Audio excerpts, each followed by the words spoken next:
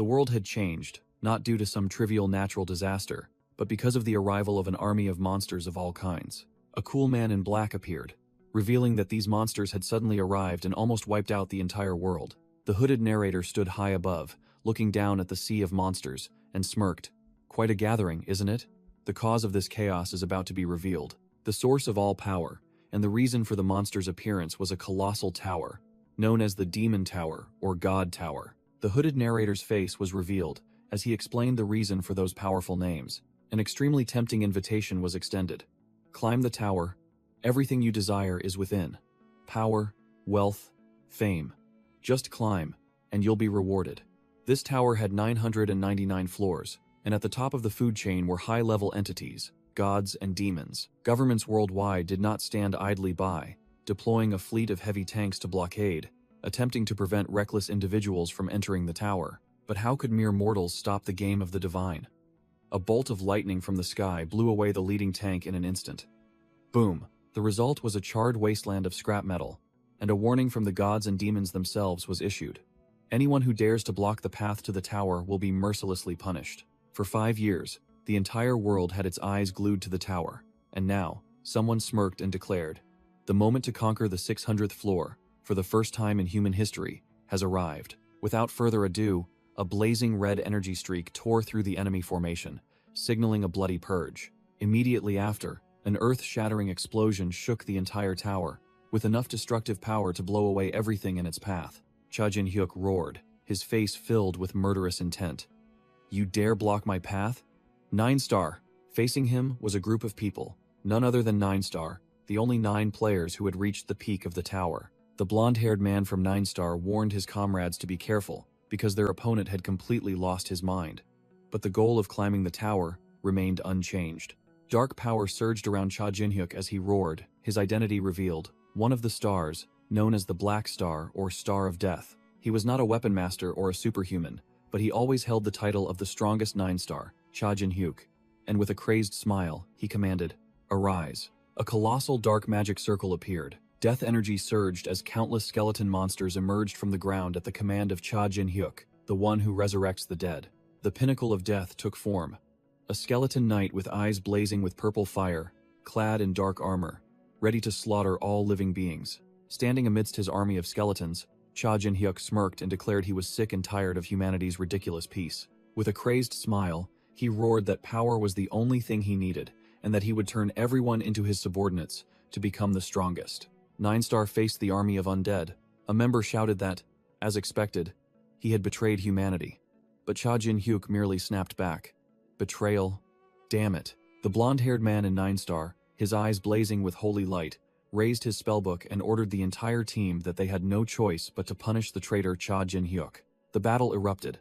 9-star members charged in, fighting fiercely, easily cutting down Cha Jin-hyuk's puny skeleton soldiers.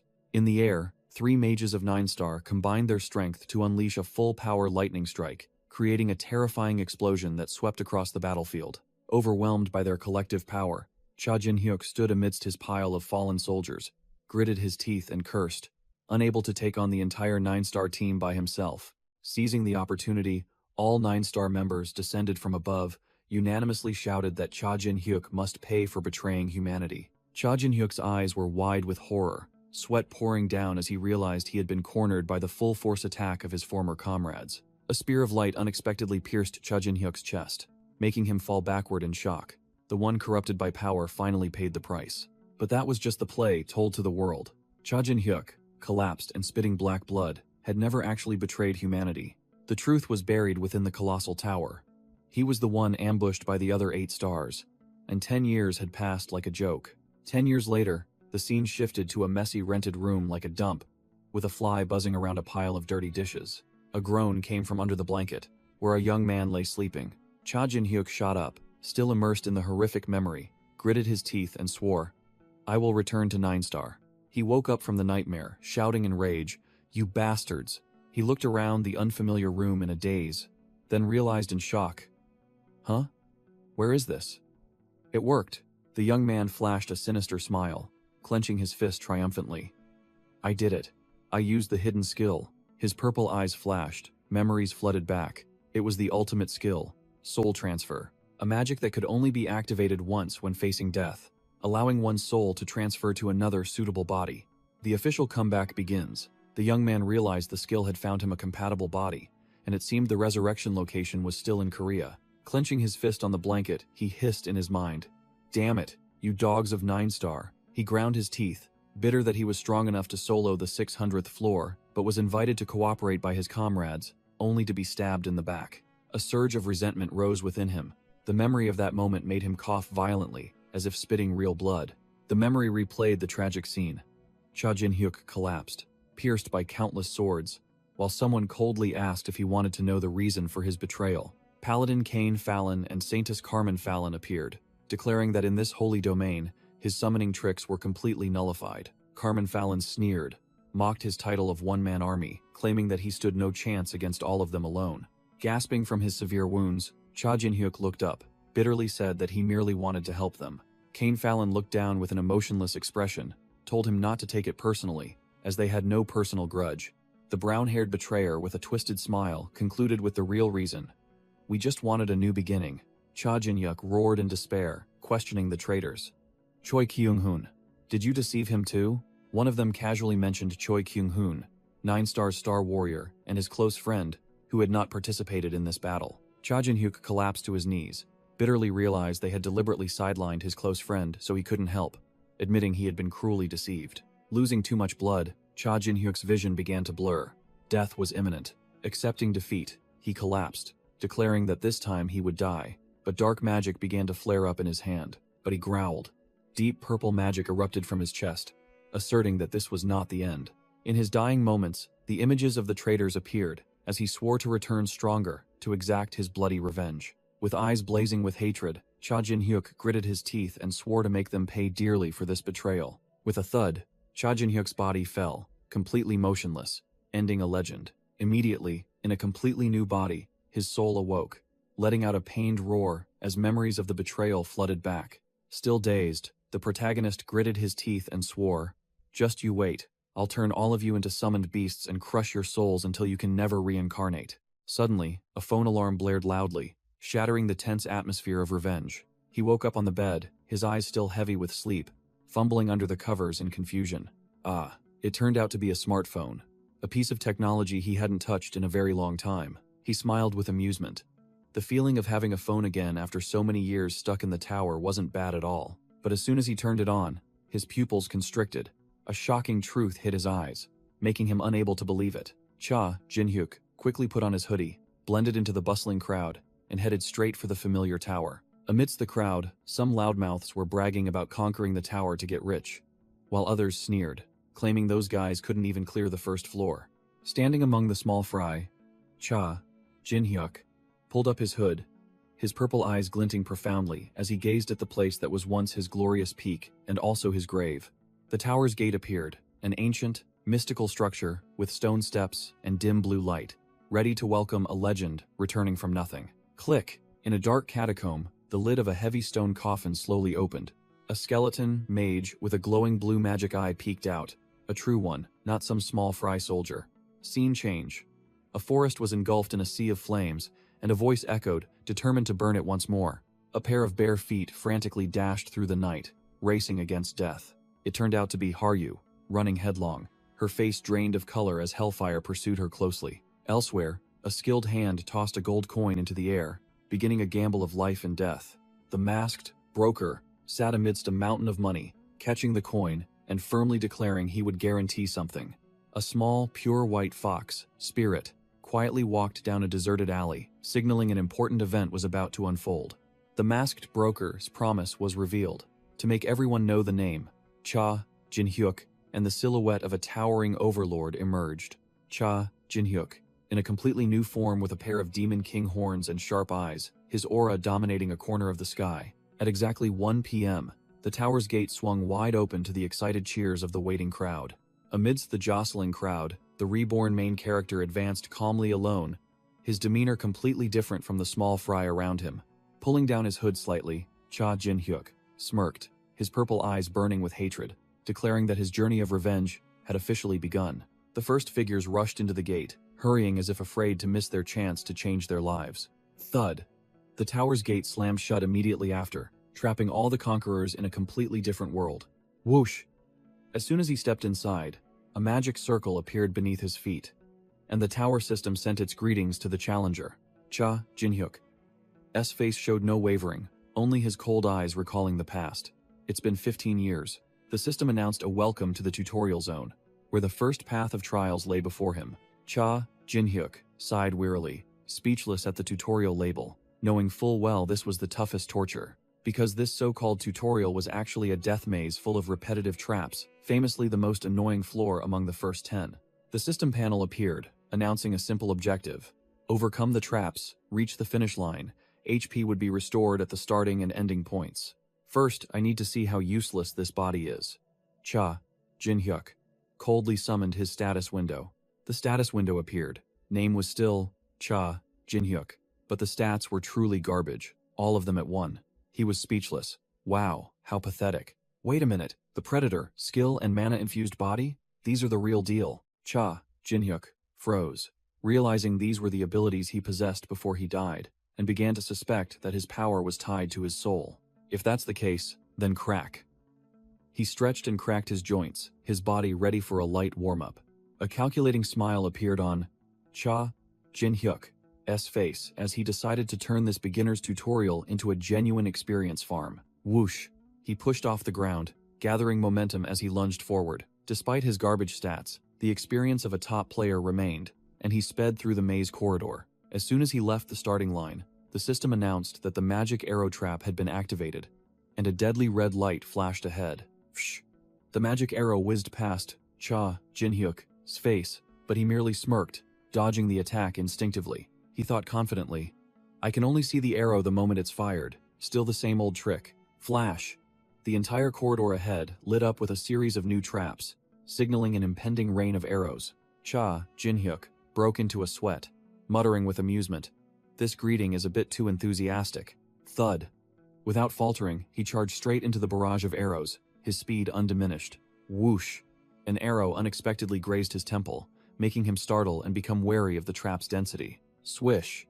Despite his vast experience, this useless body couldn't keep up, and an arrow lodged directly into his shoulder. Cha Jinhyuk gritted his teeth against the pain, his eyes full of determination as he growled. Not yet, just a little more. Ahead was a dense forest of traps, the path to survival almost non-existent. Swish! Swish! A barrage of arrows pierced his body, but Cha Jinhyuk frantically struggled, searching for a glimmer of hope in the deadly storm. Ack! Cha Jinhyuk cried out as a series of glowing red energy arrows pierced through his body. Despite the pain, he gritted his teeth and ran headlong, telling himself to keep moving forward. Sweat poured down, but Cha Jinhyuk's eyes remained sharp and cold, without the slightest waver. Stumbling his last steps, he left a long trail of blood before collapsing right at the starting line of the tutorial zone. Thump! Cha Jinhyuk fell face first onto the floor, his body riddled with arrows, officially dead. A green light enveloped him as the system announced, You have returned to the starting point. HP has been restored. Cha Jinhyuk staggered to his feet, telling himself that this body's limits were just that, and it truly hurt to the bone. Standing in his own pool of blood, he smirked. Of course, I'm not stupid enough to rush into death without a plan. He wiped his hand through the pool of blood, revealing that 2 abilities had brought him to the peak of the world, and one of them was Predator. Cha Jinhyuk's eyes glowed with an eerie purple light, and he licked the streak of blood from his finger with a devilish smile. The pool of blood beneath.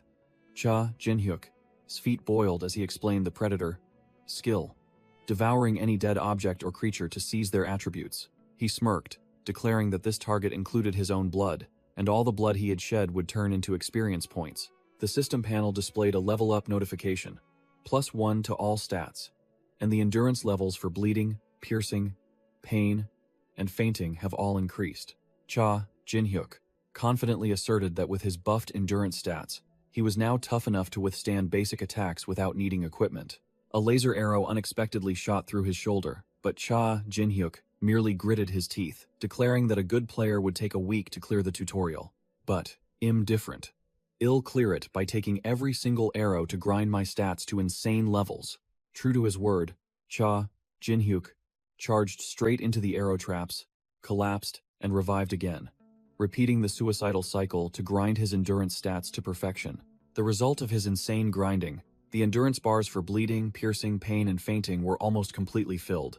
A month passed, and Cha Jin-hyuk looked haggard, but his eyes were razor-sharp, the fruits of a month of pure grinding clearly visible. With his back riddled with arrows like a porcupine, Cha Jin-hyuk calmly advanced towards the warp gate, officially completing the tutorial in a way no one else would dare. The system panel popped up with a notification. "Congratulations, you have cleared the tutorial." Cha Jin-hyuk sighed in relief, calculating that this insane pure grinding had taken him exactly 1 month. As soon as he finished, Cha Jin-hyuk sensed trouble, a clear look of displeasure on his face. The system reported again. "Many gods and demons are interested in your method." Cha Jin-hyuk clicked his tongue in annoyance, muttering, "Tsk, it's them again." He exploded, shouting into the air in defiance. "Hey, you perverts! Are you here to spy on me again?"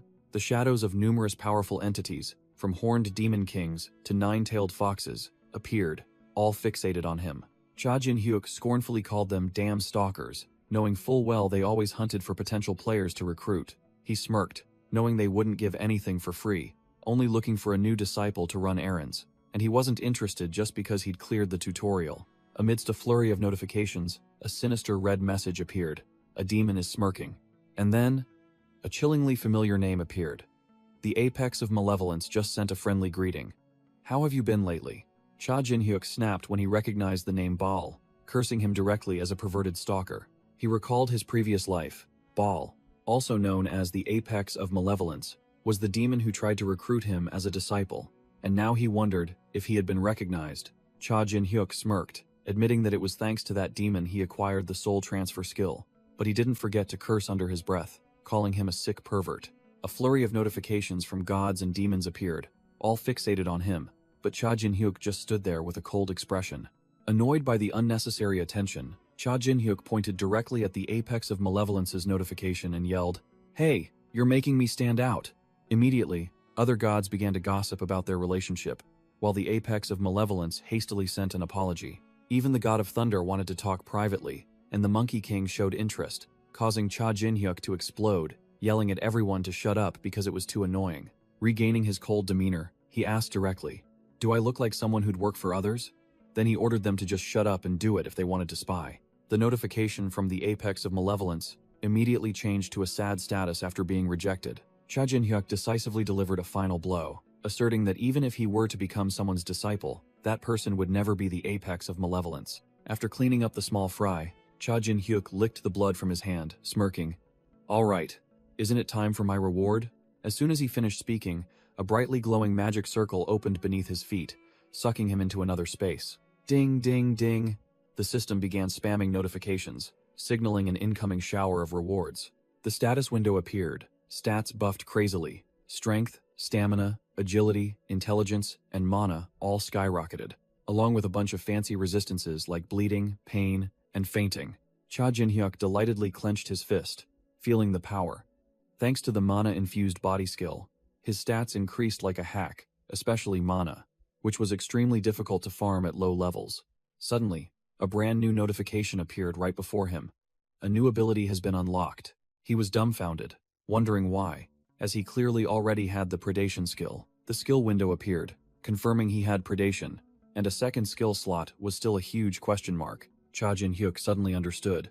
The phantom of his old self appeared as he realized this was an hidden ability of this new body, not his soul, and the brand new skill was revealed with a resounding name: All Arts Mastery. Cha Jin-hyuk frowned, looking at the newly unlocked skill, muttering, "Huh? All Arts Mastery? What the hell is this?" The description window appeared. A skill that grants mastery over everything. All practice skills receive a proficiency buff, and during combat, additional stats are granted based on that proficiency. He smirked with a wild grin, realizing how overpowered this thing was. Amazing. With this, perhaps anything is possible. An image from the past flashed, of an all-master he once yearned to become but failed. Suddenly, a crimson notification appeared, interrupting his thoughts. The apex of malevolence wants to view your status window. Cha Jin-hyuk was stunned, sweat pouring down, not expecting to be noticed so early by one of the tower's boogeymen. Ignoring the invitation, he coldly turned his back and walked straight into a spatial gate that had just opened behind him. The system welcomed him to the selection and training room, an endless space with countless weapon phantoms floating around. He stood amidst a forest of weapons, the system commanded. After making your selection, destroy the floor below to be teleported to the first floor of the tower. Cha Jin-hyuk recalled his previous life. When he discovered he was mana attuned, he didn't hesitate to immediately choose the path of becoming a mage. But this life was different. Instead of a magic staff, Cha Jin-hyuk grabbed a bow, dark energy swirling provocatively around it. He smirked, deciding to immediately test the all-arts mastery he had just received. Let's see how overpowered this omni-mastery trait is. Create training targets. The system responded, and 3 glowing purple phantom targets appeared in mid-air, ready for the firing sequence. Without a second of hesitation, he drew the bowstring taut, and a sharp energy arrow instantly formed. Whoosh! A single shot split into 3 streams of light, rocketing straight towards the targets like guided missiles. Boom, boom, boom. All 3 targets exploded into smithereens in an instant, with pinpoint accuracy. The warm-up was too boring. He demanded increased difficulty. Create more targets. Let them attack me too. The system warned of the danger since he hadn't chosen a class yet, but Cha Jin-hyuk just smirked. Screw it. Immediately, a line of humanoid training droids appeared, their eyes glowing red, ready for action. The system confirmed combat mode, and the droids charged forward, determined to devour the one who had just summoned them. As he glided, dodging attacks, Cha Jin-hyuk unleashed a volley of arrows like a god, his speed unstoppable. The arrows pierced straight into the heads of the training droids, clean headshots without a single miss, causing them to explode on the spot. But these small fry were as numerous as ants. As one wave fell, another surged forward, determined to overwhelm with sheer numbers. 2 droids closed in, unleashing a devastating punch straight at Cha Jin-hyuk's face, thinking they had him for sure this time. But before they could even touch him, both were cleanly sliced in half by a sword strike, as smooth as cutting tofu. The great sword, just summoned, plunged into the ground, emitting a chilling aura, signaling the end of the warm-up. Sword in one hand, spear in the other, Cha Jin-hyuk stood amidst the pile of scrap metal, growling defiantly. More! Bring out some tougher ones.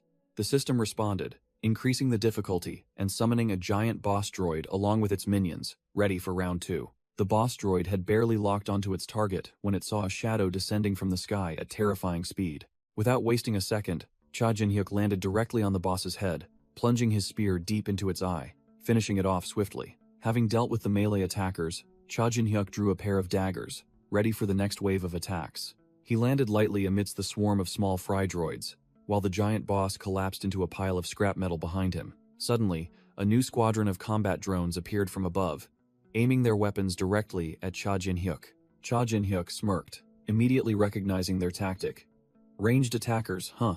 The drones simultaneously opened fire, unleashing a rain of blazing red energy projectiles that engulfed his position. The system issued a crimson warning. These are the most dangerous targets that can appear on this floor. But Cha Jin-hyuk only saw a swarm as numerous as ants. He scoffed defiantly, his voice sarcastic. Really? These are the strongest ones already? It was time to end the warm-up. He decided to show his hand. Then I'll have to use my trump card. An ancient staff, radiating deep purple magic, was summoned by Cha Jin-hyuk, proving his all-mastery was not just for show. Before the drones could even react, the staff fired, unleashing destructive magic streams that swept away the flying robots in an instant. Cha Jin-hyuk smirked defiantly, the staff in his hand glowing with purple magic. I'm faster than you. Without further ado, he channeled his magic. An ancient runic circle appeared, and he shouted the skill's name, Magic Arrow. Boom! A series of purple magic explosions engulfed the entire battlefield, wiping out the small fry in the blink of an eye. He marveled at the power of his omnipotent trait, feeling as if he had wielded these weapons for 1,000 years. Suddenly, a system notification appeared right before him. Achievement complete, which surprised him. The system announced he had unlocked the All-Master achievement for using all types of weapons, the reward being the unlocking of the class of the same name and a direct addition of 5,000 attack points. Cha Jin-hyuk was stunned, not expecting All-Master to be the name of a class rather than just a title.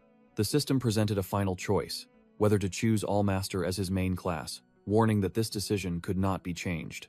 He pondered deeply. Although this class was extremely powerful, he couldn't abandon his biggest trump card, the Necromancer's power. After some consideration, Cha Jin-hyuk made a decision of someone ahead of his time. System, I choose All-Master as my subclass. Cha Jin-hyuk tried to select a subclass, but was harshly rejected by the system, leaving him stunned. What? Why? The system poured cold water on him. Subclasses are only unlocked after a player clears floor 100. Cha Jin-hyuk cursed under his breath, completely forgetting this newbie rule. It was a dilemma. If he didn't choose a class, he couldn't leave. He began to consider using achievement points to go all in. Without beating around the bush, he directly asked the system with the attitude of an omniscient being, "Can achievement points be used to unlock a subclass slot?" The system seemed to lag. It began processing, and a huge question mark appeared, wondering why a rookie knew about this mechanism. An explanation panel appeared. Achievement points are a special currency, allowing players to pay to change the system's rules. Cha Jin-hyuk brushed aside the system's question, getting straight to the point. "How I know isn't important. 5,000 points to unlock a subclass slot shouldn't be a problem, right?" The system replied, "Possible," but then quoted 5,050 points. With 5,000 points in hand, he officially didn't have enough. Cha Jin-hyuk sighed, seemingly out of options. He muttered, calling out the name of a formidable entity. "Hey Baal, it's time for you to be useful." He laid his cards on the table with the system, pointing to a red notification. "The apex of malevolence, Baal, has revealed its identity and spoken to me. Is there no achievement for the first time communicating with a god?" The system popped up a notification. "The apex of malevolence achievement has been unlocked for daring to speak with Baal, instantly rewarding 200 achievement points." The apex of malevolence suddenly sent hearts through the system, asking a cheesy question, "Did I do well?" which made Cha Jin-hyuk nauseous and scream in silent agony, "Please don't do that again." The system asked if he wanted to use achievement points to choose Allmaster as his subclass, while the apex of malevolence was sulking from being criticized. But Cha Jin-hyuk brushed it off and immediately agreed. "Congratulations, Cha Jin-hyuk has officially succeeded in unlocking the Allmaster subclass," radiating charisma as he held the staff, biding his time. The system announced it would teleport him to floor 1 after destroying this room, and Cha Jin-hyuk didn't hesitate to raise his staff, gathering a maximum surge of purple magic. With a crazed smile and glowing eyes, Cha Jin-hyuk growled, "Now, shall we begin the revenge?" He slammed the staff onto the ground, releasing all its energy, a purple magic explosion sweeping clean the entire selection room. Immediately after, the system confirmed the teleportation, and the scene changed, bringing him to floor 1. The gloomy coral forest under the night sky. As soon as he set foot there, what greeted him was a horde of goblins with blood-red eyes and jagged teeth, ready to tear anyone apart. Nearby, another group of players was surrounded by goblins, one of them desperately shouting, "Damn it. If floor 1 is already this hard, how are we supposed to climb the tower?" A kobold roared, swinging its sword and charging straight at the players with a bloodthirsty expression. One of the weak players screamed shrilly, his face pale with fear. Suddenly, a surge of blue magic tore through space right above them. Cha Jin-hyuk emerged from the spatial rift, landing gracefully and smirking. Oh, seeing new prey, the kobold immediately changed its target, thinking to itself, "My first prey." Cha Jin-hyuk merely sneered, his purple eyes flashing with a deadly glint, ready for his grand entrance. Whoosh! The staff in his hand transformed into an energy scythe, smashing the kobold to smithereens in an instant. Standing on the still-smoking corpse, Cha Jin-hyuk casually remarked, while the players behind him stared with wide eyes and open mouths. "Kobolds, huh? Long time no see." The unfortunate kobold's companions roared in anger, ready to charge in for revenge. Cha Jin-hyuk pulled up his hood, slinging the newly acquired mace over his shoulder with a cunning smile. "Come on, you kobolds." Cha Jin-hyuk smirked cunningly, radiating intense killing intent.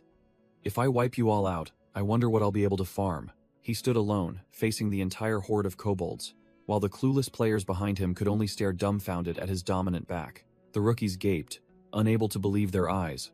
Holy crap! He took down the kobold with a single blow. The muscular guy was still in shock. What's more, he looks like a mage, but took it down with a kick. One of the rookies, wielding twin daggers, dangerously suggested cooperation. "I don't know who you are, but let's fight together. If we combine our strength." Cha Jin-hyuk harshly poured cold water on him, his voice sharp as a knife. Scram! The guy with the twin daggers froze, the smile vanishing from his face, not expecting such a blunt refusal.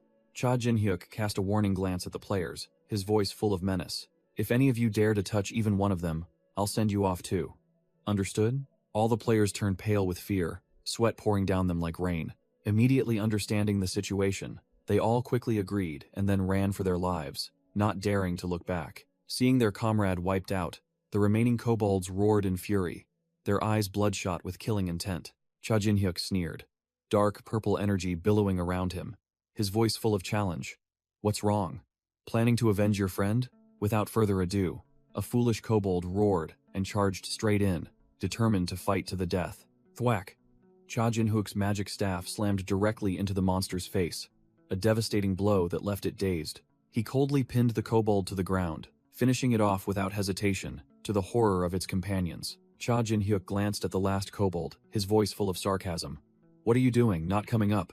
The remaining kobold was scared out of its wits, realizing this fight was a lost cause, and immediately turned tail and ran for its life. Cha Jin-hyuk sneered, a glowing purple magic orb gathering in his hand. "Ha! You think I'd let you run?" He unleashed his magic arrow skill, a stream of purple energy tearing through the air, embedding itself directly into the back of the fleeing monster. The last kobold fell, the monster clearing, now leaving only Cha Jin-hyuk standing amidst the pile of corpses, neat and clean. After finishing up, Cha Jin-hyuk casually looted the items, ignoring the systems. Floor 1 welcome notification. Too late. In busy looting. The quest required killing 10 kobolds. He merely smirked. Easy peasy, I can handle 100 of them. While he was at it and feeling motivated, Cha Jin-hyuk decided to grind for the Slayer title, to look like a pro player. He recalled his previous life, when he had almost collected the entire set of Slayer titles, an achievement that the small fry could only dream of. Standing before the corpse of a kobold, he declared, "All right, time to fill my empty stomach first." With a cunning smile and glowing purple eyes, he activated the predation skill. Shh! A surge of reddish-pink energy erupted from the kobold's corpse, beginning the absorption process. Whoosh! All the essence from the corpse was drained, pouring directly into Cha Jin-hyuk's body like a whirlwind. Gulp! He swallowed the stolen power whole, feeling it merge with his body. Immediately, his eyes turned fiery red as he realized a new ability. I can see this kobold's memories. Cha Jin-hyuk finished absorbing the kobold's power, his purple aura exploding. He smirked.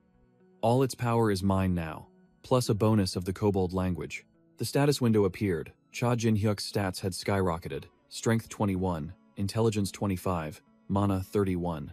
The subclass All-Master was now recognized. Cha Jin-hyuk broke out in a cold sweat from shock. His current power was on par with a player who had grinded up to the 10th floor. He realized something even more incredible. Wait, did I receive bonus class points? A series of class icons appeared, proving that the All-Master class allowed him to gain experience for all systems. Suddenly, Cha Jin-hyuk's pupils contracted into a fiery red slit as a strange memory flooded his mind. In the kobold's memory, it was frantically running towards a dark cave, panicking. Hurry! Hez getting angry. Inside the cave, a human child was being held captive. The kobold trembled, thinking, I must prepare it quickly. His scolding hurt so much. The final memory showed an aged kobold lord, holding a skull scepter, declaring everything was ready for the ritual. Back in reality, Cha Jin-hyuk smiled a bloodthirsty grin, his eyes gleaming with amusement. A kobold lord. Perfect timing. He realized that the appearance of a monster lord signaled an impending monster wave, with a pack of goblins growling ahead. This was a golden opportunity to grind for the Slayer title and farm items. Facing a horde of monsters, Cha Jin-hyuk smirked, coolly declaring, to handle a wave, you need an army. With the smile of a battle maniac, his purple eyes blazing, he roared the familiar command of a necromancer. Arise! Dark energy immediately surged towards the unfortunate goblins, turning them into raw material for the army of the dead. 2 gates of shadow opened, and the first skeletal figures began to be recreated from Cha Jin-hyuk's magic. From the darkness, 2 skeleton soldiers, glowing with dark energy, rose to obey their new master's command. The system window popped up, announcing that Cha Jin-hyuk had successfully changed his class to Necromancer, an act that bent the tower's rules. Standing before the 2 kneeling skeleton soldiers, he confidently asserted that with the All-Master title and his past life's memories, this was child's play. But his ambition was even greater. His true goal was a much more powerful hidden class, waiting to be unlocked right here on the first floor. Suddenly, a skeleton soldier spun around, seemingly having detected something and reporting it to its master. What it found was someone trembling in fear, apparently the child about to be sacrificed to the kobold lord. Before the dark power, the goblins could only let out desperate, meaningless shrieks. Cha Jin-hyuk smirked with an evil grin, ordering his new troops. Come, my skeleton army. Doom. The skeleton soldiers rose, radiating killing intent. Receiving their master's command. Wipe out every kobold in sight. Swish! A skeleton soldier's eye flashed, firing a piercing purple energy beam that tore through the enemy. After the sweep, a verdant magic stone, a war trophy, was tossed into the air. Leading his skeleton army, Cha Jin-hyuk casually caught the magic stone, while the quest log reported 10 over 35 kobolds defeated.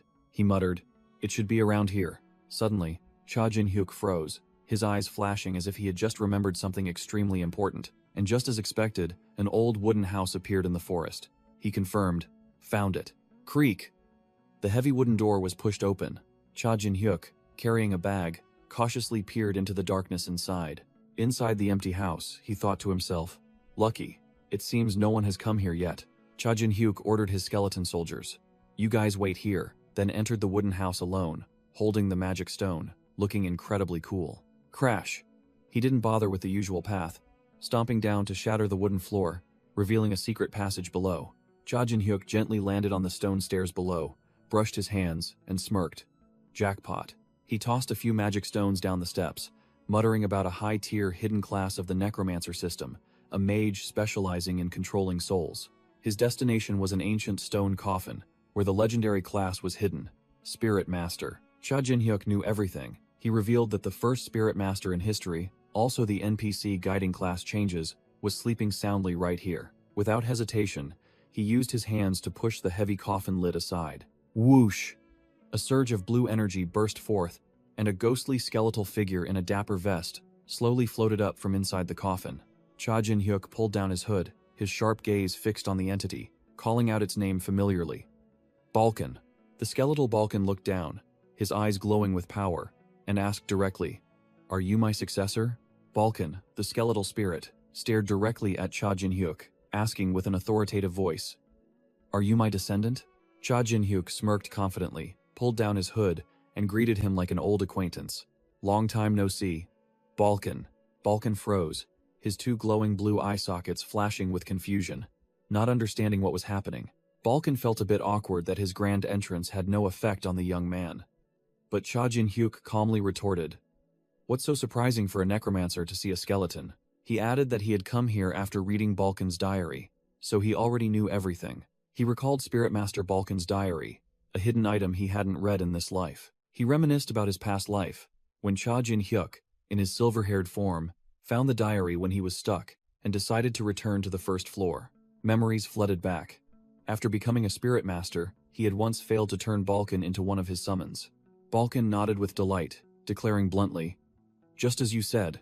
I like you already." Balkan enthusiastically praised Cha Jin-hyuk, saying he was far better than some rude fellow from 10 years ago, completely unaware that it was his past self. Cha Jin-hyuk smirked, a vein throbbing on his forehead, thinking, "Should I just make this dry skeleton disappear?" But then he held back, cleared his throat, and demanded Balkan change his class immediately, only to be refused with the reason that he had to reach the 10th floor first. Balkan began his spiel about Spirit Master being a formidable, higher-tier class than Necromancer, but Cha Jin-hyuk calmly cut him off. "I'm already a Necromancer." True to his word, Cha Jin-hyuk thrust his information panel directly in front of Balkan, proving he already had the Necromancer class and the All-Master subclass, despite only having climbed one floor. Balkan was utterly shocked, his two eye sockets flashing like car headlights, his mouth agape in astonishment at such unprecedented natural talent. The old skeleton continued to flatter Cha Jin-hyuk, praising him as even more formidable than that brat from back then, causing our protagonist to twitch with anger at being insulted for his own past life. Carried away by excitement, Balkan accidentally asked Cha Jin-hyuk if he intended to change classes, then awkwardly covered it up with a forced laugh. Without further ado, the ritual began. Cha Jin-hyuk sat in meditation while Balkan hovered in the air, releasing a stream of blue soul energy downwards. The energy flowed like a surging waterfall, engulfing the surrounding space. All the energy converged on Cha Jin-hyuk, transforming into his characteristic dark purple as he held a sphere of light in his hand. Long, long ago, even before the tower appeared on Earth, there was one who ruled it, and his story began. He was once the strongest necromancer, but that power wasn't enough.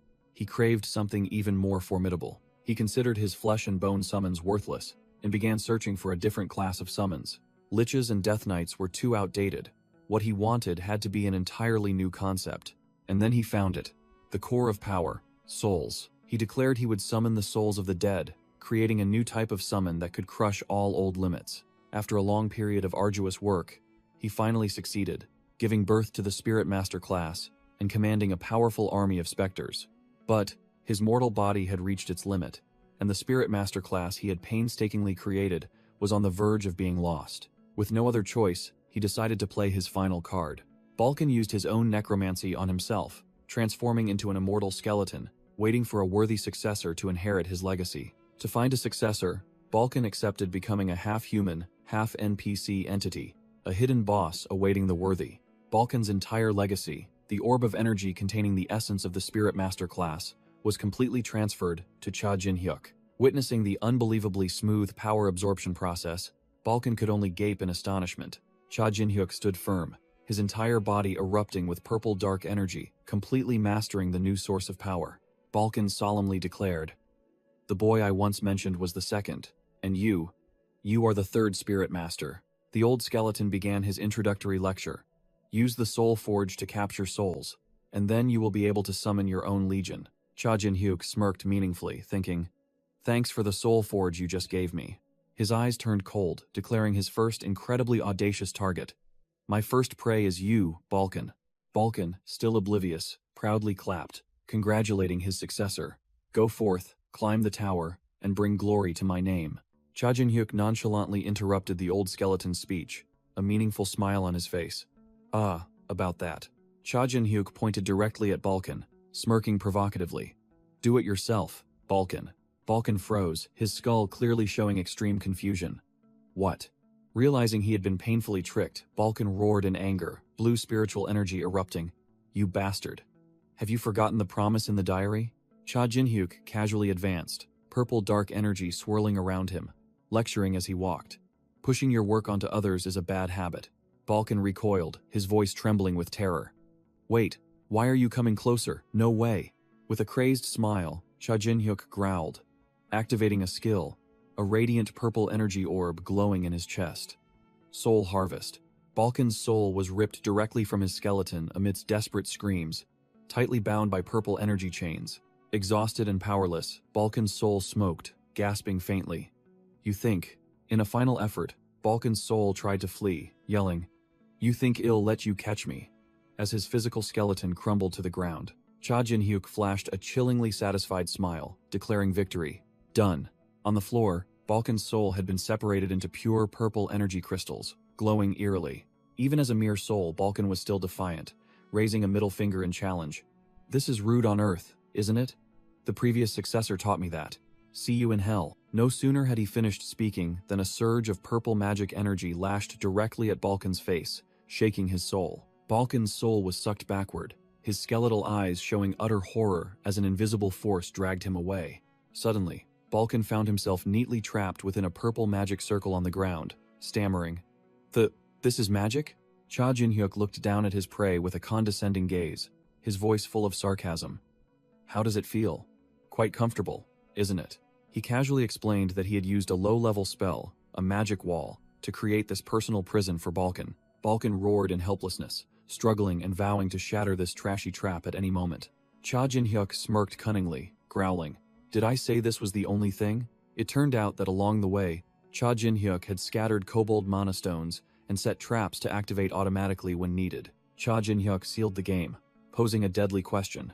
"You can certainly break them easily, but will you be fast enough before I capture you alive?" Trapped in the magical prison, Balkan broke out in a cold sweat, utterly unable to comprehend why a mere first-floor rookie possessed such profound skills and tactics. Cha Jin-hyuk pulled up his hood, flashing a sinister smile.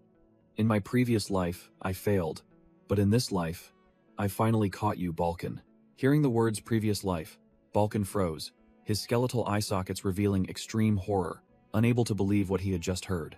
Cha Jin-hyuk continued his masterful taunt, wondering if he should now be called the second Spirit Master or the third to inherit this power. Finally realizing, Balkan recognized the person before him as the monster from back then, screaming Cha Jin-hyuk's name in rage and fear. Without giving his prey time to recover, Cha Jin-hyuk raised his hand, activating the Soul Harvest skill, purple energy currents surging forward amidst Balkan's desperate screams.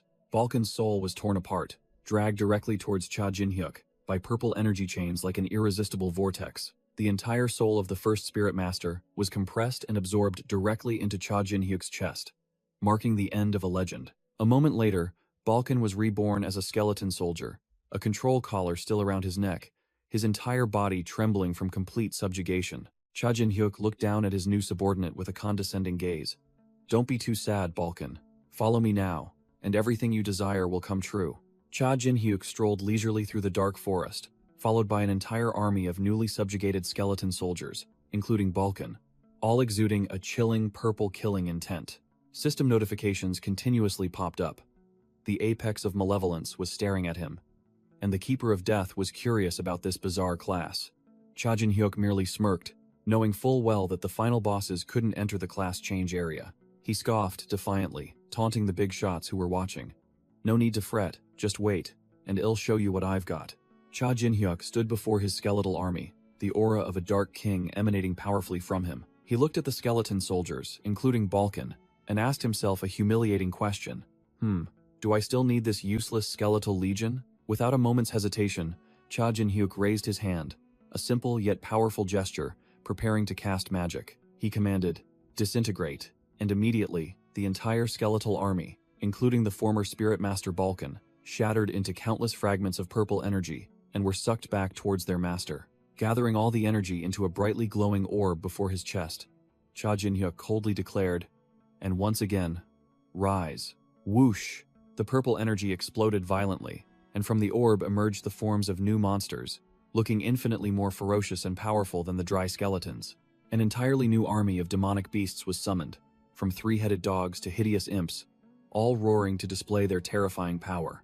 Cha Jin-hyuk stood before his brand new army of demonic beasts, clicking his tongue and remarking, as expected, still a bunch of mute ones. In the mind of a certain soul, a furious roar echoed, Cha Jin-hyuk, you bastard. Suddenly, one of the souls transformed into Balkan's human form. He knelt, unable to believe his eyes. How can this be? Balkan snapped his head up, screaming in humiliation. How dare you turn me, Balkan, into a soul knight? Cha Jin-hyuk smirked mockingly, taunting. Oh, first time seeing you in this form. You looked quite handsome when you were young, didn't you? Unable to bear the contempt, Balkan's power erupted, blue lightning roaring around him. You won't get away with this, Cha Jin-hyuk. How dare you disrespect the first Spirit Master? Whoosh! But before he could do anything, Balkan's face changed color as an invisible force choked his throat. Choke! Balkan struggled in vain, and Cha Jin-hyuk coldly warned, don't push it. You're breathing with my mana. If I cut off the flow, you'll vanish instantly. Forced to crawl on the ground, Balkan panted, but still retorted, do you really think I'll obediently follow your orders? Cha Jin-hyuk leaned closer, a challenging smile on his face. So, what are you going to do, huh? Cha Jin-hyuk sat amidst his shadow summons, casually taunting Balkan, who was kneeling on the ground. Remind me again, what did you do with those disobedient soldiers? Ah, you turned them into soul knights, didn't you? He smirked maliciously, his tone condescending. And I'm sure you haven't forgotten my abilities, have you? Balkan broke out in a cold sweat, realizing the deadly threat. Could it be that he still has that overpowered predation skill? If so, I'm definitely going to be devoured. Knowing his place, Balkan finally asked, damn it, what exactly do you plan to do? Cha Jin-hyuk pointed into the distance mysteriously. Oh? Can't you feel anything? He pointed directly at a towering castle on a hilltop under the moonlight, declaring, we're going to start a sweep.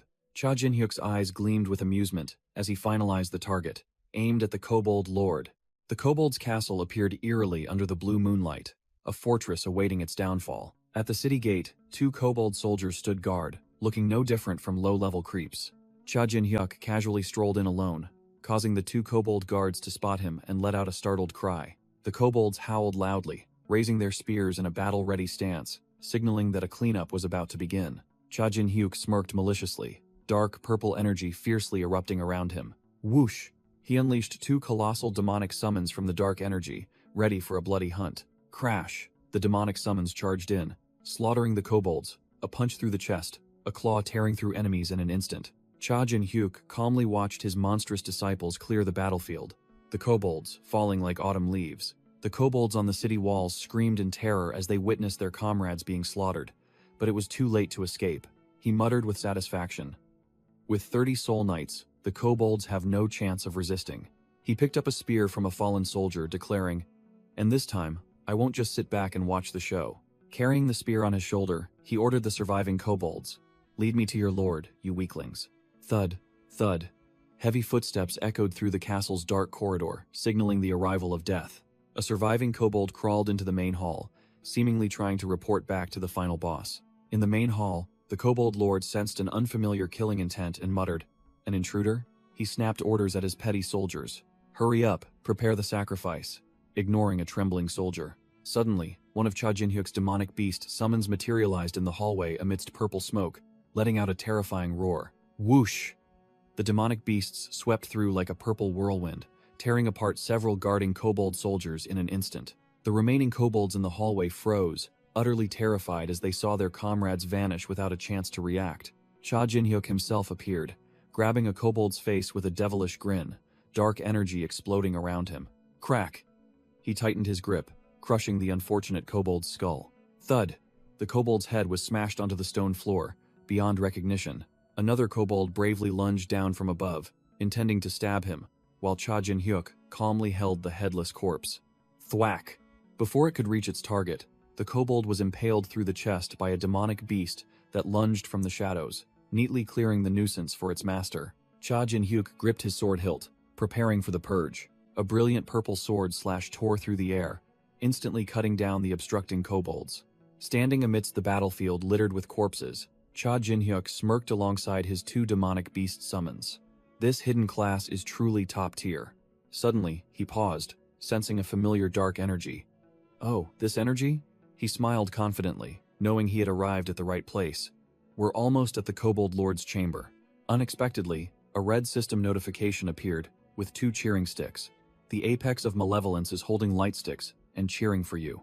Cha Jin-hyuk looked speechless, muttering disdainfully, "I don't need cheers from a hairy old man." Ignoring the taunt, he confidently strode forward with his monstrous disciples. "I'm going to win anyway!" Meanwhile, in the main hall, a kobold minion plunged a knife deep into the chest of the sacrifice on the altar. The old kobold lord, hands drenched in blood, was devouring the victim's heart, roaring savagely, "More, more." The old kobold lord roared fanatically, believing his minions hadn't offered enough to satisfy his master, the keeper of death. The minions dragged in a screaming, struggling sacrifice, and the old kobold lord asked with interest, "Oh, have you brought the next sacrifice?" It turned out the sacrifice was a horned girl being held down by two kobolds. Her hair was pulled up, revealing defiant red eyes, and a kobold exclaimed in surprise. "A hobgoblin?" The old kobold lord had hit the jackpot, laughing savagely as he grabbed the girl. "A lucky find. You're a much better sacrifice than a human." The girl was no pushover, swinging her arm in resistance, a flash of purple energy blocking the old man's attack. Whoosh! A sword flew from nowhere and plunged into the ground. A panicked kobold pointed up at the balcony and screamed, "Intruder!" From the shadows, Cha Jin-hyuk smirked darkly, his tone mocking. "What's this? Sacrificing to a god? Or human sacrifice?" He stepped out of the shadows, a surging aura of purple magic around him, declaring bluntly, "Well, whatever. You're all going to fail anyway." Looking down from above, Cha Jin-hyuk faced the old kobold lord, who had turned to stare at him. The old kobold lord roared in fury, cursing the intruder directly as a bastard. Cha Jin-hyuk sneered, radiating dark purple magic. "You must be the kobold lord. You certainly look like the leader of a bunch of small fry." The old man boasted loudly, proclaiming himself Kaloum, king of all kobolds, and yelled for the human to know his place. Cha Jin-hyuk's smile grew even more sinister, a floor one monster acting so arrogant. "You want my respect? Try earning it." While the two bosses were trash-talking, the horned girl realized this was a golden opportunity, as the old man was completely distracted. The girl's red eyes flashed with determination, seizing her only chance at survival. Whoosh! The horned girl shot away like an arrow, making Kaloum furious as he roared. A sacrifice dares to escape. Cornered, Kaloum began to beg for power from his master. "My lord, the keeper of death, please grant me strength." Hearing the familiar name, the smile on Cha Jin-hyuk's face vanished, his eyes becoming serious. The keeper of death? Kaloum unleashed his skill. A barrage of blood-red energy spears shot straight forward with a terrifying hiss. Amidst the rain of blood-red spears, the horned girl ran desperately to escape, but alas, she tripped miserably right in the middle of the path. With a horrified expression, Haryu could only let out a desperate cry as she saw death approaching. She fell to the ground, pleading in vain as the blood spears prepared to pierce her. In her final moments, Haryu could only think, "I can't die here." Whoosh! A dark figure rushed forward with astonishing speed, purple eyes flashing in the night. Crash! With a powerful spinning kick, Cha Jin-hyuk swept away all the deadly attacks. the energy spears shattering into pieces. The old kobold lord's jaw dropped, unable to believe his eyes. He blocked my attack. Cha Jin-hyuk smirked provocatively, shocking the old man even more. Just with one kick? Haryu stammered her thanks, but Cha Jin-hyuk coldly cut her off. Shut your mouth and get out of my sight. Cha Jin-hyuk glanced at the girl's horns, immediately recognizing her hobgoblin identity. He frowned in thought. Hobgoblins are a powerful race all the way on the 100th floor. There's no reason a kid like this would come down to the lower floors. Suspecting trouble on the 100th floor, Cha Jin-hyuk decided to save the girl to extract information. Interrupted, the kobold lord roared, his voice guttural. You brat, how dare you disrupt our ritual for Lord? Cha Jin-hyuk coldly warned Haryu, who was running away. Get out of here if you want to live. I won't bother saving you a second time. And she immediately complied. The kobold lord chuckled sinisterly, channeling energy into his two subordinates beside him. Let's see if you can handle this. These fresh corpses have double the power. Whoosh! Fiery red energy erupted from a kobold, and the old man roared his skill. Corpse explosion. Boom. A horrific explosion of blood and flesh engulfed Cha Jin-hyuk's position. As the smoke cleared, Cha Jin-hyuk stood without a scratch, smirking contemptuously and clenching his fist. Too slow. The kobold lord's eyes widened in shock, unable to believe his prey had just tanked his full self-destruct attack. Wham! Cha Jin-hyuk delivered a thunderous uppercut to the kobold lord, cursing him directly. Your mana usage is terrible. The old man flew backward, sprawling on the ground, stammering in horror. How could a first-floor player have this kind of power? Cha Jin-hyuk smirked, charging forward like a gust of wind, his voice guttural. What are you doing? I haven't even warmed up yet. The kobold lord gnashed his teeth, his eyes blazing with hatred as he realized he was completely outmatched. Cornered, the old mage screamed for help in despair. My lord, the keeper of death, save me.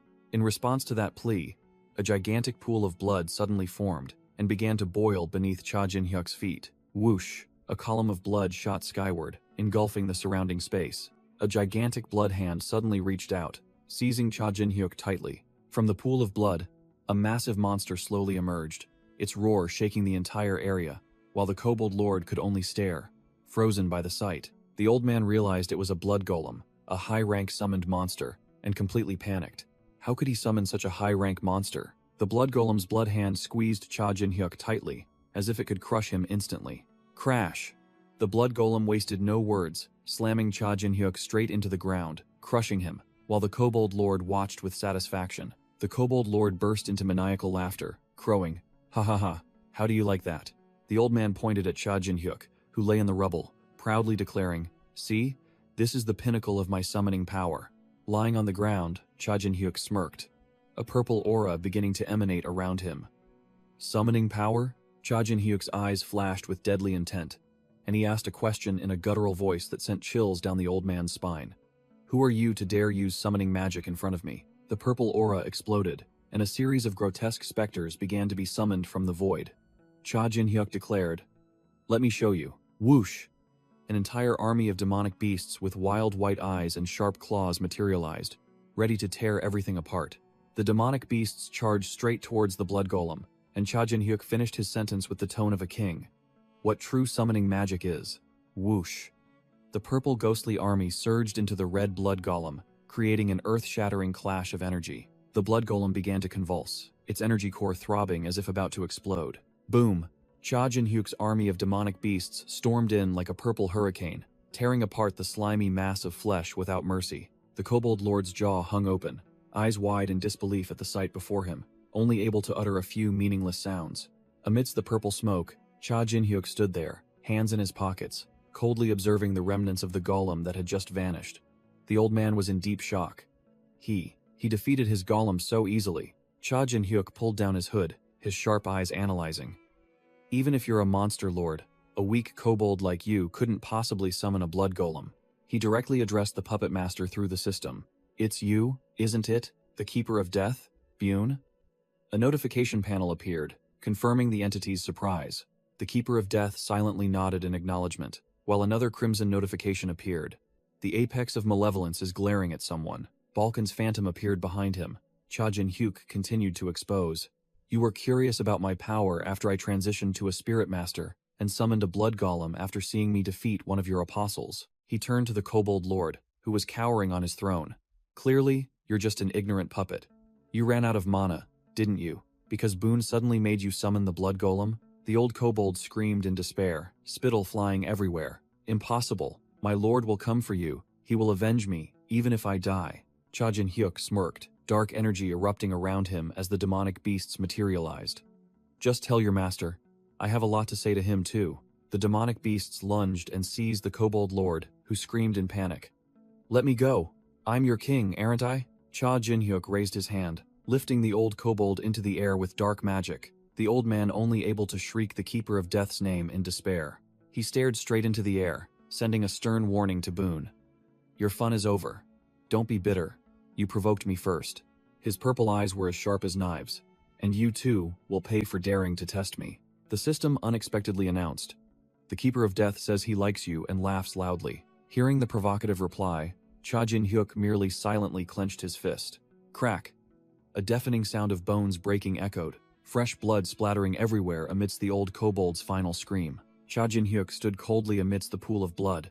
Above him, the blood-soaked legs of the kobold lord hung suspended, officially gone. The old kobold's face was contorted in horror in the final moments of his life. Cha Jin-hyuk casually stepped over the pool of blood, asking the kobold lord's corpse, "Dead already?"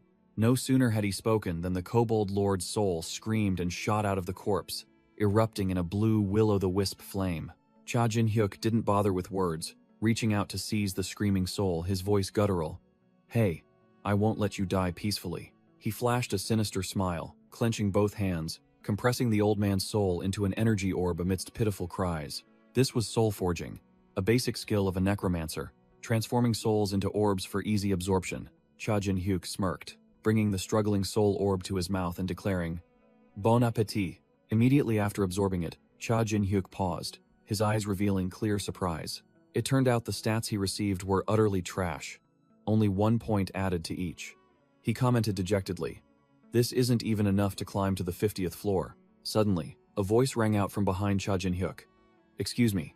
A girl with small horns bowed her head in thanks for saving her life, her pink eyes looking straight at him. "My name is Haryu." Cha Jin-hyuk waved his hand dismissively, saying he just dealt with the kobold lord because it was convenient, but Haryu insisted on repaying him. Cha Jin-hyuk smirked mockingly, asking directly, "What if I'm also a scoundrel and try to sell you off?" Haryu didn't flinch, her eyes blazing, declaring bluntly, "If that happens, it'll come back for revenge later." Cha Jin-hyuk chuckled, nodding in acknowledgement that it was indeed a true hobgoblin trait. Revenge for grudges, repayment for favors. He plopped down, getting straight to the point. "Why are people from the 100th floor struggling in this corner?" This made Haryu hesitate. Haryu recounted that her village on the 100th floor had been attacked, which startled Cha Jin-hyuk. She explained that the hobgoblin tribe was very strong, even the big shots found them tough to deal with, and a powerful hobgoblin ancestor spirit appeared behind her to illustrate. Cha Jin-hyuk pondered deeply, then asked directly, "Was it the 4 emperors?" The 4 emperors were revealed, comprising the super-powerful giants, the magic-mastering dragons, the demons with unrivaled magic power, and the celestials bearing wings of justice. Cha Jin-hyuk asserted that anyone who dared to provoke the hobgoblins without being detected could only be the 4 emperors, or some extremely formidable backing force. Haryu speculated that perhaps even the 9-Star Guild was involved in this matter, as images of 2 core members, Kane Fallon and Carmen Fallon, appeared, looking dangerous. Hearing the name 9-Star, Cha Jin-hyuk gnashed his teeth, his killing intent surging as if he wanted to devour his enemies alive, making Haryu ask worriedly. He brushed it off, declaring that it was time to begin, and turned his back, walking away decisively, leaving Haryu to hesitantly ask where he was going. Cha Jin-hyuk turned back and asked Haryu directly if she intended to root herself in the pool of blood from the monsters that had just been minced. Haryu seized the opportunity, cautiously asking to accompany Cha Jin-hyuk. Cha Jin-hyuk secretly assessed, "This girl is still green, but having her on the team isn't a bad idea." He warned her directly that he was very busy and wouldn't have time to protect her, but Haryu confidently declared she could take care of herself. Cha Jin-hyuk delivered a fatal sarcastic remark, reminding her how badly she had just been tricked by the kobold lord, instantly leaving Haryu speechless. Haryu puffed out her cheeks and stubbornly argued that it was because she had let her guard down. Cha Jin-hyuk was at a loss for words, but eventually agreed to let her follow him. Cha Jin-hyuk looked at his blood-stained clothes and decided he needed to change into new ones to avoid unnecessary attention. Cha Jin-hyuk and Haryu stood looking at the kobold lord's corpse, a brightly glowing item icon appearing, signaling that loot had dropped. He realized it was an equipment item, and seemed to be a good one. Leaving the dungeon area, they both stepped out into the ruined fortress under the night sky. Cha Jin-hyuk had changed into new clothes, a much more fitting mage's robe, and strode away with Haryu. Suddenly, a purple magical vortex appeared right beneath their feet. Haryu stared blankly, not understanding what was happening. A figure slowly emerged from the vortex. Haryu gasped and let out a startled cry. It turned out to be Balkan, the legendary spirit master, now Cha Jin-hyuk's subordinate, hovering in midair with his spirit summons and reporting concisely. Everything has been handled. Not a single kobold survived in the castle. Cha Jin-hyuk nodded in praise. Well done, Balkan. Meanwhile, Haryu clung tightly to his arm, her face pale, and whispered, "Who is that?" Balkan was equally surprised, wondering why this girl could see him. Cha Jin-hyuk then explained that some hobgoblins have a strong affinity for spirits. Cha Jin-hyuk smirked, thinking, so that's it. This girl really is a special kind of hobgoblin. Cha Jin-hyuk secretly calculated that instead of using predation to absorb Haryu's power, he decided to keep her and train her, as she was still green and saw him as her savior. Suddenly, a system notification appeared before Cha Jin-hyuk. The system activated the Monster Wave quest after a boss was defeated, accompanied by a severe warning. Accepting this quest would wipe out all safe zones on the first floor. Cha Jin-hyuk smirked with delight. This was exactly what he had been waiting for. Balkan and Haryu's faces turned pale, and they cried out in panic. A monster wave? Are you really going to accept it? He replied nonchalantly, his smile still present. If I didn't intend to participate, I wouldn't have wasted my effort coming here to kill the boss. Immediately, a series of notifications from high-level entities poured in. The apex of malevolence criticized his recklessness. Another god stuck out their tongue in anticipation, while the Keeper of Death outright offered a reward if he came in first. Cha Jin-hyuk glanced at the messages, asking sarcastically, "What else are you trying to drag us into now?" And the system confirmed that the Keeper of Death fully agreed with his statement. All right, Cha Jin-hyuk shrugged. Let's see what the reward is, then he'll decide. Balkan was speechless, muttering, "What a reckless fool," then thought, "Well, if he dies, I suppose I'll be free." Cha Jin-hyuk smirked, delivering a chilling remark to Balkan. "No, even if I die, you'll still be my slave," which left the old man utterly silent. Without a moment's hesitation, Cha Jin-hyuk's finger pressed directly on the accept button on the system panel, officially igniting the fun. The system roared, announcing to the entire server, "Monster wave erupted, kobolds are swarming towards the village gate, and all safe zones on the first floor have officially vanished." In Coral Village, the gathered players began to riot as they realized the disaster had struck. Damn it, what is this? A monster wave? A barrage of notification panels appeared before the panicked players, who screamed, "Which lunatic accepted this damn quest? The whole village is going to be wiped out," a more sensible player shouted, trying to warn the crowd. "Anyone who's finished their quest, get to the second floor now. Once the wave starts, there's no escape." But another guy grabbed him, desperately pleading, "Let me go. I only need 3 more kobolds. Please help me." Whoosh! A stream of purple magical energy swirled high in the night sky, signaling a powerful emergence. Flash! The energy erupted into a dazzling orb of light, leaving the players below stunned in amazement. Whoosh! From the center of the explosion, a summoned kobold warrior with bulging muscles and bloodthirsty eyes burst forth, ready for slaughter. The kobolds roared savagely, surging forward like a wave of flesh ready to crush everything. The panicked players could only watch, screaming in despair. "It's too late. The wave has started. There are so many. Holy crap." Whoosh! A colossal pillar of light suddenly rose in the middle of the battlefield, separating the two sides to the astonishment of the kobolds. Cha Jin-hyuk appeared with a murderous smile, declaring coldly, "Anyone who dares to lay a finger on them." Along with Haryu and Balkan, he continued domineeringly, "I'll kill them first." A group of bewildered players shouted from behind, "Who are you guys? It's too dangerous, don't you see that whole horde of kobolds over there?" Ignoring them, Cha Jin-hyuk concentrated his energy, and a brilliant purple magical orb glowed at his abdomen. He growled the command, "Arise!" releasing a surging storm of death energy as countless vengeful spirits rose from the shadows. An armored player realized in shock, his voice trembling, "A necromancer? This is only the first floor. How the hell did he change classes?" Cha Jin-hyuk's wave of dark energy collided head-on with the kobold horde, completely halting their attack. Cha Jin-hyuk's shadow army stood firm, completely blocking the kobolds who were roaring in helplessness. Haryu turned to Cha Jin-hyuk. asking if she could join the hunt to earn the Slayer title. Cha Jin-hyuk smirked challengingly. Then hurry up. My spirit army won't leave anything for you. Haryu replied with a confident smile. Don't worry. I have my own tricks too. Whoosh! A spatial rift suddenly opened along Haryu's body, amidst a surge of purple energy. Even Cha Jin-hyuk was surprised. Realizing it was a subspace, Haryu decisively drew a greatsword, shimmering with dark magic, from within that very space. Without a word, Haryu charged, grabbing a kobold's head tightly with one hand. The monster shrieked miserably as she lifted it into the air, her sword already poised. Haryu's gaze was sharp, the blade flashing with a deadly gleam. Slash! Haryu swung her sword, cleanly cleaving a kobold in two. Blood splattering. Cha Jin-hyuk observed from behind, silently acknowledging that Haryu's sword was no ordinary item, and her skills were quite impressive. He began to deduce. Could it be that the attackers of the Hobgoblin village were specifically targeting Haryu? Suddenly, a voice interrupted Cha Jin-hyuk's thoughts. Hey you! A group of players appeared, their leader jutting his chin out as he asked, Who are you and why are you blocking the monster wave? Cha Jin-hyuk glanced coldly, asking back indifferently, And who are you? The other man arrogantly introduced himself, pointing to himself. I am Kim Seung-tae. You know the White Swallow Guild, right? Seeing Cha Jin-hyuk's lack of reaction, Kim Seung-tae sneered, assuming there was no way he wouldn't know such a renowned guild. Kim Seung-tae added, boasting that White Swallow was a guild affiliated with the Sanctuary, under the command of the famous Fallon siblings from 9-Star.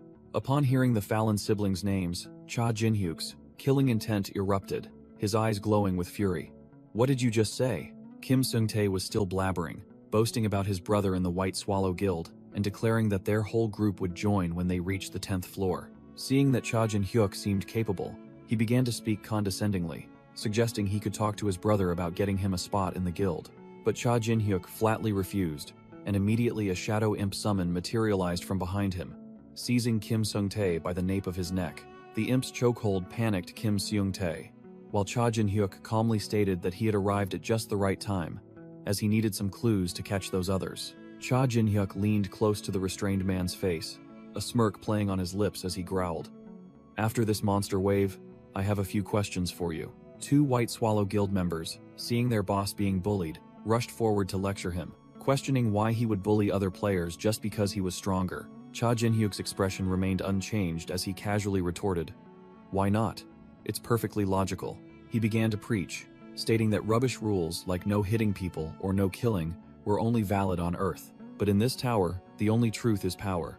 The strong are everything. While Cha Jin-hyuk was expounding his philosophy, Kim Seung-tae was being choked by the imp, screaming to be released as he was about to pass out. Cha Jin-hyuk looked at Kim Seung-tae, who was coughing violently on the ground, and coldly declared, Listen carefully. You're not really alive. I'm only sparing you because I need information. He turned and walked away, throwing back a warning not to run his mouth and cause trouble, telling him to keep his distance, leaving Kim Seung-tae sprawled in the panic of his subordinates. Two White Swallow Guild members helped Kim Seung-tae up, wondering if they were going to let that guy just walk away. As soon as he was helped up, Kim Seung-tae's face turned pale with fear, and he stammered an order to his subordinates. Run! Kim Seung-tae screamed in panic, urging everyone to flee quickly because if that guy caught them again, they would surely die. Meanwhile, in another corner, Cha Jin-hyuk's shadow army had charged in, sweeping through a horde of goblins. A leading goblin pointed to the sky, letting out an incomprehensible shriek, seemingly having detected the approaching danger. Whoosh! Cha Jin-hyuk descended from above like a phantom, aiming straight for the formation of the puny goblins. A bloodthirsty smile appeared on Cha Jin-hyuk's face as he swung his sword, a purple slash tearing through the air. Suddenly, a mysterious glasses mage appeared, gathering a blue energy orb in his hand, preparing to unleash a powerful attack. Boom! A blue energy explosion ripped through the formation, blasting all the goblins into the air amidst their miserable screams. The glasses mage stood in the middle of the battlefield, looking down at the monsters with disdain. What a bunch of weaklings. Cha Jin-hyuk smirked, assigning Balkan a task. I'll fight. You control them. Balkan acknowledged, saying it seemed there was a lot to do today. Cha Jin-hyuk growled. Rise, as he and Balkan unleashed a sky-filling surge of purple dark energy. From the shadows, a skeleton emerged, its eye sockets glowing with purple death magic. The skeletal army surged from the ground, bony hands seizing the legs of the panicked goblins. A goblin shrieked in pain as a skeleton soldier leaped onto its shoulder and bit directly into its neck. Standing amidst the Shadow Legion, Cha Jin-hyuk commanded. "Turn them all into skeleton knights." Balkan replied nonchalantly, saying he knew what to do without being told. Gathering momentum, Cha Jin-hyuk channeled power into his legs, the ground cracking as he prepared to charge. Whoosh!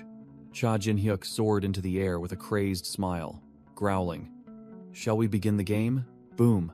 Cha Jin-hyuk landed directly in the middle of the goblin horde, a burst of dark energy blasting the puny creatures away. Without wasting a second, Cha Jin-hyuk glided like a phantom, his glowing purple blade continuously tearing the goblins to shreds. Slash. Another clean cut sent one more goblin to the ground, without even a whimper. Meanwhile, on another battlefield, Haryu was also at work, swinging her greatsword to create an arc of deadly energy. Seeing this, the goblins shrieked wildly, rushing forward en masse, intending to overwhelm Haryu with sheer numbers. Haryu frowned slightly, muttering as she saw the sea of monsters before her. There are too many of them. Seizing the opportunity, a goblin snarled and lunged from behind, swinging its sharp claws to sneak an attack. Slash! The sharp claws raked a long line across Haryu's back, fresh blood splattering. She cried out in pain as she took the full force of the surprise attack. But immediately, she gritted her teeth, her eyes flashing with resolve, telling herself, "No, this is nothing." Haryu recalled the immense pain of her village being burned down, asserting that her current physical wounds were nothing. Transforming her fury into strength, she swung her sword wildly, ceaselessly slashing and killing to avenge her past. But human strength has its limits. After a period of slaughter, Haryu was exhausted and collapsed to the ground. Gasping for breath amidst the goblin encirclement, she desperately thought that this was her limit. Kaboom! Suddenly, a massive purple energy explosion swept away the surrounding monsters, leaving Haryu stunned. She turned back in astonishment, unable to believe her eyes at the overwhelmingly powerful display she had just witnessed. Cha Jin-hyuk acted coldly, a single slash dispatching a goblin, leaving Haryu in deep shock. He's just a first-floor rookie, a human. How can he be so strong? Haryu's eyes blazed with determination. She resolved to follow this man, to climb the tower and gain enough strength to avenge her village. While she was distracted, another goblin snarled, lunging to sneak a punch at Haryu. Psst. Haryu reacted incredibly fast, unleashing an energy-infused punch that instantly blocked the monster's attack. An elegant man with a purple aura appeared, holding a blue energy orb, and asked Haryu, "Young hobgoblin, are you all right?" Despite her exhaustion, Haryu braced herself, gripping her sword tightly, and growled, "I can handle myself." Balkan looked at the determined girl before him, wondering what her past had been like. Haryu questioned him directly, "Why are you helping me?" This caught Balkan slightly off guard. She recounted her bitter past, fleeing from the 100th floor, receiving no help, and only encountering scoundrels who wished her harm. Harriet's eyes were sharp, full of suspicion. "You're helping me because you want something, aren't you?" Balkan turned away, coldly admitting, "I'm not even sure myself." This left Haryu dumbfounded. He explained his identity, a spirit knight who only knows to obey the spirit master. That's all. Haryu froze, trying to process the newly revealed information about the master-servant relationship. Balkan concluded, revealing the truth as Cha Jin-hyuk appeared beside him. "Cha Jin-hyuk ordered me to help you, to protect you and assist you in farming achievements." Balkan turned and walked away, declaring he had to leave if he didn't want that guy to nag him for slacking off. Haryu gripped her sword hilt tightly, her eyes resolute, thinking that Cha Jin-hyuk was the only one who had ever offered her a helping hand in this damned tower. Pink dark energy erupted around Haryu as she made her resolve. "I'll bet my very life to repay your kindness." A blazing red oni mask, full of fangs and sharp horns, formed from her own energy. Without a moment's hesitation, Haryu pressed the mask to her face, ready for her transformation. Her eyes behind the mask flashed with deadly red light, and the demonic fangs bared menacingly. Haryu let out a roar, her entire body exuding an overwhelming aura, her hair wildly fluttering after completing her transformation. Balkan, standing nearby, was also stunned, astonished by the breakthrough power of the young hobgoblin. Meanwhile, Cha Jin-hyuk maintained a calm expression amidst his skeleton army, as if everything was going according to plan. Faced with this new power, the small fry goblins could only shriek in despair, ready to become punching bags for the test run. Behind the demonic mask, Haryu let out a savage roar, her blazing red eyes signaling a massacre. With a whoosh, Haryu transformed into a shadow tearing through the night, charging straight into the monster horde. A goblin shrieked piercingly, its face drained of color as it sensed an irresistible killing intent. Before it could react, Haryu was already closing in from behind, her pale eyes behind the mask looking at her prey as if it were a joke. Swish, swish. The greatsword danced with deadly pink slashes, the goblins only glimpsing a streak of light before their bodies were torn apart. Amidst the rain of blood, Haryu stood tall, her sword glowing brightly while the corpses of the small fry were scattered everywhere. She turned her head, dark smoke pouring from her mask, searching for her next targets. Gaining momentum from above, Haryu plunged down like a meteor, preparing to deliver a finishing blow to the remaining goblins. Witnessing the insane display of power, Balkan could only watch from afar, completely shocked by the young hobgoblin's transformation. Cha Jin-hyuk stood beside a corpse, his expression calm as he confirmed, just as expected. Those attackers were targeting Haryu and her sword, Cha Jin-hyuk thought to himself. If he told Haryu now that she was the reason her entire village was wiped out, it would truly be a disaster. The system counted down, with only 1 minute left to clean up the aftermath before the attack wave ended. Amidst the chaotic battlefield, the Glasses Mage frantically unleashed lightning. Haryu in her red demon form snarled, while Cha Jin-hyuk calmly bided his time. The last goblin frantically rushed towards the closing gate, screaming Cha Jin-hyuk's name in despair. Cha Jin-hyuk smirked, his eyes full of predatory intent. "Oh, so this is the last small fry?" Whoosh! Without another word, Cha Jin-hyuk swung his sword, charging straight at his prey. Thwack! With a clean kick, Cha Jin-hyuk sent the goblin flying, blocking its escape route. The goblin let out one last shriek as it was pulled into the gate by an irresistible force, facing unavoidable death. The spatial gate swirled and then vanished, ending all hope for the monsters. Cha Jin-hyuk stood alone amidst the battlefield, a system window displaying the victory notification. The attack wave has been successfully repelled. Cha Jin-hyuk smirked, declaring simply, "The outcome was predetermined." The Glasses Mage broke out in a cold sweat, forced to admit, "You truly are a monster." Demonic energy flared around Haryu one last time as she mumbled in exhaustion, "It's over." With that, Haryu collapsed, completely unconscious. Just as she was about to hit the ground, a bandaged hand firmly grasped her shoulder. Cha Jin-hyuk caught Haryu, coldly remarking, "Such a frail body, yet you're trying to use such powerful skills? Are you okay?" Haryu's face flushed red, and she stammered awkwardly, Thank you." Suddenly, blue system screens appeared before both of them. The system announced that the attack wave had been wiped out, and rewards would be given to the top 3 players with the highest achievements. Cha Jin-hyuk smirked expectantly, muttering, "Excellent. Time to check the spoils, isn't it?" The system screen announced the attack wave ended, the battlefield littered with the corpses of over 2,500 kobolds. Cha Jin-hyuk received the Kobold Slayer achievement, granting 5 points directly to all stats. He smirked, thinking that stats from achievements were the real deal. With a confident smile, Cha Jin-hyuk thought of the infinite growth potential once he mastered his 2 abilities. This number would only continue to rise. The system confirmed Cha Jin-hyuk's undisputed position at the top, and a glowing cube containing his reward appeared in his hand. Haryu also received her reward cube for 2nd place, exclaiming with excitement. Balkan stared blankly at the cube in his hand, completely baffled as to why he was ranked 3rd. Cha Jin-hyuk approached Balkan, casually extending his hand. "All right, hand it over." Balkan obediently handed over the reward, while Cha Jin-hyuk coldly took it without even a glance. Haryu unexpectedly stepped forward, offering her cube with both hands and declaring, "Please accept my reward. This is how I asked to join you." Cha Jin-hyuk's purple eyes flashed with surprise, and he asked again, "Yours too?" Cha Jin-hyuk bluntly poured cold water on her hopes, stating that traveling together was one thing, but trust was out of the question, since he had already been stabbed in the back once. He leaned down, his sharp gaze fixed on Haryu, making it clear that this bribe was too significant to accept without suspicion. Cha Jin-hyuk laid down his condition. "Being stabbed once is enough. Earn my trust, or don't even think about following me." Haryu's red eyes gleamed with steely determination. She remained silent. Whoosh! Haryu erupted with pink energy, channeling it directly into her reward cube. Balkan, standing nearby, flinched, his voice trembling as he recognized Cha Jin-hyuk's name. Haryu offered both her reward cube and her hobgoblin mask, declaring, "Please accept everything, including my mask." Balkan was utterly panicked, yelling, "No way! She's giving a hobgoblin mask to an outsider?"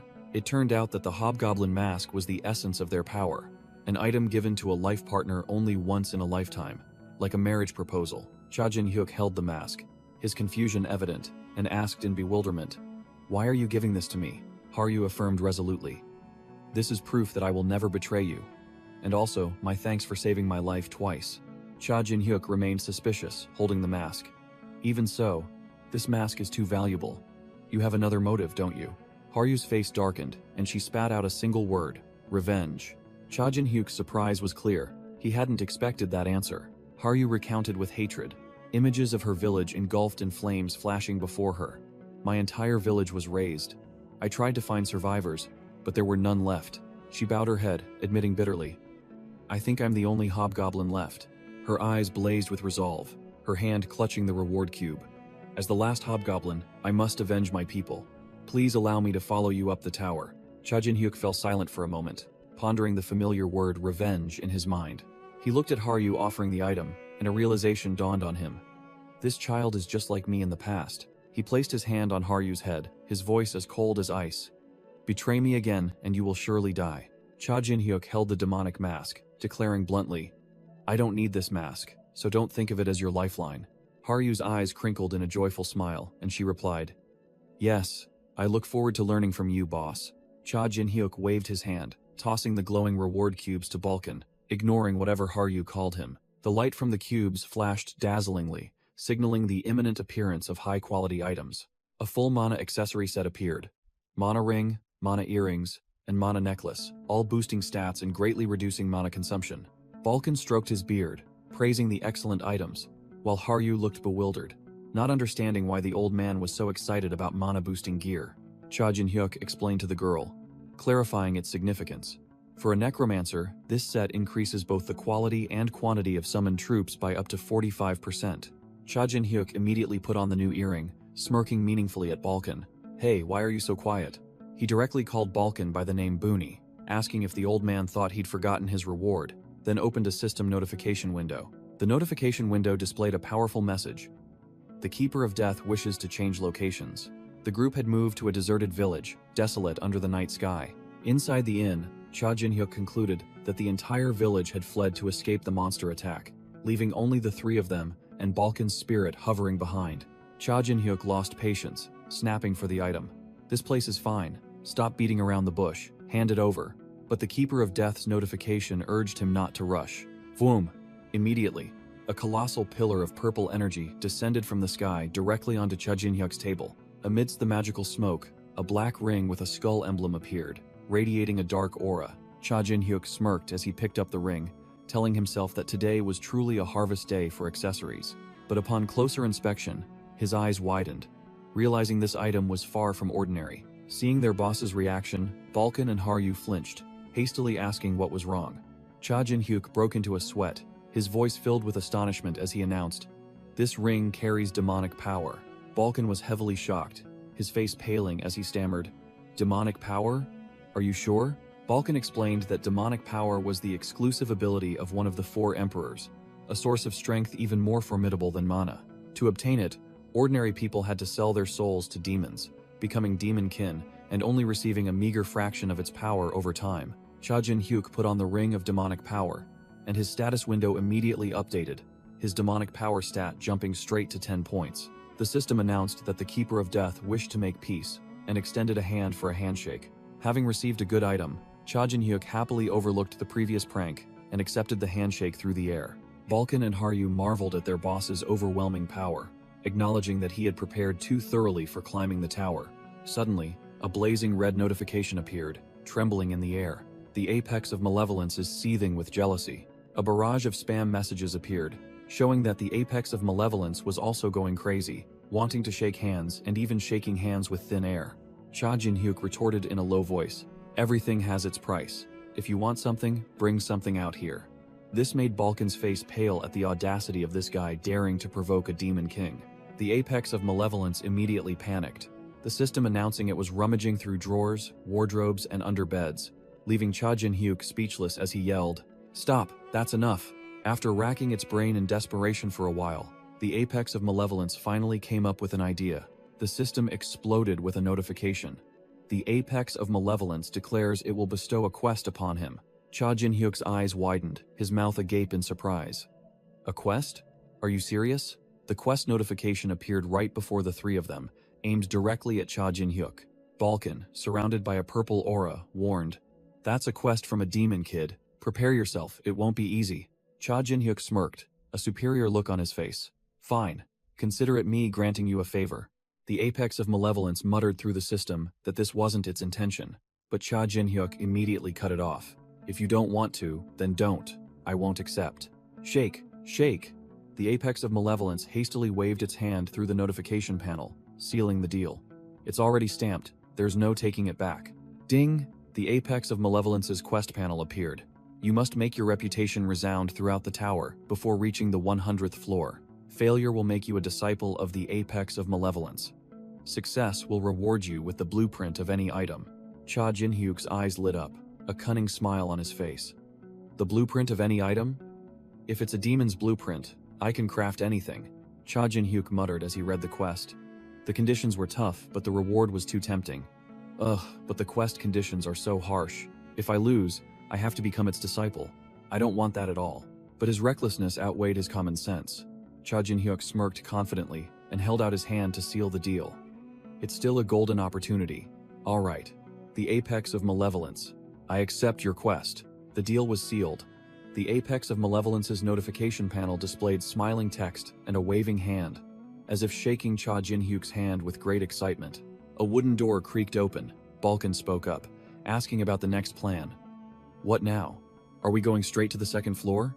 Cha Jin-hyuk dismissed the idea, recalling Kim Sung-tae's smug face.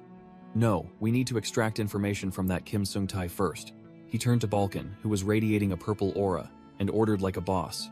Go capture him and bring him back here, Balkan. Balkan retorted discontentedly. What? I don't even know where he is. Cha Jin-hyuk casually revealed his hand, showing a purple phantom silently trailing Kim Sung-tae. I've already attached a soul night tracker to him. They've gone quite far, but are still on the first floor. Balkan was speechless. He grumbled, then immediately opened a purple teleportation gate. Damn it. Why didn't you say so sooner? See you later. After Balkan disappeared, Cha Jin-hyuk turned to Haryu, who was standing silently, and started a conversation. How about a walk and a chat? Cha Jin-hyuk held up the glowing red demon mask, his eyes full of interest as he looked directly at Haryu. This mask. I want to hear more about it. Cha Jin-hyuk and Haryu walked through the dark forest, beginning their conversation about the item in his hand. He turned the demon mask over, summarizing the matter. In short, this is a tool that helps its hobgoblin master use their power. Cha Jin-hyuk held the mask radiating dark energy, directly asking about the hobgoblin tribe's abilities, and Haryu confirmed they were various types of magic and superpowers. Haryu confidently revealed her skill. I have an ability called Foresight that helps me see the future. Cha Jin-hyuk openly showed his disappointment, bluntly criticizing. Foresight? A bit useless. If I had to choose, I'd prefer an ability more geared towards combat. After hearing his pragmatic judgment, Haryu could only stare silently at him with wide, astonished eyes. Seeing her look at him, Cha Jin-hyuk immediately asked, and Haryu simply replied, Nothing. It's just that you're really very different. Haryu began to recall the past, when the hobgoblin elders used crystal balls to foresee the future for countless individuals from other tribes. She recounted that many of them, like this client warrior, always lived in fear of the future and tried to eliminate all uncertain elements. Cha Jin-hyuk smirked domineeringly, refuting the philosophy of those small fry. Why bother eliminating them? It's easier to just smash them head on and break your own limits. While Haryu was still bewildered, Cha Jin-hyuk declared coolly, Sounds good. I think your ability will suit me very well. Haryu smiled confidently, introducing her signature skill, Battle Foresight, specialized in predicting combat situations, then asked him what he thought. Without a word, Cha Jin-hyuk suddenly rushed forward and embraced Haryu, leaving her stunned, her cheeks flushing red. Held tightly, Haryu could only widen her eyes, her mind blank, but inside she screamed, Perfect. Cha Jin-hyuk broke into a crazed, satisfied smile, exclaiming, Thank the heavens, it's you, you're the one. He thought of 9 Stars combat experts and realized that with Harry's ability, his chances of winning were wider than ever. In Cha Jin-hyuk's arms, Haryu was still reeling, only able to stammer incoherently. In the middle of the night forest, Haryu finally regained her composure and softly whispered a thank you. The tender moment was suddenly interrupted by 2 system notifications. The apex of malevolence and some 9-tailed fox were furiously snapping photos. Cha Jin-hyuk immediately flew into a rage, yelling straight up at the sky. The apex of malevolence, you stalker. Put your camera away right now. Cha Jin-hyuk scratched his head, admitting he was a bit overzealous, while Haryu's face was flushed red, hastily waving her hands and saying she was very happy to help. Cha Jin-hyuk sneered, holding out a demon mask radiating dark energy, sealing the deal. Don't worry, I'll pay a high price for this mask. and I'll join your revenge. Haryu's eyes shone brightly. She clenched her fists with determination, happily accepting, "Thank you. I look forward to your guidance from now on, big brother." Suddenly, a shadowy hand clamped over a player's mouth, silencing his screams. A voice from the shadows echoed, "Hey, stop struggling." The shadow imp summon continued to hold the player, who was whimpering in fear, and delivered a shocking piece of news. "Your teammates have all run away. Just lie still and wait for my master to arrive." Balkan, the spirit master's soul, grabbed the player by the collar, his face wrinkled like a monkey eating chili, muttering, "Where did that kid go? Does he even know how troublesome it is to capture someone alive?" Just then, Cha Jin-hyuk and Haryu leisurely approached. Balkan immediately turned to complain. "Why are you only arriving now? Do you know how much I struggled to keep this idiot from escaping?" Cha Jin-hyuk gave a faint smile, swiftly drawing the other man's sword from its sheath, his eyes sharp. "Oh? Were you trying to escape?" Then he ordered Balkan, "Step aside." Swish! The blade plunged into the tree trunk right next to the player's temple, making him scream in terror. Cha Jin-hyuk pointed the sword at the man, his voice full of sarcasm. "Here, I'm returning your sword. But how do you plan to hold it now?" Cha Jin-hyuk smirked menacingly, dark energy surging around him. "Do you want to take the sword back with your hand, or with your gut? It depends on your answer." Terrified to his core, the player turned pale, stammering out a torrent. "Tell me everything you know about the White Swallow Guild. Right now." "Yes, sir." After extracting the information, the player was released, and hastily bid farewell under the moonlight, while Cha Jin-hyuk simply replied coldly, "Get lost." Seeing the man run off, Haryu wondered, but Cha Jin-hyuk nonchalantly declared, "It's fine, I'm going to smash his guild anyway." Balkan appeared, explaining the enemy's structure to Cha Jin-hyuk. The White Swallow Guild is just a branch of the Sanctuary Guild, and there are countless other small guilds scattered from floors 10 to 200. The three walked together in the night, Cha Jin-hyuk calculating, "If I intend to crush all of them, it will indeed be a troublesome and repetitive task." Haryu quickly caught on to his intention. "But there's a good side to it too. You're talking about the apex of malevolence's quest, aren't you?" Cha Jin-hyuk confirmed, the image of the Fallon siblings appearing in his mind. "That's right. Destroying their bases is also a good opportunity to complete the quest." With a confident and challenging smile, Cha Jin-hyuk turned to invite his companions. "So, shall we race to the 10th floor?" In the safe zone of the 2nd floor, players were gathered, buzzing with chatter about those who had just quelled the chaos, unaware that two of those heroes were about to cause big trouble. As soon as they set foot in the safe zone, the trio of Cha Jin-hyuk, Haryu, and Balkan immediately became the center of attention. The crowd of players whispering, "They're here." The dark aura emanating from Cha Jin-hyuk and Balkan made a burly player in the crowd shiver, stammering, "What the hell is this?"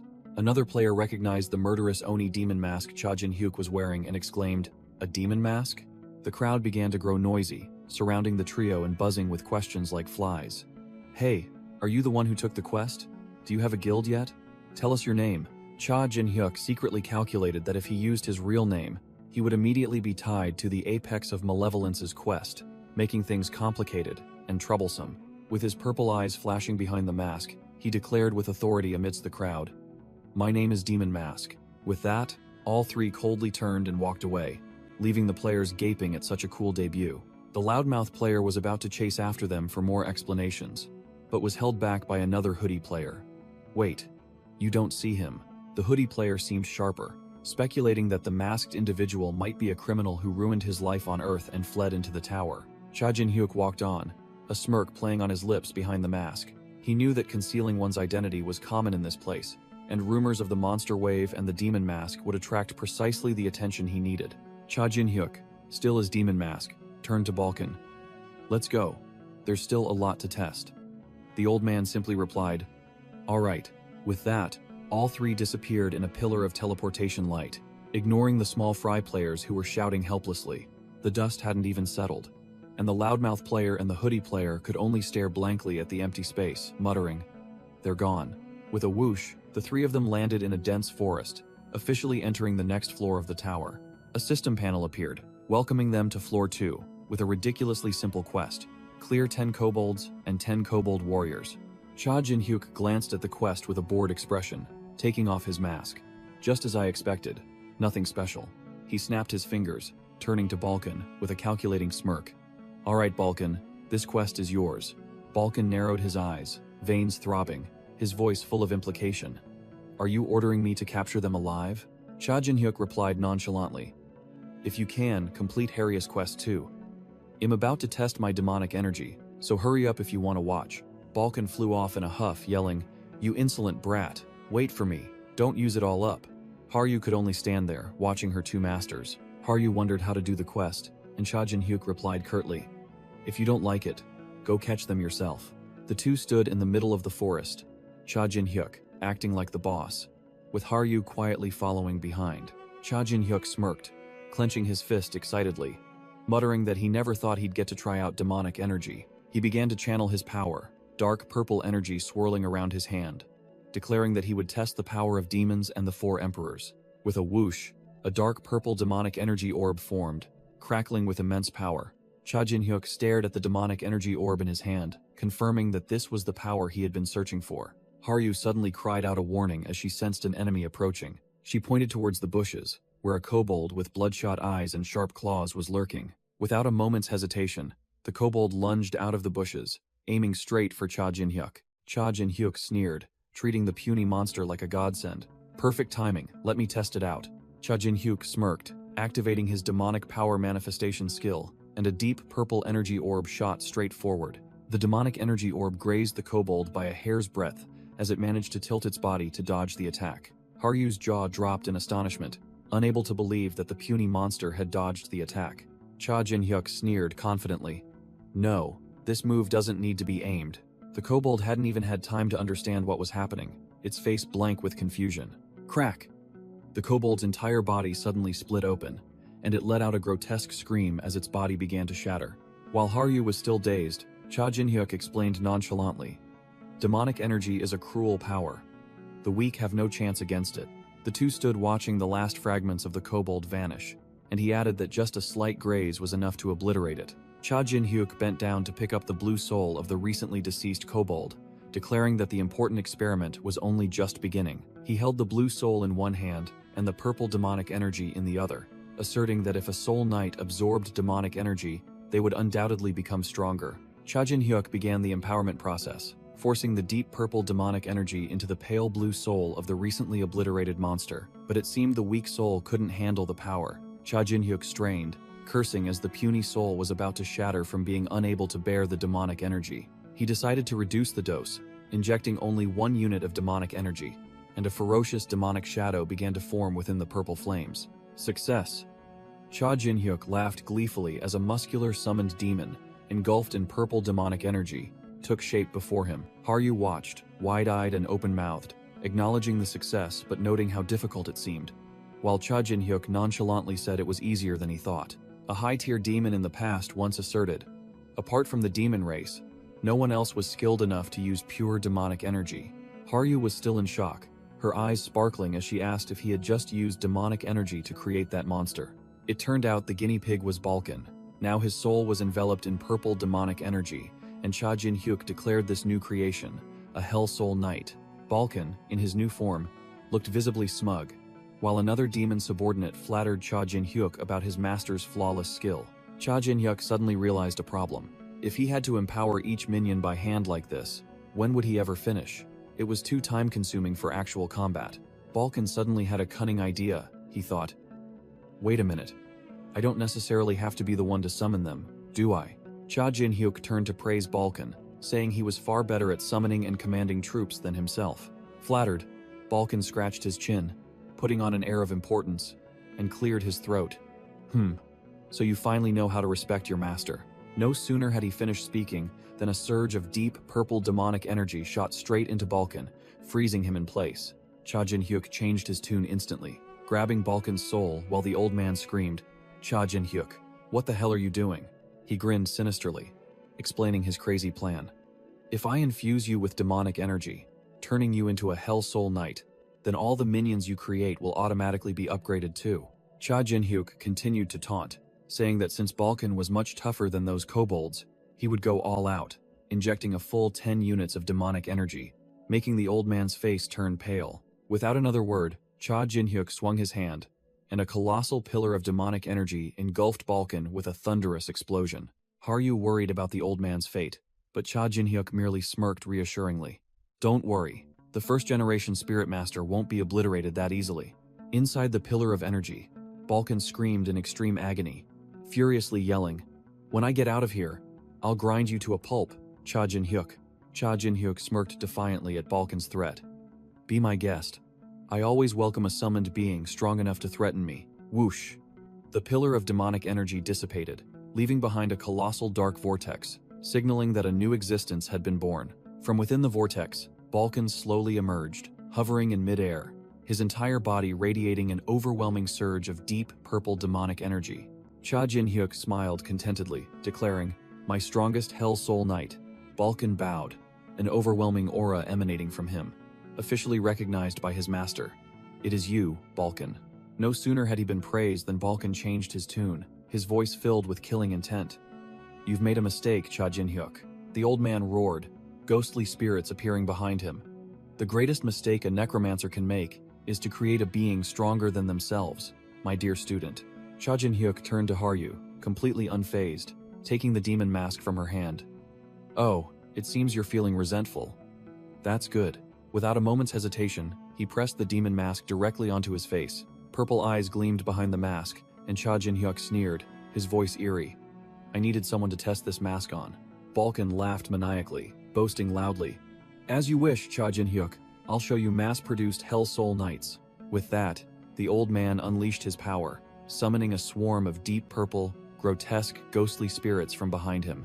Balkan hovered high above, pointing down and ordering his Hell Soul Knights to surge forward and attack Cha Jin-hyuk. Behind the demon mask, Cha Jin-hyuk's eyes flashed with a deadly purple light, signaling that this fight wouldn't be simple. Haryu stood far away, her face paling as she realized. Hez used the mask's power. Suddenly, the world in Haryu's eyes transformed. Everything plunged into an eerie color palette, as if time itself was distorted. Through her foresight, the ferocious Hell Soul Knights suddenly moved as slow as turtles, while Cha Jin-hyuk stood there with blazing red eyes. This was, in fact, the world through Haryu's vision, and Balkan, in her eyes, was merely a faint shadow. Boom! Cha Jin-hyuk unleashed a massive purple energy blast, wiping out the charging Hell Soul Knights in an instant. Balkan froze, his face pale, unable to believe his eyes, as his elite soldiers vanished in a flash. Cha Jin-hyuk's fist gathered dark energy, and he growled. "I may look like this now, but back in the day, they called me the Black Star." Wham! A devastating punch landed squarely on Balkan's face, sending the old man's spit flying. Before he could recover, Balkan took a full uppercut to the chin from Cha Jin-hyuk, letting out a cry of indignation. Cha Jin-hyuk grabbed Balkan by the hair, a superior smirk on his face as he ordered, "Behave, Soul Knight." Crash! Balkan was thrown to the ground like a ragged sandbag, and Haryu cried out in alarm. "Old man." Standing over him, Cha Jin-hyuk calmly said, "Don't worry. A Soul Knight can't be hurt by a mere punch," while Balkan just groaned in pain on the ground. Balkan clutched his head, bitterly retorting, "Yeah, if it were a normal person's punch, your punch hurts like hell." Haryu turned to ask with a worried expression, "Big brother, did you use the mask's power?" Cha Jin-hyuk lightly touched the mask, confirming, "That's right. It feels like everything slows down, just like a martial arts master who has reached the peak of their power." He suddenly paused, seemingly realizing something unusual about the phenomenon he had just experienced. Haryu broke out in a sweat, explaining that the overwhelming feeling Cha Jin-hyuk had just experienced was merely a side effect of not properly utilizing the mask's power. Cha Jin-hyuk's eyes widened, utterly shocked to hear the word side effect. He grabbed Haryu by the shoulders, urgently pressing, "If that's just a faulty product, then how does the real thing work?" Haryu began to lecture about battle foresight. Normally, you wouldn't just see opponents slow down, but also predict their next move. Cha Jin-hyuk confusedly asked how to achieve that level, but Haryu nonchalantly replied, "I don't know either. For me, it's just instinct." Hearing such a genius-like answer, Cha Jin-hyuk could only force a wry smile and let out a heavy sigh. He thought to himself, "It's true that you can't ask a hobgoblin genius to teach you something that's as simple as breathing to them." Haryu unexpectedly asked, "By the way, do you feel dizzy?" But Cha Jin-hyuk immediately denied it. She explained that untrained hobgoblins would get headaches when using the ability, and even she couldn't use foresight casually. Haryu delivered a critical blow with her words. "You'll probably be fine, since you can't use it anyway," leaving Cha Jin-hyuk speechless on the spot. Cha Jin-hyuk glared at Haryu, growling, "You just hit a nerve, didn't you? making her frantically wave her hands, quickly trying to salvage the situation. I mean, you'll be able to use it soon, Cha Jin-hyuk reflected, admitting that he had been too arrogant because everything on the second floor had gone too smoothly and favorably. He unexpectedly patted Haryu's head, thanking her for helping him regain his composure, while Haryu shyly replied that she hadn't done much. In a corner, Balkan's soul sat huddled in self-pity, emitting a gloomy purple aura filled with melancholy. Balkan hugged his knees, muttering in despair, unable to believe that a spirit master as powerful as himself had fallen to such a pathetic state. Balkan looked up, hesitantly speaking as he realized someone was standing before him. Haryu stood towering over Balkan, frowning as she looked at the spirit master immersed in despair. Haryu grabbed Balkan by the collar and shook him wildly, yelling, "That's right, Haryu, you're completely different from that kid. I came here to comfort you," making Balkan shriek. After a session of violent comforting, Haryu held the bewildered Balkan tightly, her expression thoughtful as if she had just realized something. Haryu pointed towards Cha Jin-hyuk, who was standing amidst a group of tied-up kobolds, then delivered a blunt statement to Balkan. "I think you haven't caught enough kobolds yet." Haryu relayed Cha Jin-hyuk's words, accompanied by an image of him radiating dense, dark energy filled with killing intent. "You missed one. Bring it here immediately, or it'll turn you into a soul potion." Upon hearing the threat, Balkan's face darkened, and he gnashed his teeth in resentment and helplessness. A flashback to Balkan's golden age on the third floor appeared, as he roared with authority amidst a horde of Hell Soul Knights. Immediately after was an image of Cha Jin-hyuk on the fourth floor, wearing a demon mask, clenching his fist as dark energy erupted, signaling the arrival of a new era. Haryu was no pushover either. In a battle scene, she charged forward with fiery red hair, swinging her sword in a clean, swift strike. She flashed a savage smile, her bloodshot eyes filled with pleasure as she bathed in the blood of her enemies. Meanwhile, in the safe zone, some low-level players were discussing the demon-masked guy, assuming he had died in the fifth-floor forest because he had been out of contact for 3 days. Another female player interjected, warning that the fifth floor had goblins that shot extremely potent poisonous needles, further solidifying their belief that the guy was gone. But the truth was completely opposite.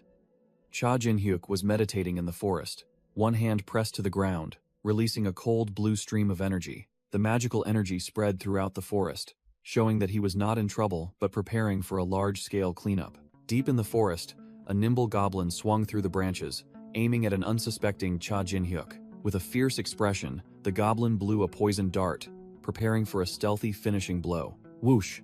The dart flew with tearing speed, aimed straight at the back of the target's neck. Slash! A swift cut sliced the dart in half mid-air. Haryu had appeared out of nowhere, coldly swinging her sword to block the attack for Cha Jin-hyuk, the broken dart falling to the ground. Haryu's hair turned fiery red, her killing intent exploding, and she bared her teeth in a snarl.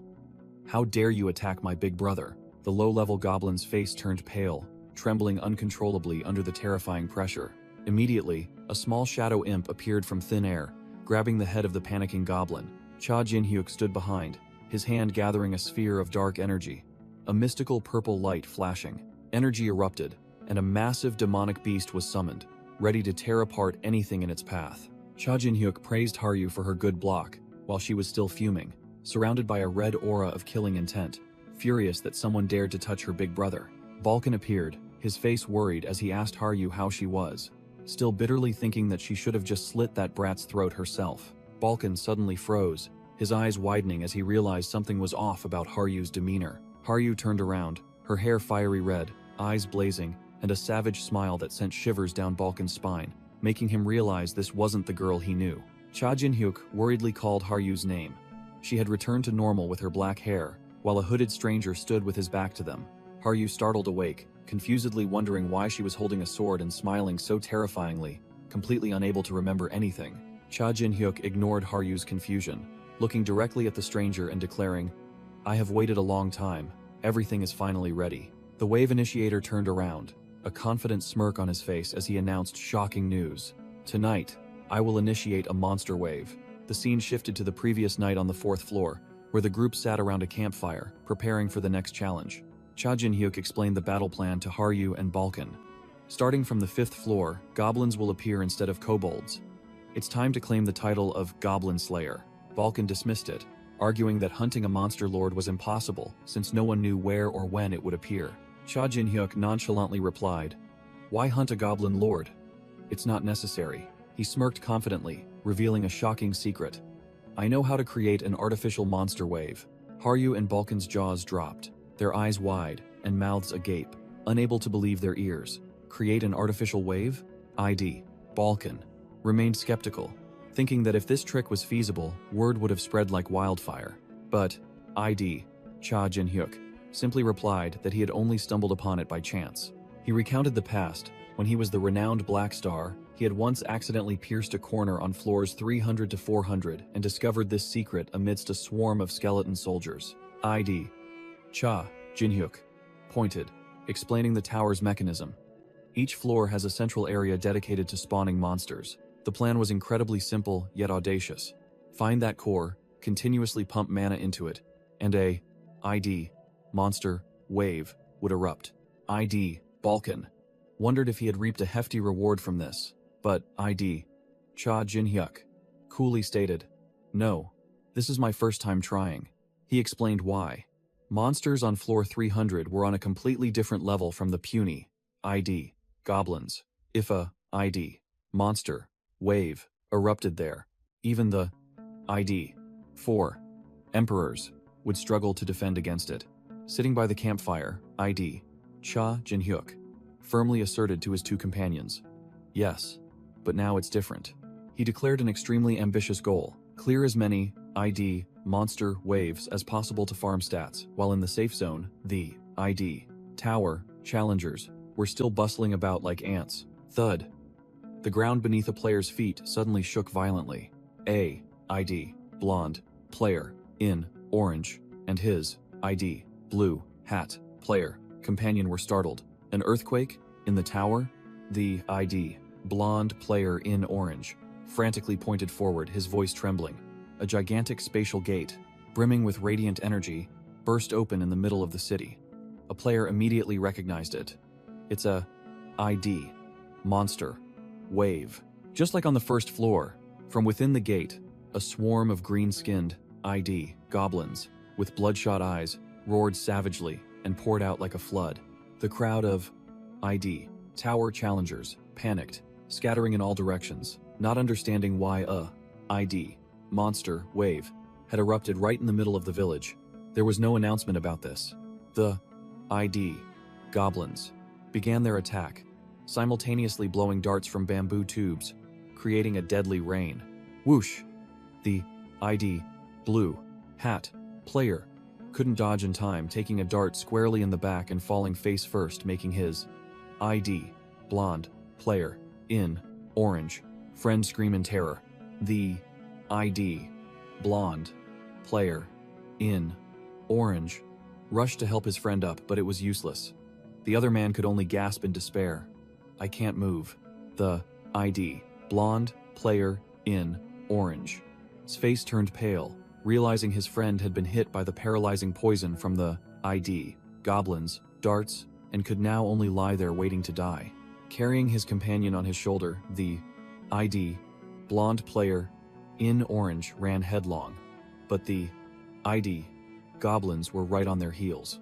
He cried out in despair, "Damn it, they're here. This is really over." The ID blonde player in orange gritted his teeth bitterly, unable to believe he was about to die before even reaching floor 10. Whoosh! A hand appeared in midair, dark purple magic surging from a skull ring, signaling an intervention from an overwhelming force. Kaboom! The dark energy exploded violently, sweeping the ground clean with a sky-shattering roar, blocking the monster's advance. Amidst the magical smoke, a mysterious figure spoke, his voice chilling. "Those unharmed, escort the injured to safety." The ID blonde player in orange recognized the newcomer, his voice trembling with terror. "Demon mask?" The crowd of ID tower challengers cheered as they recognized their savior. "It's the demon mask. He has experience clearing. ID monster wave. We're saved." ID Cha Jin-hyuk smirked calculatingly, thinking to himself, "Of course I'll save you all so you can spread my reputation far and wide." With that, he spread his arms, summoning an entire legion of demons from the shadows, growling his command, "Awaken and fight, my Hell Soul Legion." ID Cha Jin-hyuk ID demonic beast summons lunged at a high-tier monster, tearing its body to shreds in the blink of an eye. ID. Balkan. Angrily yelled at. ID. Cha Jin-hyuk. You brat. I'm the one who created the army. Why are you taking all the credit? But only received a cold reply.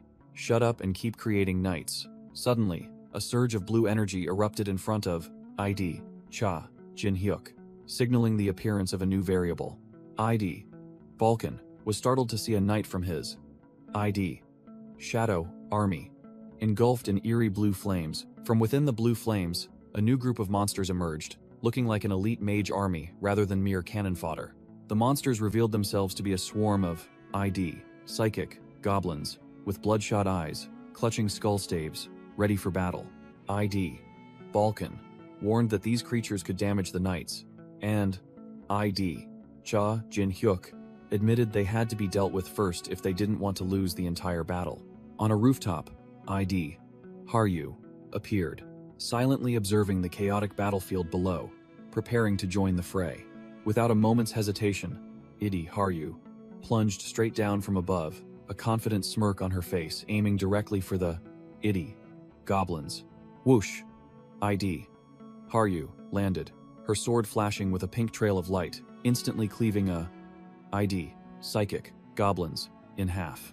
ID. Balkan visibly bristled, clenching his fist, annoyed that ID. Haryu had stolen his thunder and taken all the spotlight. While still fuming, the old man froze, sensing ID. Cha Jin-hyuk's familiar surge of power right behind him. Voom! ID.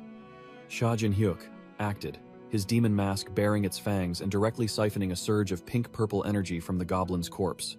The predation skill was activated, and the ID. Psychic goblin's soul was ripped out without any resistance. ID. Cha Jin-hyuk analyzed the spoils. Soul-shattering flame? A skill too good for these puny ID. Goblins. I'll take it. True to his word, he unleashed soul incineration, a massive wave of pink-purple energy that swept across the entire battlefield. After clearing the area, ID. Cha Jin-hyuk turned to an exhausted ID. Haryu. Well done, ID. Haryu. But if you keep dealing with these ID. Psychic goblins, ID. Haryu. His hair suddenly turned fiery red, and she looked up with a provocative smile, showing no sign of obedience. ID. Haryu's attitude made ID. Cha Jin-hyuk pause. He called her name, bewildered. ID. Haryu. In response, ID. Haryu. Sword erupted with a blazing pink soul flame, signaling that she was ready for a new massacre. Whoosh! A massive surge of pink-purple sword energy was unleashed by ID. Haryu, straight into the sky, signaling that a display of power was about to begin. ID. Cha Jin-hyuk stood watching, with only one thought in his mind: her sword is glowing. I knew it wasn't ordinary, but what the hell is this? His purple eyes behind the mask narrowed, completely taken aback by the unfolding scene. ID. Haryu stood there, her hair fiery red, her small horns clearly visible, her sword blazing with energy in her hand, her aura completely transformed. ID. Cha Jin-hyuk was still stunned, only able to utter her name in astonishment. ID. Haryu? In response, ID. Haryu smirked provocatively, her sharp eyes seeming to say, now is when it truly begins. Slash. Without another word, she swung her sword, unleashing a vertical slash brimming with destructive energy. ID. Cha Jin-hyuk gritted his teeth, utterly shocked by the unimaginable power ID. Haryu had just displayed. The pink sword energy streaked forth like a laser beam, tearing through space. Crash! An entire building was cleanly bisected by ID. Haryu slash, demonstrating a completely different level of power. The ID. Goblins could only let out their final pathetic screams before completely vanishing. Crash! An entire row of houses was flattened to the ground with just a single blow. A log was cleanly severed, its cut surface smooth and molten as if sliced by a laser, emitting thick smoke. ID. Cha Jin-hyuk leaned on his staff, frozen by the scene of devastation, unable to believe his eyes. The entire village vanished in an instant. ID. Haryu laughed maniacally, baring her sharp teeth, her bloodshot eyes full of aggression. She let out a savage cackle, then shot forward, pink energy erupting violently. Clang! A glancing blow, slicing off a piece of ID Cha, Jin-hyuk. S mask. ID Cha, Jin-hyuk had just barely dodged when a massive energy explosion swept away everything behind him, discarding the broken mask. ID Cha, Jin-hyuk revealed his face and shouted loudly to awaken her. ID Haryu. It's me. ID Cha, Jin-hyuk. Don't. You recognize me? His only reply was a cold sword strike. ID Haryu swung her blade straight at him without hesitation. Clang! Haryu furiously swung her sword, but the crimson sparking slash was parried by Cha Jin-hyuk's weapon, hilt by a hair's breadth. Cha Jin-hyuk gritted his teeth and strained to defend, sweat pouring down as he realized a harsh truth. Wait! She's ridiculously strong! Boom! Haryu unleashed a sweeping attack, creating an earth-shattering explosion that blew away an entire area of rock and earth. Amidst the rubble, Cha Jin-hyuk walked, enveloped in a purple aura, shouting her name in despair. Haryu. He scrambled to his feet, coughing violently, when Balkan's voice echoed in his head. Hey kid, are you still alive? Is Haryu safe? Cha Jin-hyuk spat out a mouthful of blood, bitterly replying via telepathy. Safe, my ass. Haryu's kicking my butt right now. Through the dust and smoke, Haryu's silhouette emerged, wielding her wicked sword, and Cha Jin-hyuk thought to himself, it seems like. Haryu bared her teeth in a savage grin, her bloodshot eyes wild with madness, making Cha Jin-hyuk admit, I'm facing the strongest weapon the Hobgoblin tribe has ever created. Balkan asked about the monsters. Cha Jin-hyuk gripped his axe tightly, growling. Most of them were wiped out in the explosion. You deal with the rest. Cha Jin-hyuk put on a new demon mask, declaring firmly, my job is to take care of Haryu here. Leap. Cha Jin-hyuk channeled power into his legs, charging straight forward like an arrow. Whoosh! He swung his battle axe, closing in on Haryu, who stood defiantly amidst the rubble. Haryu's eyes flashed with deadly purple light as she activated her battle foresight skill. In Cha Jin-hyuk's eyes, Haryu's entire body erupted with an eerie purple aura. Every move he made was seen through. The intuition of someone who had once climbed to the 999th floor screamed in Cha Jin-hyuk's head. That sword is dangerous. One hit, and I'm gone. He gritted his teeth, telling himself that in this tower, there were no permanent friends or foes, and though he felt guilty towards Haryu, this had to end here. Sorry. Cha Jin-hyuk swung his axe, unleashing a decisive attack, but Haryu merely smirked savagely, effortlessly raising her sword to block the devastating blow.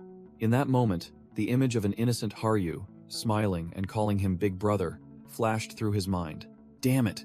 Cha Jin-hyuk froze, cursing himself for a fatal second of hesitation right in front of his opponent. But Haryu was even faster. She caught Cha Jin-hyuk's axe blade with her bare hand, stopping the attack with effortless ease. Cha Jin-hyuk was stunned, unable to believe that the weak girl from before could now stand firm against his full-power attack. Wait a minute. He suddenly realized something was wrong. A strange power was enveloping Haryu. With a savage smile, Haryu smirked, one eye flashing, making Cha Jin-hyuk realize, is this Haryu's battle foresight ability? Before he could collect himself, Haryu burst into maniacal laughter, then swung her sword, cleanly slicing through Cha Jin-hyuk. The immense force of the slash sent Cha Jin-hyuk flying like a broken kite, plowing a long furrow in the ground before he lay sprawled. But a top-tier necromancer wouldn't fall so easily. He braced his hands on the ground, and dark purple magic began to surge forth. Haryu flinched as she felt the ground tremble. She spun around sharply, sensing something ominous as she heard the command. Rise! Boom! The ground cracked open, and numerous purple skeletal hands emerged from the rubble, tightly encircling Haryu. Cha Jin-hyuk had summoned the souls of the goblins buried in the previous battle, transforming them into his own loyal skeletal army. Cha Jin-hyuk roared, commanding his goblin skeleton knights. Attack!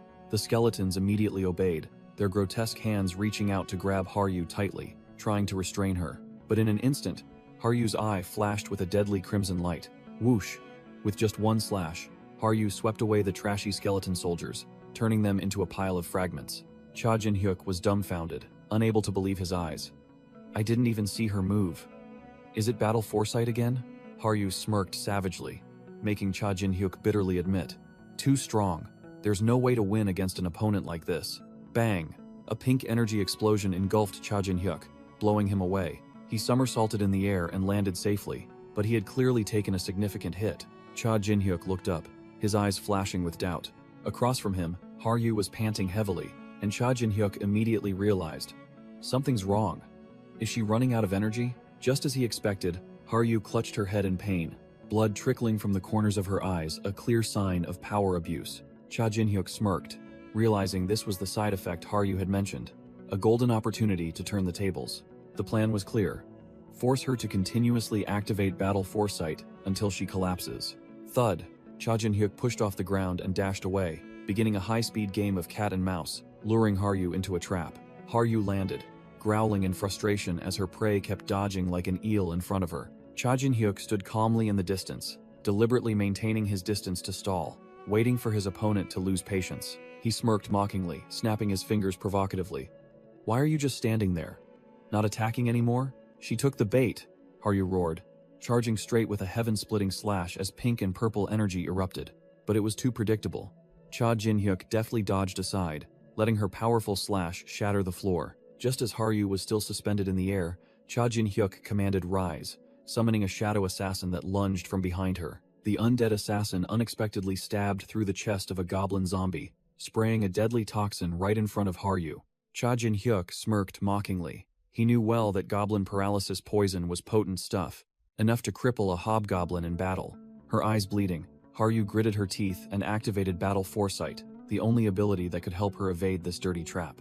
Pushed to her limit, Haryu let out a furious roar, unleashing a massive pink energy wave that swept away everything. Within the energy storm, Haryu glided like a ghost, aiming straight for the mastermind. All of Cha Jin-hyuk's summoned soldiers, from the undead assassin to the goblin zombie, were wiped out in an instant. Cha Jin-hyuk clicked his tongue, seemingly annoyed that his prey had cleared out the small fry faster than expected. Without a moment's pause, Haryu closed in, swinging her sword with murderous intent towards Cha Jin-hyuk. Boom!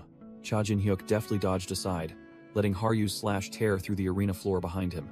As Haryu landed, Cha Jin-hyuk leaped away, continuing to maintain his distance and prolong the chase. Still in a frenzy, Haryu charged forward at terrifying speed, swinging her sword directly at Cha Jin-hyuk.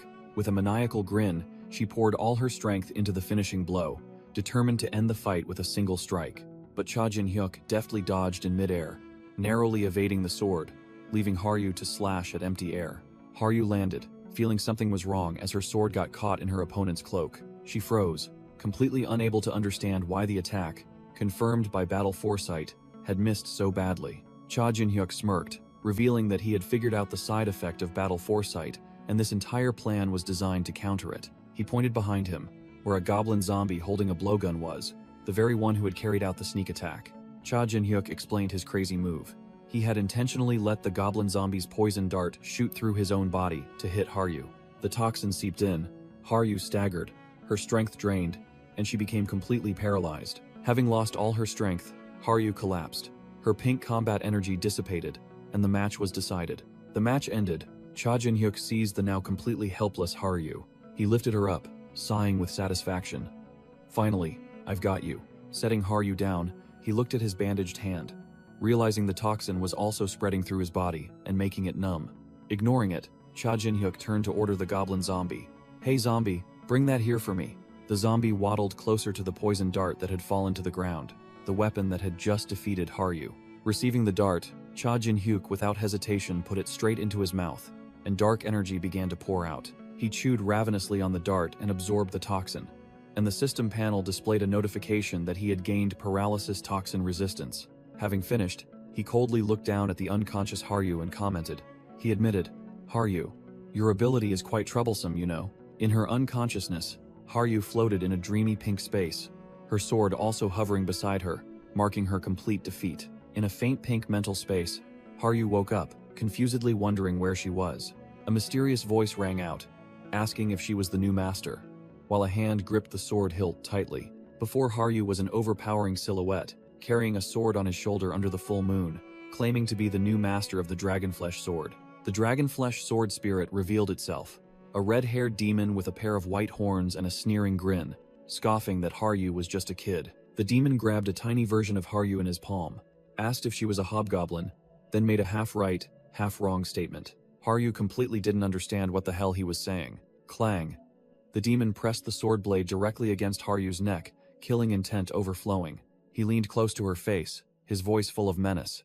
"Kid, let me warn you once." The demon continued his deadly warning, saying that next time if she dared to use him without proper preparation, she'd have no one to blame but herself. Waking with a start, Haryu opened her eyes, escaping the nightmare in the mental world.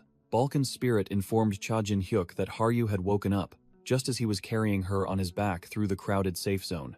The group had arrived at the village on the 6th floor, a safe zone after clearing the 5th floor. Haryu was startled and confused, asking why she was on his back, but Cha Jin-hyuk merely smirked mischievously, making up a story about being injured and not remembering clearly. He led her to the door of room 304, declaring he would explain everything inside. After Haryu was seated on the bed, Cha Jin-hyuk got straight to the point.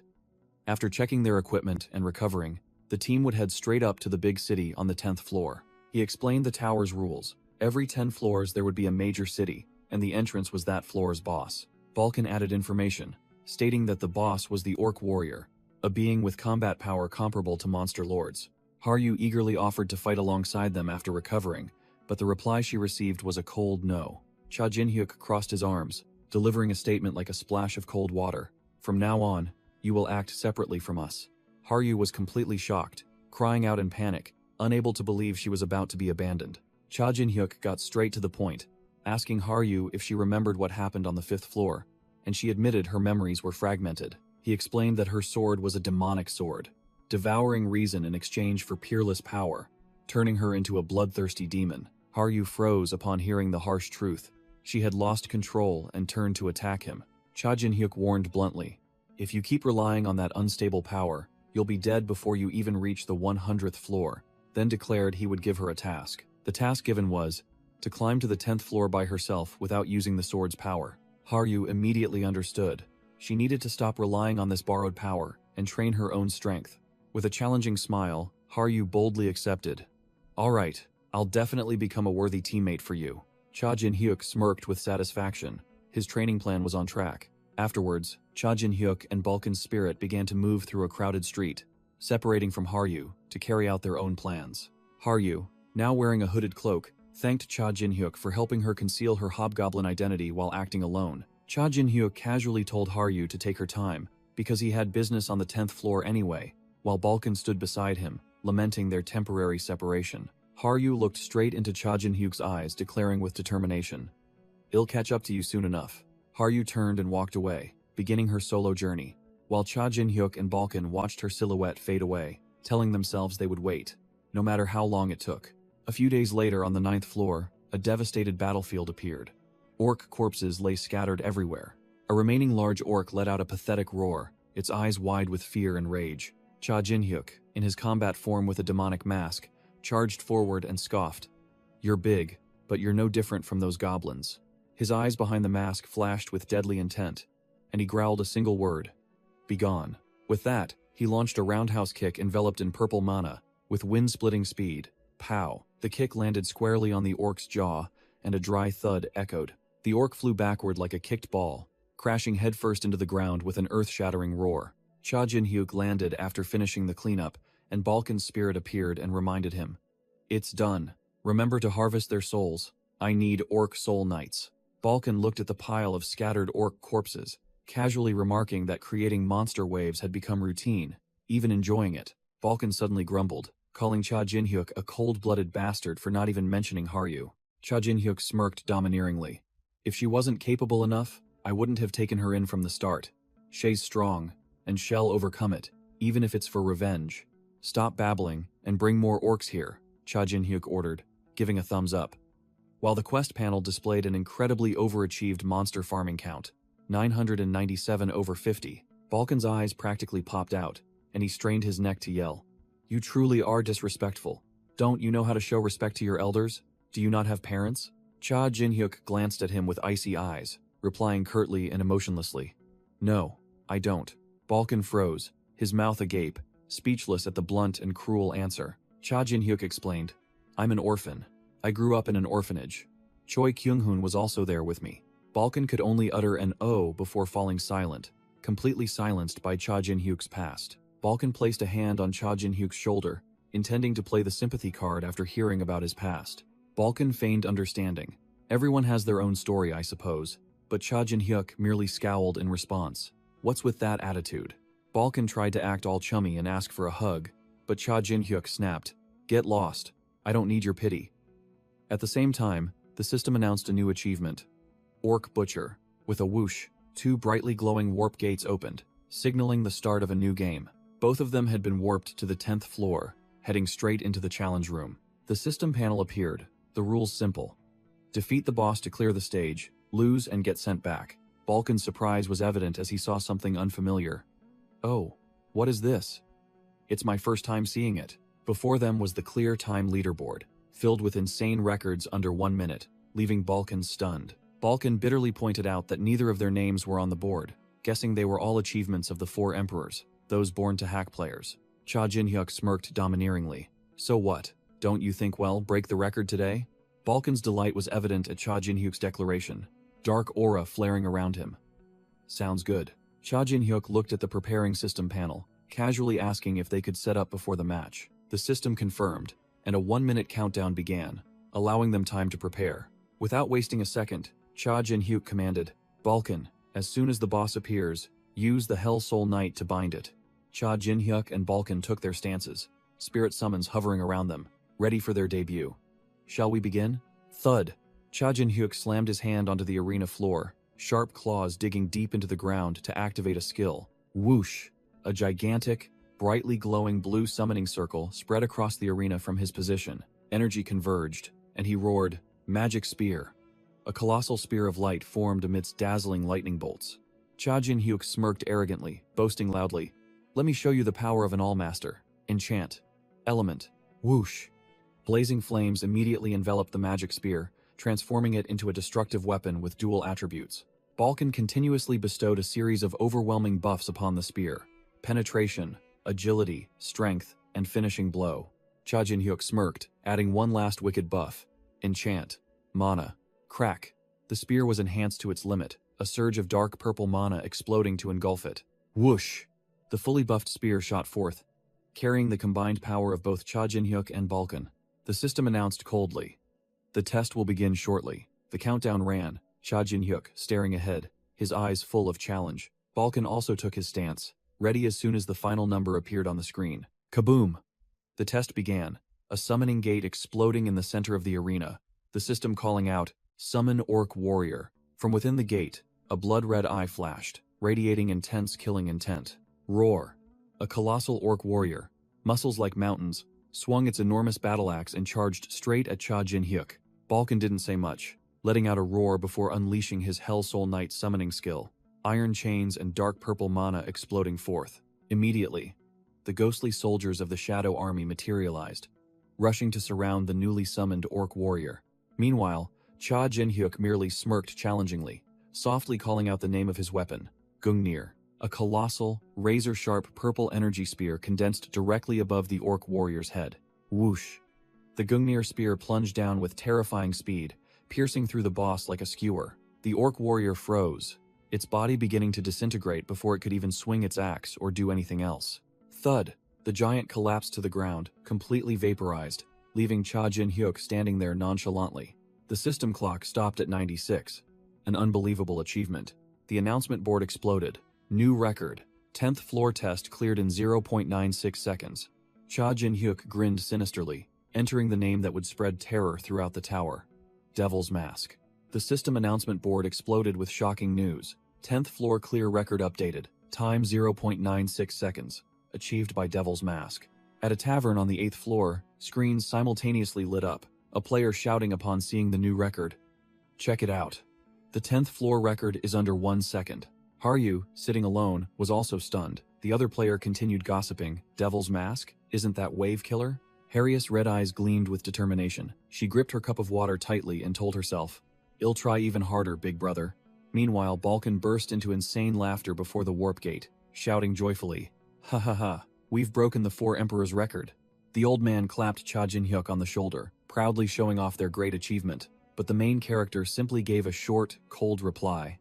"It was just you and me, wasn't it?"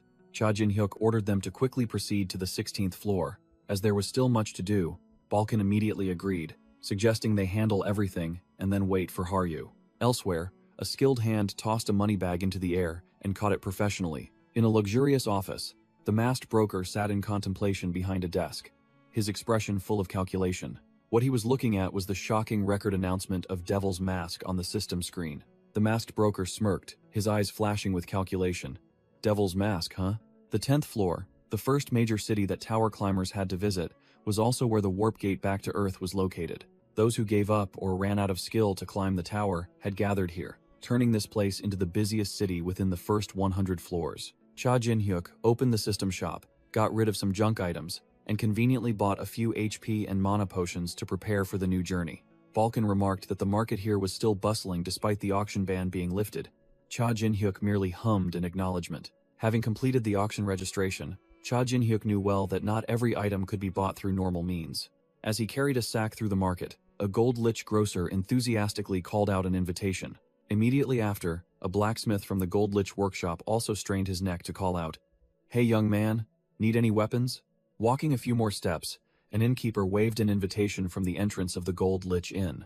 Balkan grumbled irritably. "What the hell is this Gold Lich bastard?" Cha Jin-hyuk replied without changing his expression. "Ah, I guess you wouldn't know." Balkan wondered what Gold Lich was. Cha Jin-hyuk explained that it was a newly emerging top company in the tower from the past few years. He added that Gold Lich was actually the name of the richest man in the tower, a hidden magnate who manipulated almost all the cash flow here. Balkan pressed him about what needed to be done. Cha Jin-hyuk casually declared, "Go find a sponsor." Balkan was dumbfounded, not understanding who this kid intended to find for support in such a strange place. Cha Jin-hyuk smirked, pointing directly at the Gold Lich Company signs. "You're looking at the sponsor's logo right now." Balkan was completely shocked, his face paling as he understood Cha Jin-hyuk's insane intention. With a confident smile, Cha Jin-hyuk asserted firmly, "I will make Gold Lich my sponsor." A receptionist with a wide, ear-to-ear smile welcomed them as they stepped into the Gold Lich Company's main headquarters. Inside was a colossal trading floor, where everything from weapons and medicine to confidential information could be bought and sold. Cha Jin-hyuk received queue number 18, and Balkan immediately teased that it was a number perfectly suited for him. The electronic board lit up, calling out the number 18, signaling that it was Cha Jin-hyuk's turn. At the counter, an employee named Halcyon greeted him warmly, ready to serve. Cha Jin-hyuk coldly stated his desire to buy something, and when Halcyon asked for his name for the procedure, he remained silent. Instead of stating his name, Cha Jin-hyuk pulled a crimson demon mask directly from his bag, asking a weighty question. "Is this enough qualification?" Halcyon's face turned pale as he immediately recognized the legendary item, stammering incoherently, The demon mask." Cha Jin-hyuk smirked, signaling Halcyon to keep quiet. "You must understand why I have to hide my face everywhere, right?" Halcyon nodded frantically, and Cha Jin-hyuk ordered him to check the money before discussing further. He dumped a heavy sack containing 3,000 gold onto the table, nonchalantly declaring it loot he had just farmed from monster waves. Halcyon was utterly stunned by the enormous sum, his voice trembling as he asked what this mysterious customer intended to buy. Cha Jin-hyuk looked directly into the employee's eyes, declaring an unthinkable goal. "Gold Lich. I want to buy a meeting with him." Halcyon was mind-blown, shouting aloud upon hearing the request to meet Sir Gold Lich. In the employee's mind, he screamed, thinking Cha Jin-hyuk was just a madman, a thug from outside the tower who didn't know his place. Cha Jin-hyuk nonchalantly retorted, "Is there a problem? Didn't you say everything here could be bought and sold?" Leaving Halcyon speechless and stammering, Halcyon was sweating profusely, bowing his head as he flatly refused. "I apologize, but this transaction cannot be completed." Cha Jin-hyuk coldly asked for the reason, and Halcyon offered the first excuse. "Firstly, Sir Gold Lich is very busy." Cha Jin-hyuk raised an eyebrow and asked, "Secondly?" Halcyon hesitated, looking troubled before giving the real reason. Finally, Halcyon spoke frankly, pointing at the bag of money. "The amount you've offered is too little. 3,000 gold is a lot, but compared to Sir Gold Lich time, it's nothing at all." Cha Jin-hyuk smirked, resting his chin on his hand, feigning acceptance. I guess it won't work then." Halcyon had just sighed in relief, about to bid him farewell, when Cha Jin-hyuk cut him off with a single word. Then, with a meaningful smile, he swiftly changed his objective. "How much do I need to pay to meet the manager here?" As soon as he stepped onto the stairs, Cha Jin-hyuk was cursed directly by Balkan's spirit. "You truly are a scoundrel." Balkan continued to grumble, unable to understand why Cha Jin-hyuk would bother a lowly employee like Halcyon just to demand a meeting with the company's big boss. Cha Jin-hyuk turned back with a sneer, retorting to Balkan, "Do you have a better idea to meet Gold Lich? If so, I'll listen. Otherwise, shut up." The two approached a luxurious door, clearly the big boss's office. Just as Cha Jin-hyuk raised his hand to knock, A voice from inside rang out, immediately recognizing the demon mask and granting entry. The door swung open, and a man in a suit, looking like a manager, welcomed them with a flamboyant manner. He slumped into his chair, crossing his legs with an air of authority, introducing himself as Puppet Manager, the branch manager of Gold Lich's company on the 10th floor, and welcomed the super rookie. Puppet Manager got straight to the point, asking if Cha Jin-hyuk wanted to meet Sir Gold Lich, and he nonchalantly confirmed, though he already knew the CEO wasn't here. Puppet Manager began his usual spiel about insufficient funds, but was immediately cut off by Cha Jin-hyuk with a challenging question. Then how about this? With an arrogant smile, Cha Jin-hyuk commanded, "Just call him here first. If he meets me, he'll definitely become my sponsor." Puppet Manager sighed, his face showing annoyance, sarcastically remarking that Cha Jin-hyuk was gambling with his arrogance. Puppet Manager spoke condescendingly, saying he had heard of Cha Jin-hyuk, but disliked his attitude of casually calling the CEO by name. Without bothering to argue, eerie purple energy strings began to wrap around Cha Jin-hyuk's hands, a sign of an impending skill. He summoned a giant puppet behind him, showing off his marionette ability to control enemies, and coldly told the manager to get out of his sight. Cha Jin-hyuk sneered, his purple eyes flashing with challenge. "Arrogance, you say? Roar!" Cha Jin-hyuk channeled his mana, using pure power to shatter the energy strings binding him. He declared he would go all in with his arrogance, challenging the manager back. "Is this level enough to talk to you?" Puppet Manager was utterly shocked, unable to believe his control skill, which was effective even against big shots on the 180th floor, had been nullified so easily. Regaining his composure, Puppet Manager flashed a sinister smile, his hands gathering purple magic. "All right, then how about this?" The manager clasped his hands together, preparing to unleash a new technique, and the atmosphere in the room became tense. The manager suddenly changed the playing field, pulling both of them into a strange space with an endless expanse of water. He smirked confidently, introducing it as the Mind Realm, a place he was sure Cha Jin-hyuk was witnessing for the first time. Cha Jin-hyuk sneered in response, explaining in detail that it was an infinite space created by separating the soul and mind from the body. The manager was sweating profusely, his face paling as he couldn't believe a rookie who had just cleared the 10th floor knew so much about the Mind Realm. Regaining his smug look, the manager declared that here, the rules of reality were meaningless. This was a solo match of experience and soul power. The manager's energy erupted, his face turning into a dark shadow as he set the terms. "If you can defeat me in this battle, I will arrange a meeting with Sir Gold Lich for you." Purple energy strings immediately bound Cha Jin-hyuk tightly, but he merely stood still, his expression unchanged. Cha Jin-hyuk smirked with disdain, issuing a challenge. "A battle of experience and soul power? Then you have no chance of winning." He flexed slightly, and the binding energy strings began to strain as if about to snap. Crack! With just a squeeze of his hand, Cha Jin-hyuk broke free from all restraints and asked pointedly, "You still haven't realized, have you? Your unique characteristic." Cha Jin-hyuk growled, "It's useless." Black energy erupted, completely shattering the cheap binding strings. He smirked challengingly, sending shivers down the puppet manager's spine. "How does someone who's only cleared the 10th floor know my unique characteristic?" The puppet manager was sweating profusely, realizing that his opponent's mental strength was at least on par with those who'd cleared floor 100. Perhaps even floor 200. Trying to maintain his tough facade, the puppet manager sneered. "All right. I admit you're on my level." Suddenly, the water in the Mind Realm began to ripple violently, making Cha Jin-hyuk wary. Cha Jin-hyuk froze, realizing something was wrong, as the water around him began to fluctuate abnormally. From beneath the water, a puppet-like arm emerged, covered in strange liquid. A series of faceless humanoid puppets began to rise from the water, slowly advancing towards Cha Jin-hyuk. Cha Jin-hyuk gaped, his pupils constricted as he recognized what was surrounding him. Before him was an entire army of water puppets, numerous as ants, silently awaiting orders, transforming the entire space into a deadly stage. The puppet manager raised his hand, displaying an army of puppets as numerous as ants, declaring it his puppet army. The eyes of one puppet flashed with a deadly pink light, signaling that the entire army had been activated. The puppet manager smirked, boasting loudly, "In the Mind Realm, experience is power, and this is the fruit of my labor." He explained that these puppets were custom-made, upgraded to be mana-enhanced, a prerequisite for clearing floor 100. Standing before Cha Jin-hyuk, he confidently declared that each of these enhanced puppets possessed strength equal to a player on the 50th floor. With a crazed expression, the puppet manager asserted that the victor had been decided the moment Cha Jin-hyuk stepped into the mindscape.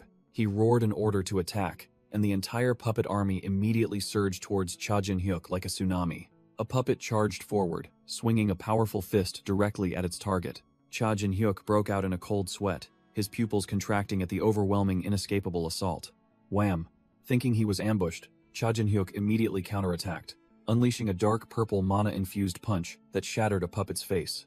The puppet manager watched on, still smug, muttering, "It's over." He even spoke condescendingly, explaining that injuries sustained in the mindscape wouldn't affect the real world, so he could just relax and take his beating. Boom! A massive blue energy explosion suddenly erupted from Cha Jin-hyuk's position, sweeping away the surrounding puppets and blowing them away like trash. The puppet manager's face turned pale, and he frantically yelled, "What the hell is that? Magic?" The water surface within the mindscape suddenly rippled violently, signaling something about to emerge from the depths. A cloaked shadow slowly rose from the water, carrying a dense aura of death and surging purple magic. The real deal revealed itself, a skeletal lich mage, in tattered robes, holding a staff, with purple hellfire blazing around him. The puppet manager broke out in a cold sweat, recognizing the formidable entity before him, and stammered in horror. "Lich mage? Why is a floor 100 boss here?" The puppet manager began to realize this wasn't going well, as his puppets surfaced from the water, muttering, "Not as easy as I thought. My puppets." Meanwhile, Cha Jin-hyuk, clad in his dark cloak, merely sneered, thinking, "Even if this is the mindscape," he continued his imposing internal monologue. "It still takes some time to materialize a dead entity." Dark magic erupted from Cha Jin-hyuk, making the manager's face turn pale, as he taunted, "A puppet army, huh? Looks like you don't know what a real army is, do you?"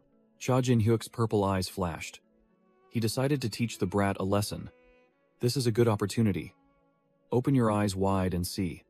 This is what you call." A massive surge of magic erupted, and countless figures of an shadow army began to materialize within the thick purple smoke. A real army. Cha Jin-hyuk smirked, declaring bluntly, "From the moment we stepped into this mindscape, the victor was already decided." The manager trembled violently amidst the water surface, now stained with dark energy, as he heard Cha Jin-hyuk's verdict. "They're just mere puppets. That's why you lost." The puppet manager panicked completely as he realized Cha Jin-hyuk's legion was filled with formidable entities like leeches, dullahan, and countless monsters he'd never seen. Screaming in his mind, "Are these all bosses from floor 80 and above? Who the hell is this guy?" The puppet manager's face drained of all color, and he shrieked in terror, "Who are you, demon mask?" Before him, Cha Jin-hyuk stood amidst his shadow army, filled with formidable entities like lich mages and high-level monsters, their dark aura engulfing everything. The oppressive pressure from the deathly magic made the puppet manager unable to breathe, his mind feeling as if it would explode. The puppet manager only managed a final scream before being completely overwhelmed, his consciousness sinking into darkness. Thud! Both returned to the real world. The puppet manager was kneeling on the floor, the ground beneath his feet cracked, completely helpless and wondering, "When did we get back here? I didn't dispel the mindscape." The puppet manager trembled, realizing a horrifying, unbelievable truth. Could he have taken control of my mindscape? Cha Jin-hyuk coldly looked down at the defeated man, issuing an order, "Stop crying like a child and get up." He leaned down, a dangerous smirk on his face, and reminded him, "You haven't forgotten our bet, have you?" Cha Jin-hyuk sneered, stating his purpose directly. "You need to arrange a meeting for me with the Gold Lich." Cha Jin-hyuk handed the puppet manager a blank envelope, quickly laying out the terms. The puppet manager took the letter, still in shock, and asked incredulously, "Just this letter?" Cha Jin-hyuk confirmed, "Yes, send it to the Gold Lich." Despite his crushing defeat, the puppet manager still tried to save face, saying that if there was no reply, he would be helpless. Cha Jin-hyuk smirked confidently, asserting firmly, "Don't worry, there will definitely be a reply." The puppet manager reluctantly accepted, promising to contact him as soon as there was news, while Balkan's spirit floated, observing behind Cha Jin-hyuk. All the staff, including the puppet manager, bowed deeply as they saw Cha Jin-hyuk and Balkan off, as if bidding farewell to a true overlord.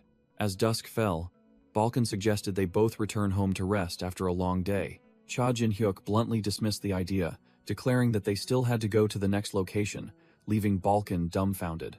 With a calculating smile, Cha Jin-hyuk explained that sitting idly, waiting for the Gold Lich to arrive, was too inefficient. Cha Jin-hyuk decided that while waiting, they needed to kill time and fulfill the duties of a guild member at the White Swallow Guild member's house. Inside the first-floor lobby, a blonde guild member asked her hooded guild member where she had climbed to. receiving a cold reply. Floor 57. The hooded guild member reminded the blonde guild member that she would get new gear if she met this month's quota, then urged, finish eating, then go climb the tower. The blonde guild member slammed the table, angrily yelling, "But I don't understand, why do we have to be stuck in the 10th floor lobby?" Just then, a loud noise from the main entrance made the irritable, blonde guild member wonder who the idiot was that dared to barge into the main entrance of a guild affiliated with the Holy Nation. Crash! The door burst open, and Cha Jin-hyuk walked in alone, spreading his arms as if he owned the place, leaving both girls stunned. Overwhelmed by the stranger's aura, the blonde guild member stammered a greeting and asked his purpose. Cha Jin-hyuk flashed a dangerous smile, repeating the girl's question. "You're asking why I'm here?" He leaned back, grinning fakely, then declared bluntly, "Climbing the tower is too hard. I want to join the guild." The two female guild members sighed in relief, the blonde guild member confirming, "Ah, you're here to join? You startled us." But immediately after, both of them paused, realizing there was something to consider. Cha Jin-hyuk knew exactly what they were thinking. Snagging a promising rookie would boost the guild's performance. Instantly, the two women switched to a warm, eager demeanor, inviting, "Welcome. Did someone recommend you here?" Cha Jin-hyuk nonchalantly played the part of a novice. "No, I came on my own. I heard your guild is a branch of a super huge guild." The two women beamed, thinking they'd found an easy target, secretly musing, "Great. Just a naive rookie." The blonde guild member got straight to the point, her eyes full of scrutiny. "Then, could you show us your abilities?" Cha Jin-hyuk smirked, making a strange request that baffled both of them. "Could I borrow a coin? Just one coin?" Holding the coin in his hand, he flashed a meaningful smile, his eyes glinting dangerously. Now, with this coin, crack.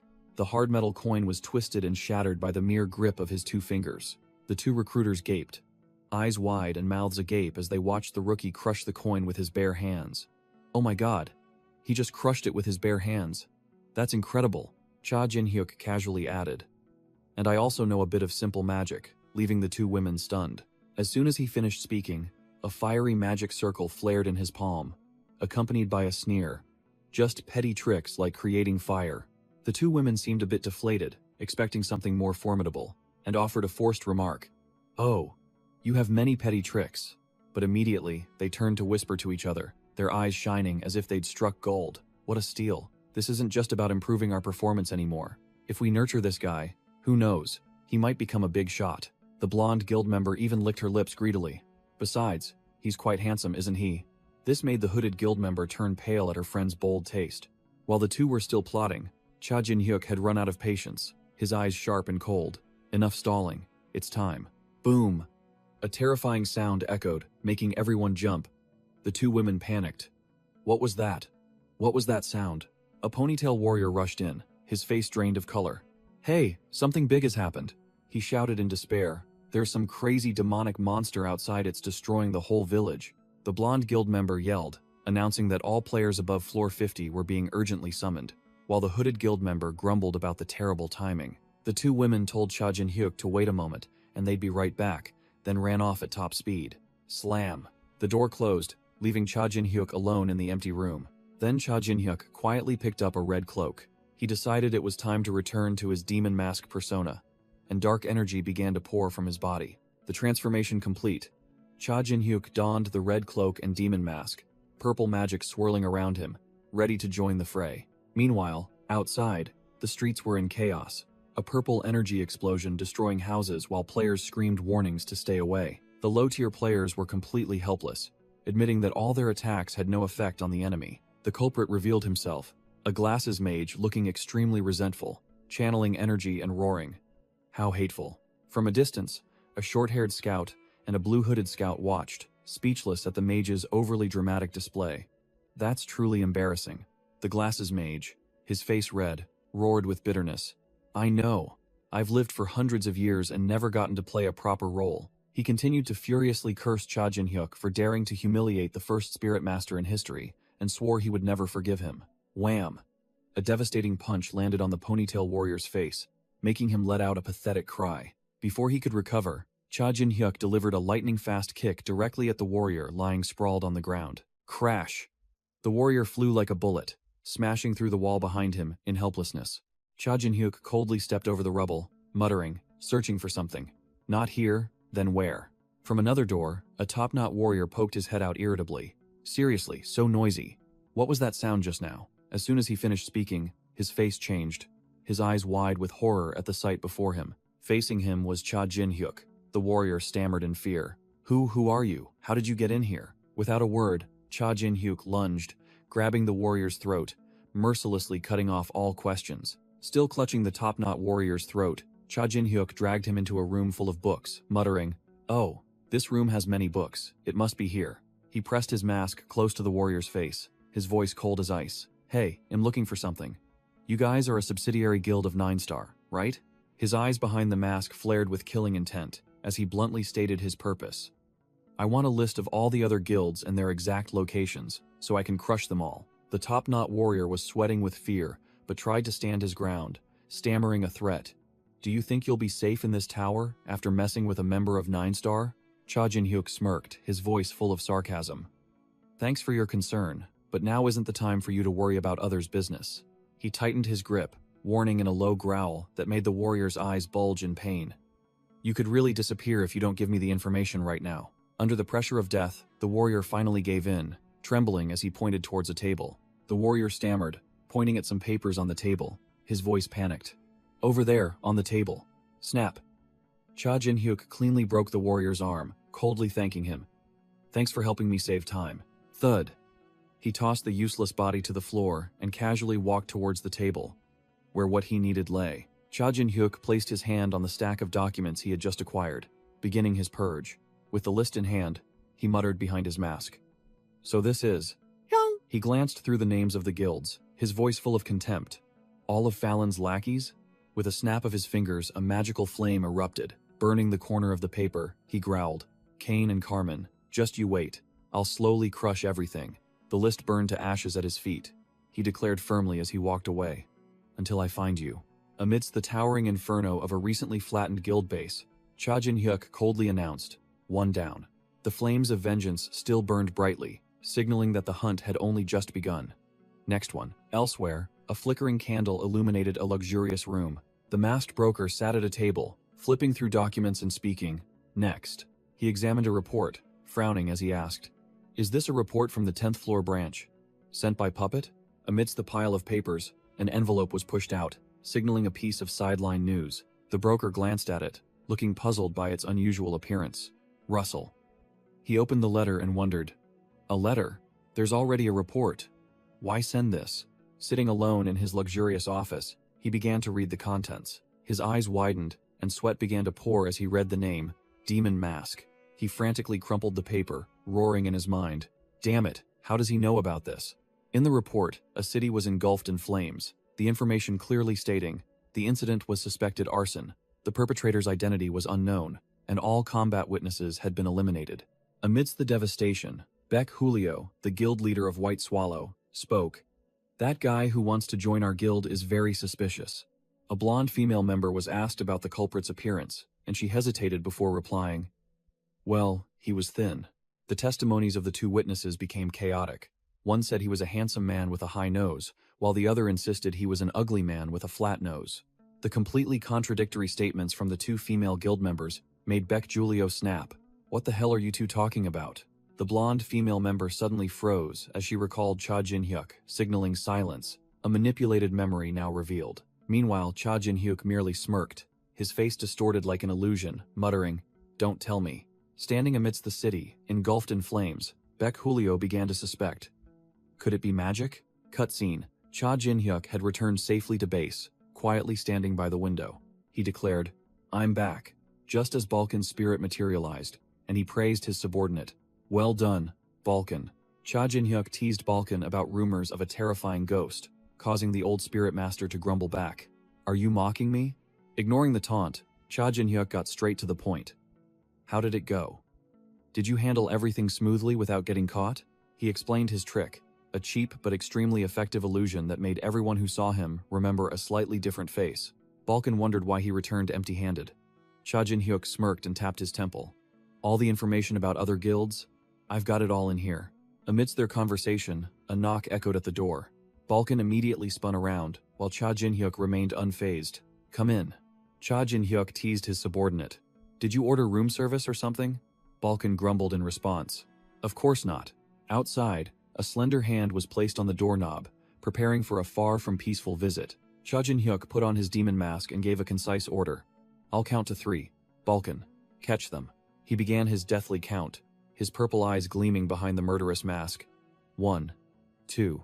As soon as he finished 3, Balkan acted, a dark magic circle bursting open beneath his feet, purple magic chains shooting straight towards the door. The unfortunate employee screamed in agony before he could even understand what was happening. As the magic chains tightened around his body, crash! The unlucky man was dragged straight into the room and slammed face first onto the floor. Balkan and Cha Jin-hyuk stood there, looking down as if at a worm. The purple eyes behind the demon mask stared at the captured man, who immediately recognized him. You are. The employee was utterly terrified, stammering his identity. It's me, Halcyon from Gold Lich Company. That's right. I'm the manager. I'm Sir. Halcyon broke out in a cold sweat, forcing a fawning smile as he confessed. Puppet manager sent me here. The door creaked open, and Cha Jin-hyuk, wearing the demon mask, stepped in, calmly announcing. Gold Lich has arrived on the 10th floor. As soon as they entered, both were blocked by an army of knights in gleaming golden armor, weapons at the ready, exuding an oppressive aura. Halcyon bewilderedly asked where Gold Lich was, when a voice from the front rang out, enunciating each word. I don't know how you got the information from the letter. Gold Lich, the wealthiest man in the tower, appeared with a disdainful expression. But I have to admire your audacity for brazenly coming here to try your luck with me. Gold Lich advanced, his shadow looming over Cha Jin-hyuk, his voice cold as ice. But you will pay a very heavy price. I cannot allow those who know that secret to exist in this tower. Cha Jin-hyuk slowly removed his mask, revealing his familiar face and a smirk. Long time no see. Gold Lich. Gold Lich turned to his soldier, giving a brief command. Take him to my room. Keep him alive. Immediately, the knights obediently complied, their spears pointed directly at Cha Jin-hyuk and Halcyon, surrounding them tightly. Cha Jin-hyuk's eyes behind the mask flashed with a deadly purple light, his magic exploding. So, you want to fight? The commander of Gold Lich's guards roared his command. Form up. Stop him at all costs. He was about to shout, follow me, when a shadow darted forward like lightning. Bang! Cha Jin-hyuk delivered a devastating punch straight to the commander's helmet, his voice full of sarcasm. Stupid? Why would you blurt out the plan? The commander's helmet was shattered, revealing a face contorted in extreme pain, to the horror of the low-ranking guards. Behind the mask, Cha Jin-hyuk's eyes glowed with a deadly purple light, his magic beginning to erupt violently. Whoosh! Cha Jin-hyuk unleashed a surge of dark energy, tearing through the guards' formation in an instant, and coldly declared, now, for the next one. Seeing his subordinates eliminated, Gold Lich immediately turned on his heel, seemingly intending to flee inside.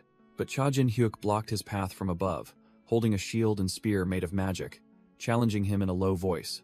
Want to solo me, Gold Lich? For the first time, the face of the wealthiest man in the tower showed clear astonishment, unable to believe his eyes. In the room filled with gold coins, Cha Jin-hyuk descended like an arrow, while Gold Lich could only freeze, watching death approach. Without another word, Gold Lich put on his mask and unleashed his power, a furious golden storm roaring to life. Cha Jin-hyuk's purple eyes flashed, immediately recognizing this overwhelming energy.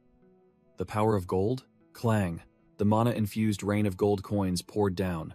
Cha Jin-hyuk paused for a beat as he took the full force of the preemptive strike. Gold Lich removed his mask, boasting lightly about his exclusive ability, summoning gold and turning it into deadly weapons. Clink!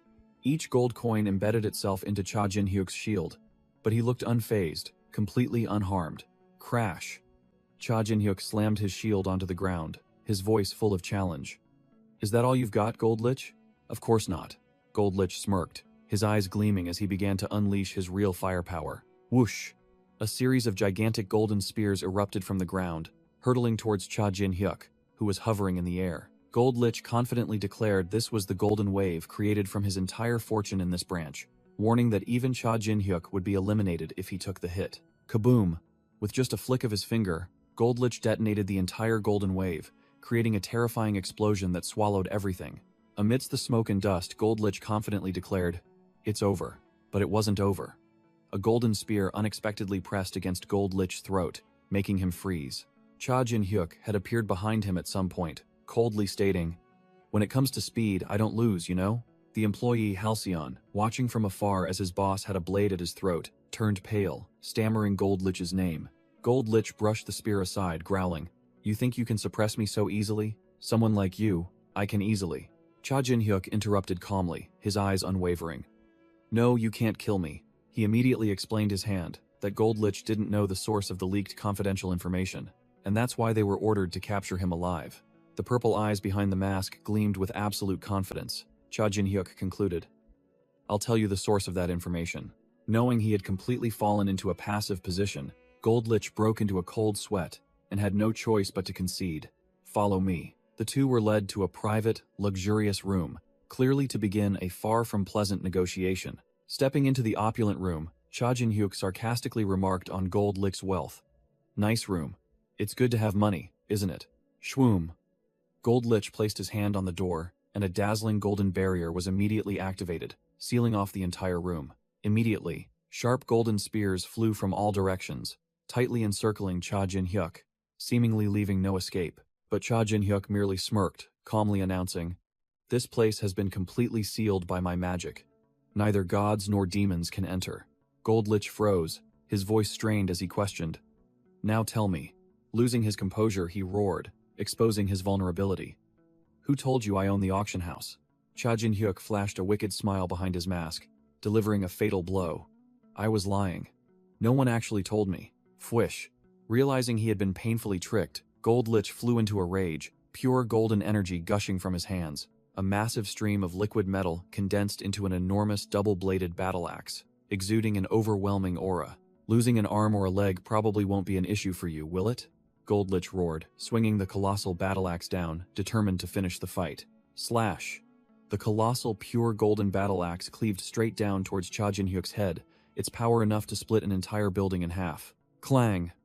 Believed to be obliterated, Cha Jin-hyuk unexpectedly raised a hand enveloped in purple mana, lightly parrying, stopping the destructive attack as if it were nothing.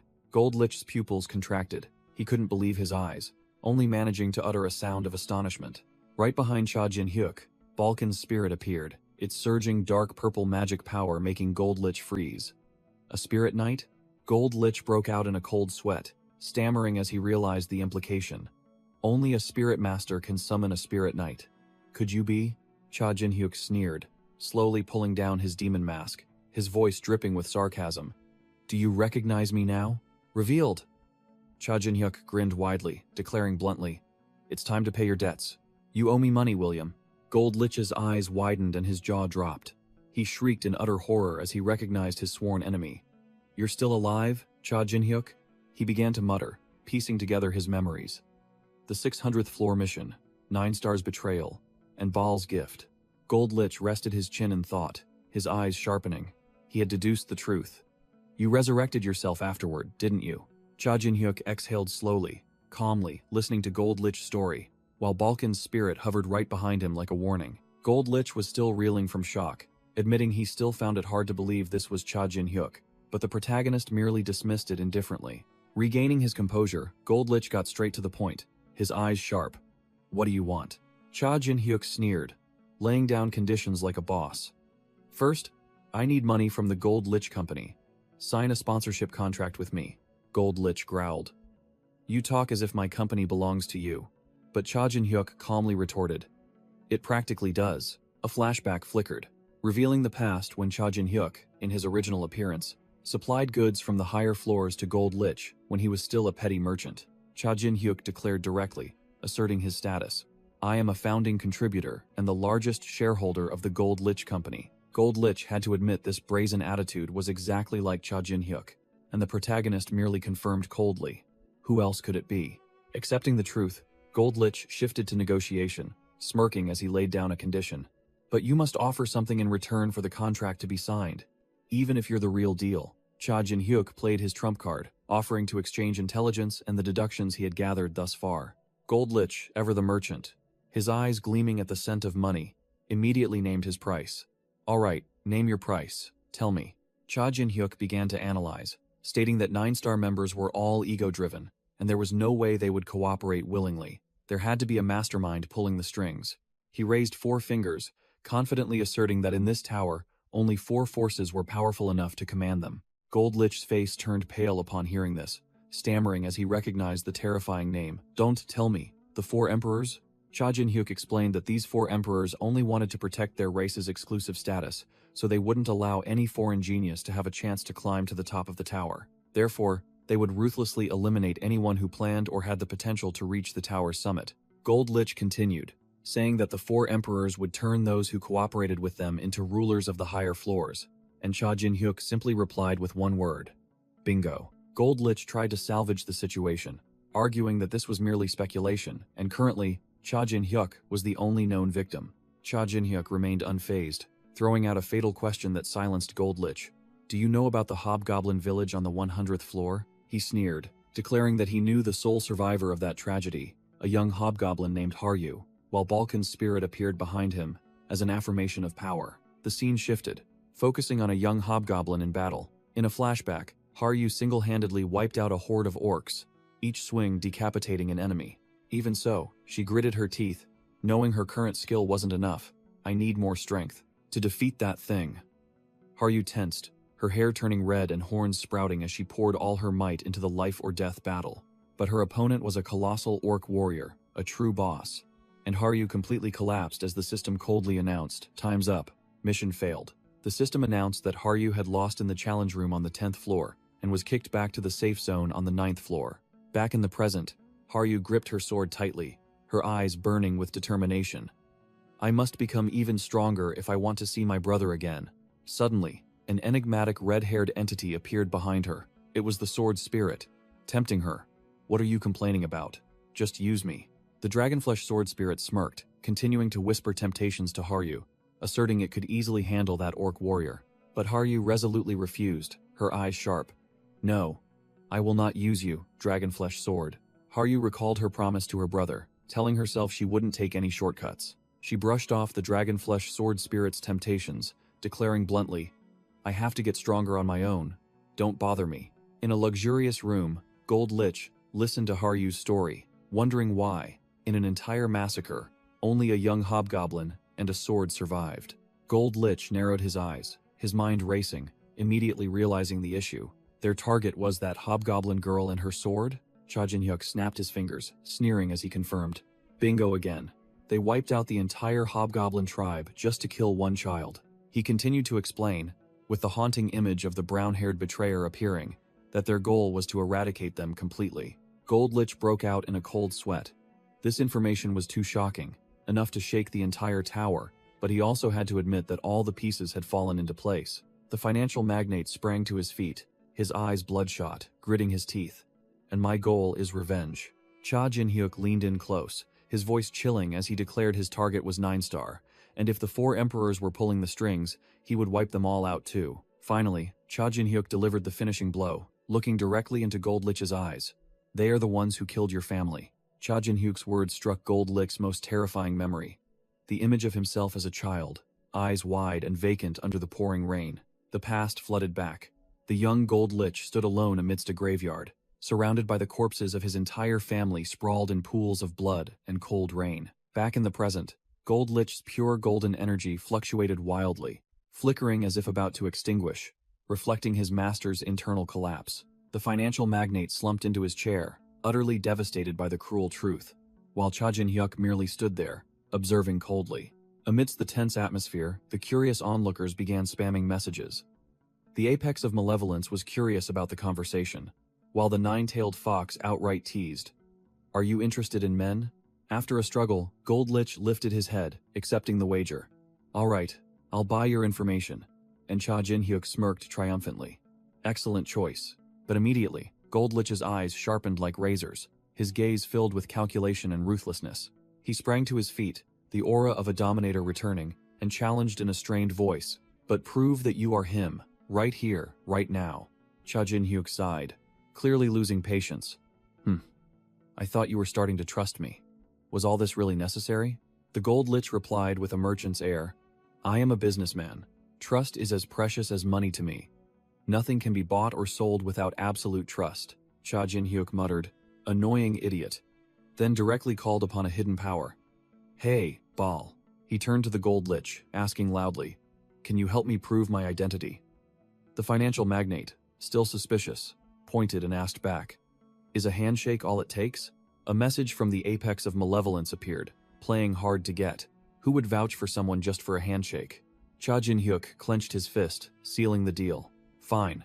3 handshakes. Ding, ding, ding. 3 crimson notifications from the apex of malevolence spammed continuously, confirming unequivocally for the Gold Lich. He's the real deal. Stop doubting. I stake my honor on it. Seeing such a formidable backer, the Gold Lich let out a sigh of relief, then smirked, knowing he could no longer deny it. Completely convinced, the Gold Lich spread his arms wide, acknowledging his counterpart. I trust you. It's a pleasure to meet you again, Demon Mask. Cha Jin-hyuk also extended his hand, replying cryptically, I hope one day we can greet each other by our true names, Gold Lich. Their hands clasped firmly, the deal successfully sealed. The Gold Lich declared confidently, as long as it can be bought with money, I will bring you anything. Cha Jin-hyuk immediately got to business. Then, as a sponsor, there are a few things I'd like to ask of you. Dark purple energy violently erupted around Cha Jin-hyuk as he made his outrageous demand. I need all types of weapons that exist in the tower, and while you're at it, get plenty of spares too. The Gold Lich's jaw dropped, cold sweat beading on his brow at the impossible request. You're a spirit master. What do you need so many weapons for?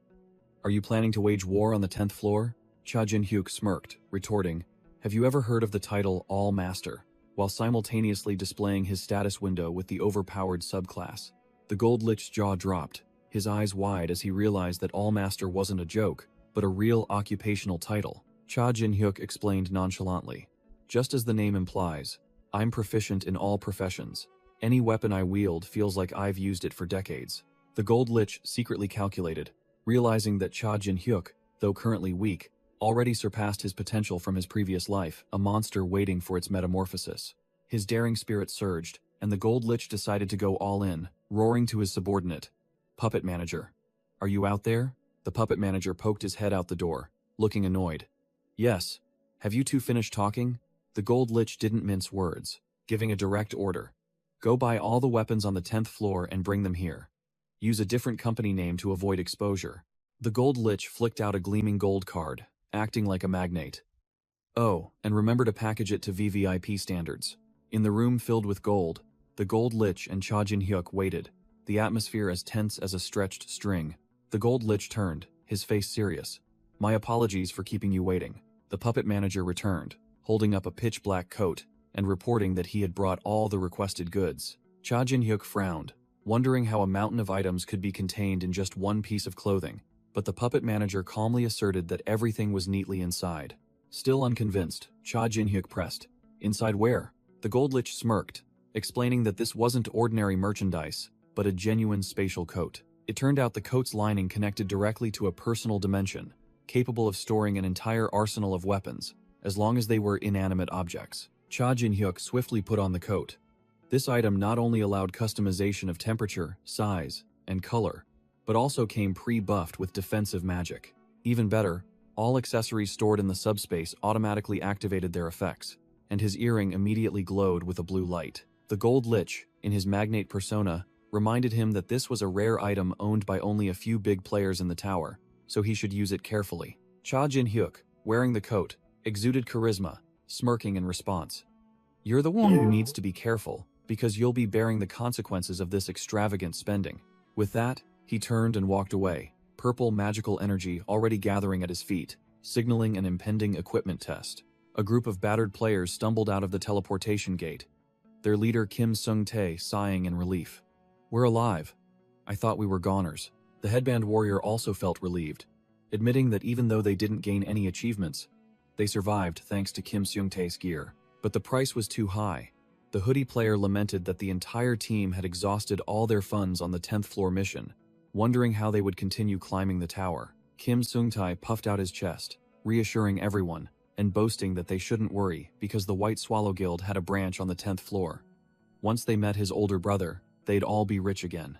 Meanwhile, the helmet player was seething, recalling the encounter on the first floor, muttering to himself, that bastard on the first floor seems to have become the super rookie, Demon Mask. The knight clenched his fists, grinding his teeth, vowing to make Cha Jin-hyuk pay for daring to threaten and humiliate him. Unaware of this, Kim Sung-tae continued to pump up his team, shouting, All right, let's go. From now on, It's a battle of revenge. But no sooner had he finished speaking than Kim Seung-tae's entire group froze, their faces blank as statues. Before them lay a scene of devastation. The guild branch building they had sought was utterly collapsed, a pile of scrap. The warrior turned to Kim Seung-tae in despair upon hearing that all guild members had evacuated to the 30th floor, and his brother was completely out of contact. After their plan fell apart, Kim Seung-tae's team slumped onto the stairs, acknowledging the harsh truth. We're both unskilled and out of money. Climbing to the 30th floor is impossible. The headband warrior couldn't keep his composure any longer, turning to confront Kim Seung-tae. We trusted you and followed you all the way here, Seung-tae. Another chimed in, bluntly concluding that aside from having a cool older brother in a good guild, Kim Seung-tae was completely useless. Cornered, Kim Seung-tae roared furiously. "Shut up, you useless bastards," he retorted, contemptuously telling his teammates that they were just a bunch of good-for-nothings, and without him, they wouldn't have even made it past the 10th floor. From a hidden corner, Cha Jin-hyuk witnessed the drama, a calculating glint in his eyes. This seems like a good opportunity to clean up these fools. Amidst their internal strife, a small white two-tailed fox cub unexpectedly appeared from the dark alley. The fox cub staggered, looking frail, but still tried to crawl towards the bewildered players. Kim Seung-tae flinched in alarm, quickly waving his hand to shoo it away. "If you're looking for food, we don't have anything for you, scram." Completely ignoring Kim Seung-tae's attitude, the little fox calmly approached and gently licked his shoelace. Kim Seung-tae's eyes widened, snapping at the approaching little fox. "What the hell are you doing? I told you to get lost." Without another word, he swung his leg, delivering a direct kick to the fox, calling it a filthy thing. Taking the full force of the kick, the two-tailed fox cub was sent flying, tumbling across the ground. Kim Seung-tae hovered in the air after his kick, threatening that the fox was dead for daring to bother him while he was angry. Slam! He brought his heel down, mercilessly crushing the small creature. The man vented his rage like a madman, continuously punching and kicking the two-tailed fox cub and screaming, "Damn it! Why?" He continued to torment the animal, yelling in despair that nothing in his life was going right. Kim Seung-tae's face contorted with fury. He roared that he was too unlucky for the only thing to appear to be a damn dog. Suddenly, a flash of blue light gleamed in the dark alley. Swish! A lightning-fast kick from the shadows struck Kim Seung-tae's arm, making it bleed and knocking it off target. Kim Seung-tae froze, his face blank, not understanding what had just happened to his arm. From the shadows, a figure radiating dark purple aura slowly approached, delivering a cold warning. "That's enough. If you keep kicking it, it'll take a long time to recover." Knocked down by another kick, Kim Seung-tae clutched his leg, wailing miserably, frantically shouting to ask who the hell had just attacked him. Lying flat on the ground, the two-tailed fox cub sarcastically whimpered. "Are you talking about me?" Cha Jin-hyuk reveals his true form with the demon mask, exuding an overwhelming aura, and declares bluntly, "I am the new owner of the fox you just kicked." Standing protectively in front of the two-tailed fox cub, Cha Jin-hyuk thought to himself that he never expected to meet a descendant of the nine-tailed fox, a legendary divine beast, in a place like this. Suddenly, a quest panel appeared, requesting him to rescue and heal the fox, with a reward of an item to increase intimacy, making Cha Jin-hyuk realize he had just stumbled upon a great deal. Kim Seung-tae broke out in a cold sweat, recognizing the familiar mask and stammering. "Demon mask?" The man racked his brain, trying to remember where he had seen this person before, while Cha Jin-hyuk simply stood silently, his eyes behind the mask, looking down at him like an insignificant insect. Regaining his aggressive demeanor, Kim Seung-tae gritted his teeth, growling a challenge. "Is this how you intend to provoke me?" At Kim Seung-tae's command, two subordinates from the White Swallow Guild aggressively charged forward, intending to ambush Cha Jin-hyuk. Beneath the mask, Cha Jin-hyuk's eyes flashed with a deadly purple light, signaling that the game was about to end. With a whoosh, Cha Jin-hyuk teleported from his spot, leaving only an energy aftershock on the ground. The two henchmen were bewildered, still trying to process what had just happened. Huh? Where did he go? Before they could finish speaking, Cha Jin-hyuk appeared right behind them, taking down one with a single blow, while the other was still processing. Holding the two-tailed fox cub in his arms, Cha Jin-hyuk coldly warned, "Do you know what you just stepped on? That was your last bit of luck." Kim Seung-tae was sweating but still tried to stand firm, drawing his sword and growling. "Why the hell would I need to know? I'll chop off your leg just the same." Cha Jin-hyuk completely ignored the threat, turning to ask the fox cub, "Nine-tailed fox, what should we do with these pieces of trash?" A notification panel appeared, clearly conveying the divine beast's will. "The nine-tailed fox tells you to kill them all." Still unaware of his impending doom, Kim Seung-tae yelled out a command, Charge. Surround him. Don't let him escape.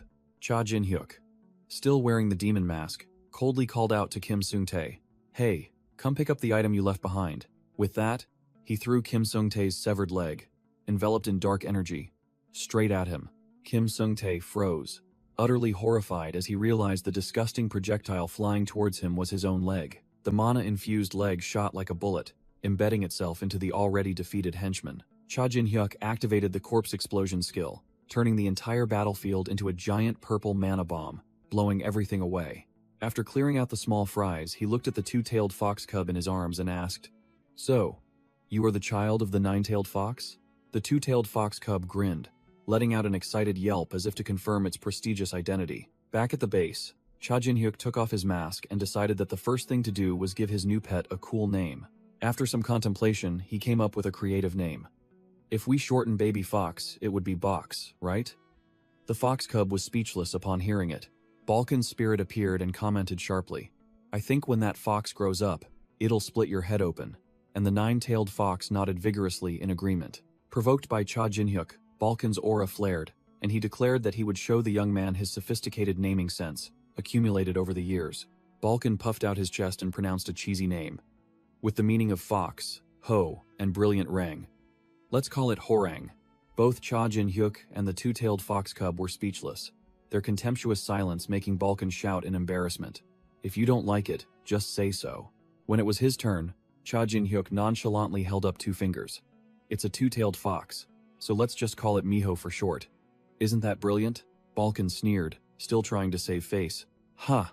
Would that picky fox accept such a common name?" Contrary to his prediction, the two-tailed fox cub visibly beamed with joy, letting out an excited keng sound, officially sealing the name Miho. Cha Jin-hyuk smirked at the speechless Balkan. "Looks like it likes it?" making the old man just clear his throat to hide his embarrassment. The system panel displayed a notification. Quest completed. Rescue the descendant of the nine-tailed fox, Miho. Rewards have been granted. Immediately, Miho spat out a brightly glowing purple energy orb, as if it were a gift. Cha Jin-hyuk looked at the orb in surprise. Inside was a cat-like shadow with mesmerizing glowing eyes. This is. The reward appeared. A high-quality fox mask, enveloped in mystical purple energy. Wearing it grants the user fox abilities, with power increasing based on the former owner's level. Cha Jin-hyuk picked up the mask, noting its resemblance to his demon mask, and began calculating the formidable abilities it could bestow. Among the fox's abilities, Charm was considered top tier, an unrivaled hard crowd control skill to restrain enemies. The system unexpectedly displayed a notification from the nine-tailed fox, stating that the quest was ongoing, and he needed to focus on Miho's recovery. Quest Part 2 was officially assigned. To restore Miho's strength, you must feed it 999 fresh livers. Cha Jin-hyuk's face twisted when he heard the number 999 livers. And what's more, they had to be fresh. Hunted by his own hands, a true grind quest. However, after considering the value of the mask, he clicked his tongue and accepted, deeming it an offer he couldn't refuse. He smirked confidently, believing that gaining the nine-tailed fox's favor would undoubtedly bring great benefits, and sent a message. "I'll be looking forward to it, nine-tailed fox." The nine-tailed fox replied via the system with a condescending tone, as if to say, "Obviously, it's beneficial. No need to ask." Everything was settled, and Balkan announced he would take a stroll, leaving Cha Jin-hyuk and Miho on the table. Before his spirit vanished, Balkan instructed, "Tomorrow morning, we'll go to the class change tower. If you're afraid of being late, just go straight there and wait." Then he zipped away. Whoosh! Balkan's spirit zipped away, leaving a brilliant purple energy trail tearing through the night. Gliding through the city, Balkan muttered, Just as expected. It's completely different from when I used to climb the tower." Suddenly, a terrifying surge of killing intent descended, manifesting as the glowing red eye of a fierce beast. Balkan startled and landed on a rooftop, sensing a familiar yet deadly aura. This feeling. Could it be? Looking down from above, Balkan spotted a stranger standing in the middle of the road, his entire body enveloped in dark magic. Balkan narrowed his eyes, immediately recognizing the other's true nature. A dragon. Those horns and that wild magical power, there's no mistaking it. It's a dragon. The black-horned man let out a cold breath, his sharp eyes filled with contempt. With a burst of crimson aura, the dragon declared chillingly, "I want to kill every single dragon." Balkan froze, his pupils contracting in utter shock, sweat pouring down, Kill the dragons? The dragon explained with a disdainful tone, behind him an illusion of a giant dragon. Dragons are a bunch of narcissists, ready to betray even their own kin. They are the most arrogant species among the 4 emperors, and a dragon who dares to declare that no other of its kind shall survive is even more deserving of death. Balkan broke into a cold sweat, cursing under his breath as he realized they were screwed. The dragons were about to swarm floor 10 because of this guy. Meanwhile, 2 passers-by pointed up at the rooftop, whispering about how Balkan had been standing there for days, muttering like a madman. Balkan also wondered why, after several days, the dragons remained silent, showing no reaction to that dragon. Suddenly, the black-horned man sensed something, his crimson eyes darting to the side. With a swift motion, the black-horned man spun around to look directly at Balkan's position, making him jump. Damn it, he sensed my mana. The black-horned man crossed his arms, looking at Balkan with disdain. Ah, so it's you, that evil spirit hovering around, quite an eyesore. Balkan's eye twitched in anger, and he growled. What? Evil spirit? Balkan landed on the ground right in front of his opponent, his purple magic flaring. Seeing how you don't recognize my power, I can already guess your level. The black-horned man didn't flinch, his eyes sharpening as he called out directly. Hey, you young dragon. Hearing the words young dragon, the black-horned man gritted his teeth, veins bulging. You bastard, how dare you? The black-horned man, enraged, veins bulging on his face, roared. How dare you call me a dragon? It seems you're tired of living. Meanwhile, in another place, Cha Jin-hyuk advanced alone towards the mage-class change tower on the outskirts of the 10th floor. Cha Jin-hyuk, now wearing a demon mask, wondered why Balkan hadn't returned yet and why he couldn't contact him telepathically, while the little 2-tailed fox cub sat on his shoulder. The large doors of the tower creaked open, and Cha Jin-hyuk stepped into an empty hall, wondering why there was no one around. Suddenly, a voice echoed from the shadows. Oh, welcome. A man with tied-up blonde hair and a smug smile appeared, introducing himself as Ken, the challenger, and also the manager of this tower. Cha Jin-hyuk remarked that the place was too quiet, and Ken explained that on the 10th floor, the number of people who awakened mana could be counted on one's fingers. They were all just small fry. Cha Jin-hyuk got straight to the point, asking to borrow the necromancer's room. Ken happily agreed, but it seemed there were conditions. Ken held out a crystal ball, asking Cha Jin-hyuk to prove he had awakened mana by channeling energy into it. Cha Jin-hyuk casually confirmed the request, while Ken began instructing him to channel mana slowly, as if casting a spell. Without any preamble, Cha Jin-hyuk placed his hand directly on the mana-measuring crystal ball. Whoosh! A colossal surge of dark purple magic power erupted from his hand, the terrifying pressure blowing the manager, Ken, backward. Ken's face turned pale, sweat pouring off him like rain, as he screamed in his mind, Impossible! How could a mere brat who just reached the 10th floor possess such a monstrous amount of mana? Crack! Under the pressure of the pure and dense mana flow, fatal cracks began to appear on the orb. Smash! The crystal ball shattered into countless fragments, blowing away the manager who was screaming miserably on the floor. Thrown back by the aftershock, Ken fell sprawling, his voice trembling as he pointed at the masked figure. You broke the orb. Cha Jin-hyuk stood tall amidst the purple aura, the little fox still perched on his shoulder, and coldly asked, So, where is the necromancer's room?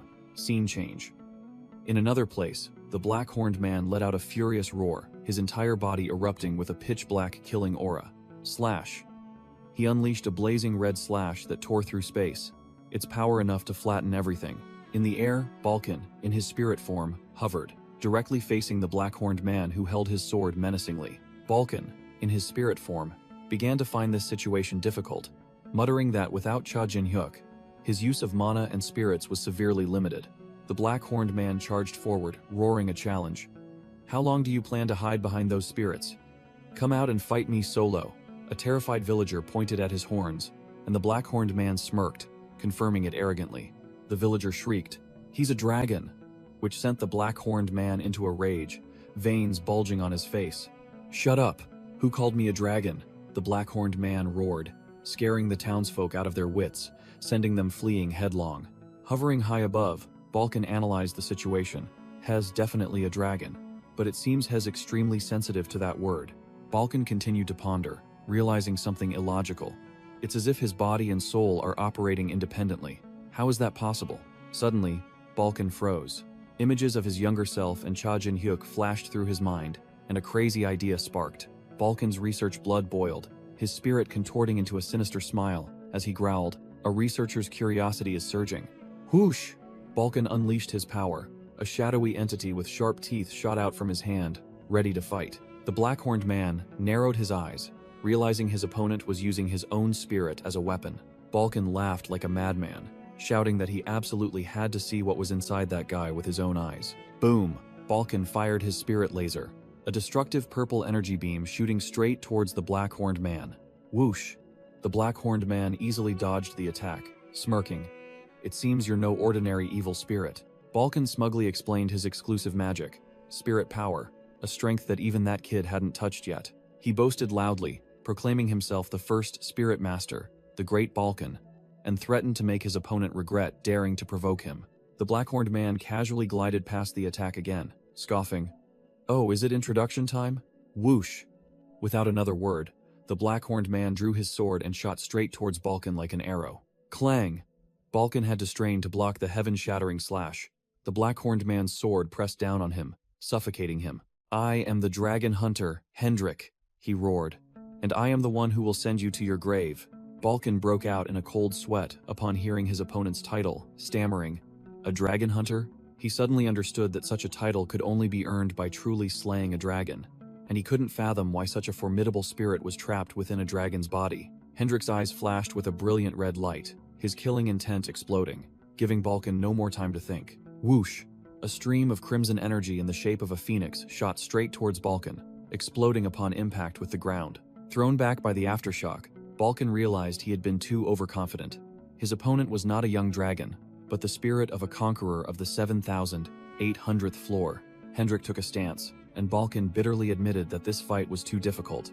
Even with Cha Jin-hyuk here, victory wasn't guaranteed. Knowing he couldn't hold back, Balkan channeled all his spirit power, creating a dark orb beneath his feet, preparing for a counterattack. Hendrik sneered contemptuously, growling, "You think that petty trick can hit me?" Balkan roared Spirit Bind, and immediately, purple energy chains shot out, tightly coiling around the charging Hendrik. As soon as he bound his opponent, Balkan poured all his strength into throwing a colossal spirit power orb directly at the immobilized Hendrik. Crack! Hendrik strained, easily shattering the spirit chains that bound him as if they were mere toys. Without wasting a second, he swung his sword, unleashing a moonlight slash, a brilliant purple sword aura that tore through space and shot straight towards Balkan. Whoosh! As the sword strike flew, Hendrik glanced with absolute confidence, certain his prey had been hit. But Balkan had summoned a giant spirit hand to block the attack, making Hendrik gasp in astonishment. A giant.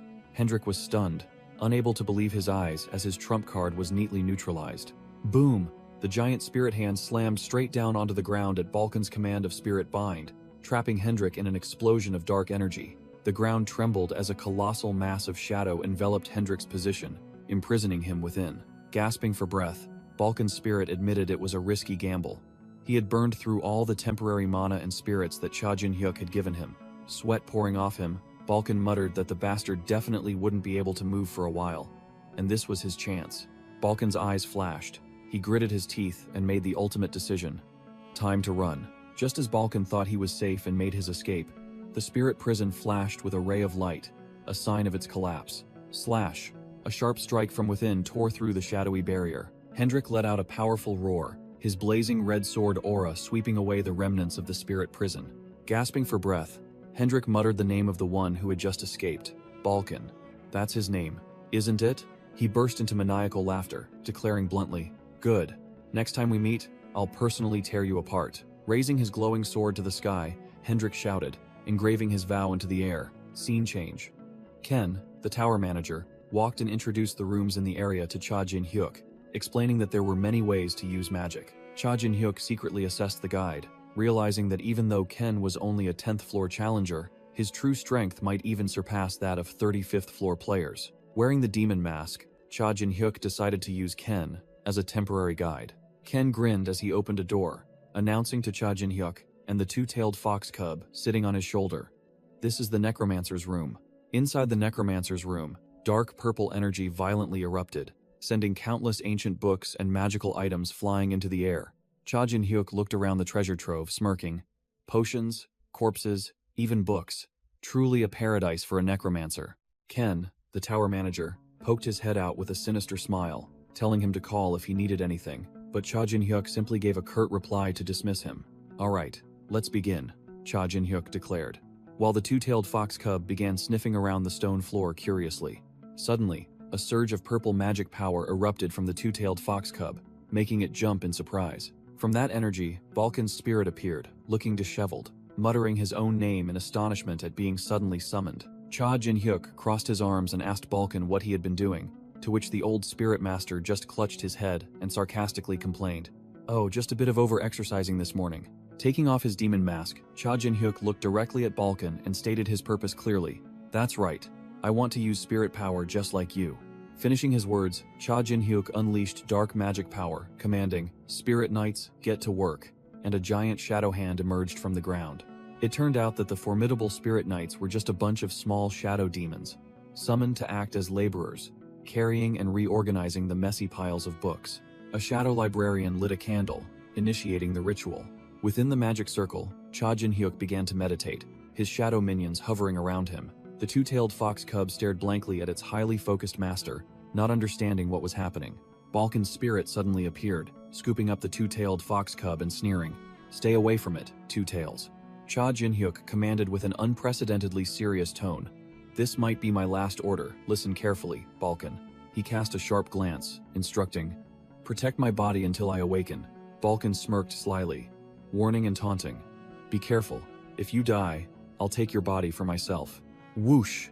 Cha Jin-hyuk put on his demon mask, and a massive surge of soul energy erupted from his body. The summoned spirit roared wildly, and a terrifying mental pressure enveloped the entire room. With a whoosh, the giant spirit plunged straight into Cha Jin-hyuk's body, beginning the process of assimilation or absorption. Whoosh! Cha Jin-hyuk gritted his teeth, enduring as the surging purple spirit power invaded his body, a painful assimilation process. Witnessing the horrifying sight, the two-tailed fox cub could only let out a terrified shriek. Balkan hugged the little fox, calmly reassuring it, "Don't worry, that kid will be fine." The old man began to explain spirit power, a crucial skill for necromancers, which allows users to infuse spirits and use them as mana. Balkan smirked, revealing that the fastest way to awaken this power was to push oneself into a spirit state, and the price was not cheap. In other words, you have to die once. Cha Jin-hyuk's consciousness began to waver. Thud! As soon as the process began, Cha Jin-hyuk's body lost all strength and collapsed. Balkan knelt on one knee, observing the situation and muttering, It seems he's entered." Cha Jin-hyuk's soul gradually sank to the bottom of a deep body of water, which was the spirit realm. A greedy voice screamed in Balkan's mind, "Body! Give me his body!" The old man gritted his teeth and spun around. The real battle had just begun. A green vortex of spirits appeared, the vengeful spirits screaming for a fresh body to be reborn. A spirit lunged straight towards Cha Jin-hyuk's body, but Balkan was already blocking the way, growling, "Mine! Get lost! If you're old, go to heaven and clear the waters." Balkan roared, summoning dark power. "Spirit Knights, Jin-hyuk's body is unprotected. Protect your master from the dead." Immediately, a spirit knight appeared, grabbing the face of an approaching spirit, making it shriek miserably. Another shadow soldier, looking like a goblin, tightly grabbed a spirit, despite it struggling and cursing, "Let me go, you filthy kobold." Tired of the cat-and-mouse game, Balkan unleashed his true power, channeling energy and shouting, "Spirit Laser!" A giant dark beam shot out, sweeping everything away. Hearing the commotion, the tower manager poked his head out the door, asking bewildered, "Sir, what's all this noise about?" Upon seeing Balkan and his shadow army sweeping away the spirits, the manager clutched his head in panic. What in the world is happening? It's chaos. Balkan spun around, snapping at the newcomer. "Who's that? Are you the manager here? Come here and lend a hand, quick." Amidst the battle, the two-tailed fox cub could only cower behind a stack of books, trembling with fear. After cowering in fear, the two-tailed fox cub narrowed its eyes, its gaze filled with determination. Taking advantage of the chaos, a cunning spirit glided towards Cha Jin-hyuk's unguarded body, smirking triumphantly. It lunged straight at its target, yelling, "Idiots! No one's guarding his back." The tower manager was the first to spot the danger, frantically shouting at Balkan, "Hey, over there, near the player." "Damn it!" The spirit roared, preparing to possess the body. "Wake up, brat. This body is mine now." At that critical moment, the two-tailed fox cub shot forward like a streak of white light. Whoosh! It landed right in front of the spirit, unleashing a blinding pink energy surge. The two-tailed fox cub's entire body glowed brilliantly. It closed its eyes, looking incredibly cool as its power erupted. The energy explosion spread, pushing away both Balkan and the tower manager who were standing nearby. Both froze. Balkan stammered in disbelief. Two tails? While the tower manager could only gape. What was that halo of light? The hovering spirits suddenly flinched, bewildered by the mysterious light that had just appeared. Pure white light, reflected in the eye sockets of a spirit, signaling a sudden change. Instantly, all the spirits were smitten, their eyes turning into pink hearts, their mouths muttering, "So cute. Look at that pretty tail." The spirits now flew around the two-tailed fox cub like a mob of fangirls, completely losing their initial ferocity. Even Balkan's shadow soldiers couldn't escape. They melted into heart-shaped puddles, leaving the old spirit master stunned. Balkan yelled for the tower manager to snap out of it when he saw him also enraptured with heart-shaped eyes, completely out of control. Balkan broke out in a cold sweat, realizing this was no ordinary charm skill. It was more than just controlling simple desires. He stared at the two-tailed fox cub, bitterly admitting that creatures with a divine bloodline were truly formidable, capable of enslaving even souls. A cold, authoritative voice echoed amidst the chaos. Too noisy, emanating from a giant skull wreathed in blue flames. A giant undead summon emerged from Cha Jin-hyuk's shadow, looking around and speaking with a sigh. "Oh dear, look at this mess." Balkan broke out in a cold sweat, realizing that the newly summoned entity was a renowned monster, surely an extremely powerful tower climber when it was alive. The giant undead summon glanced towards Cha Jin-hyuk, its voice filled with longing. Oh, a fresh body, clearly intending to possess it. Recognizing the danger, Balkan braced himself and charged, determined to stop the monster before it could act. Crash! He suddenly stumbled and fell face first onto the ground in a pathetic heap. Balkan trembled, bitterly realizing he was still under the fox's charm effect, completely devoid of strength. Helpless, he could only yell at the two-tailed fox cub standing nearby. "Two Tails, stop it!" The giant undead summon snarled at the fox, treating it like a tiny fluff ball. "Get out of my way, I'm not interested in you."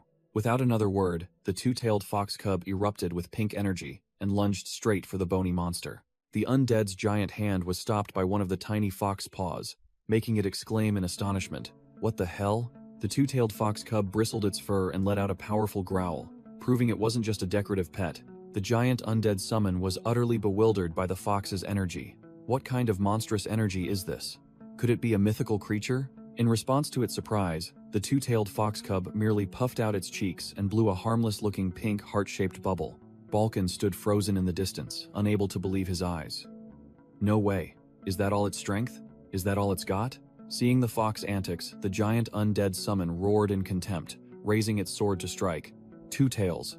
I can't believe this useless thing dares to threaten me. The two-tailed fox cub suddenly narrowed its eyes, tensing up as if about to unleash a real attack. But no. Another hand from behind had gathered deadly purple dark magic, ready to fire. Whoosh! A stream of deep purple energy pierced straight through the giant undead summon's chest, leaving it no time to react. Balkan's jaw dropped, sweat pouring down him as he realized who had truly made the move. Cha Jin-hyuk appeared, patting the fox sitting on his shoulder. "Thanks, Two Tails." Then he turned to Balkan, his eyes sharp, his voice cold as ice.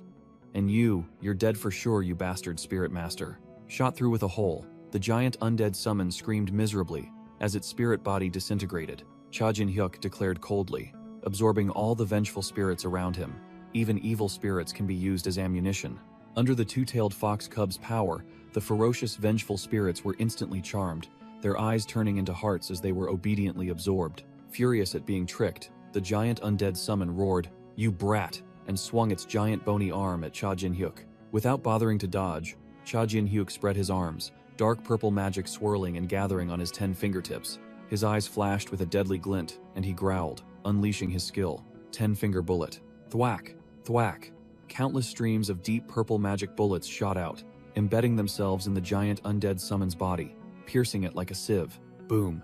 The entire cluster of energy bullets converged and exploded, not only blowing away the monster, but also creating a massive hole in the city wall. Witnessing the scene, Balkan could only mutter in admiration. Gathering spirit power at the fingertips and shooting it out? Simple, yet terrifyingly powerful. Having dealt with the small fry, Cha Jin-hyuk and the two-tailed fox cub calmly walked through the hole in the wall, leaving the ruins behind. Cha Jin-hyuk held the demon mask he had just acquired, a self-satisfied smirk on his face. Well, not bad, huh? Meanwhile, Ken Tower Manager was still in a daze, dozing off with a wide grin. Another man who had just appeared was utterly shocked, sweat pouring down him at the sight of the devastation. Oh my god. All three landed in the ruined main hall, and the puppet manager cried out in alarm. What the hell happened to the mage-class change tower? Cha Jin-hyuk calmly replied, It's a long story, but why are you here, puppet? The other man immediately answered, Oh, I came to deliver some things to you. The puppet manager gestured, and a purple mannequin puppet brought a suitcase, explaining, These are the items you requested that we couldn't fit into the spatial jacket.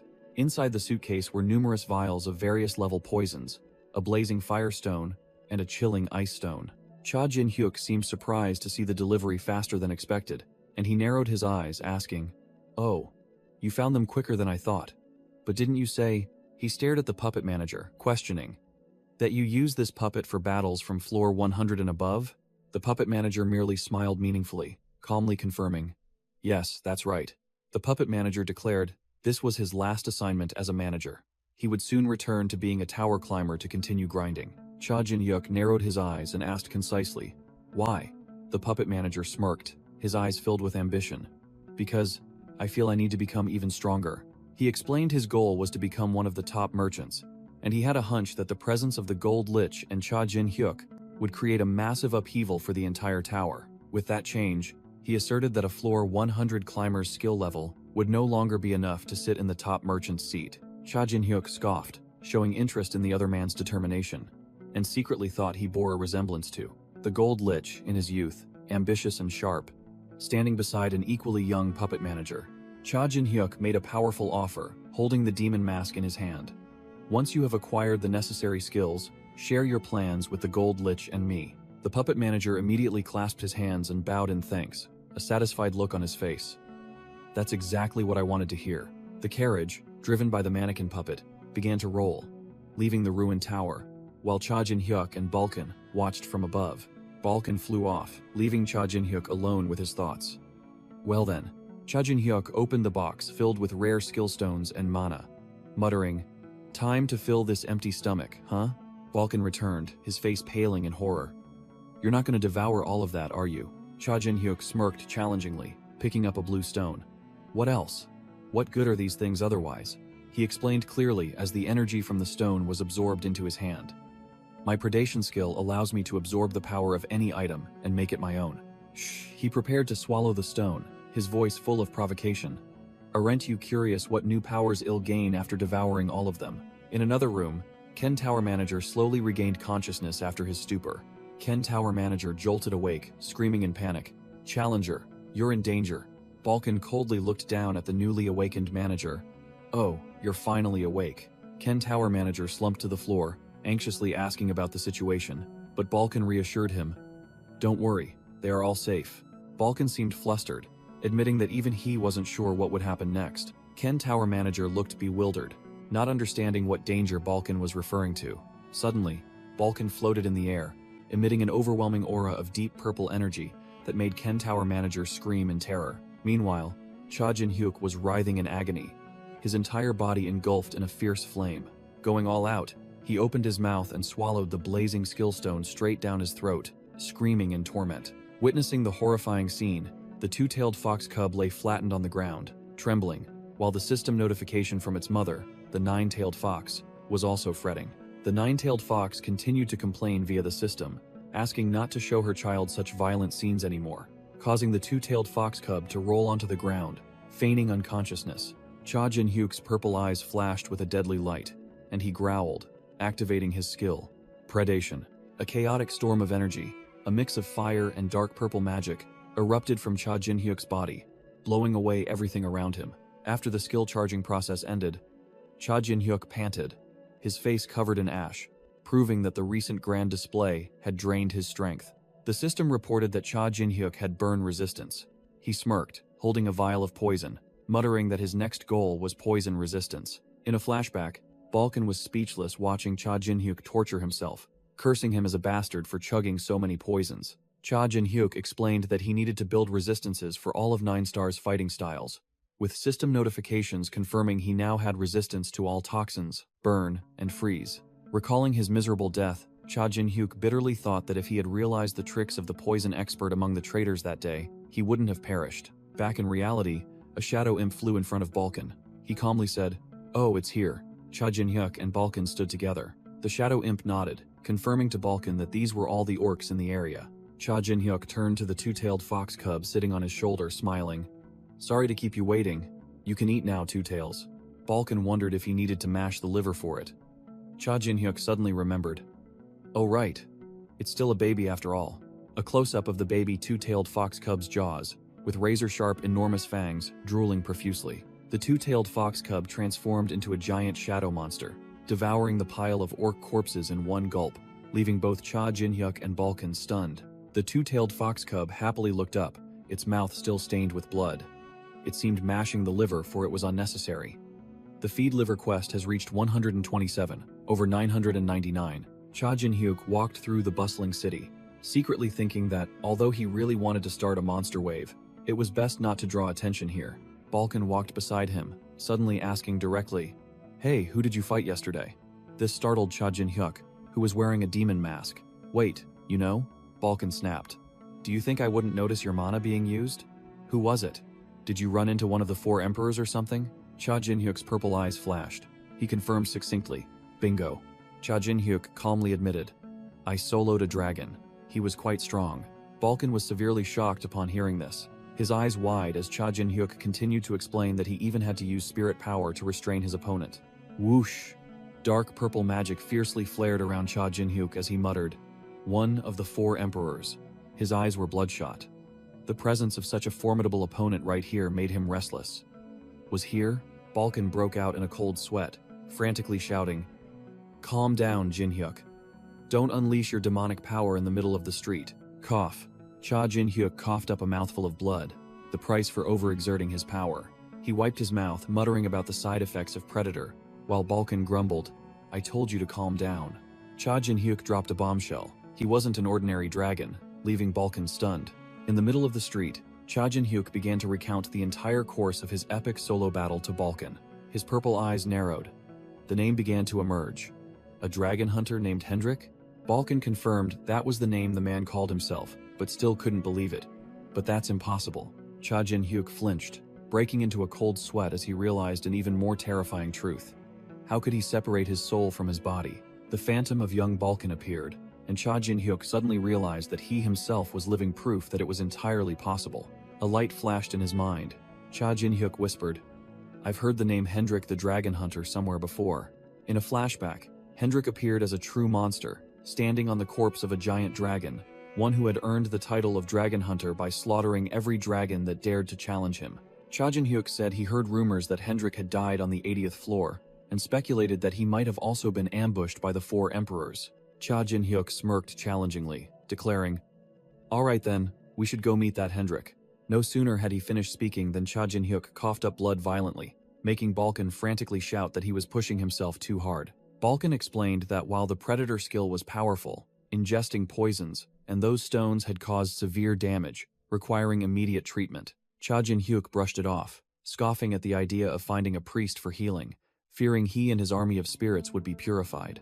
This made Balkan retort, "So, are you just going to keep coughing up blood?" He declared that the best solution was to seize divine power himself, a crazy idea that made the two-tailed fox cub sigh in exasperation. Suddenly, the two-tailed fox cub bared its fangs and growled fiercely, making Cha Jin-hyuk wonder, What's wrong, Two Tails?" The little fox began barking loudly ahead, extremely vigilant, leaving Balkan bewildered and unsure what was happening. Balkan grimaced in annoyance at the deafening barking, snapping, "My ears hurt. Be quiet." Balkan called Jin-hyuk's name, but his purple eyes had narrowed, clearly sensing something unusual. Balkan noticed the crowd ahead seemed strange, not like normal people. These people showed absolutely no reaction to the two-tailed fox cub's growls, acting like a bunch of zombies. Balkan concluded that the entire crowd was walking unconsciously, like a group of controlled sleepwalkers. Suddenly, a brilliant golden halo appeared right above Cha Jin-hyuk and Balkan, signaling the appearance of a formidable boss. Both looked up, extremely vigilant as steady footsteps approached. A woman wearing a hooded cloak, with a holy aura, stepped out from the soulless crowd and greeted them. She smirked, directly naming Cha Jin-hyuk's item, Demon Mask. Cha Jin-hyuk immediately recognized the enemy's identity, his eyes flashing with danger. A celestial. Without another word, Cha Jin-hyuk charged forward, a dark purple magic orb gathering in his hand, mocking, "Ha, happy to see me." But the celestial was on a different level, easily grabbing his wrist, stopping his attack, and coldly retorting, "And I am not happy to see you." The celestial blocked Cha Jin-hyuk's sword with one hand, her voice full of condescension as she warned, "Don't do anything you'll regret." Cha Jin-hyuk broke out in a cold sweat, unable to believe the opponent's speed, only managing to think, "So fast, when did she?" The celestial smirked provocatively, greeting him once more. "It's a pleasure to meet you, Demon Mask." Cha Jin-hyuk strained with all his might but couldn't push her back an inch, bitterly admitting that his opponent was too strong and hadn't budged. The celestial unexpectedly placed her hand on Cha Jin-hyuk's mask, stating bluntly, "Your tongue is completely rotten." While holding Cha Jin-hyuk firmly, she rattled off his body's condition like a scanner. "Your throat, stomach, and even your intestines are all damaged." The halo above the celestial's head suddenly flared with brilliant golden light, signaling an impending skill activation. Holy energy enveloped Cha Jin-hyuk. She maintained a confident and powerful smile. Cha Jin-hyuk was stunned as he felt a strange power affecting his body, his voice faltering. "This is..." Clang! Cha Jin-hyuk was flung backward. Balkan's spirit immediately materialized, shouting anxiously, "You bastard! Are you all right?" Cha Jin-hyuk stared, placing a hand on his chest, realizing his battered body had been completely healed. The celestial displayed her angelic divine power, asserting that she was not an enemy. "By now, you understand I'm not your foe, right?" Her name is Uriel, a celestial belonging to the Wingless organization. Bong! The clock tower's bell chimed in the middle of the night, seemingly activating a strange effect. A player suddenly flinched, eyes wide with confusion. The white-haired man looked around blankly, completely unable to recall what he was supposed to be doing or what time it was. Inside the Gold Lich Hotel, a similar event was unfolding. "Ah!" A maid who was cleaning suddenly jolted as if waking from a trance. She turned to ask her colleague, both sharing the same question. "Huh? Why did I suddenly zone out like that?" Neither of them noticed anything unusual, simply thinking they were overworked. Cha Jin-hyuk quietly peeked out from behind the door, his gaze full of scrutiny. With a thud, he was already in the room, questioning what Uriel was doing. Uriel calmly explained that she had tampered a little with the memories of the townspeople to protect them, preventing other angels from sniffing her out on the 10th floor. Cha Jin-hyuk silently assessed. A bit aggressive but not stupid. Acceptable.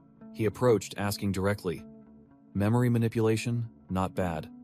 Why didn't you use it on me? Or is it too late?" Uriel scoffed, nonchalantly replying that such a trick was useless against those with strong egos like him, and casually glanced at the two-tailed fox cub with a compliment. Uriel's gaze suddenly sharpened, proving she was no ordinary individual. She laid her cards on the table, pointing directly at the air next to Cha Jin-hyuk.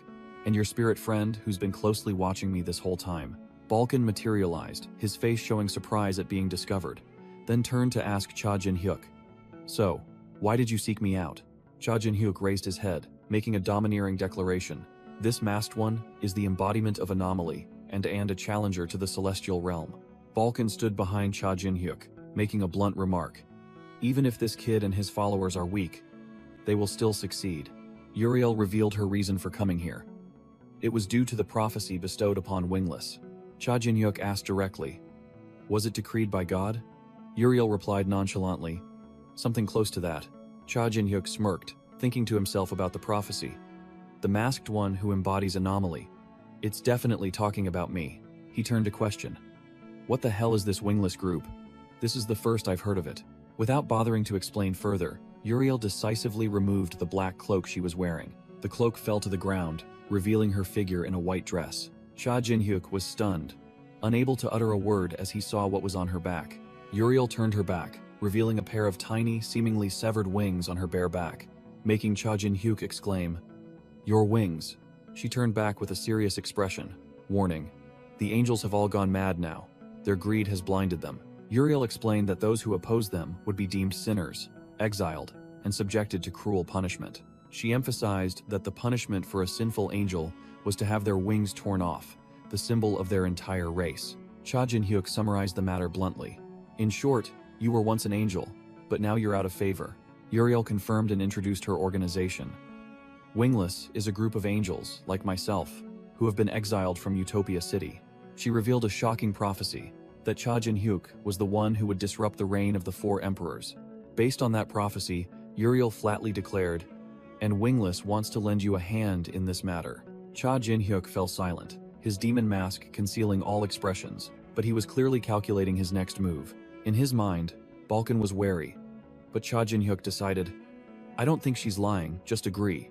He got straight to the point. "So, what kind of assistance can Wingless offer me?" Uriel closed her eyes, replying with a chilling answer that left her opponent speechless. "Nothing at all." Cha Jin-hyuk froze at the blunt reply, his purple eyes behind the mask flashing with disbelief. "What?" Uriel explained that this deal wasn't as sweet as it seemed.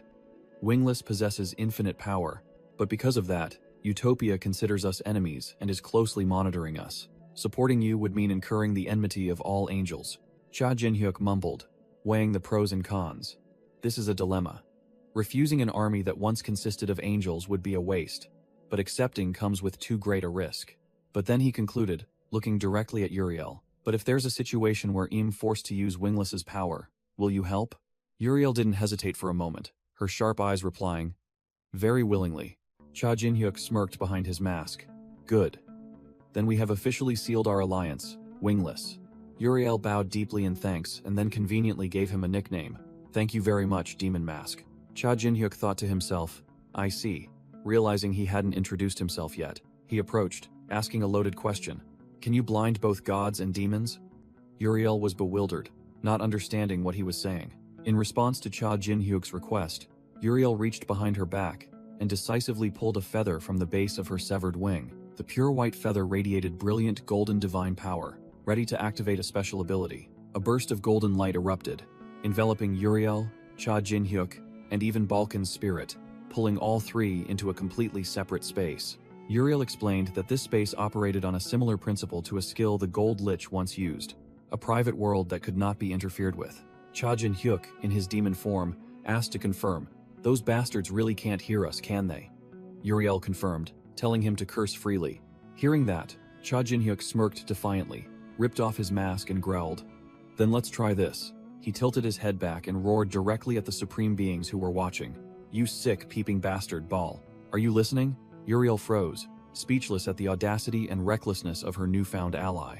Cha Jin-hyuk returned to his human form, smiling contentedly. Phew, the real deal. Uriel was still bewildered, not understanding why he needed a special space just to pull off this crazy stunt. Cha Jin-hyuk smirked, beginning to reveal his hand. "Since we're in this together, why bother with fake names and masks?" He revealed his true identity without hesitation. "I am Cha Jin-hyuk. 10 years ago they called me the Black Star."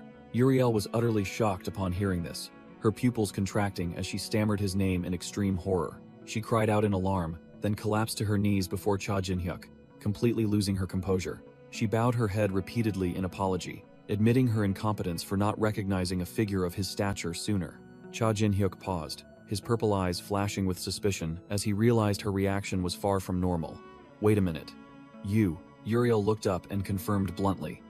"You know me, Cha Jin-hyuk, the one who died 10 years ago." She broke into a sweat, her voice trembling as she confessed a shocking secret. 10 years ago, at the place where your death was decided, I was also there." Upon hearing this, Cha Jin-hyuk's face darkened, radiating intense killing intent. Cha Jin-hyuk glared at Uriel, who was kneeling on the ground, his overwhelming aura completely dominating. Purple killing intent erupted at Cha Jin-hyuk's feet, cracking the ground as he issued his warning. He growled, his eyes sharp as knives. "You should choose your words carefully." Uriel didn't flinch, beginning to reveal a shocking secret. "Do you know what will happen if you climb to the 999th floor?" Cha Jin-hyuk replied succinctly, his goal far from ordinary. "I will become a transcendent being, the one who governs the gods and demons of this place." Uriel explained that the Celestials, or rather, the four emperors, had been blinded by power and wished to monopolize that supreme position. Therefore, they planned to eliminate all those with the potential to conquer the tower who were not part of their faction. Cha Jin-hyuk immediately understood, his face grim. So they want to nip their rivals in the bud. Uriel looked up, confirming. "You already knew?" Cha Jin-hyuk withdrew his killing intent, his voice icy. "Just a guess, but now it's confirmed." Cha Jin-hyuk's killing intent erupted, shadows swirling as he realized, and one of the masterminds is right before my eyes. His eyes blazing, He roared, ready to finish her. "I'll send your head flying, Uriel." Cha Jin-hyuk's dark energy tightened around Uriel, suffocating her. Even while being choked, Uriel uttered a crucial phrase. "And," she calmly continued, ignoring the pressure, "that's also why I became one of the wingless." Cha Jin-hyuk paused, his killing intent noticeably receding, and he asked with an incredulous expression, "What do you mean?" Uriel explained clearly, "I became wingless 10 years ago because I opposed the purge of a player." She looked him straight in the eye, revealing a shocking name. That person's name was Black Star. Cha Jin-hyuk. Cha Jin-hyuk was utterly stunned, sweat trickling down his temples as all the pieces clicked. "It was you." The killing intent vanished, and Cha Jin-hyuk retracted all his power, leaving Uriel kneeling on the floor while Balkan merely watched in silence. Cha Jin-hyuk, still sweating, lowered his voice to apologize for his rudeness, but Uriel simply shook her head, accepting it as a burden she had to bear. He waved his hand, clearly stating he wouldn't take his anger out on her, as he now understood that the wingless were vastly different from the Celestials. Uriel bowed her head, thanking him for his understanding. She suggested that there were outcasts like her in other races as well, and he should consider accepting their help. Cha Jin-hyuk smirked, acknowledging that this world truly had all kinds of people, both good and bad. A new vision unfolded, gathering outcasts from other races to form a powerful alliance, strong enough to confront the 4 emperors. Cha Jin-hyuk got straight to the point, asking for an address if he wanted to meet again, and Uriel revealed that the Wingless's base was located in Dream City, on the 190th floor. He was a little surprised that their stronghold was on such a low floor, but Uriel explained that the higher one went, the more terrible the 4 emperors' influence became. Cha Jin-hyuk suddenly remembered, his eyes turning cold as he muttered that he had forgotten it was his territory, and he was Martial Emperor Tessio, an overwhelming force dominating floors 200 to 300 entirely, an opponent even worse to face than the 4 emperors. Uriel, in her revealing attire, suggested she wanted to change clothes, and Cha Jin-hyuk immediately agreed. She turned her back, revealing the stumps of her wings on her bare back as she gathered her clothes. Cha Jin-hyuk watched in silence, his gaze somewhat thoughtful. As she was about to change, Uriel suddenly asked him if her giving him something would leave a trace. She explained that because she was being hunted by the Celestials, the only thing she carried with her was this body.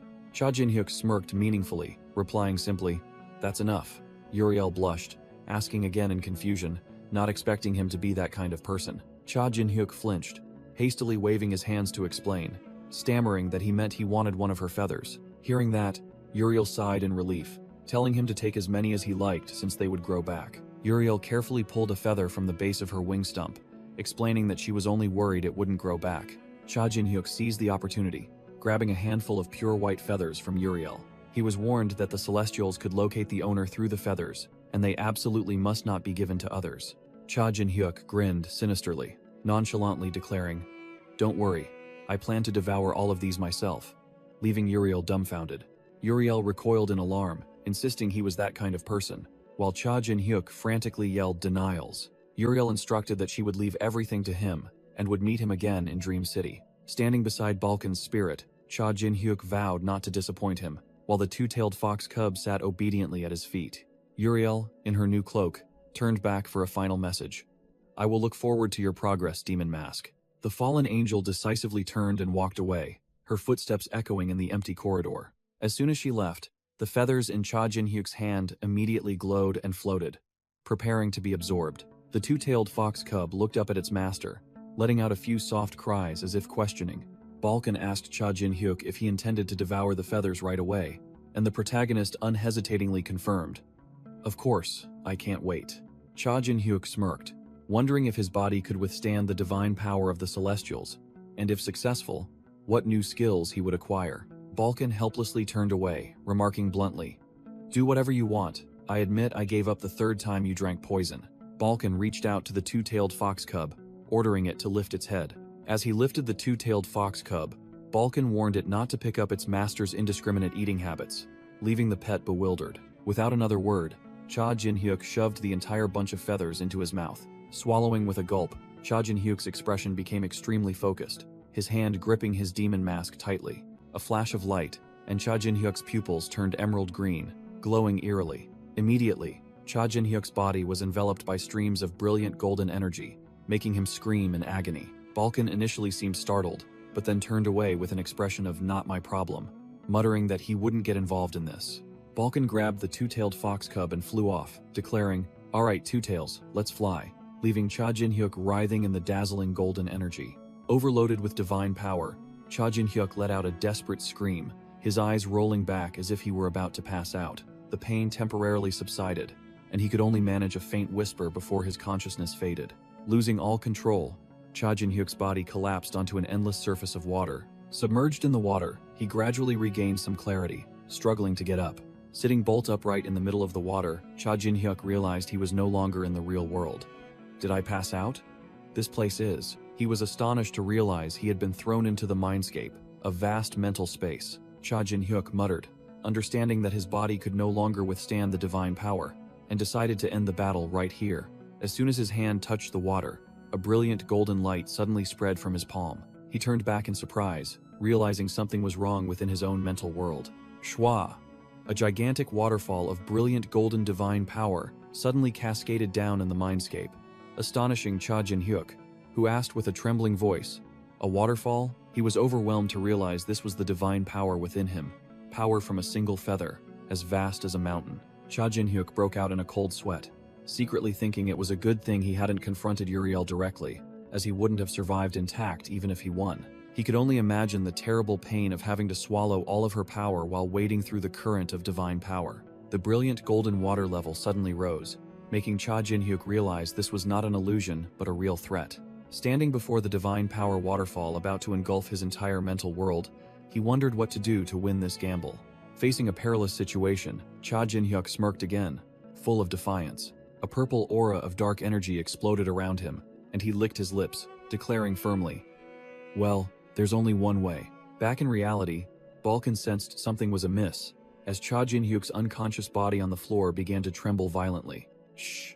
A massive surge of dark magic erupted from Cha Jin-hyuk's body, pushing Balkan, who was holding the fox cub by the scruff of its neck, away. Balkan frowned, realizing his junior was using spirit power, but sensing something very different about it. Balkan broke into a sweat, realizing this kid was crazy. He was using his own soul as material. In Balkan's arms, the fox cub could only whimper, her face downcast. Balkan reassured the fox cub, deciding to take a gamble.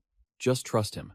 The fact that he started acting means he already has a plan. The fox cub's eyes welled up with tears, worried for her master. Balkan smirked, his gaze sharp. "Don't think you're the only one excited to see your potential, my disciple." Balkan's expression became utterly thrilled, and he growled with anticipation. "How will you surprise me this time, Cha Jin-hyuk?" Swish. Inside the mindscape, Cha Jin-hyuk gulped down a surge of dark energy. Gulp. Standing submerged in the sea of brilliant golden divine power, he continued to chug down that dark energy. He let out a sigh, his face showing clear disappointment. Damn it. Still not it? Cha Jin-hyuk realized his initial plan had failed, using spirit power to create an image of himself devouring divine power to suppress. It was a terrible idea. Standing before the sea of brilliant golden divine power about to engulf him, he knew that at this rate, he was doomed. Either he had to release all the energy, or lose his mind permanently. But then he snapped awake, his purple eyes flashing with determination. No, what the hell am I babbling about? He realized this was the mindscape, his home turf, and growled, "I can do it my way." His hand exploded with dark energy. Immediately, purple shadow tentacles emerged from the sea of divine power, stirring up the entire space. A gigantic shadow monster with a wide-open mouth emerged from the darkness, letting out an earth-shattering roar right behind Cha Jin-hyuk. Cha Jin-hyuk smirked arrogantly, his kingly aura returning. Now, this is the real deal. Whoosh!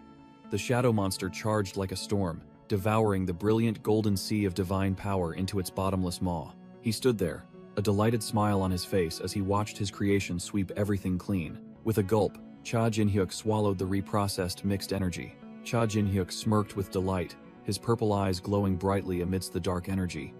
Yeah, that's more like it. A chaotic vortex of energy, a mix of dark and divine power, erupted violently, swirling within his mindscape. He grinned, savoring the taste of the new power source after absorbing it. Delicious. Absolutely delicious. The hunger for power surged, and he roared maniacally, drooling as he demanded to absorb even more. His entire body submerged in a sea of darkness. His desire to devour everything reached its peak. After the energy high, Cha Jin-hyuk collapsed onto the floor, unconscious but with a satisfied smile still on his lips. The fox cub looked worriedly at her master, while the system announced a chilling truth. The apex of malevolence is smiling. The system continued to blare. The apex of malevolence applauds, declaring this is what he has been waiting for and celebrating the birth of the predator demon king. Elsewhere, a blonde man was complaining to a red-haired man. The greedy dragon? Just like you have Baal, I also have a neutral god clinging to me. The blonde man explained, with an image of a ferocious dragon behind him. It's greedy, just like its name, specializing in devouring bad omens. In short, it's a crazy dragon that wants to consume the entire world. The blonde man smirked, revealing shocking information. Its divine name is the greedy dragon, but its true name is... Meanwhile, Cha Jin-hyuk's instinct for greed was roaring wildly, a shadow monster demanding to devour everything. Balkan appeared with a sly smile, along with the overjoyed fox cub. Hey kid, you're finally awake. Cha Jin-hyuk slowly woke up, and Balkan immediately got to the point, his voice full of challenge. Success or failure? Tell me quickly so I can mock you if you failed.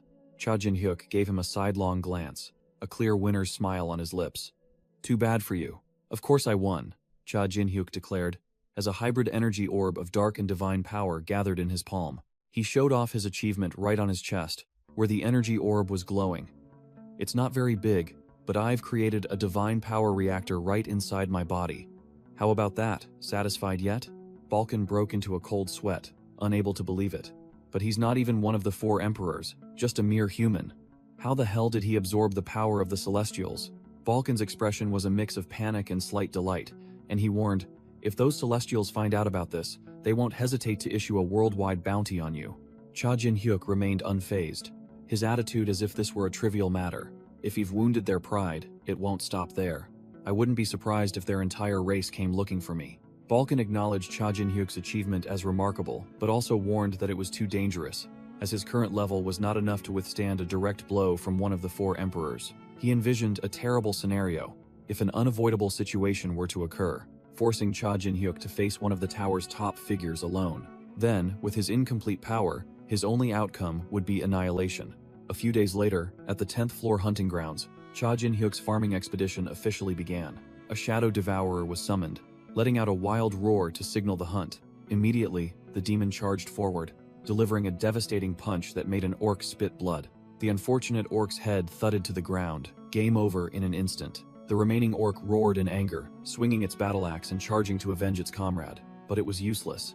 2 more shadow devourers appeared from thin air, surrounding the prey, giving it no chance to live. The shadow devourer darted forward, its purple eyes glowing with deadly intent. An orc's axe blade hadn't even reached its target before it was torn apart by dark energy. From the mountaintop, Cha Jin-hyuk observed the entire battlefield, orchestrating the massacre from afar. Balkan's spirit appeared beside him, remarking in a low voice, "So it has begun." Cha Jin-hyuk smirked confidently, while Balkan nodded. "Well done, just as expected." A holy healer appeared, using light energy to heal a shadow demon, an unprecedented grotesque tactic that completely transformed a necromancer's playstyle. Standing before a mountain of orc corpses, Balkan warned that using divine power would cause some undead to find peace. But Cha Jin-hyuk nonchalantly deemed it a necessary cost. Amidst the pile of corpses, an orc's body suddenly twitched, being gnawed on by something. The culprit was the 2-tailed fox cub, happily devouring its spoils, its mouth stained with blood. Balkan realized it had finished eating, and Cha Jin-hyuk turned to ask his pet, "Is it good?" The quest window from the 9-tailed fox appeared. Feed 2 tails, 999 fresh livers. Progress, 892. Almost done. Cha Jin-hyuk smirked, thinking he'd snag the orc butcher title for the 2nd time. Cha Jin-hyuk coldly ordered, "Status window." The status window appeared. Spirit Master, All Master, and most notably, his pathetic divine power stat had jumped to 3 points. Cha Jin-hyuk scoffed. After days of grinding, his divine power finally increased by 2 points. He clicked his tongue.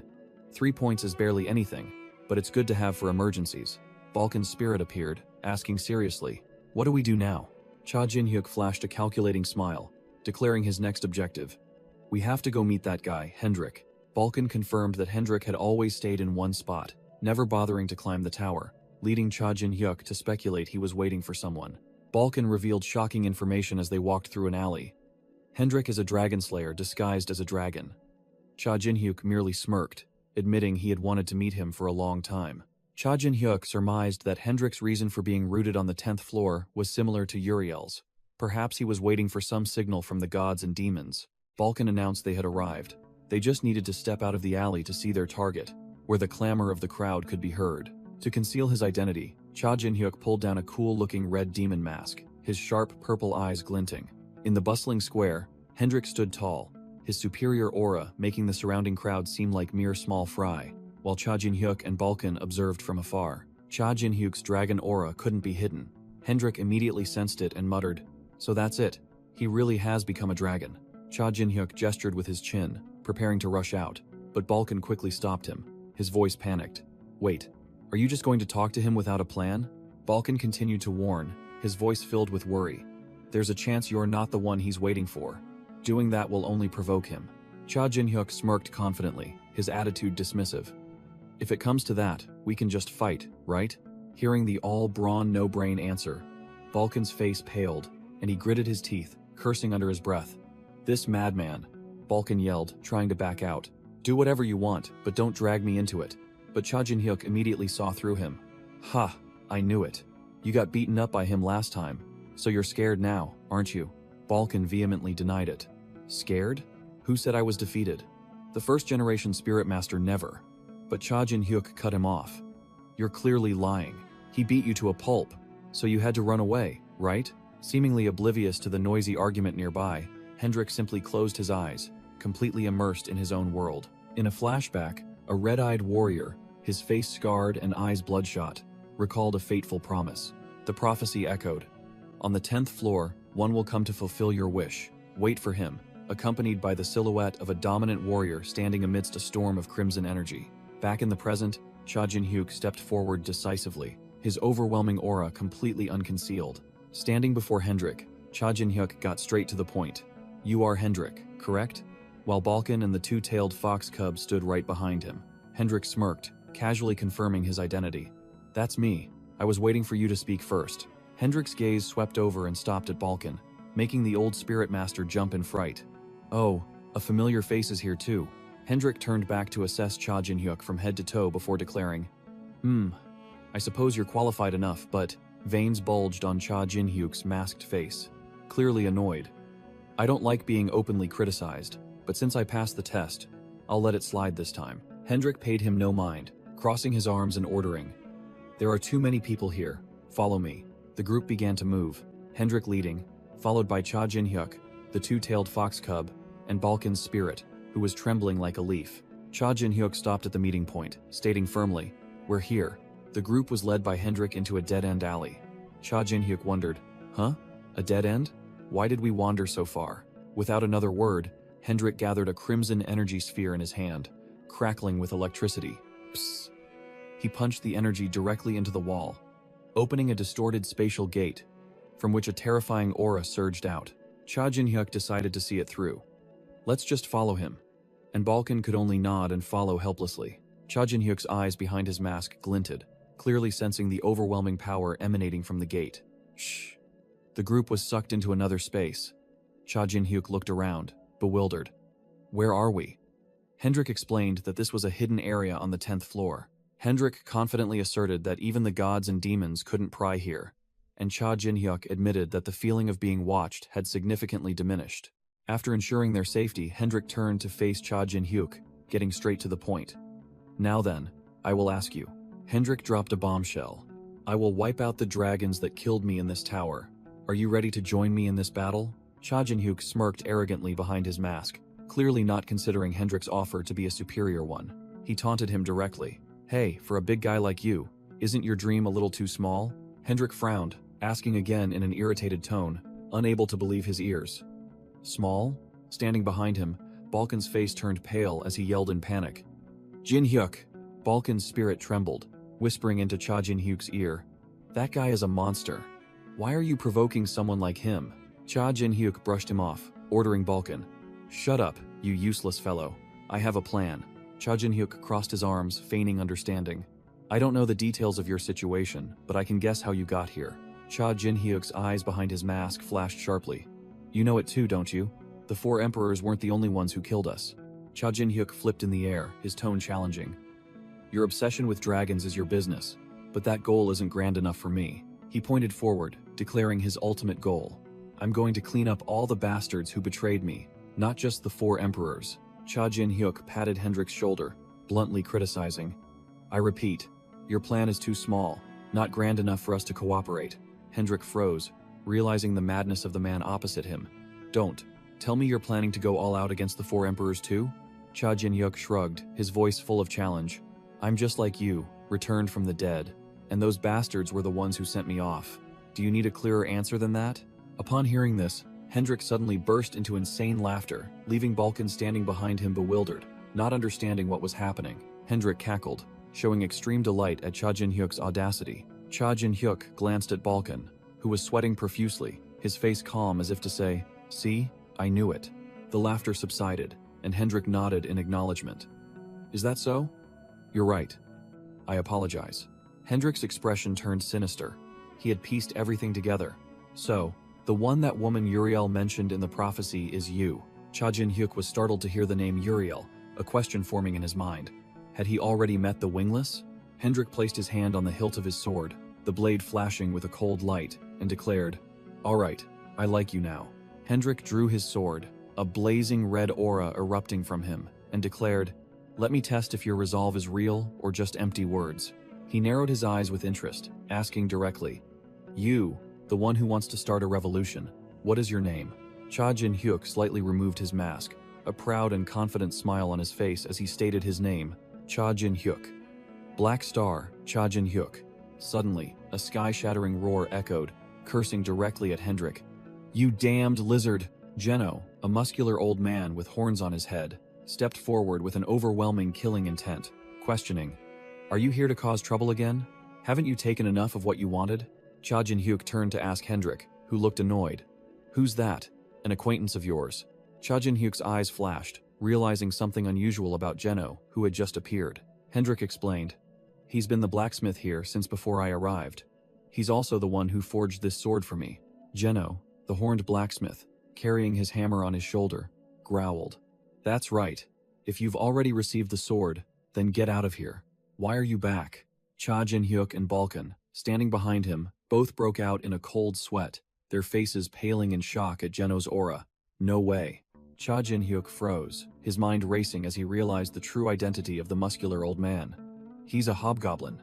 Jeno, the horned blacksmith, narrowed his eyes, assessing the strange group before him and muttering, A spirit, a divine beast, and that mysterious man in black. Cha Jin-hyuk and Balkan simultaneously broke out in a cold sweat. He stammered a seemingly absurd question. How are you still alive? Thinking he was being mocked, Jeno growled, but Cha Jin-hyuk retorted nonchalantly, with an extremely arrogant attitude. That's right, I'm still alive. Is that a problem? Seeing Jeno's killing intent surge, Cha Jin-hyuk quickly waved his hands to clarify. No, that's not what I meant. He asked seriously again, his gaze fixed on Jeno. What I mean is, how did you survive that tragedy? Hendrik suddenly spoke up, his hand gripping the sword hilt tightly, killing intent beginning to leak out. So you are. Jeno, the horned blacksmith, exploded, letting out an earth-shattering roar before lunging straight at Hendrik. The one who burned down my village. Crack! A hand unexpectedly grabbed the old man's wrist, effortlessly stopping the powerful hammer swing. Cha Jin-hyuk had already stepped between the two, easily deflecting the attack, leaving Hendrik dumbfounded. Held back by Cha Jin-hyuk, Jeno, the horned blacksmith, roared, calling out Hendrik's name directly. Let me go. This bastard is the one who... Cha Jin-hyuk turned to Hendrik, his face expressionless. Calm down. He's in the same situation as me. He turned back and asked Jeno directly if he knew a hobgoblin named Haryu, making the old man gasp, his voice trembling. Haryu? How do you know Haryu? The scene shifted to the blacksmith's forge, smoke still rising from the chimney under the sunset sky, signaling a story about to be told. Jeno, the horned blacksmith, was stunned, muttering Harrius' name, then disbelieving. She's still alive? Cha Jin-hyuk and Hendrik stood with their arms crossed, observing, the protagonist thinking to himself that it was indeed a cruel coincidence. Balkan began to recount. That day, the entire hobgoblin village on the 100th floor was holding an incredibly grand traditional festival. Balkan and the two-tailed fox appeared in the flashback. He explained that due to his old age and weakness, he had decided to stay behind and not participate. And then tragedy struck. The entire hobgoblin village engulfed in flames. A bloody massacre. Back in the present, Jeno leaned across the table, pressing to know where Haryu was and if she was safe. and Cha Jin-hyuk replied concisely, "She's on the 9th floor, about to come meet us." Jeno stiffened, sweat pouring down his face, and pressed. Then that mask. Cha Jin-hyuk held up the red demon mask, purple aura swirling around it, confirming nonchalantly, "That's right. She gave it to me as thanks for saving her life." Hendrik crossed his arms, listening intently, and probed about her strength. "Is that hobgoblin named Haryu strong?" Cha Jin-hyuk smirked, praising his comrade. "She's a monster, just needs a bit more polishing. I bet she could take both of us in a one-on-one." Hendrik narrowed his eyes, getting straight to the point. "Is she just a temporary comrade, or will she stay with us until the end?" Cha Jin-hyuk looked directly at Jeno, sealing the deal with certainty. "She will stay with us until the end. I promise to help Haryu get her revenge when I receive this mask." "Grab." Jeno suddenly gripped Cha Jin-hyuk's hand tightly, pouring all his emotions into the clasp. The old man knelt on one knee, both hands clasped around the protagonists, his voice full of gratitude. "Thank you, young man." Jeno looked up, his eyes resolute, and introduced himself. "My name is Jeno, formerly the blacksmith of the Hobgoblin village. I will give my all to support you." Jeno grabbed Cha Jin-hyuk's shoulders, his eyes pleading, "Please, help Haryu rebuild our village." The protagonist could only break out in a cold sweat, mumbling his agreement. Balkan's spirit appeared, eavesdropping, speechless at the protagonist. Doesn't this kid know that receiving a hobgoblin's mask is a marriage proposal? Jeno went all out, declaring bluntly, "Take everything in my workshop." Cha Jin-hyuk picked up a sword, admitting that Jeno's wares were far superior to the items the Gold Lich had given him. Hendrik nodded, confirming that this was the skill of the Hobgoblin tribe's #1 blacksmith. After sealing the deal, Cha Jin-hyuk turned to Hendrik. "Let's go," then called out loudly, "Old man, we're leaving." Both turned back to see Jeno, already dozing off in a corner. Hendrik explained that the old man had probably found true peace knowing he wasn't the only survivor. This was his first good sleep since the tragedy. Balkan's spirit also appeared, eavesdropping, and the group decided to let the old man sleep and planned to bring Haryu here as soon as they met her again. Cha Jin-hyuk smiled, feeling relieved to have another survivor, but suddenly a shout called his name from afar. "Jin-hyuk, watch out!" The warning shout rang out, and Cha Jin-hyuk turned back in surprise. Whoosh!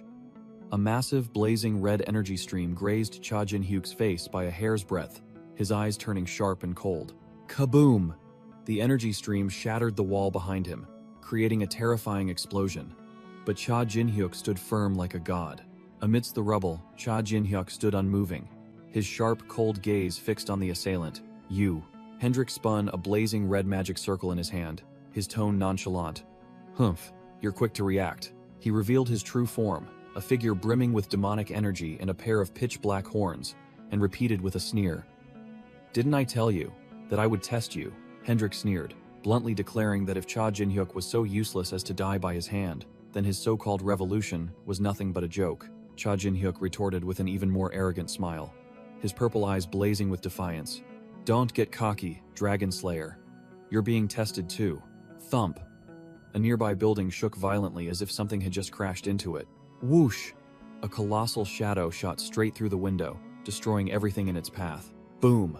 An entire floor of the building exploded into fragments under a terrifying impact. A collision with dark purple energy pulverized the wall into 100 pieces, sending bricks and stones flying everywhere. Cha Jin-hyuk and Hendrik lunged at each other, dark purple energy and blazing red demonic aura clashing, beginning a battle on an entirely different level. Cha Jin-hyuk charged like an arrow, dark purple energy surging, directly confronting Hendrik, who was hovering in the air. Hendrik narrowed his eyes, drawing his sword with terrifying speed, blazing red demonic aura erupting from the sharp blade. Consecutive slashes. Hendrik unleashed blazing red sword strikes that tore through the air, pressuring his opponent with overwhelming swordsmanship. Cha Jin-hyuk retaliated, a series of hovering silver swords appearing from thin air, ready for battle. Clang! Hendrik used his sword to swat away the flying blades, growling contemptuously. "All these dirty tricks." Cha Jin-hyuk glided past like a ghost, neatly dodging the attack before Hendrik could even react. Whoosh! Cha Jin-hyuk counterattacked, the great purple sword in his hand drawing a deadly arc, aimed straight at his opponent. Too fast, too dangerous. Cha Jin-hyuk closed in, the tip of his purple sword at Hendrik's throat in a flash. Hendrik was stunned, unable to believe his eyes. What? He dodged my swordsmanship, the swordsmanship I mastered with my all-arts ability, as if it were nothing. Cha Jin-hyuk didn't even bother with a weapon, effortlessly catching Hendrik's blade with one hand, stopping the attack in a humiliating manner. Cha Jin-hyuk wasted no words, swinging his sword down with a heaven-shattering strike that cracked the ground. Meanwhile, elsewhere, Jenna was meditating while Miho lay beside him, letting out a few bored whimpers. Hendrik stood amidst the dust cloud, beginning to lecture. Your swordsmanship isn't bad for a mage, or rather, a necromancer, isn't it? He continued to mock, claiming Cha Jin-hyuk's fatal weakness was only being able to summon weak monsters from the 10th floor and below. His army utterly useless. Is that so? Cha Jin-hyuk retorted with a sneer, dark energy erupting and a series of purple magical chains binding Hendrik tightly. Balkan's spirit suddenly appeared right behind Hendrik, grinning sinisterly. What about the first spirit master, you brat?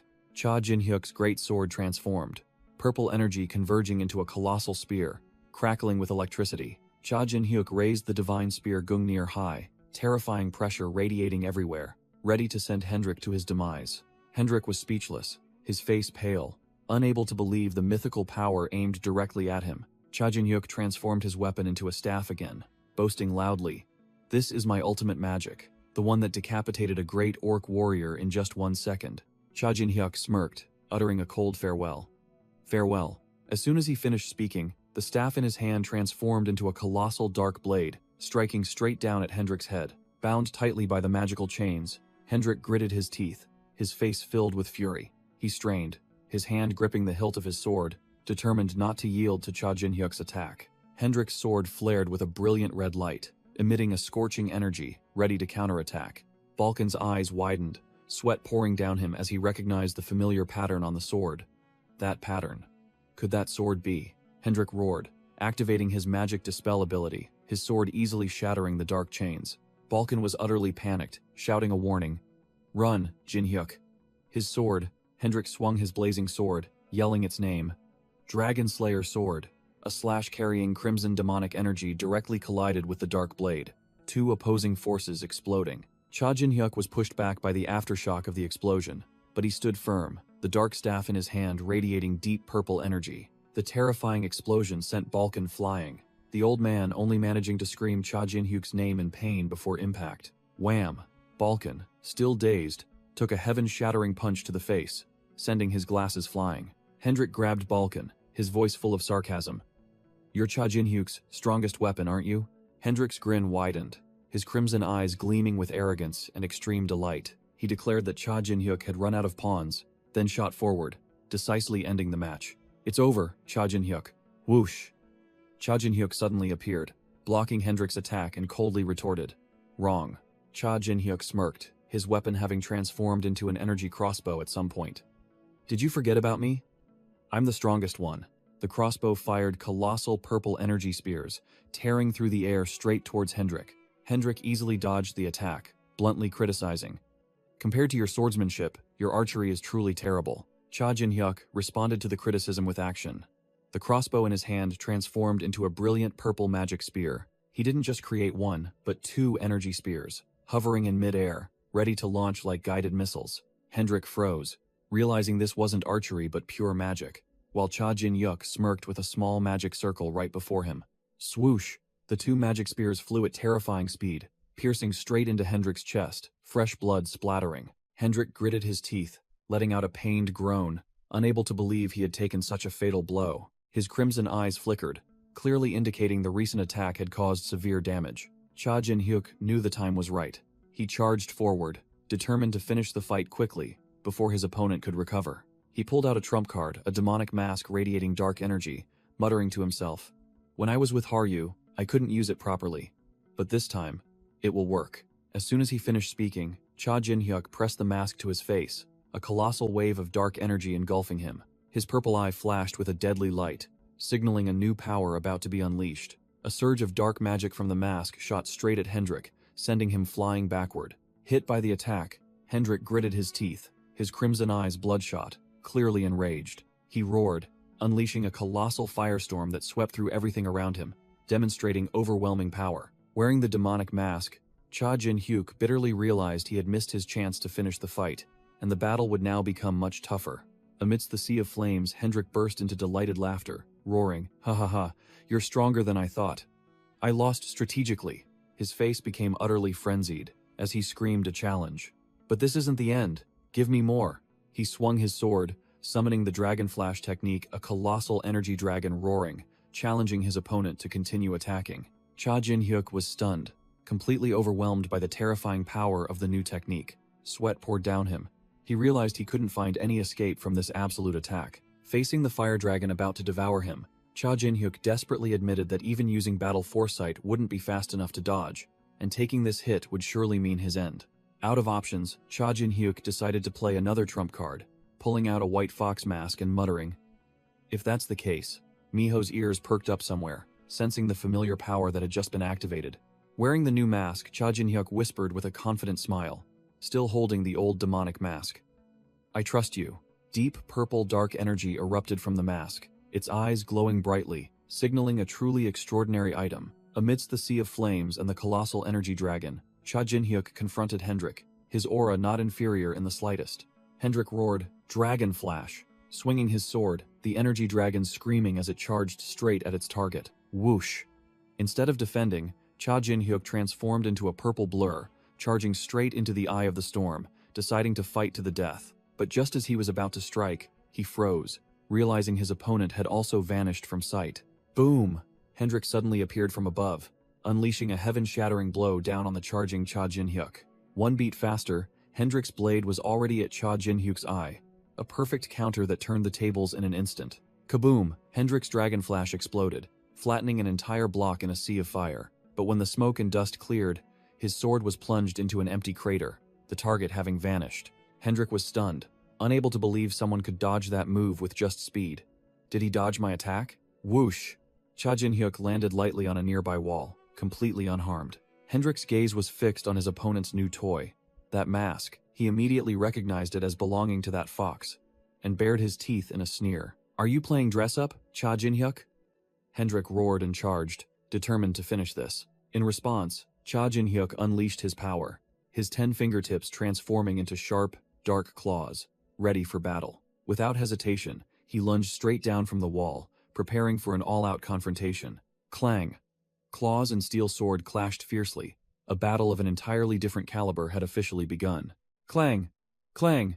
Dark claws and steel sword clashed, sparks flying, as the two lunged at each other like monsters. Hendrik burst into delighted laughter, realizing Cha Jin-hyuk's speed and strength were on a completely different level. He roared, suspecting the power came from the fox mask, while Cha Jin-hyuk coldly parried the sword strike. Clang! A heaven-shattering slash was unleashed, but Cha Jin-hyuk easily blocked it with just a magic-enhanced arm. Seizing the opening, Cha Jin-hyuk lunged, his sharp claws aimed directly at Hendrik's weak point. But it was a trap. Hendrik had been waiting, a blazing red energy array appearing in his palm. Cha Jin-hyuk realized he'd been tricked. This bastard had deliberately created an opening to buy time for a chant. Boom! A massive energy explosion engulfed everything, Hendrik unleashing a finishing blow at close range. Amidst the thick smoke and dust, a dark silhouette tore through the curtain of fire and burst out. Thud!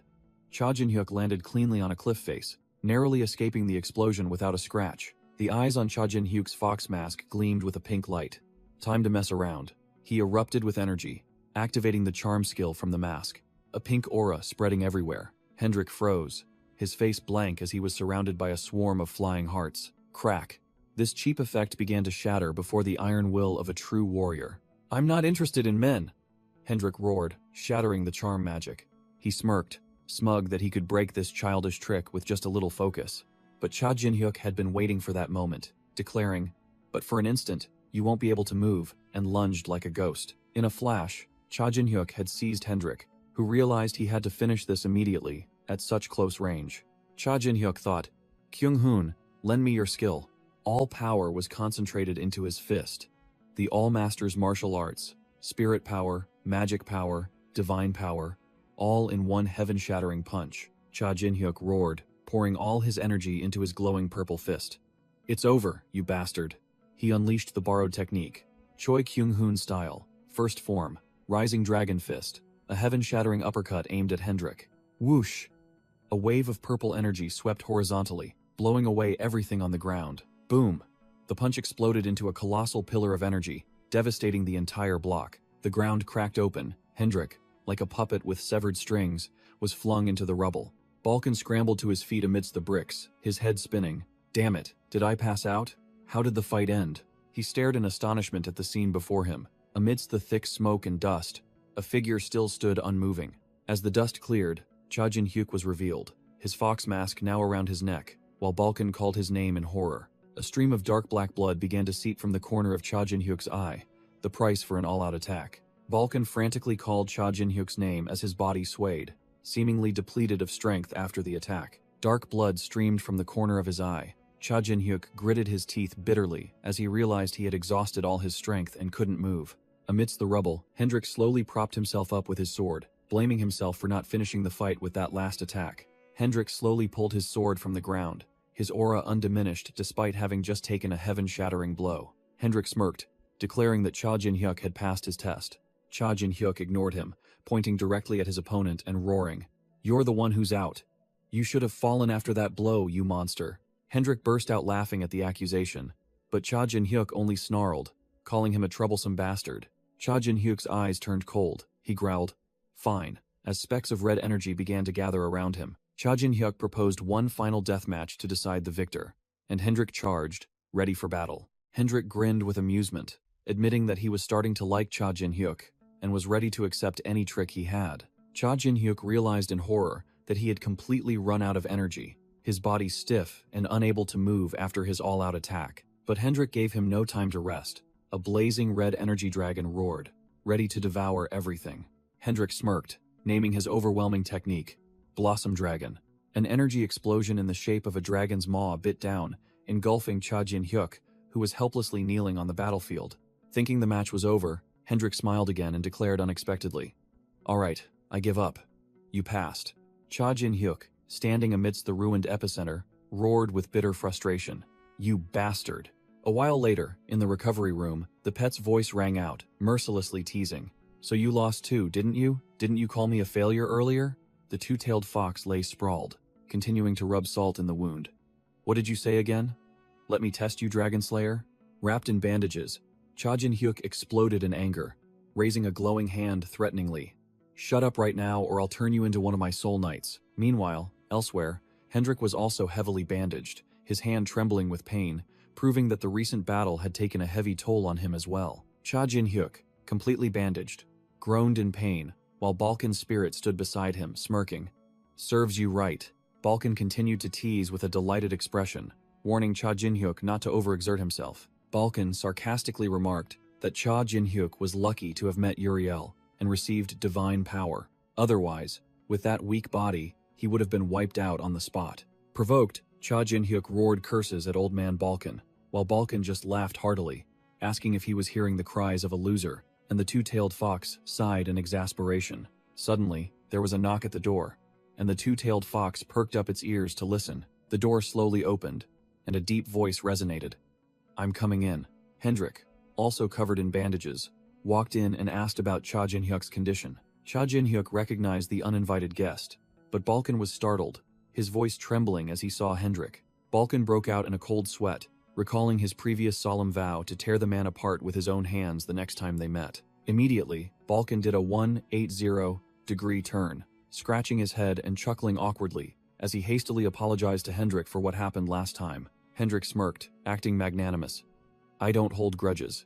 We're on the same boat now, let's just forget the past." Balkan sweated, forcing an awkward laugh to hide his fear, while Hendrik merely stood with his arms crossed, watching. Balkan's spirit thought to himself, recalling how Hendrik was truly a madman when he soloed Cha Jin-hyuk, but now he looked so different. Hendrik glanced at Cha Jin-hyuk, who was covered in bandages, muttering to himself if he had gone too far, making Cha Jin-hyuk grit his teeth in anger. Unable to stand the teasing, Cha Jin-hyuk's aura flared, and he roared, challenging both of them.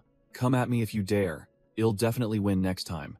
Hendrik merely glanced, a subtle thought about Cha Jin-hyuk's potential flashing through his mind. Perhaps one day, you truly will. After venting his anger, Cha Jin-hyuk regained his serious demeanor, looking directly at Hendrik and saying, "I called you here because I want to hear your story." Cha Jin-hyuk's purple eyes gleamed, and he ordered decisively, "Tell me about your past life."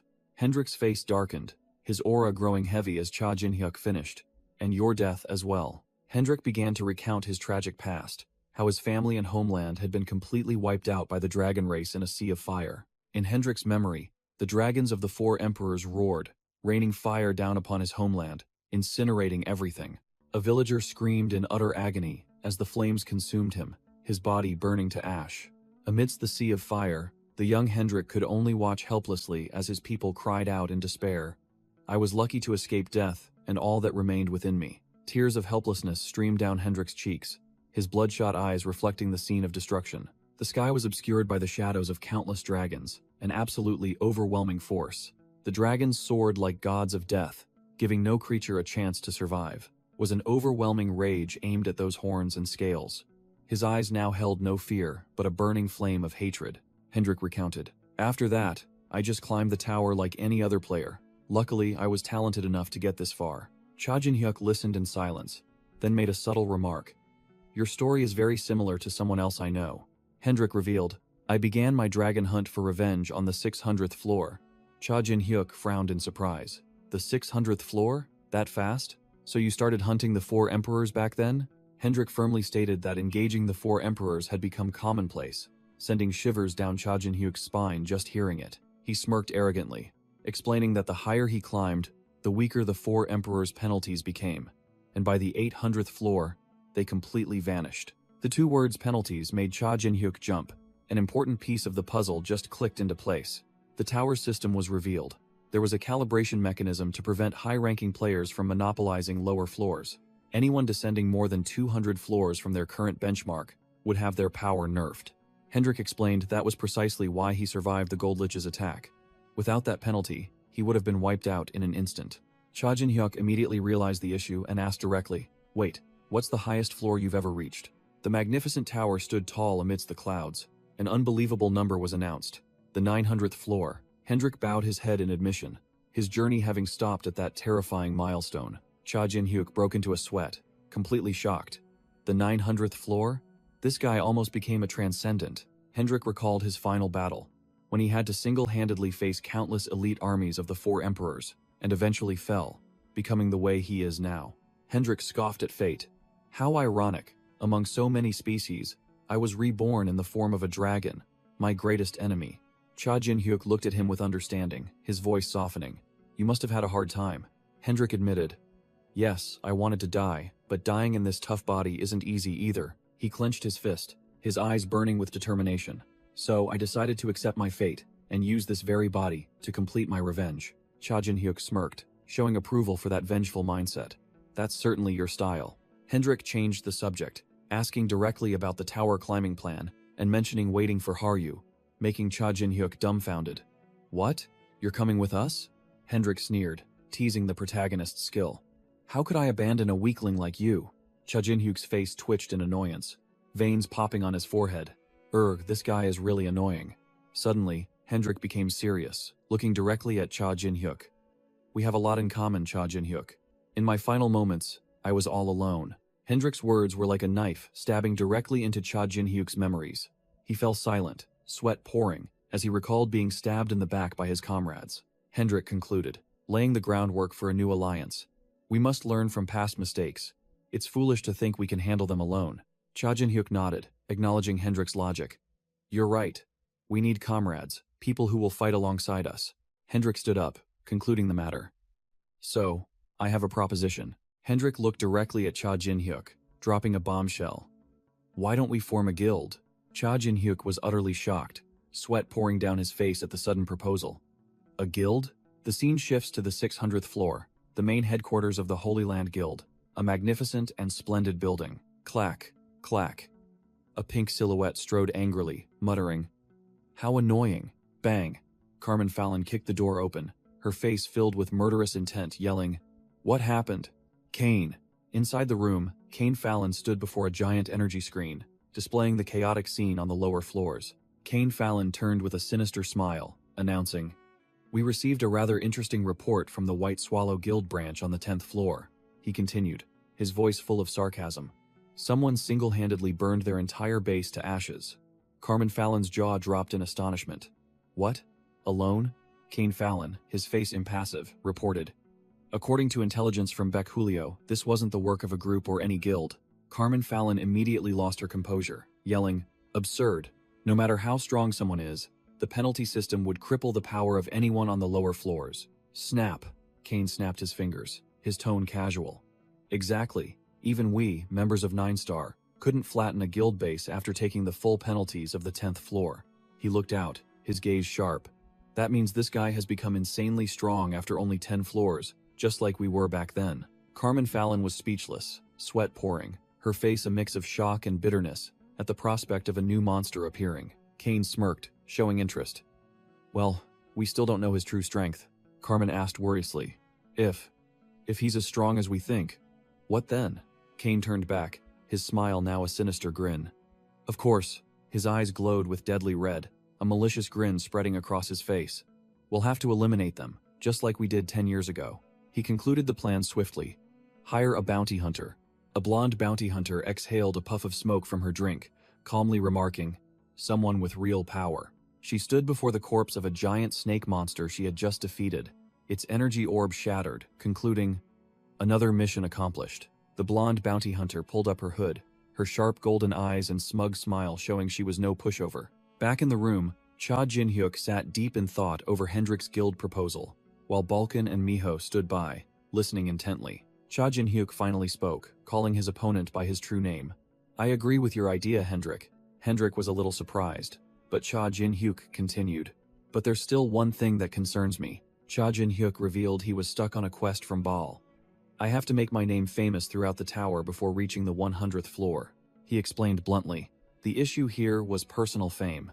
It would be troublesome if my reputation were overshadowed by your name or the guild's. Hendrik frowned in thought, muttering, I see.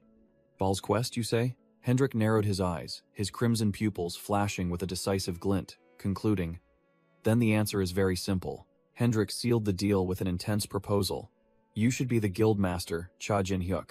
Cha Jin-hyuk froze, breaking out in a cold sweat at this outrageous offer. Hendrik casually admitted he had no interest in that position, even feeling he wasn't skilled enough to do it well. He acknowledged Cha Jin-hyuk's talent, asserting that a top-tier necromancer like him was born to command an army. Cha Jin-hyuk frankly admitted, though it stung, that he was currently weaker than Hendrik. If I'm in charge, he'll have to give you orders. He looked directly into his opponent's eyes, sharply questioning, are you really okay with taking orders from someone weaker than yourself? Thud. Without a word of explanation, Hendrik suddenly acted. Flap!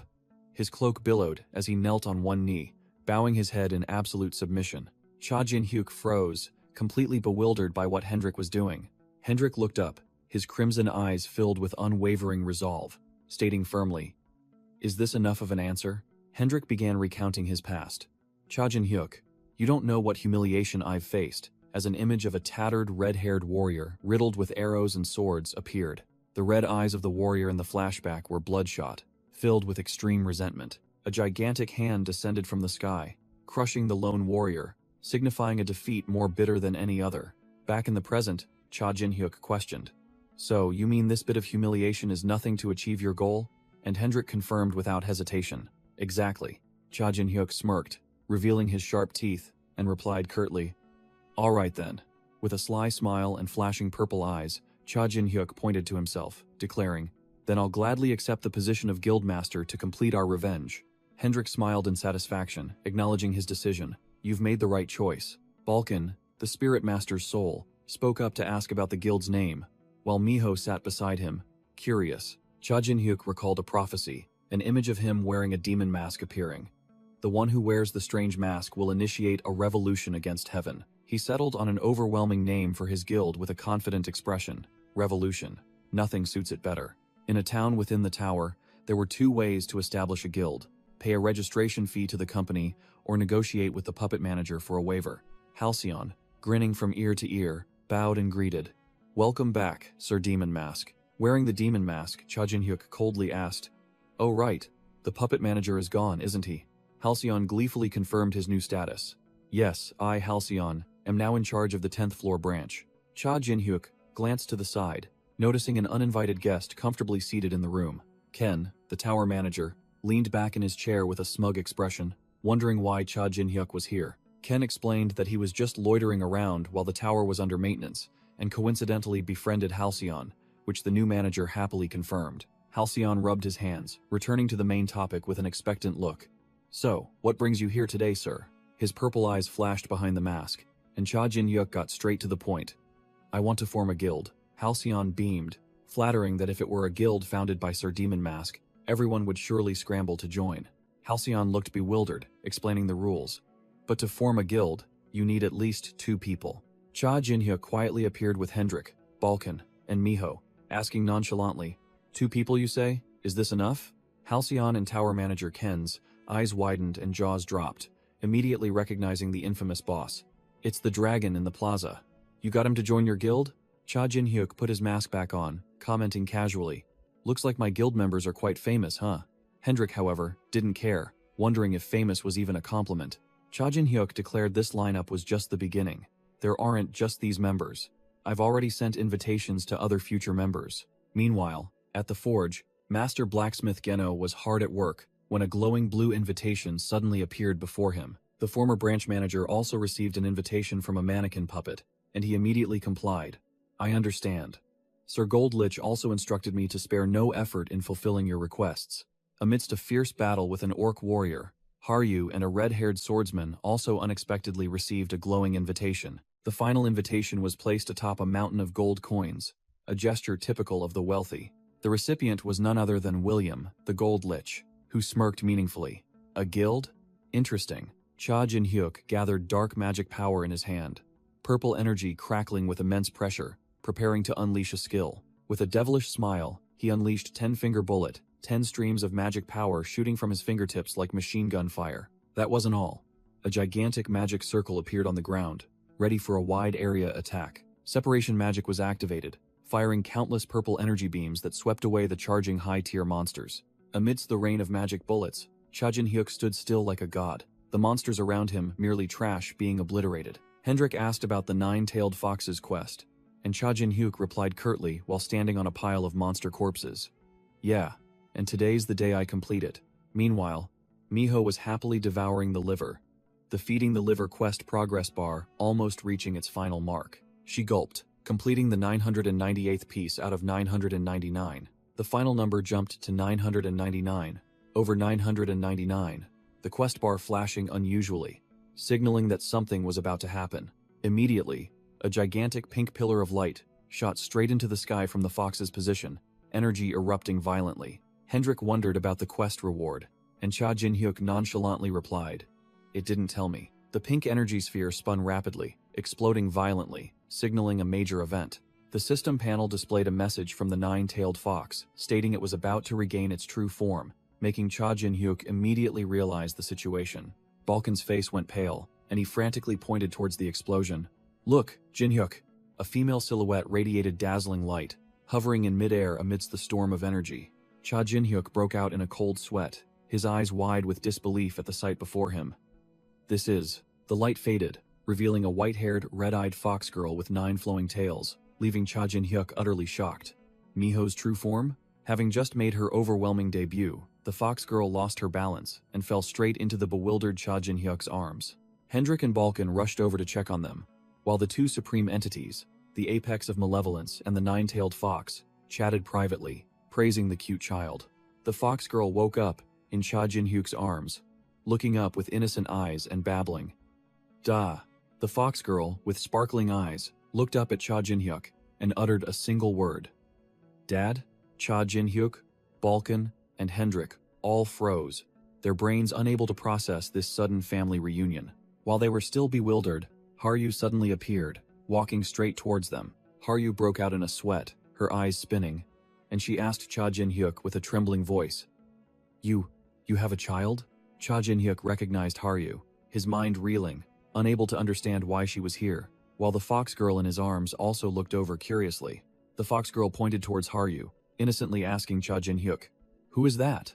Without a moment's hesitation, Haryu strode forward, her eyes firm, and called out loudly, Dad! Cha Jin-hyuk frantically held the fox girl back, yelling at the system, Hey, 9-tailed fox, what the hell is going on? A cold system notification appeared. Quest complete. Miho has officially become your pet. Cha Jin-hyuk froze, finally realizing, a pet? So this is the reward for increasing her favorability? As Cha Jin-hyuk held Miho, the 9-tailed fox's system panel appeared with a blunt message. I entrust my daughter to your care. Miho frantically clung to him, her voice trembling. Wait, resolve this first before you go. Balkan and Hendrik stood behind them, smirking. Hendrik taunted, "So, humans can give birth to foxes these days?" While Balkan chuckled awkwardly, "Hey, congratulations?" Cha Jin-hyuk's veins bulged on his face and he roared, "Are you two messing with me?" After hearing the exchange, Haryu couldn't withstand the shock and collapsed to her knees on the ground in despair. Haryu muttered deliriously, trying to reassure herself. A daughter. If he has a daughter that old, then. No, Big Brother is strong and cool. It's normal for him to have a lover.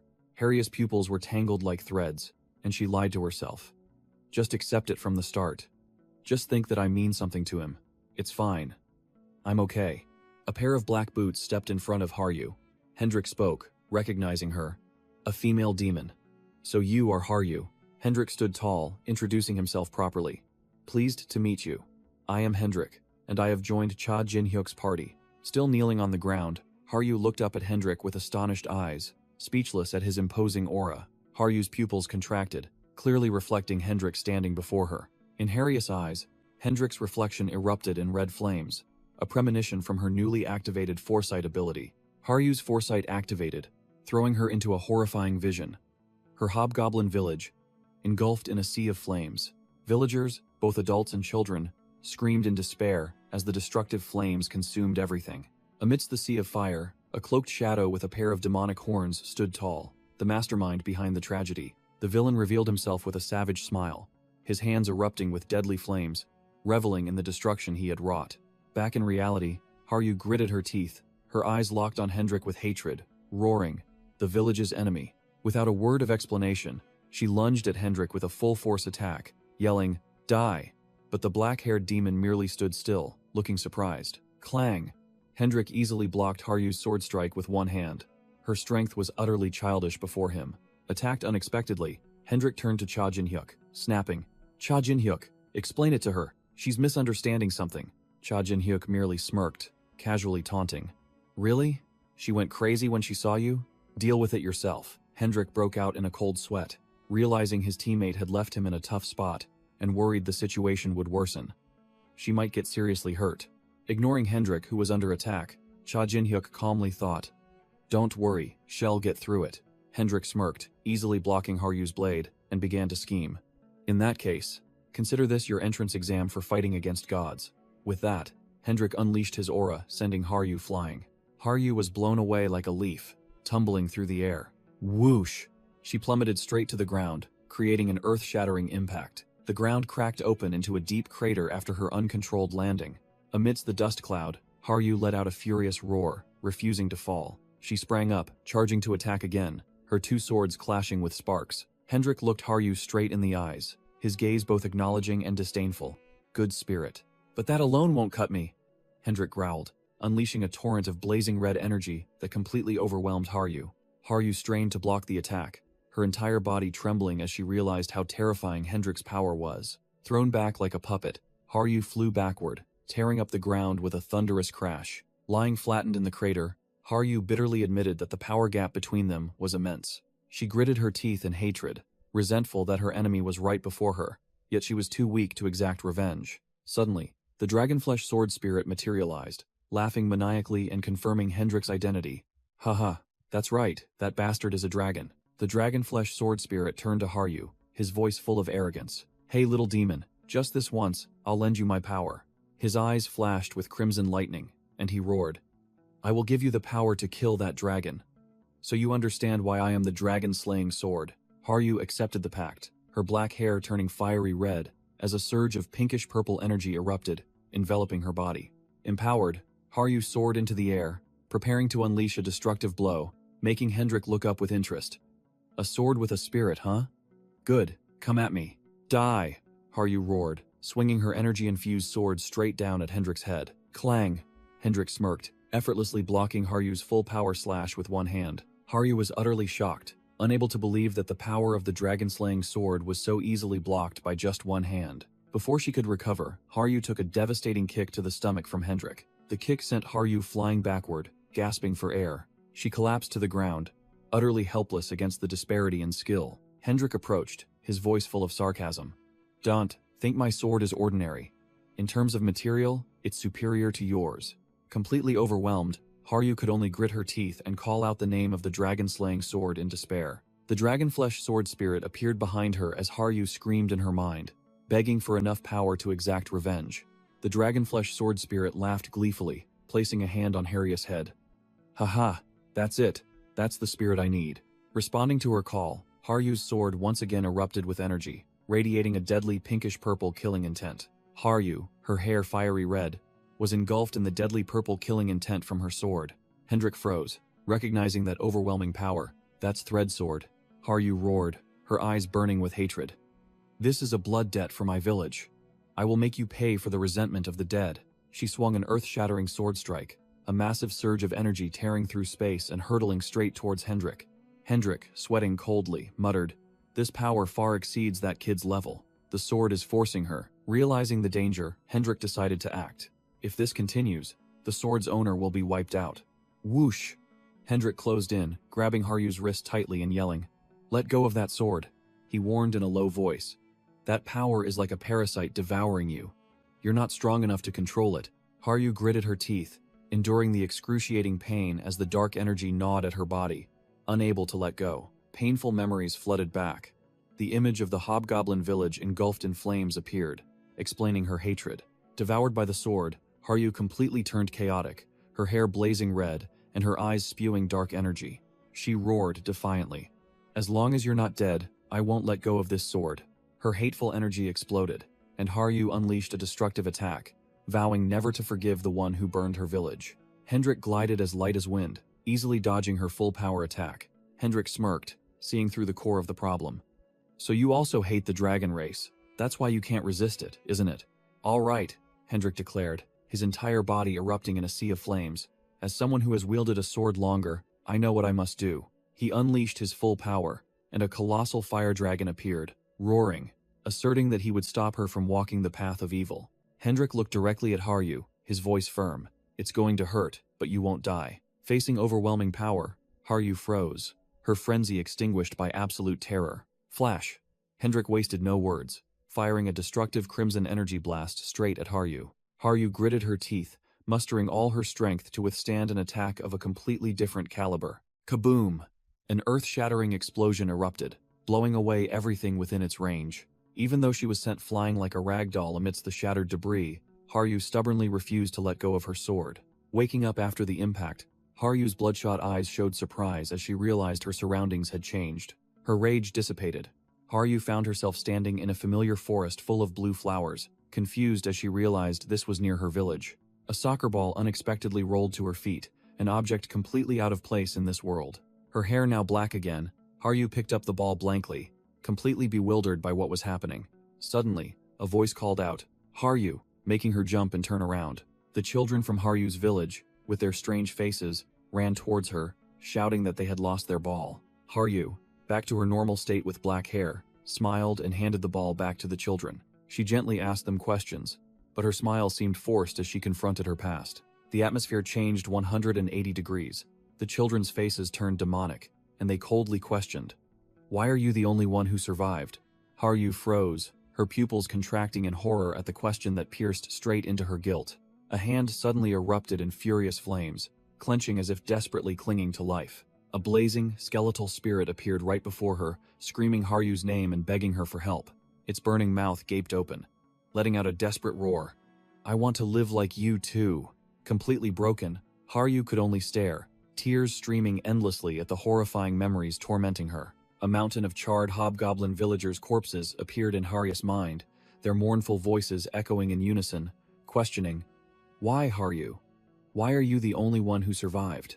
Completely overwhelmed by guilt, Haryu sobbed, tormenting herself. How could I be the only one who survived?" Amidst the sea of fiery illusions, the dragonflesh sword spirit appeared with an overbearing aura, bluntly stating to the kneeling Haryu, "Because you are destined to live." The dragonflesh sword spirit growled, explaining her undeniable fate. The one destined to wield the dragonflesh sword must survive. Haryu looked up, tears still flowing, but her eyes had turned into a flame of hatred. A pair of small horns sprouted, and her hair blazed red as she accepted her destiny. "There is only one path to avenge my people, and that is me." A new surge of power erupted, and Haryu rose from the shadows, ready for a spectacular transformation.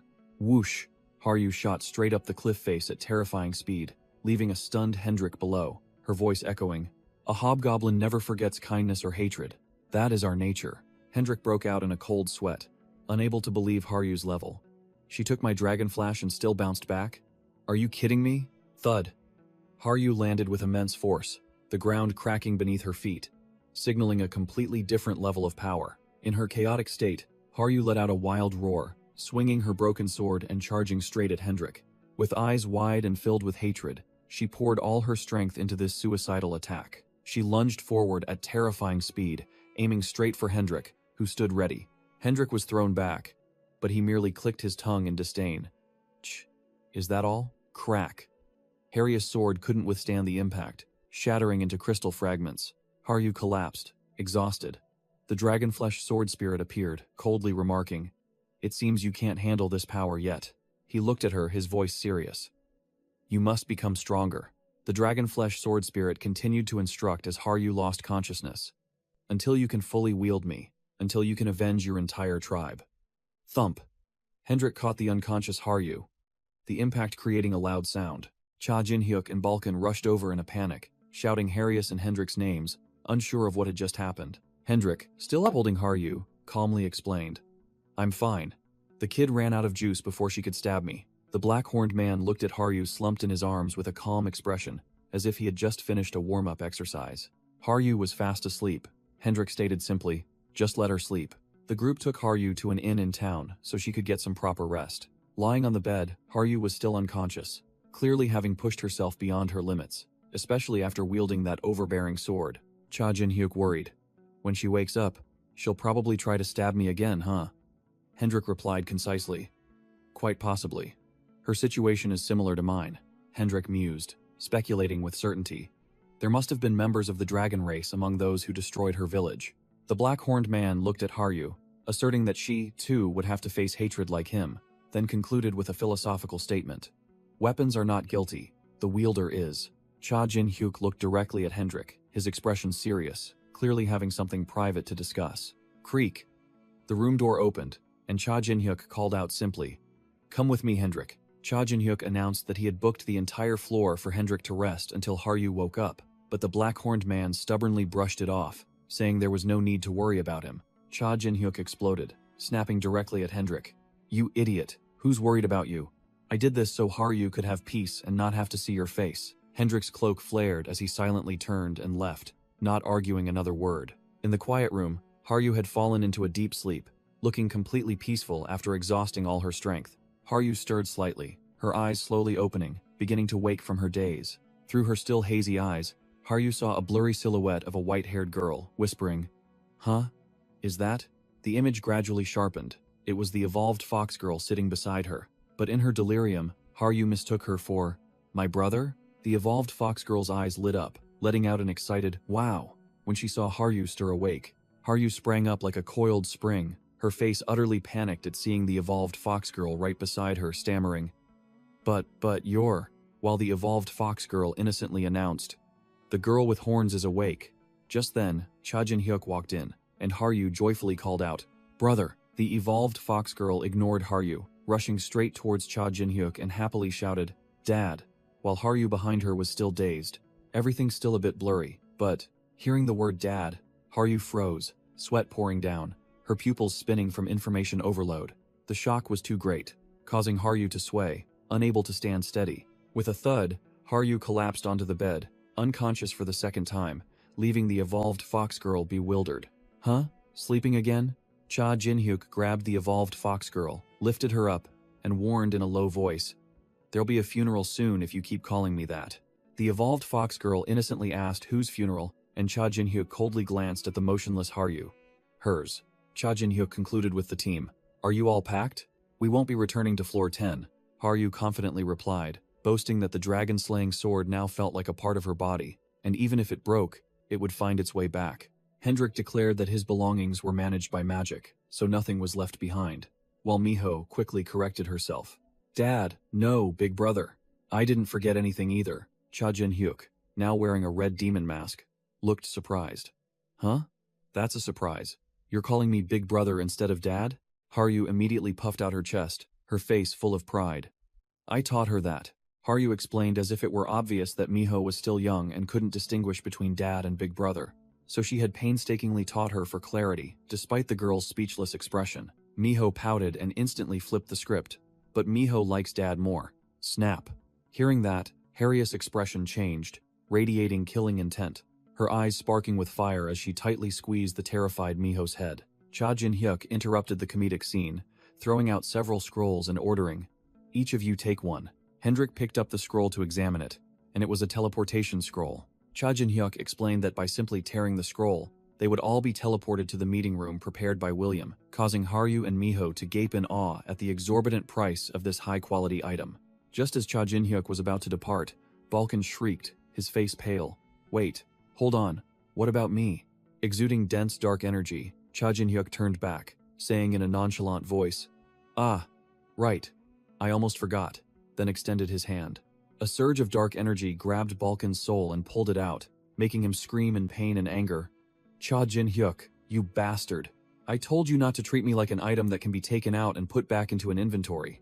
Completely ignoring Balkan's curses, Cha Jin-hyuk firmly held the scroll and coldly declared, "All right, let's go." Rip. The teleportation scroll was torn, releasing a brilliant surge of magical light. The entire group, including Cha Jin-hyuk, Haryu, Miho, Hendrik, and Balkan's soul, were enveloped by the light and vanished from their original spot. They all appeared in a luxurious and magnificent hall. Hendrik asked in bewilderment, "Where is this?" While Haryu was overwhelmed, Cha Jin-hyuk explained that this space was created by magic, something only William's bottomless pockets could afford. Suddenly, a pillar of blue light appeared nearby, making Haryu jump and turn to look. As the light faded, Hendrik had changed into a new outfit, an imposing black cloak, completely different from his old clothes. A muscular old hobgoblin was stunned, calling out in a trembling voice, "Haryu." Haryu froze, unable to believe her eyes as she recognized the old acquaintance, whispering, "Elder Geno is really alive." Without another word, Geno rushed forward and embraced Haryu, both elder and child bursting into cries of, "Haryu, Grandpa!" Tears streamed down as the elder and child, who thought they had lost each other forever, were finally reunited in a tight embrace. Standing from afar, Balkan's soul mused, "They finally reunited." Cha Jin-hyuk simply replied, "Yeah, lucky." Suddenly, William walked in, spread his arms, and grumbled with a displeased expression. "Everyone is late." He walked along the hall, heading towards Cha Jin-hyuk's group, saying in a condescending tone, "Being 10 minutes early is the minimum courtesy, isn't it?" William walked past Cha Jin-hyuk, patted his shoulder, and said mockingly, "You've gotten much weaker, Death Star." Cha Jin-hyuk replied, reminding him, "You know the situation with the Oni tribe. Show a little understanding." The name, Death Star, startled the black-haired man accompanying William, and information about a legend flashed in his mind. Death Star? The powerful tower climber who died 10 years ago? The one who betrayed humanity for power? Sensing the stranger's gaze, Cha Jin-hyuk turned, smirked behind his mask, and asked a challenging question. "You know a lot about me, don't you?" Cha Jin-hyuk ripped off his mask, his purple eyes flashing with a deadly glint and a sneer. "It's me, the guy who died 10 years ago." William coldly closed his notebook, concluding the report. "And that's all the information we have." The atmosphere in the meeting room grew heavy. Cha Jin-hyuk sat in the chairman's seat, surrounded by a true lineup of monsters. Balkan, William, Hendrik, Geno, Haryu, and a few new faces. The white blazer man clutched his head, his voice unable to hide his shock. "Wait.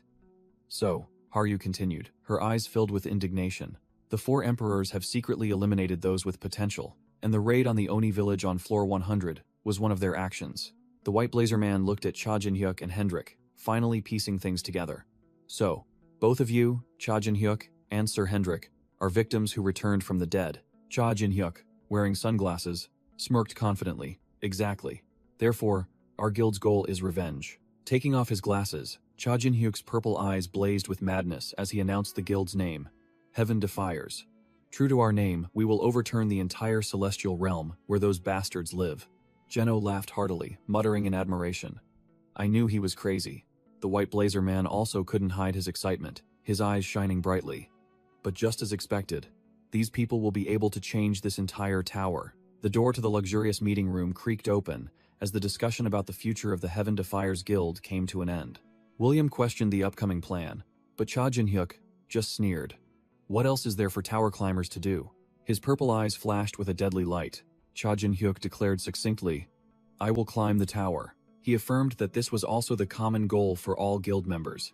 Everyone must grind to become as strong as possible. Jeno, the sinewy blacksmith, nodded in agreement, muttering their motto, "The only way to put out a fire is with a bigger fire." The door burst open, and Haryu ran in, calling out loudly, "Elder Jeno," while patting his back affectionately. Haryu took Jeno's hand, her eyes full of expectation, as she asked if he would join the group in continuing to conquer the tower. Jeno smiled kindly, replying that he was very happy to be invited, "But I will act separately." Jeno finished his sentence, deeply shocking Haryu, who cried out, "Huh? Why?" Jeno explained that seeing Haryu safe, all the hatred in his heart had vanished, and he believed a kind child like her would feel the same. Jeno explained that if they stayed together, they would become complacent and stagnant, because his existence would prevent the Oni tribe's last sword from being wielded. The blacksmith held out a scroll, declaring that from now on he would change his name to Shadowless and no longer be Oni Geno, but just an ordinary blacksmith. Jeno instructed Haryu, as the last Oni, to never forget her responsibility and her rage, making her call out his name in shock. Cha Jin-hyuk placed a hand on Haryu's shoulder, interrupting domineeringly and calling out the elder's new name. Then, "Elder Shadowless, I will assign you a separate mission." Cha Jin-hyuk turned to William, ordering bluntly, "Gold Lich, I want to establish our base on floor 100. You need to investigate the Oni village anyway, right?" William agreed immediately, but also raised a practical concern. "No problem. But have you chosen anyone for the manager position yet?" Cha Jin-hyuk smirked confidently, asserting firmly that the candidate who was both qualified and present was right here. He pointed directly at Jeno, declaring that the elder was the best Oni blacksmith, and also a local expert on floor 100, familiar with its terrain and characteristics. William pondered thoughtfully, then nodded in agreement, admitting it was a reasonable move. Immediately, William ordered his subordinate, Puppet, take the elder to floor 100. The puppet manager, William's subordinate, patted Jeno's shoulder in a condescending manner. "I will escort you with the utmost respect." Cha Jin-hyuk smirked confidently, declaring that with all destinations decided, it was time for them to depart. Jeno roared with an imposing aura, officially naming their group, "All right, you heavenly anomalies." Cha Jin-hyuk, now wearing his cool red demon mask, growled his command, "Depart, and live up to our name." The entire team teleported to the safe zone of floor 11, a medieval town located right at the floor's entrance. Amidst the swirling teleportation energy, Cha Jin-hyuk appeared alone, his aura overwhelming the entire space. He looked up at the towering spire before him, officially stepping onto a new battlefield. Floor 11. His purple eyes behind the mask gleamed with a deadly light. Cha Jin-hyuk thought to himself, "This is the true beginning." Memories of the day he was betrayed flooded back, the image of him being pierced by a holy light attack appearing vividly. And the ones behind it all were none other than the siblings Kane Fallon and Carmen Fallon of 9-Star, with smug smiles on their faces. Memories of another traitor among 9-Star resurfaced, a brown-haired man with a sinister grin stretching to his ears, and Kane Fallon, that trashy paladin, with an utterly contemptuous gaze as he looked at his dying prey. The entire Heavenly Dao Anomaly team, consisting of Cha Jin-hyuk, Miho, Haryu, Hendrik, and Jeno, stood before the tower with overwhelming momentum, ready for the sweep. Cha Jin-hyuk smirked under his mask and declared in a low voice, "Just you wait. I don't care where you are. I'll tear you all to shreds." As soon as he set foot on floor 11, Cha Jin-hyuk encountered a mysterious figure who had just emerged from the teleportation gate. It turned out to be a blonde woman with sharp eyes and a meaningful smile, clearly not someone to be trifled with. She stood from afar, observing Cha Jin-hyuk's team as they entered the town, with a calculating gaze. The scene shifted to floor 50, a bustling city, indicating a leap in time and space. Two residents were whispering about a shocking rumor that had just spread everywhere. The rumor was about the masked demon, the one who had ravaged the entire tower and climbed straight to floor 50 at an unbelievable speed.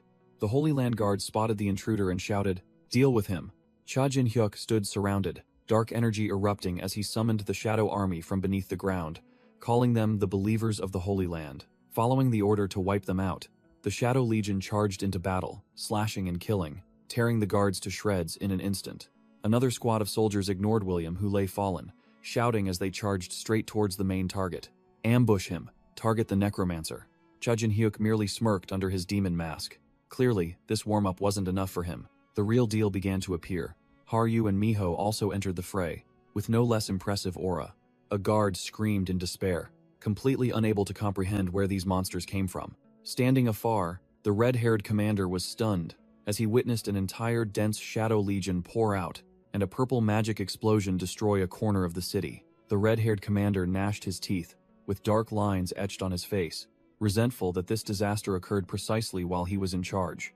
He roared, activating power from the Green Lantern, declaring his identity as a branch manager of a Holy Land-affiliated guild, and swore he wouldn't stand for it. The red-haired commander went all out, pouring all his strength into summoning a giant stone golem from green energy, the ground shaking violently. The stone golem materialized, its green eyes glowing brightly with killing intent, looking like the real deal. The red-haired commander laughed maniacally, shouting orders for the golem to protect the pride of the Holy Land Guild. Haryu and Hendrik watched, realizing this was a monster from floor 120, a formidable opponent. Believing he had found his trump card, the red-haired commander confidently declared the tables had turned, and the traitors would soon pay. No sooner had he finished ordering the golem to crush the enemy than his summoned creature was sliced into countless pieces by countless red energy slashes. The red-haired commander's smile froze, sensing something was wrong when the golem suddenly stopped. Amidst the golem's wreckage, Hendrik stood there with his blazing red sword, proving the caliber of a top-tier teammate. Hendrik glanced arrogantly, declaring that the power just displayed was no joke. It was on a completely different level. The red-haired commander froze, unable to believe his eyes, and then Cha Jin-hyuk appeared like a ghost right behind him. Cha Jin-hyuk grabbed the red-haired commander's neck tightly, giving him no chance to resist. From the balcony, Cha Jin-hyuk coldly interrogated Shikari's subordinate, while his Shadow Legion had already surrounded the scene. Choked to the point of suffocation, the red-haired commander screamed in despair, threatening Cha Jin-hyuk that he was picking a fight with both the Holy Land and Nine Star. Wearing the demon mask, Cha Jin-hyuk replied curtly with a look of disdain. Of course not. He crushed the commander's neck, declaring bluntly, "Those bastards have been my enemies for 10 years already." Meanwhile, other players were buzzing about the reputation of the masked demon, who specialized in flattening Nine Star's allied guilds whenever he climbed the tower. Cha Jin-hyuk removed half of his mask, smiling smugly, and declared that everything here had been taken care of. The entire formidable team, consisting of Cha Jin-hyuk, Hendrik, Haryu, Miho, Geno, and Balkan, gathered, ready to sweep away all enemy plans. The town residents fearfully recognized the masked demons group as the ones who had attacked Nine Star's allied guilds. Cha Jin-hyuk, still wearing his mask, spoke with Ball through a system screen and affirmed that he would complete the mission before reaching floor 100. Hendrik questioned Balkan, thinking Cha Jin-hyuk was showing his hand. After erasing all traces of magic up to floor 40, why reveal information publicly now? Haryu looked directly at Cha Jin-hyuk and probed, "You intentionally leaked the information, didn't you?" He, wearing his demon mask, replied curtly and coldly, "That's right, you guessed correctly." Cha Jin-hyuk declared bluntly that he was tired of hunting down every guild for information. "From now on, I'll make them come to me." He snapped his fingers, summoning his status window to check his current strength. Cha Jin-hyuk's status window appeared with greatly buffed stats. He was confident that he was no longer an easy target for any small fry who wanted to jump in. With both magic power and divine power in hand, Cha Jin-hyuk smirked. Even if it was just a little, they would be useful tools even if a challenger from a higher floor attacked him. Cha Jin-hyuk began to consider equipment, but Hendrik warned, "Don't be too greedy." Hendrik asserted that with equipment forged by Geno, finding anything better was almost impossible without climbing to higher floors of the tower. Miho saw Haryu looking sad and immediately pointed at Hendrik, tattling. Hendrik made Haryu sad. She worried if the old man Geno was all right.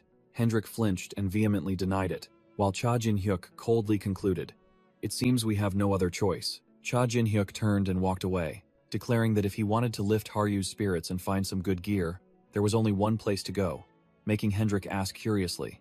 With sharp eyes behind his mask, Cha Jin-hyuk revealed the location, the black market on floor 51. It was a place where players hunted for unique items that couldn't be found through normal channels, and occasionally even stumbled upon rare treasures. He turned to the two girls, declaring bluntly, "If you see anything you like, just take it, it's on me."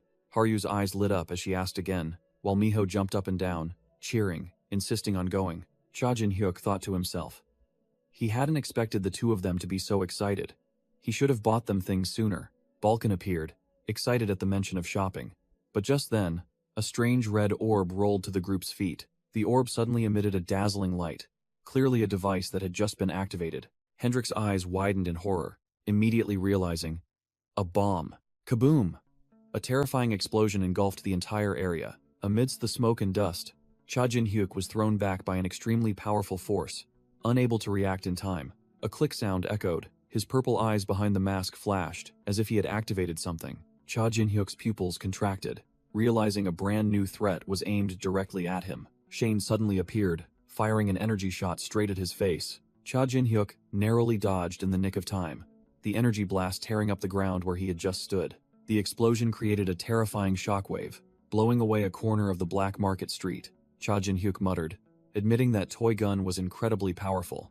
If not for his mask, he would have been wiped out. Shane looked incredulous, not expecting her prey to dodge a close-range shot like that. While she was still stunned, Hendrik closed in from behind, raising his hand to deliver a finishing blow. But she merely smirked, calmly ordering, "Visor down." Shane replied to someone, simultaneously activating a hexagonal energy shield, blocking Hendrik's attack. A red mechanical suit enveloped her, making Hendrik gasp. "Is that a machine?" she roared. Impact reversal, deflecting Hendrik's full attack force with a blazing red energy explosion, blowing away Hendrik. Pushed back by the explosion, Hendrik, Haryu, and Miho all leaped backward to maintain a safe distance. Haryu and Miho simultaneously roared in indignation, determined to protect their brother from the one who dared to point a gun at him. The group landed, while Shane activated her flight unit, hovering in mid-air. With jet engines on her back, she soared into the sky, easily dodging the retaliatory attacks from Haryu and Miho. Haryu gasped in astonishment. "She can fly?" While Miho excitedly cheered. "Airplane! It's the airplane, big sister!" From above, Shane dropped a series of red spherical bombs, surrounding Haryu and Miho. One spherical bomb split open, its energy core inside beginning to glow, preparing for a terrifying explosion. Kaboom! A terrifying explosion engulfed the entire area, blasting dirt and rocks everywhere. Haryu and Miho were caught in the full shockwave, both covered in smoke and dust, their eyes wide and blank from the concussion. Hovering in the air, Shane looked down at the fallen Haryu and sneered. "I expected more. Is that all you've got?" "Of course not. Not by a long shot." A cold voice echoed as Cha Jin-hyuk appeared, his dark sword blocking an invisible attack. Slash! Cha Jin-hyuk swung his sword, creating a massive dark purple energy slash in retaliation against the enemy in the air. Hendrik was slightly surprised by Cha Jin-hyuk's power, then smirked. "Not bad. Now it's a fair fight." Cha Jin-hyuk and Hendrik stood shoulder to shoulder, ready to take on Shane 2-on-1. Whoosh! Both charged, pincering Shane from two sides. "Don't waste your strength," she calmly ordered. "I have something to say to you two." She removed her helmet, revealing her golden hair and beautiful face, then introduced herself. "My name is Shane, a bounty hunter, and quite a good one at that." Cha Jin-hyuk and Hendrik stood opposite Shane, muttering, "A bounty hunter?" Cha Jin-hyuk broke out in a cold sweat, realizing someone had put a bounty on his head even though they hadn't even cleared floor 50 yet. Shane waved her hand, acting all-knowing. "No need for introductions. I already know about you, the masked monster rookie, and your eccentric dragon friend." Shane smirked maliciously, her golden eyes glowing like a predator's. "And you two are my prey." Hendrik pointed his blazing sword directly at Shane, his aura surging. "Any last words?" Shane suddenly burst into cheerful laughter, her attitude doing a 180. "Just kidding, until I change my mind." Shane's smile became enigmatic, but in return, "How about we make a small wager?" Shane rested her blade on her shoulder, her eyes sharp and full of confidence. "A wager that benefits all of us." Hendrik frowned, clearly suspicious of the sudden offer. "A wager?" Shane offered a tempting bet. "If you win, I'll tell you the price on your heads and who placed the bounty." Cha Jin-hyuk's purple eyes flashed, his mind already calculating the next move. Hendrik flew into a rage, raising his hand to tear Shane's throat. "I've heard enough. That neck needs to be severed." But Cha Jin-hyuk quickly shouted to stop him. Cha Jin-hyuk held back his hot-headed friend, analyzing clearly. "If 9-Star or the 4 Emperors are behind this, our path up the tower will be extremely dangerous.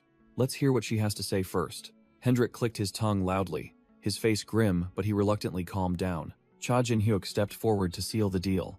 "We agree to your proposal, but what's the wager?" Shane smirked, both hands grabbing her helmet.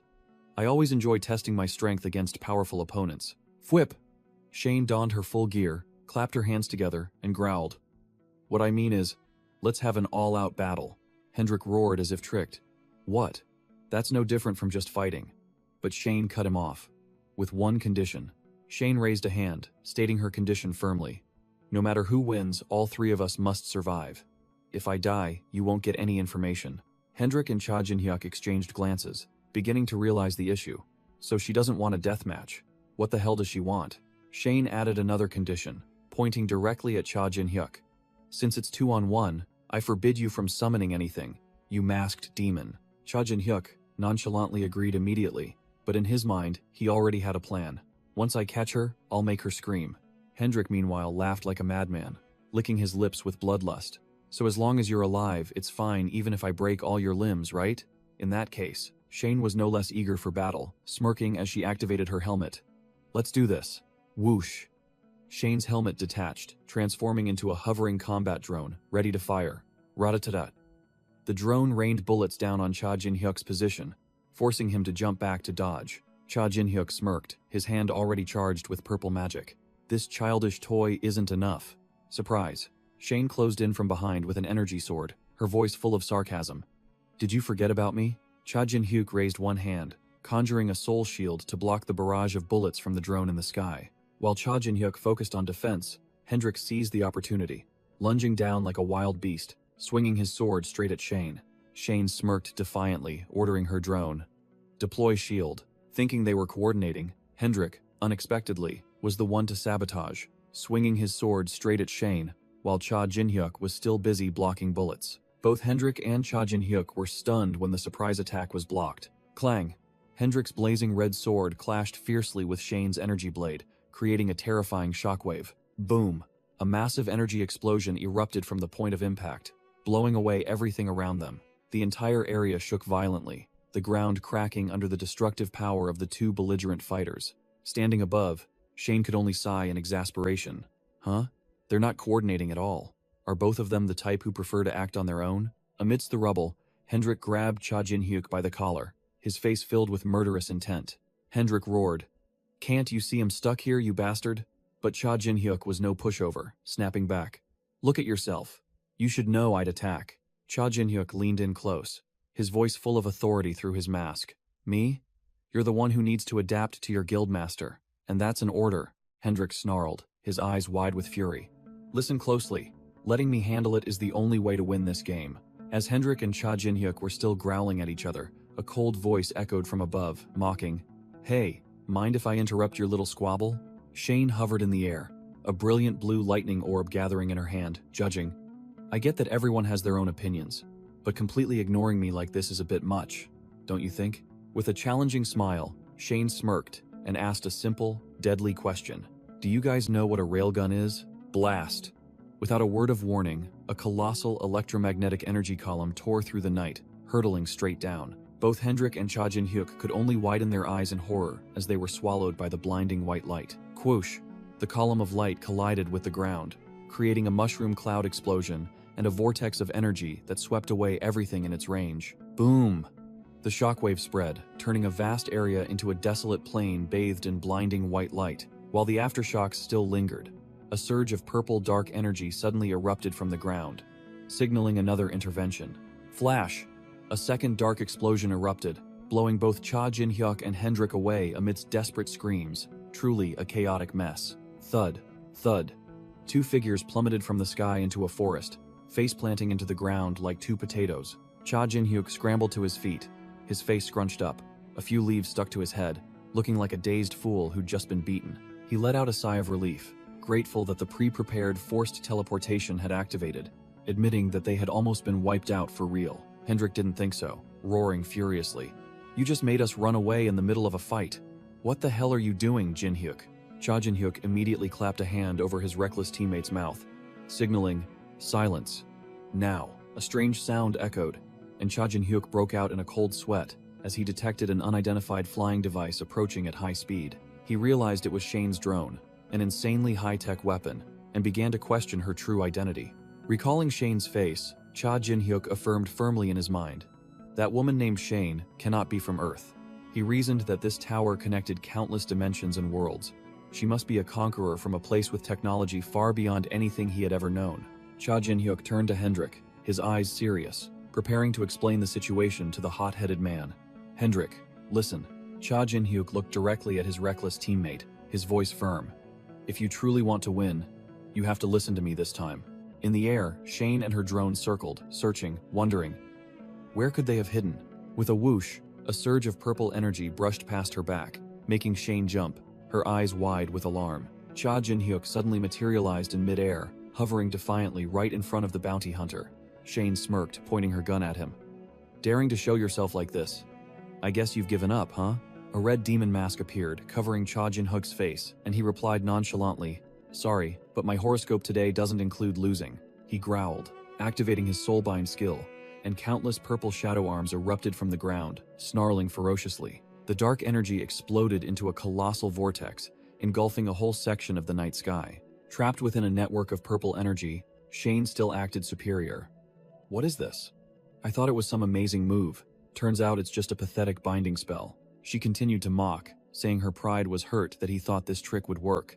But right behind her, a grotesque face with glowing red eyes was emerging from the shadows. No sooner had she finished speaking than Hendrik lunged like a wild beast, swinging his sword straight at Shane in a brilliant red streak of light. Shane's eyes widened, and she quickly raised her weapon to block the attack, growling, Don't even think about it.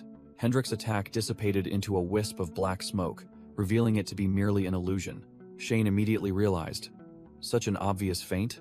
No, there must be something more. From the shadows, Hendrik grinned sinisterly, looking utterly delighted. I like this one, Jin-hyuk. Sweet. Shane broke into a sweat, her eyes wide with horror as she realized the true nature of the previous attack. Is that the demon mask's shield? While she was still reeling, Cha Jin-hyuk closed in from another direction, unleashing a lightning-fast slash. Shane gritted her teeth and blocked the attack, sweat pouring down her face. Yet she still managed a sneering grin. Not bad. Cha Jin-hyuk retreated, a vortex of purple energy gathering in his hand, declaring, Summoning isn't everything. Thanks to my Master of All Arts class, I can buff Hendrik with every support skill I have. He clasped his hands together, a confident smirk on his face. Now watch how a real Master of All Arts supports him. Boom! An explosion of dark energy erupted, signaling that Cha Jin-hyuk's dirty buff had been activated. Cha Jin-hyuk roared, Go, Hendrik! And Hendrik charged forward at terrifying speed, making Shane gasp. Is his speed buffed by that demon mask? Shane was no pushover. She flew backward while unleashing a barrage of energy bullets to block his path. Get lost. But Hendrik's dodging skills were real. He weaved through the hail of bullets as if they weren't there, making her furious. What? Are you trying to run away now? Hendrik sneered. Too late. And swung his sword straight at Shane's energy shield amidst her desperate scream. Crack. Her high-tech shield shattered into pieces, her face turning pale with horror. Suddenly, a colossal golden thunder dragon appeared, swirling amidst red lightning bolts, engulfing both of them in its overwhelming presence. Hendrik bared his teeth in a savage grin, his eyes blazing with lightning. Thunder dragon. Krakroom. A colossal, brilliant golden lightning bolt struck straight down from the sky, incinerating the ground. Shane was flung into the sky by the lightning strike like a ragged doll, while Hendrik landed with extreme coolness. Clunk. The moment Hendrik's foot touched the ground, he stepped on a small red trap that Shane had left behind. Before Hendrik could understand what was happening, she spoke up. You stepped on it. Despite being covered in injuries, Shane still grinned sinisterly, revealing her trump card. This is a gift for going to all the trouble of following me here. A sickly green system panel appeared right in front of Hendrik. Nuclear mine. Making even the towering warrior's face change color. From afar, Cha Jin-hyuk roared with worry as he recognized the trap. Hendrik. A blinding white-blue halo of light swallowed everything. The explosion began with terrifying power. Boom! A fiery shockwave swept across the battlefield, its destructive power no different from a real bomb, blowing everything away. Amidst the rubble, Cha Jin-hyuk muttered irritably as he realized the opponent's skill level. Damn it. What world is that girl from to possess such technology? Bang! A sudden gunshot rang out, and a blood-splattered hole appeared right in Cha Jin-hyuk's chest while he was still distracted. Shane had appeared silently behind him, her gun barrel still smoking, coldly declaring the finishing move. Checkmate. Amidst the ravaged battlefield, Shane hovered, her voice full of provocation. Your dragon friend is out of the fight. Now it's just you, Demon Mask, and you're injured too. Cha Jin-hyuk merely smirked through his mask, his voice dripping with sarcasm. You think so? Suddenly, a colossal shadow entity with blazing eyes appeared behind both of them, and Cha Jin-hyuk said nonchalantly, I forgot to mention, my friend's fortune today is also quite good. Shane froze for a second. then smirked with delight, realizing this fight wasn't over yet. What is this? So you haven't been going all out until now? The new entity's crimson eyes opened, filled with murderous intent and primal fury. Hendrik roared, an earth-shattering sound, as he completed his transformation into a gigantic dark dragon, red and black energy erupting. How dare you force me to reveal this cursed form? Boom. Hendrik's dragon form landed with terrifying force, the ground cracking under its weight. Shane was blown back, but quickly activated her thrusters to regain balance, extremely excited. Whoa. I knew dragons were the strongest race in the tower, but this is truly monstrous. Still maintaining her confident smile, Shane snapped her fingers. But the problem is right here. Whoosh. A barrage of high-tech weapons hovered in the sky, aimed directly at Hendrik's dragon form, Shane declared, turning the tables. I haven't even used my full power yet. Shane didn't say much, ordering her flying arsenal to fire at full power, creating a gigantic blue energy explosion. As the smoke and dust cleared, Hendrik in his dark dragon form stood tall without a single scratch, towering like a mountain of flesh. Hendrik's crimson dragon eyes gleamed with absolute contempt. You mere flies think you're worth my attention? Shane was stunned, cold sweat pouring as she realized her strongest attack was nothing more than an itch to this monster. Hendrik flapped his wings once, declaring that he wouldn't kill her. We've already broken through each other's defenses, so there'll be no killing here. He roared, his voice full of malice. Therefore, I will make you suffer so much you'll wish for death. With that, Hendrik opened his mouth, and a swirling sphere of destructive energy shot straight towards Shane. Shane gritted her teeth, her initial fear replaced by defiance. You think I can't stop it? She yelled, activating her defensive trump card. Visor, shield, maximum power. The dragon's dark energy stream collided head-on with the high-tech shield, creating an earth-shattering clash of power. Boom. The terrifying explosion from the clash of power engulfed everything, dust flying everywhere. Standing from afar, Cha Jin-hyuk frowned as the wound caused by the special bullet healed unusually slowly, even with divine power. He felt even more uneasy when he realized all his buffs and defensive magic had vanished the moment Hendrik transformed into a dragon. The overwhelming aura of Hendrik in his dragon form was so strong it disrupted all mana in the area, a completely different level of power. Meanwhile, Shane landed directly on the gigantic dragon's head, casually remarking, "You dragons really are strong, aren't you?" Suddenly, another clone of Shane appeared beside her, waving at Hendrik in a challenging manner. Not just one, but a multitude of Shane's clones simultaneously appeared, completely surrounding the dark dragon from all sides. Hendrik's dragon eye narrowed. He couldn't understand how his opponent could do this when he had locked down all mana in the space. Shane sneered, explaining nonchalantly, "This isn't magic, it's science. Just holograms. Something you dragons couldn't even dream of creating." With that, she and her clones simultaneously loaded their energy guns, ready for a full-force volley. Shane yelled, "They're real guns!" as a torrent of energy bullets slammed directly into Hendrik's dragon scales. Hendrik's dragon eye merely gleamed with contempt. These tickling bullets were nothing to him. He let out an earth-shattering roar, dark energy erupting, challenging, "Keep shooting, it's useless." Clank! Shane landed, deploying a gigantic high-tech cannon. The real heavy hitter was now in position. Hendrik in his dragon form faced Shane, who was now alone with her oversized cannon. He narrowed his eyes, looking skeptical as he saw the formidable weapon before him. "Is that thing real?" Shane smirked confidently. "Of course, this is my best, and also my worst. I originally didn't intend to bring it out." "Excellent," Hendrik roared, deciding to go all out. A gigantic magic circle appearing as he gathered a sphere of destructive energy. The magic circle flared violently, energy compressed to its limit, a blinding flash of light signaling the imminent attack. Boom! Hendrik unleashed his destructive dragon's breath, and at the same moment, Shane pulled the trigger, firing a colossal cannon shell that tore through the air for a head-on collision. Two destructive energy streams collided head-on, one a high-tech cannon shell, the other a dark dragon's breath. Kaboom! An earth-shattering explosion erupted, blinding light swallowing everything, signaling a complete annihilation. Amidst the blinding white light, a strange white-haired maniac with a crazed smile appeared, clearly drawn by this earth-shattering clash. From afar, the aftershocks of the explosion created a gigantic shockwave, scattering the clouds and leveling an entire mountain range. The entire battlefield was enveloped by the white light of the explosion, the ground cracking and vaporizing in an instant. Whoosh! The colossal cloud of smoke and dust from the epicenter began to dissipate, revealing the desolate landscape after the attack. The ground at the explosion's epicenter was incinerated, forming a gigantic crater, black smoke still billowing upwards. Amidst the rubble, a hexagonal blue energy shield miraculously stood firm. Inside the shield, Shane gasped, muttering, "Ch, I really shouldn't have used that antimatter bomb." The system on her armor flashed red continuously, warning of energy overload while maintaining the shield. The main server couldn't operate normally. Shane smirked with satisfaction, believing she had finished the job. Good, time to rest. But she froze instantly, sensing something was wrong. Wait, what about that damned dragon? A gigantic shadow obscured the sky. The dark dragon Hendrik still stood tall, seemingly unharmed after the explosion. Shane's face paled. She couldn't believe her eyes. What? Impossible. You still have the strength to fight? Crack. Hendrik's steel-hard scales began to crack, a sign that he had reached his limit. The dragon's colossal body swayed, lost balance, and began to collapse. Crash! Hendrik in his dragon form slammed into the ground, creating an earthquake that threw Shane off her feet.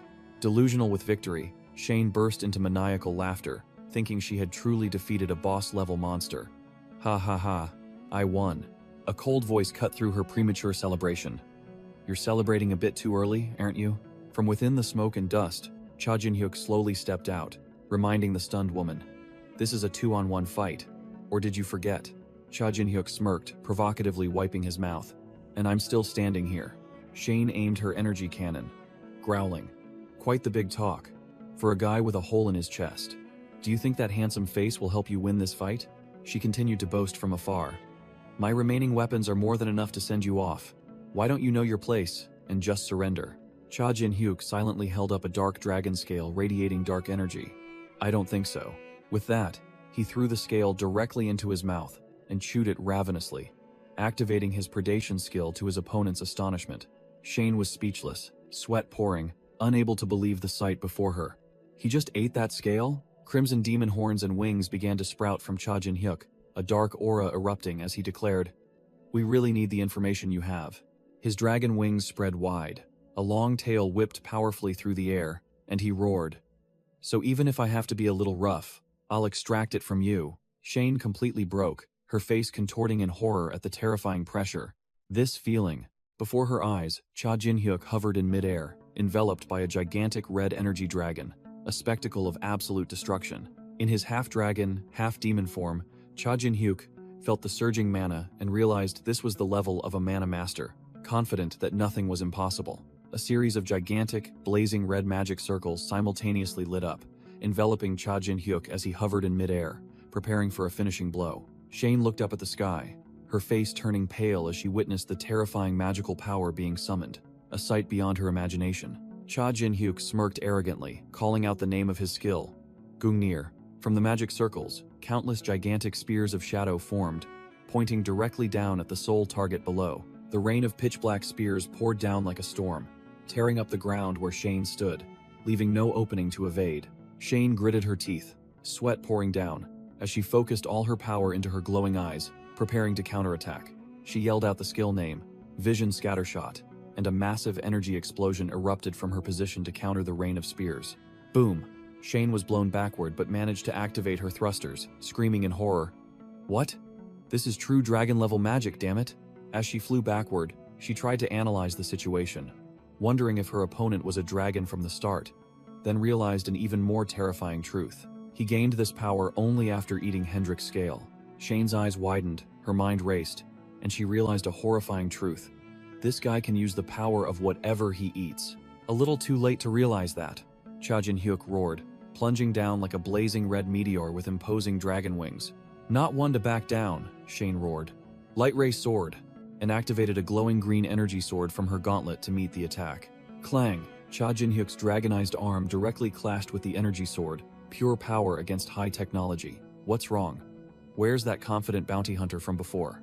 Cha Jin-hyuk grinned sinisterly, using overwhelming force that made Shane's weapon creak. Shane gritted her teeth, putting all her strength into it, but was still pushed back, only able to let out a hateful hiss against such absurd power. She yelled contemptuously, You're just a small fry from the 50th floor, but was immediately swatted away like a fly by Cha Jin-hyuk's wing. Cornered, Shane decided to go all out. Fine, play it your way, Demon Mask. A demon mask appeared, and she summoned her Chimera electromagnetic gun, gigantic blue energy gathering, crackling, ready to blast everything apart. Facing the destructive weapon, Cha Jin-hyuk just burst out laughing with excitement, red lightning crackling around him. "Haha, excellent. Let's see who's tougher." Shane broke out in a cold sweat, her eyes revealing pure horror as she realized a crazy ability of her opponent. Could he even use Dragon's Breath? She hadn't even believed her eyes when Cha Jin-hyuk had already gathered a blazing red energy sphere in his mouth, laughing maniacally. Whoosh! A destructive energy blast shot straight from Cha Jin-hyuk's mouth, tearing through the air. Crash! Shane's chimera electromagnetic gun exploded into 100 pieces before the absolute destructive power of the Dragon's Breath. From above, Cha Jin-hyuk looked down at his prey, engulfed in the explosion. The high-tech weapon now just a pile of scrap metal. Shane landed, her red armor still intact, but her face had changed color, with fragments flying around her. Boom! Cha Jin-hyuk landed so hard that the ground cracked, his overwhelming aura preparing to deliver the finishing blow. But suddenly, he stopped short, clutching his chest and grimacing from a tearing pain within. He coughed violently, spitting out a mouthful of pitch-black blood, which looked extremely abnormal. The thick black blood, rising with an eerie red smoke, fell to the ground, signaling that his body was facing serious problems. Cha Jin-hyuk wiped the blood from his mouth, admitting that his current body was not yet strong enough to fully bear the power of dragons. He glared, sweat pouring down, clearly suffering a severe backlash after going all out. Looking down at the gigantic crater he had created, Cha Jin-hyuk grimaced and wondered, "Damn it, how am I going to clean up this mess?" In the rubble, Shane's golden eyes fluttered open. She had regained consciousness. Shane slowly got up, her entire body aching after taking the full force of the dragon's breath, muttering, "Urgh. My whole body aches all at once." As soon as she looked up, she heard a voice. "You're awake." It turned out to be Cha Jin-hyuk and Hendrik, in their horned human forms, sitting and waiting. Hendrik even teased, "We were just about to use more drastic measures to wake you up." Shane was stunned, then snapped, pointing directly at Hendrik. "Wait, you woke up before me? Is that another dragon privilege?"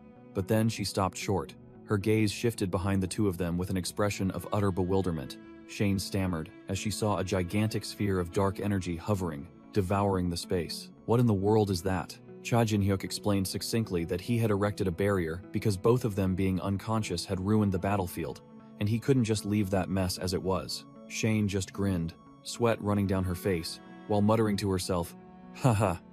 Was I a bit too excited?"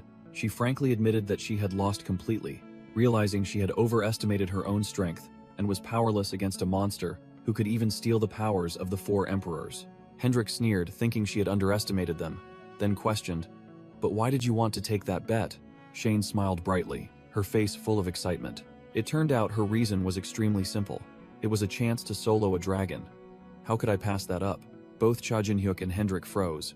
Hendrik yelled in utter bewilderment, "What? You caused all this chaos just for that reason?" Shane still maintained her smug smile, confidently declaring that this was her all-in bet, with a floor zero dragon, and of course she wanted to know who was stronger. Hendrik couldn't believe it, turning and snapping at Cha Jin-hyuk when he casually agreed with her. "Don't agree with that lunatic. Do you know how many magic stones I spent to maintain this barrier?"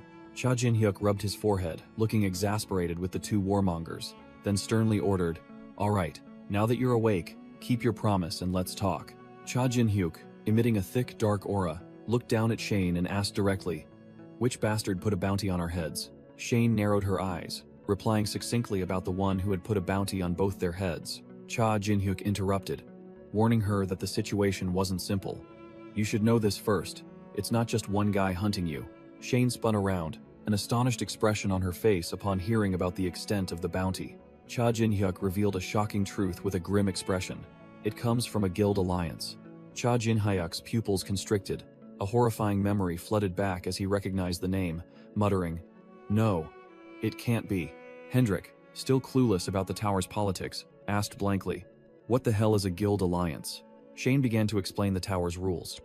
High-floor climbers were limited in their influence on lower floors due to system penalties. She explained how the top-ranked players circumvented the rules. They sponsored small guilds on the lower floors, creating a massive chain of power from top to bottom, called a guild alliance. Hendrik showed disdain, thinking these alliances were probably rare and would easily fall apart with a little prodding. Hendrik was about to propose a plan to prod them when Cha Jin-hyuk brushed him off, coldly declaring, "No need. Cha Jin-hyuk muttered that the one who could control such a massive power network to target them could only be one person. A horrifying memory flooded back, recreating the image of a figure standing by a window in a luxurious mansion under the rain. Cha Jin-hyuk gritted his teeth, his eyes sparking with fire, as he called out his enemy's name, Cain Fallon of 9-Star, from the Holy Land Alliance. In the memory, Cain Fallon smirked, confirming Cha Jin-hyuk's suspicion was entirely correct. Carmen Fallon, another high-ranking member of 9-Star, welcomed those who had just arrived at the meeting. Cain Fallon proudly declared the meeting open, addressing everyone as esteemed 9-Star comrades. Donis Taylor, 9-Star's holy sword, spoke with smugness, guessing that the Holy Land Guild was bitter because one of their sub-guilds had been completely wiped out. Grand Mage Merlin wondered if a strong individual was responsible, but Poison King Dong Jiaowen scoffed, thinking what a low-level scrub on the 50th floor could possibly do. Clack. Carmen Fallon stomped her heel, cutting short the pointless discussion with a concise command. That's enough. Carmen Fallon, eyes flashing, exuded an overwhelming aura and issued a warning. You'd best watch your mouth.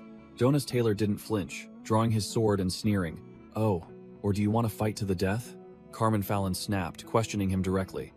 Let me ask you, Donis, can you guarantee that the next sub-guild to be wiped out won't be yours? Donis Taylor was speechless, his face darkening and beads of sweat forming, unable to reply. Cain Fallon coldly declared, I have identified him as a seed that will threaten us in the future. Therefore, the red-eyed member smirked savagely, concluding, regarding the Demon Mask Challenger, I believe it's time to uproot the weed. Donis Taylor looked puzzled, asking blankly, So? He continued to press impatiently. How do we do it? Are we going down there to deal with him ourselves? Cain Fallon sneered confidently, dismissing the foolish idea. No, the punishment would be too severe. Cain Fallon's eyes gleamed with calculation as he revealed his plan. Of course, I'll find a freelancer, a new bounty hunter, because the one we hired before was utterly incompetent. A week later, a city lay in desolate ruins under a blood-red sky. Amidst the ruins, the female bounty hunter Shane sat on the ground, her red armor battered, bitterly admitting, Perhaps I underestimated the battle too much. It was truly an utter defeat. Shane gave a bitter smile, unable to believe that despite being a 300th floor challenger herself, she had been so easily defeated. Two figures stood tall before her, a masked bounty hunter and a snake summoner. Shane had to admit, a king-tier challenger truly operates on a completely different level. The masked bounty hunter coldly judged. Not only did you fail the mission, but you also leaked information to them. The snake summoner sneered as his giant serpent slithered out, its eyes glowing red. The demon mask disappeared right after you left. Now it's feeding time. He roared Shane's name, and the giant snake immediately lunged, coiling tightly around her. Crushed and deformed by the serpent's squeeze, Shane's eyes bulged, her face contorted in pain and suffocation, only able to let out a pained groan. The giant snake raised its head, ready to swallow Shane, who lay helpless on the ground. The scene shifts. A girl named Ave floated in a dark space, surrounded by green flames, desperately pleading, Please, Ave, save me. Haryu's eyes widened in horror, her mouth agape as she let out a desperate cry. Please, save me. Haryu startled awake on a rooftop, with Cha Jin-hyuk coldly asking in front of her, Are you awake? Cha Jin-hyuk stood there with Miho, who looked at him with curiosity and called out, Brother? Still dazed, Haryu looked around, asking about the whereabouts of that woman and Hendrik, but Cha Jin-hyuk simply replied that here Hendrik had gone to gather information. Hendrik appeared, explaining that the way they were being hunted felt very suspicious, so he had to go ahead to scout for the information Shane had provided. Seeing Haryu was fine, Cha Jin-hyuk turned to invite her. Now that you're okay, shall we go? Haryu asked blankly in return. What?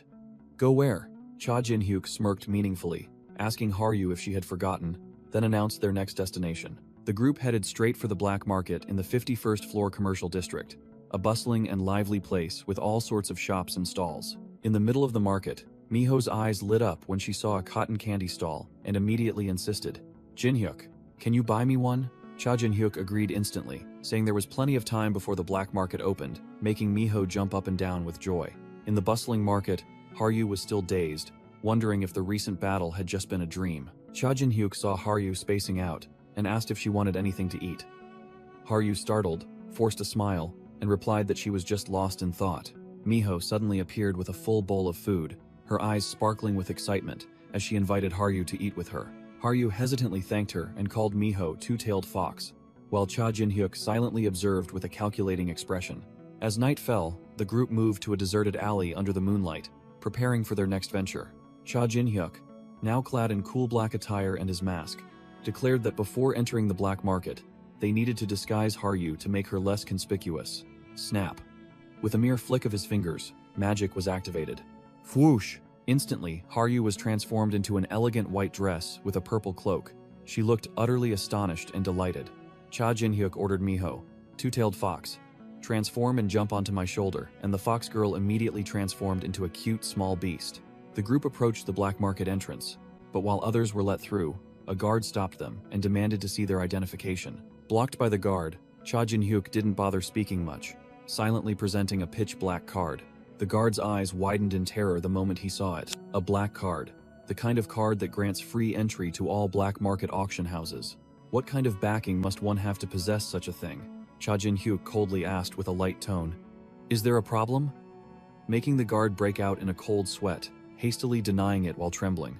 Immediately changing his demeanor, the guard obsequiously invited the group inside, promising to lead them directly to the VIP area. The crowd of players in the auction house began to whisper when they saw the demon mask escorted directly to the VIP section, suspecting he had forged documents to show off. The group was led to a luxurious private box.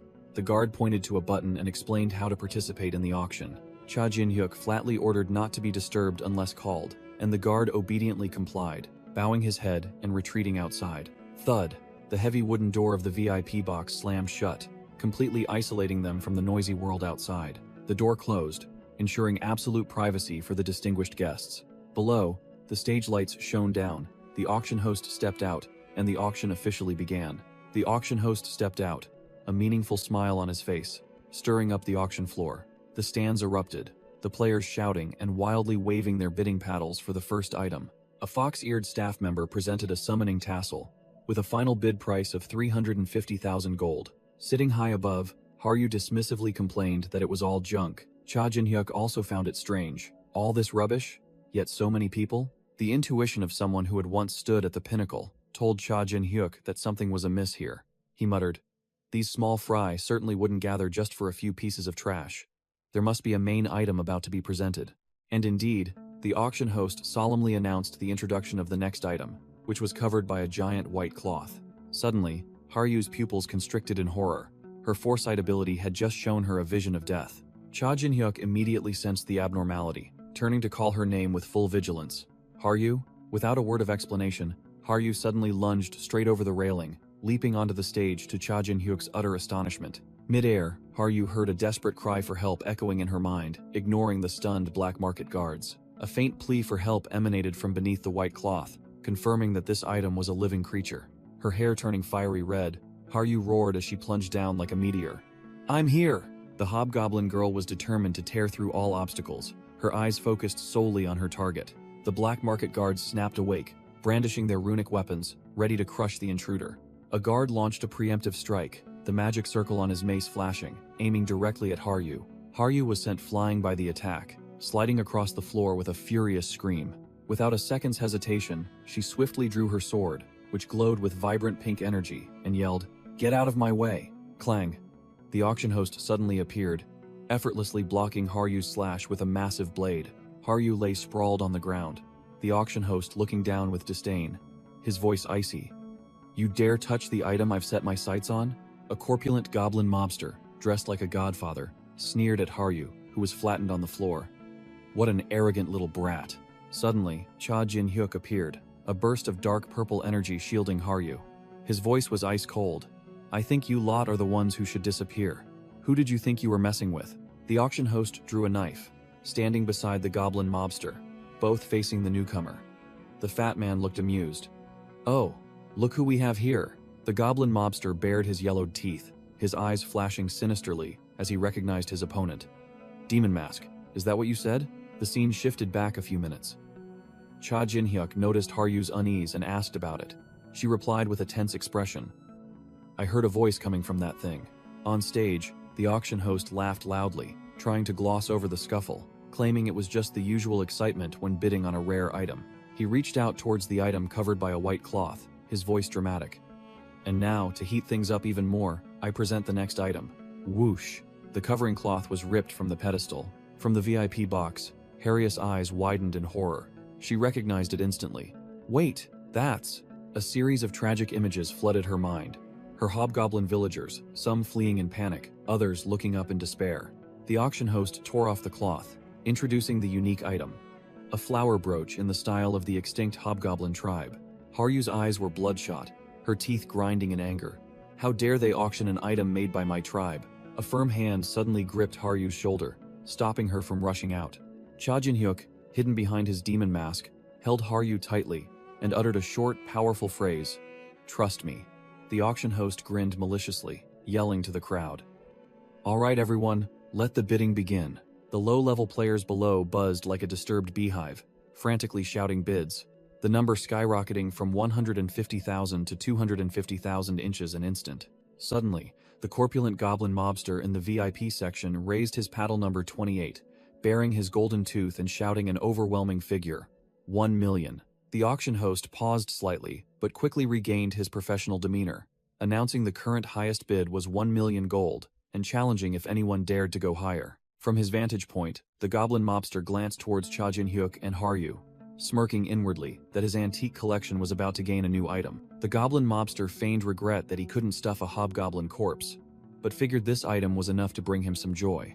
Haryu couldn't hold back any longer, swinging her arm to draw her sword, determined not to let her tribe's relic fall into the filthy goblin's hands. Whoosh! Cha Jin-hyuk's steel-hard hand stopped her, just as the auction host shouted an unbelievable figure. 3 million. The players in the front row gaped, their eyes wide with shock at the number that had just been called out. The goblin mobster was also speechless, unable to believe someone dared to outbid him so fiercely right in front of him. From the VIP box, Cha Jin-hyuk stood tall, his voice ice-cold as he declared, 3 million gold. If you can't match it, then scram. The entire vast auction hall immediately fell silent, all eyes fixed on the demon-masked man who had just thrown out an insane figure. The auction host broke out in a cold sweat, his voice trembling but still working. 3 million gold. Going once, going twice. Thud. The wooden gavel struck the table, officially closing the deal of the century. The goblin mobster gnashed his teeth, muttering curses while the surrounding crowd whispered about the formidable background of the demon mask. Cha Jin-hyuk turned his back on the commotion, thinking to himself, damn it, I just wanted to avoid a bidding war. Looks like I've drawn too much attention. I need to get out of here fast. Cha Jin-hyuk coldly ordered the auction staff. I'm taking the item and leaving. Prepare it immediately. Night fell, a full moon hanging perfectly round in the star-filled sky. Haryu received the precious relic, a flower-shaped hair ornament reverently placed in a glass case.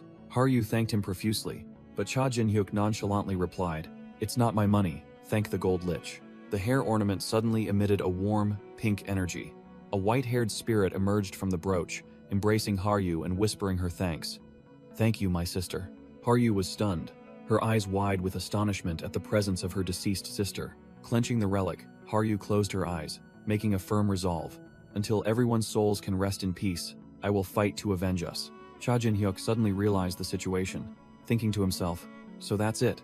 No wonder she was so determined to get it. This brooch contains the soul of a deceased hobgoblin. Just then, a masked assassin swooped down from above, swinging his sword straight for Cha Jin-hyuk's nape. Cha Jin-hyuk's sixth sense screamed. He had detected an ambush from above. Clang! A deafening clash of metal. Cha Jin-hyuk had used something resembling a staff to block the unknown assassin's sword. Haryu's face went pale. She shrieked. Brother! The assassin landed, stepping back a few paces after the clash, and growled, Who are you? Cha Jin-hyuk was terrifyingly calm. He had recognized the mastermind behind this. It turned out the assassin was merely a mercenary for the corpulent goblin mobster from the auction floor earlier. The goblin mobster swaggered out, sneering. Such rude language, especially after I yielded that item to you. Cha Jin-hyuk bluntly retorted. If you want it, you should have bid higher. Get lost before I smash your nose in. The goblin mobster burst into laughter, as if he'd heard the funniest joke on earth, showing disdain for the hair ornament. He laid his cards on the table, his malicious gaze fixed on Haryu. I don't need that trinket. I prefer a stuffed hobgoblin. Provoked, Haryu said little, her fiery pink eyes speaking volumes. Touch me and die. Without waiting, she roared. Try me! Then charged straight at the goblin mobster with her sword, determined to fight to the death. The goblin mobster sneered contemptuously, raising his massive mechanical hammer, preparing for a crushing blow. Thud! The hammer slammed into the ground, the force of the impact creating a small tremor, but Haryu had already dodged the attack. Seeing her reckless actions, Cha Jin-hyuk immediately yelled a warning. "Haryu, don't be rash." Just then, a sharp sword strike suddenly slashed down from behind, aimed at Cha Jin-hyuk. The masked assassin struck incredibly fast, his slash tearing through the air, giving his opponent no chance to react. Having blocked Cha Jin-hyuk, he confidently faced him, smirking. "Your opponent is me, Demon Mask." Cha Jin-hyuk secretly assessed. This guy's skill is on par with, perhaps even superior to, Hendrix.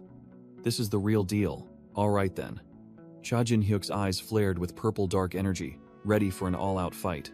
Haryu was no pushover. She immediately activated her battle foresight skill, her crimson pupils flashing with a deadly light. Within her foresight, Haryu read her opponent. He's strong but slow. She was confident that with a quick reaction, she could turn the tables. Whoosh! Seizing the opportunity, Haryu lunged like a whirlwind, swinging her great saber directly at the goblin mobster. But the goblin mobster merely sneered, tightening his grip on his mechanical hammer, as if he had anticipated everything. Instead of striking down, he swung his hammer in a circle, releasing a cloud of green poisonous gas that enveloped Haryu. Haryu immediately recognized the dirty trick. Panicked, she exclaimed, "It's poison!" She quickly held her breath, but it was too late. The paralyzing poison took effect incredibly fast. The goblin mobster seized the chance, grabbed Haryu's face, and slammed her to the ground without mercy. He stood over Haryu, his voice full of sarcasm. "Remember this, little hobgoblin. By floor 50, everyone has a few tricks up their sleeve." He explained that he had upgraded the paralyzing poison from goblin needles into a gaseous form, rendering Haryu temporarily unable to move even a single finger. Choked, Haryu could only glare with hatred, gritting her teeth and vowing that as the last hobgoblin, she would definitely have her revenge. The goblin mobster drew a knife, smirking as he declared he would give Haryu a new life, after cutting a few of her tendons to make her more obedient. He roared, brandishing his knife skyward with a crazed expression, deeming it an honor for Haryu to join his collection. Completely helpless, Haryu could only grind her teeth, her crimson eyes glaring with fury and despair. Whoosh! A shadow darted forward like lightning, leaving only a blur and a pair of glowing purple eyes in the poisonous gas. Slash! A clean purple slash neatly severed the goblin mobster's arm before he could even react. The goblin mobster's face turned pale, blood gushing from the wound on his head. He couldn't believe someone was immune to his poison. Cha Jin-hyuk looked down at the worthless goblin, his voice devoid of emotion. "Since you're both ugly and useless, I think I'll just kill you and get it over with." "Arg! My arm!" The goblin mobster clutched the stump of his arm, letting out a pathetic scream. Lying on the ground, Haryu's eyes widened in shock, her voice trembling as she recognized her savior. Brother. Cha Jin-hyuk turned away with an imposing aura, leaving the goblin mobster writhing and screaming, and coldly remarked, "Stop acting like a child. You only lost an arm." Cha Jin-hyuk let out a taunt, intending to chop off the goblin mobster's remaining arm. Whoosh! A shadow suddenly lunged forward, swinging a lightning-fast sword strike at Cha Jin-hyuk to rescue him. Cha Jin-hyuk calmly raised his hand, and a purple magic circle instantly appeared, blocking the blade. He admitted his opponent was quite fast. The bandaged swordsman broke into a sweat, unable to believe his attack had been blocked by magic. Not giving his opponent time to recover, Cha Jin-hyuk unleashed his five-fingered divine bullet, firing 5 streams of pure purple magic power from his fingertips. Boom! A terrifying explosion ripped through the ground. The destructive power of the magic was absolute. The bandaged swordsman stood firm after the explosion, muttering in astonishment as he realized his opponent was both proficient in swordsmanship and overwhelmingly powerful in magic. The immense pressure emanating from Cha Jin-hyuk made the swordsman squint, cold sweat pouring down his face. The bandaged swordsman felt as if he was facing a seasoned veteran from the upper floors of the tower. It turned out the bandaged swordsman had rushed to shield the goblin mobster, and now both were facing Cha Jin-hyuk's overwhelming presence. The bandaged swordsman coldly declared, "The situation has changed. It's time to retreat and rest." The goblin mobster's eyes widened in surprise. "Nonsense! There's a living hobgoblin right in front of me. I'm not going anywhere," the goblin roared, his face contorted with greed. Slash! The bandaged swordsman's blade was instantly at the goblin mobster's face, making him jump back in fright. The swordsman reiterated their agreement. "Have you forgotten our deal? In exchange for my protection, I won't interfere in your battles," he said, his voice full of menace, making the goblin break out in a cold sweat. With eyes sharp as blades, the bandaged swordsman ordered decisively, "Now, get out." The goblin mobster reluctantly jumped away, muttering, "Humph. If I can't catch the hobgoblin then, that thing will be mine." His target shifted to the evolved fox girl, lying motionless on the ground. Thwack! The goblin snatched the small fox into his hand, ignoring its pained yelp. The fox fainted, and the goblin mobster gleefully ran off with his prize, smugly thinking it would be a valuable addition to his collection. Haryu had already sprung up, chasing after the escaping goblin, growling, "I won't let him get away." The bandaged swordsman froze, surprised that the gaseous poison had worn off so quickly. He immediately turned and swung his sword to block her path, shouting, "Don't even think about following us." Clang! A shadow suddenly appeared, and Cha Jinhyuk's sword easily blocked the swordsman's attack. Cha Jinhyuk's purple eyes gleamed behind his demon mask, his voice cold. "Where do you think you're going? Once you're in a fight, you play it to the end." The bandaged swordsman said no more, immediately activating his skill, and the entire surrounding space began to distort. Countless interwoven blue sword energy trails crisscrossed, slicing apart all the buildings in the area. An entire region of space was torn into fragments, suspended in a chaotic dimension created by the sword skill. Within that deadly domain, Cha Jinhyuk and the bandaged swordsman clashed, the sound of metal striking metal echoing wildly. The bandaged swordsman roared, raising his katana with both hands, putting all his strength into a deadly overhead strike. Clang! The two swords clashed, sending sparks flying. Cha Jinhyuk and the bandaged swordsman tensed their muscles, neither willing to yield. Cha Jinhyuk narrowed his eyes, his voice full of sarcasm. "No matter how I look at it, your skill level is too high to be stuck in this filthy corner." The bandaged swordsman gritted his teeth in response, a belligerent smile on his face. "I don't mind getting dirty, if it brings me a tough opponent like you." Cha Jinhyuk's disdain was clear. "Excuse me, didn't you just tuck your tail and run for your life?" The bandaged swordsman's eye veins bulged. He had clearly hit a nerve. A deafening clang rang out as Cha Jinhyuk put all his strength into pushing his opponent, sending him flying backward. "What the hell do you know?" The bandaged swordsman roared as he was pushed back, then immediately regained his balance and shot forward. Mid-air, he swung his sword, creating a gigantic crescent-shaped sword energy that swept directly towards Cha Jinhyuk. Boom! The destructive attack tore through the ground, creating a terrifying explosion. But the bandaged swordsman's eyes widened in astonishment. His target had vanished without a trace. Suddenly, Cha Jinhyuk was right behind the stunned bandaged swordsman, stating flatly, "You're weak." Slash! A clean sword strike cut across the bandaged swordsman's back, leaving him no time to react. Fresh blood spurted from the deep gash, and the swordsman could only stand frozen, enduring the attack. His eyes rolled back, utterly unable to believe this vast difference in skill. The bandaged swordsman's memories flooded back. The schemes, deceptions, and betrayals he had witnessed, the worst aspects of humanity. A bloody red slash cut across his vision, and memories of that fated moment resurfaced. He, too, had been stabbed in the back by his own comrades, collapsing in despair and losing his light in that wretched place. The bandaged swordsman roared furiously. "You think this place is dirty? At least here, no one tries to hide their disgusting true nature." He unleashed his full aura, and blue sword energy erupted. Crash! He put all his strength into a world-shattering sword strike, but Cha Jinhyuk simply raised his sword to parry it cleanly, and the ground beneath his feet cracked. Boom! The collision created a terrifying shockwave, splitting the ground into a giant crater.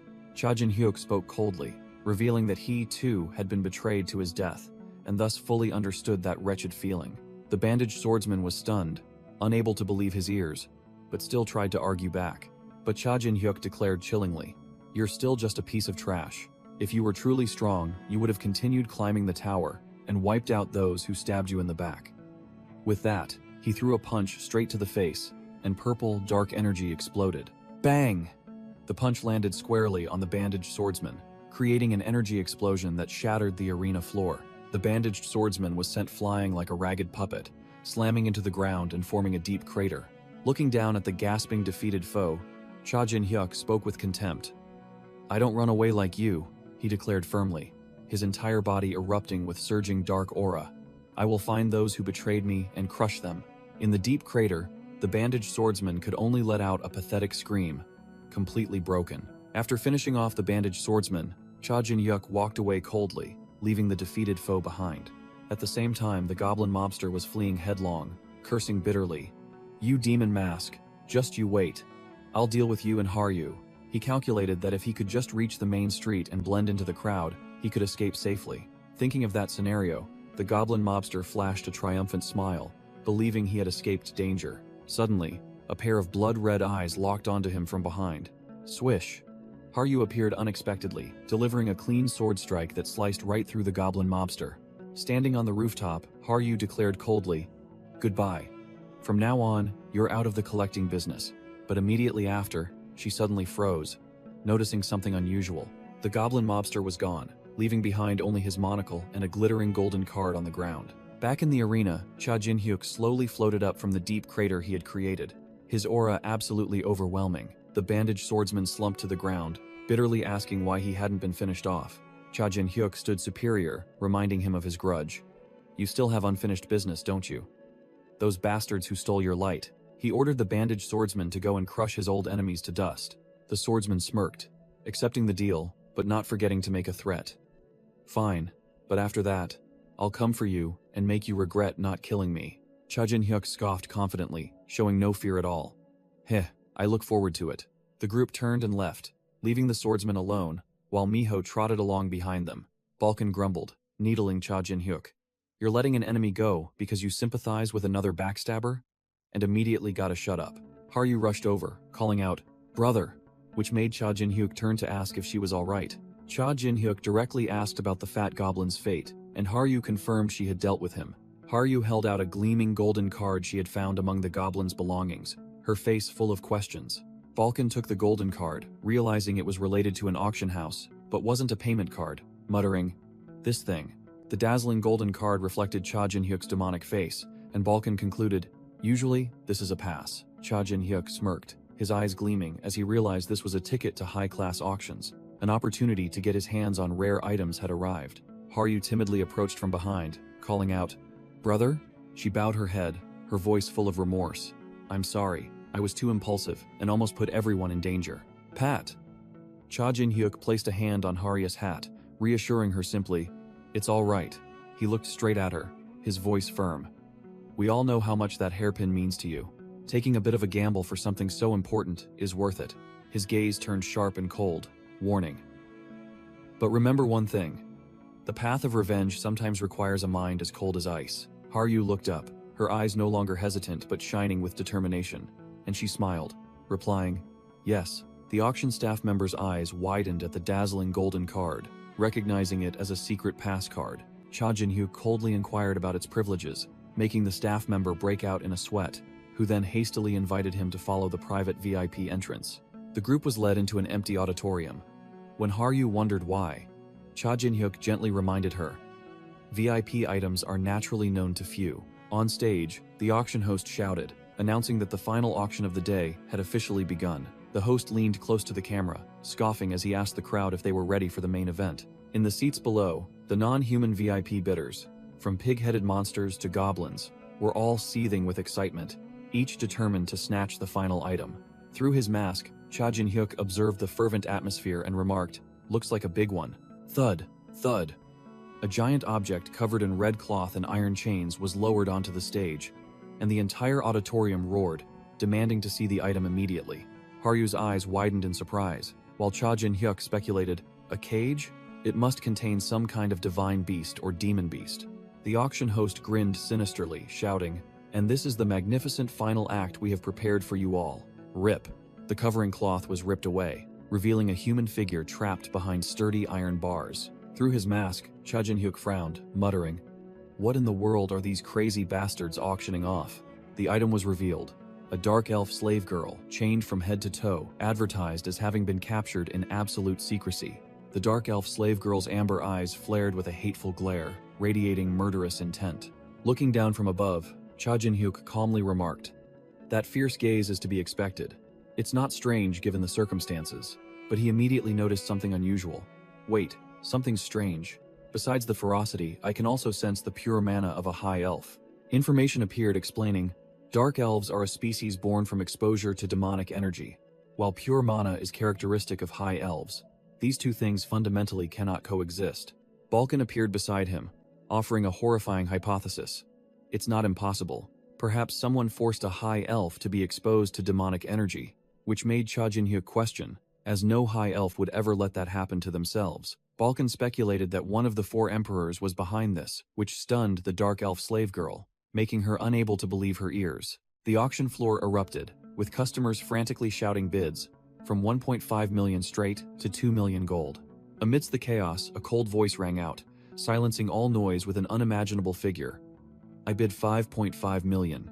In the eyes of the dark elf slave, the overwhelming image of a shadowy figure with a dazzling halo appeared. The bidder revealed herself, a Netzach-level celestial named Hamiel, hovering in the air with a smug smile and the aura of a superior being. Recognizing her enemy, the dark elf slave frantically clung to the bars, screaming in rage. Don't even dream of it, Hamiel. Her fury reached its peak as she yelled directly at Hamiel. I will never be sold to anyone, especially not you. In response to the threats, Hamiel merely replied with a scornful smirk, treating everything as a joke. The dark elf slave gritted her teeth, her eyes burning with hatred, and uttered a venomous vow. I promise you, the moment I break free from here, I will tear you to shreds. Hamiel approached leisurely, lecturing the dark elf slave in a condescending tone. Don't be so impatient, princess. Think carefully. She pointed towards the non-human bidders who looked like a bunch of grotesque monsters, all disgusting old men waiting to devour their prey. Then the angel made an even more humiliating offer. Instead of being a plaything for those old men, wouldn't it be better to be my pet? The dark elf slave gritted her teeth, her eyes burning with hatred, the humiliation reaching its peak. The auction host grinned, declaring the deal closed when no one dared to bid higher. The final price is 5.5 million gold. Hamiel winked smugly, certain of victory as the auction host began to count. First call. The dark elf slave closed her eyes in despair, unable to believe her fate was about to be decided by her enemy. Second call. The auction host's gavel descended, preparing to end the auction. Sold for. Just before the gavel hit the table, a cold voice rang out, throwing an insane number into the middle of the arena. I'll raise it by 4.5 million. Hamiel was stunned, her smug expression completely vanished, as she screamed in shock. 10 million gold? What madman dares to pay that price? Who are you? From the balcony, a mysterious figure looked down at Hamiel, who had just been robbed of her glorious victory. Cha Jinhyuk smirked behind his mask, taunting the angel directly. Your mental math is quite good, pigeon. The auction host broke out in a cold sweat, his voice trembling as he announced the unbelievable sum. Final price, 10 million gold. The entire auction hall erupted. The auction host, throwing his hands up in extreme excitement, shouting that this was a record price for the 51st floor auction house. Inside the iron cage, the dark elf slave looked up at the one who had just bid, not understanding what was happening. Hamiel gritted her teeth, recognizing the familiar mask and roaring in anger. Demon mask, how dare he? The angel refused to give up, unleashing her divine power with gigantic, glowing golden eyes in the air, vowing not to let anyone steal her prize. Cha Jinhyuk nonchalantly raised both hands, feigning surrender with sarcasm. Oh, are you planning to use force to scare me into giving up? Is that how you play? Hamiel sneered, questioning her opponent.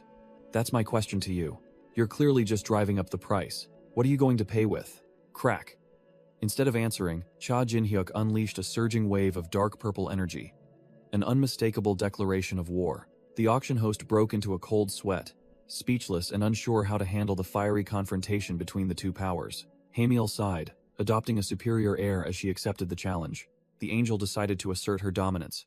Very well, I'll bid higher. I raise it to 11 million gold. Cha Jinhyuk responded instantly, his voice devoid of emotion. Then I bid 20 million. Balkan and Haryu were utterly shocked, unable to believe their ears. Haryu stammered, calling out to her brother in fright. Cha Jinhyuk turned to reassure his companions with a sinister smile behind his mask. Feel free to be scared, and if you're too scared, then run. Hamiel gritted her teeth, bitterly realizing that her opponent wasn't bluffing and truly intended to claim the dark elf slave. Cha Jinhyuk narrowed his eyes, his voice full of murderous intent as he provoked. What are you looking at, pigeon? Do you want me to gouge your eyes out? He thought to himself, although his current strength wasn't enough to contend with the 4 emperors. If it was a money battle, then this was the arena where he could win, and he would seize everything he could. Hamiel was furious, gritting her teeth and wondering what madman in the world would throw out 20 million gold just to spite her. The auction host dared not delay, announcing the final price of 20 million gold and preparing to strike the gavel to close the deal. Thud. The gavel struck, officially declaring the auction for the dark elf slave concluded, with victory belonging to the mysterious masked individual. The fox-eared staff member respectfully led Cha Jin-hyuk and Haryu into a private corridor, announcing that the item would be brought out immediately. She handed Cha Jin-hyuk a magic key, explaining that it could unlock any shackles and cages with a single touch. The auction host tried to strike up a conversation to build rapport, but Cha Jin-hyuk curtly replied, his voice as cold as money. Scram. Bring the dark elf girl here. Haryu timidly tugged at Cha Jin-hyuk's cloak, her voice full of worry as she called out to her brother. She mustered her courage and asked directly if he truly intended to keep the dark elf girl as a slave. Cha Jin-hyuk turned back, his tone full of sarcasm. What? Are you crazy? Do you think I would turn just anyone into my slave? He sneered, dark energy emanating as Balkan's image appeared, implicitly asserting, so what exactly am I? Cha Jin-hyuk taunted Balkan, stating bluntly that the old man was just a spirit, not a person, which made Balkan furious and curse. You bastard. Do you always have to have the last word? He turned to tease Haryu, pressing close and asking if she really thought he was such a terrible person, making her awkwardly deny it. Haryu thought to herself. The reason for her worry was that the dark elf slave was exceedingly beautiful, to the point where even she had to admit it. Suddenly, a blonde angel appeared, blocking their path. Sighing in relief that she had caught up to them, she smiled and formally introduced herself. My name is Hamiel. Without any hesitation, Cha Jin-hyuk and Balkan warned in unison. If you're here for the item, scram now, because someone already tried and got wiped out. Hamiel sneered, feigning indifference to the threat, and began to probe. It's just, if it's not rude. She narrowed her eyes, getting straight to the point. May I ask why you purchased the dark elf girl? Cha Jin-hyuk retorted sharply, declaring that even if she was one of the 4 emperor's people, she shouldn't delude herself into thinking he would show respect. Hamiel's eyes flashed, seemingly re-evaluating the arrogant masked individual who disregarded everyone before her. Hamiel casually stepped forward, turning her back to Cha Jin-hyuk in a provocative manner. All right, I just wanted to get acquainted with you. With a smug smile, she revealed. After all, information about you isn't non-existent. A report has already been sent to my superiors. Hearing this, Cha Jin-hyuk flew into a rage, purple dark energy sparking from his eyes as he tightened his grip on his sword hilt, murderous intent exploding. Hamiel's smile froze, sweat pouring down her face as she realized she had just poked a hornet's nest. This man was not one to joke with. Without another word, Cha Jin-hyuk drew his sword, a brilliant purple energy tearing through the air, aimed directly at the angel. But just before the blade could connect, his purple eyes paused, and he decided to hold back. He calculated silently. Even if he could go all out to kill this pigeon, the aftermath would be the real problem. In his mind, a vision of being hunted by an even more powerful celestial army appeared. He realized he wasn't strong enough to openly confront them. Clenching his fists, Cha Jin-hyuk suppressed his anger, deciding he had to endure and wait for the right moment. Hamiel, regaining her confidence, turned to Haryu and made a subtly taunting remark about her hairpin. Too bad I'll never get to see it again, will I? This made Haryu's face turn pale with fear. Hamiel leaned close to Haryu's ear, uttering a cruel taunt about her past, leaving Haryu frozen. Cha Jin-hyuk immediately realized this pigeon wasn't targeting the item, but deliberately provoking Haryu to incite him. Contrary to expectations, Haryu remained calm, reassuring Cha Jin-hyuk that she fully understood her opponent's intentions. Haryu's eyes blazed, and she clenched her fists, telling herself that this was the time to keep a cool head. Hamiel turned away with a triumphant smile, completely confident that she had sown enough discomfort. The group of Cha Jin-hyuk, Haryu, and Balkan's spirit watched Hamiel leave, as she even promised to meet again soon. Turning her head with a meaningful smile, Hamiel declared bluntly, I will wait for you on the 100th floor. Cha Jin-hyuk froze. The information about the 100th floor made him realize this person knew more than he thought, and he quickly called out to her, but it was too late. Hamiel vanished in a blinding flash of light, leaving behind a shower of white feathers. Cha Jin-hyuk regained his composure, his eyes sharp and cold, and he declared in a low voice, just you wait. I don't care what you're planning, but your head is definitely mine. On the outskirts of the 51st floor, Balkan ordered the spirit knights to surround their master, strictly forbidding any strangers from approaching. Crash! An iron cage was summoned, trapping the Black Fairy to begin a private interrogation. Inside the cage, Elion von Yggdrasil maintained a terrifying composure, questioning, All right, so what do you intend to do with me? Cha Jin-hyuk stood outside with Haryu and her sister's spirit, replying curtly, Don't worry, if I intended anything dirty, I wouldn't have brought children. Elion von Yggdrasil sneered, her voice full of sarcasm. Ha! If you're all cut from the same cloth, What difference does it make if there are children here? Cha Jin-hyuk didn't bother to argue, asking directly in a low voice, "What's your name?" Her eyes sharp as knives, she raised her head and declared her identity, Elion von Yggdrasil. Cha Jin-hyuk's pupils constricted. The name Yggdrasil completely shocked him. Information immediately flashed in his mind. That was the name of the divine tree of the elf race, and also the surname of the royal family. Cha Jin-hyuk realized he had just captured a major target. This troublesome individual is an elf royal. Whoosh! In the dark forest, a shadow stomped hard on a branch, rushing away at terrifying speed. A group of assassins was sweeping the area, and the bandaged swordsman growled an order. They said it was this forest, right? Spread out and find that elf royal for me. Cha Jin-hyuk looked at his prey in the cage, his mind working rapidly. A high elf royal already has incredible potential, and now as a black fairy, she also possesses dark magic. What a catch. He suddenly remembered that angel, Hamiel, realizing there was definitely bad blood between these two. They were sworn enemies. Elion von Yggdrasil's eyes were still full of defiance, but Cha Jin-hyuk had made up his mind. This girl is perfect for his guild revolution. Meanwhile, Elion was far from resigned, her mind focused on a single thought. How do I escape from here? She calculated to herself that the cuffs and cage were suppressing all her power, and even if she escaped, she would need time to recover. Elion was about to wait for an opportunity to counterattack when he made a move, then click. A high-tech key was inserted directly into the lock. A blinding blue light erupted from the cage, engulfing a stunned Elione von Yggdrasil. Before her plan could even take shape, Elione von Yggdrasil froze completely, her face bewildered. Huh? Cha Jin-hyuk, wearing his demon mask, raised the key and ordered coldly, "Get up. I still have a few questions." As soon as she was free, Elion von Yggdrasil said nothing, channeling strength into her bare feet and pushing off the ground, preparing to burst into a sprint and escape.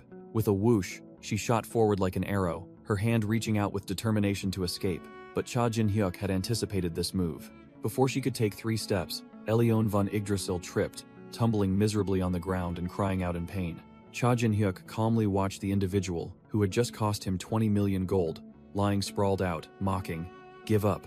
Elves specialize in mana and summoning, not these pathetic displays of physical strength. Lying on the ground, Elion von Yggdrasil looked up, her eyes sharp. "You spent 20 million gold to bring me here. What exactly do you want?" Elione von Yggdrasil knelt on the ground, a provocative and sarcastic smile on her face. "I suppose this is a perfect place, isn't it? You can do anything you want with a helpless black fairy, and no one will ever know." She tugged at the chain, her eyes becoming bewitching and defiant. "Just like those bastards who bid on me, did you bring me here to satisfy your desires?" Hearing such vulgar words, Harriet's face flushed red, and she quickly covered the evolved fox girl's ears, stammering in protest. "What? There are children here, and my brother isn't that kind of person." Immediately, a series of notifications from the gods appeared. The apex of malevolence advised patience. The 9-tailed fox began lecturing about magic defense, and the Monkey King suggested that 1 wife and 4 concubines was normal, making Cha Jin-hyuk yell, "Shut up, you lunatics. It's not what you think." Boom! An explosion of dark energy shook the entire forest, and Cha Jin-hyuk immediately turned to look towards the source of the sound. Haryu cried out in surprise about the explosion, and Cha Jin-hyuk coldly ordered, "Balkan, report." A muscular headband warrior roared, using pure physical strength to break through the defenses of the summoned spirits, shouting that the big shot from the auction house was in this forest. Balkan, while repelling a masked assassin, reported that the recent challengers had somehow sniffed out their location and were pouring in. Cha Jin-hyuk's eyes narrowed behind his mask, and he muttered suspiciously, "Could it be Hamiel's doing?" Cha Jin-hyuk ordered Haryu and the evolved fox girl to go assist Balkan, not allowing anyone to get close, and the evolved fox girl immediately raised her hands, howling with excitement. Seeing them prepare to leave, Haryu, still confused about what had just happened, turned back and quietly asked, "It's definitely not like that, right?" Which made Cha Jin-hyuk snap. "I told you it wasn't." Having dealt with the commotion, Cha Jin-hyuk turned back to look at Elione von Yggdrasil, who was still kneeling on the ground, his voice full of sarcasm. Do you feel like talking a bit more now?" Elione von Yggdrasil looked up, her eyes sharp and fearless, and unexpectedly asked an unrelated question. "Do you have any alcohol?" Meanwhile, the evolved fox girl had plunged into battle, her sharp claws emitting pink energy, tearing apart the charging assassins. Balkan hovered in the air, thanking the 2 assassins for buying him time, then unleashed a dark magic attack, skewering both of them from below. Balkan's eyes glowed with purple energy, and he roared, determined to finish off the small fry with a single blow. Boom! Balkan summoned spirit thorns, and a series of gigantic dark energy spikes erupted from the ground, sweeping across the battlefield. The sound of explosions echoed from afar through the forest, where Cha Jin-hyuk and Elione von Yggdrasil sat amidst empty wine bottles. Elione von Yggdrasil took a gulp of wine, admitting that his subordinates were very strong and inferring that their leader must be on a different level. She began to press the issue. If you're so strong, why did you spare that celestial at the auction house? She's being punished by the tower. Killing her would have been easy. Cha Jin-hyuk coldly retorted, saying that fighting that individual at the current moment was completely pointless. Elione von Yggdrasil sneered, mocking his patience for the greater good, then declared that she was not that kind of person. Her eyes turned sharp, and she asked a deadly question in a low voice. Have you ever torn apart your own kin with your bare hands? The insidious question struck a nerve, and Cha Jin-hyuk froze, his pupils contracting in shock behind his mask. Thud.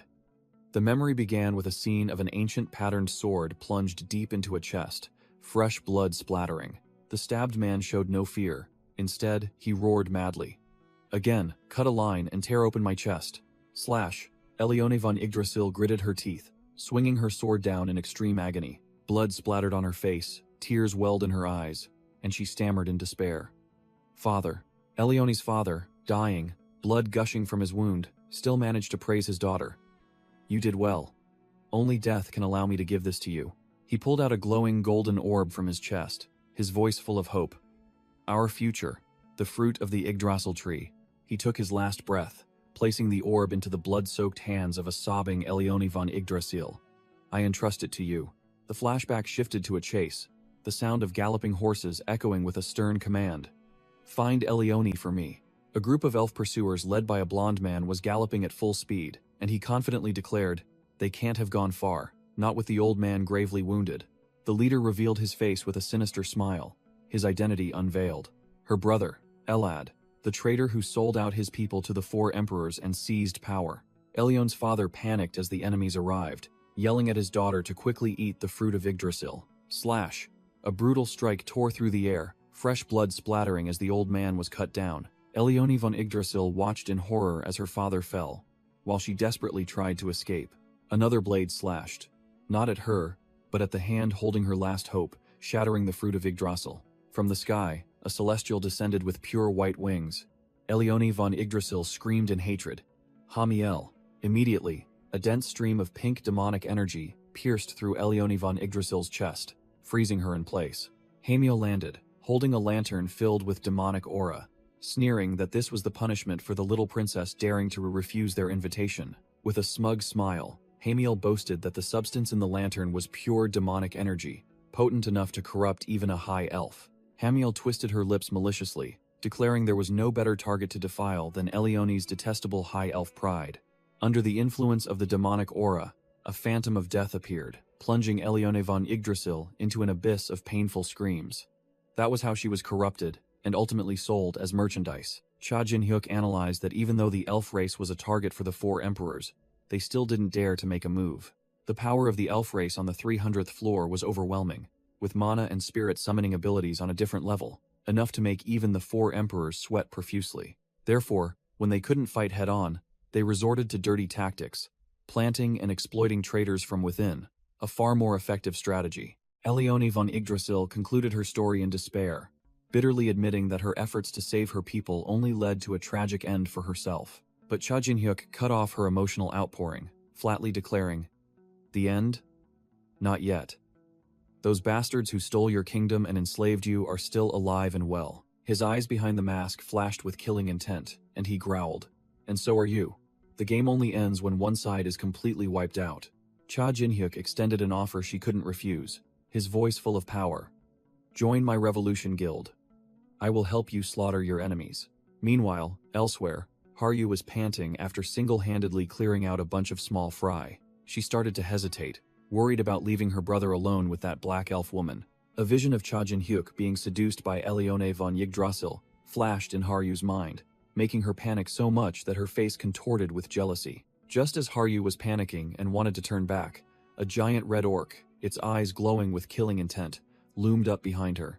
Haryu broke out in a cold sweat, realizing the enemy had been drawn by the noise and her escape route was now blocked. The red orc let out a thunderous roar, swinging its giant fist, intending to crush Haryu into a pulp. Just as the red orc was about to strike, a tiny shadow imp summon of Cha Jin-hyuk suddenly appeared, making it pause for a beat. Boom! Before it could react, Cha Jin-hyuk descended from above, cleanly kicking the monster's head to pieces. Seeing her brother appear like a god, Haryu's face lit up with joy, and she quickly called out. Cha Jin-hyuk landed softly as the orc's corpse vanished. He checked on Haryu, then immediately changed the subject. Where's the black elf? Wearing his demon mask, Cha Jin-hyuk casually informed a bewildered Haryu. If you're talking about Elione, she's gone. Elsewhere, the magical shackles on Elione von Yggdrasil's legs shattered, and only 2 words echoed in her mind. Revenge. Elione von Yggdrasil looked up with sharp eyes, confirming the bloody task she had just accepted. You mean I have to kill my own kin? Cha Jin-hyuk pressed a key against Elione von Yggdrasil's face, growling. Don't. You remember what they did to you? There's no reason you can't do the same. He continued to goad her, his voice full of dark allure. I want you to reclaim everything, with interest, and make them pay 10, 20 times over. His purple eyes behind the mask flashed with a cruel glint, and he declared firmly, because that's exactly what I'm going to do. Elione von Yggdrasil was stunned, asking in disbelief, who are you planning to take revenge on? Cha Jin-hyuk casually named the 2 biggest powers on this server, 9-Star and the 4 Emperors. Upon hearing those 2 names, Elione von Yggdrasil could only smirk, a smile that was both admiring and a little insane. She burst out laughing, finding her own problems suddenly trivial. Suddenly, all my troubles sound like child's play compared to what you're facing. Whoosh! With that, Elione von Yggdrasil threw a glowing green object to the ground, creating a small energy explosion. Cha Jin-hyuk asked, seemingly interested, so, you're not going to join the revolution? No. Elione von Yggdrasil hovered in the air, her entire body enveloped in a green aura, declaring, I will go find power strong enough to stand beside you. When I'm strong enough, I'll return. Cha Jin-hyuk smirked a sinister smile, his face half human, half demon, looking extremely dangerous. Before leaving, Elione von Yggdrasil turned back and asked directly, Tell me your real name. He replied coldly, revealing his true identity. Cha Jin-hyuk. They often call me Black Star. Elione von Yggdrasil froze, realizing she was speaking with the legendary dead spirit master, Cha Jin-hyuk, and all the mysteries surrounding his death suddenly became clear. With a crazed smile, Elione von Yggdrasil wagered her very life. If I happen to die, feel free to take both my soul and my body to use. With that, Elione von Yggdrasil vanished in a flash of light, setting off to seek power for herself. Back with the team, Balkan was carrying Miho, urging Cha Jin-hyuk and Haryu to move immediately, before other players gathered around them. Cha Jin-hyuk agreed. The top priority now was to reach the large city on the 60th floor, where Haryu mentioned the Gold Lich was also located. Scene change. William, his golden eyes blazing, growled, his killing intent erupting as numerous gold coins flew around him.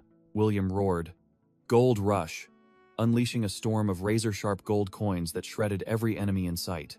William let out a roar, his golden eyes blazing with killing intent, as his storm of gold coins tore his enemies apart. The floor was littered with the corpses of Holy Land Guild soldiers, all wiped out by the monetary power of the Gold Lich. Looking out the window, William was furious to see the city engulfed in flames, cursing the enemy's recklessness. The 60th floor was in chaos. A branch of the Gold Lich Company was under relentless attack, its defenses completely shattered. Despite the situation, the Holy Land Guild soldiers still roared. For the Holy Land Guild, then charged in like moths to a flame. A branch manager with purple eyes and a scar on his face gritted his teeth, realizing this company was a front for the revolution. And if 9-Star found out, all would be over. Suddenly, Tessio, the martial emperor, along with 2 shadow demons, descended, their overwhelming aura forcing the branch manager to brace himself and block their path to protect William's secret. Before he could do anything, the branch manager took a full slash, blood splattering as he screamed in agony. Tessio stood high above, looking down at the defeated foe, swinging his giant energy sword and arrogantly declaring, You're mine. Crash.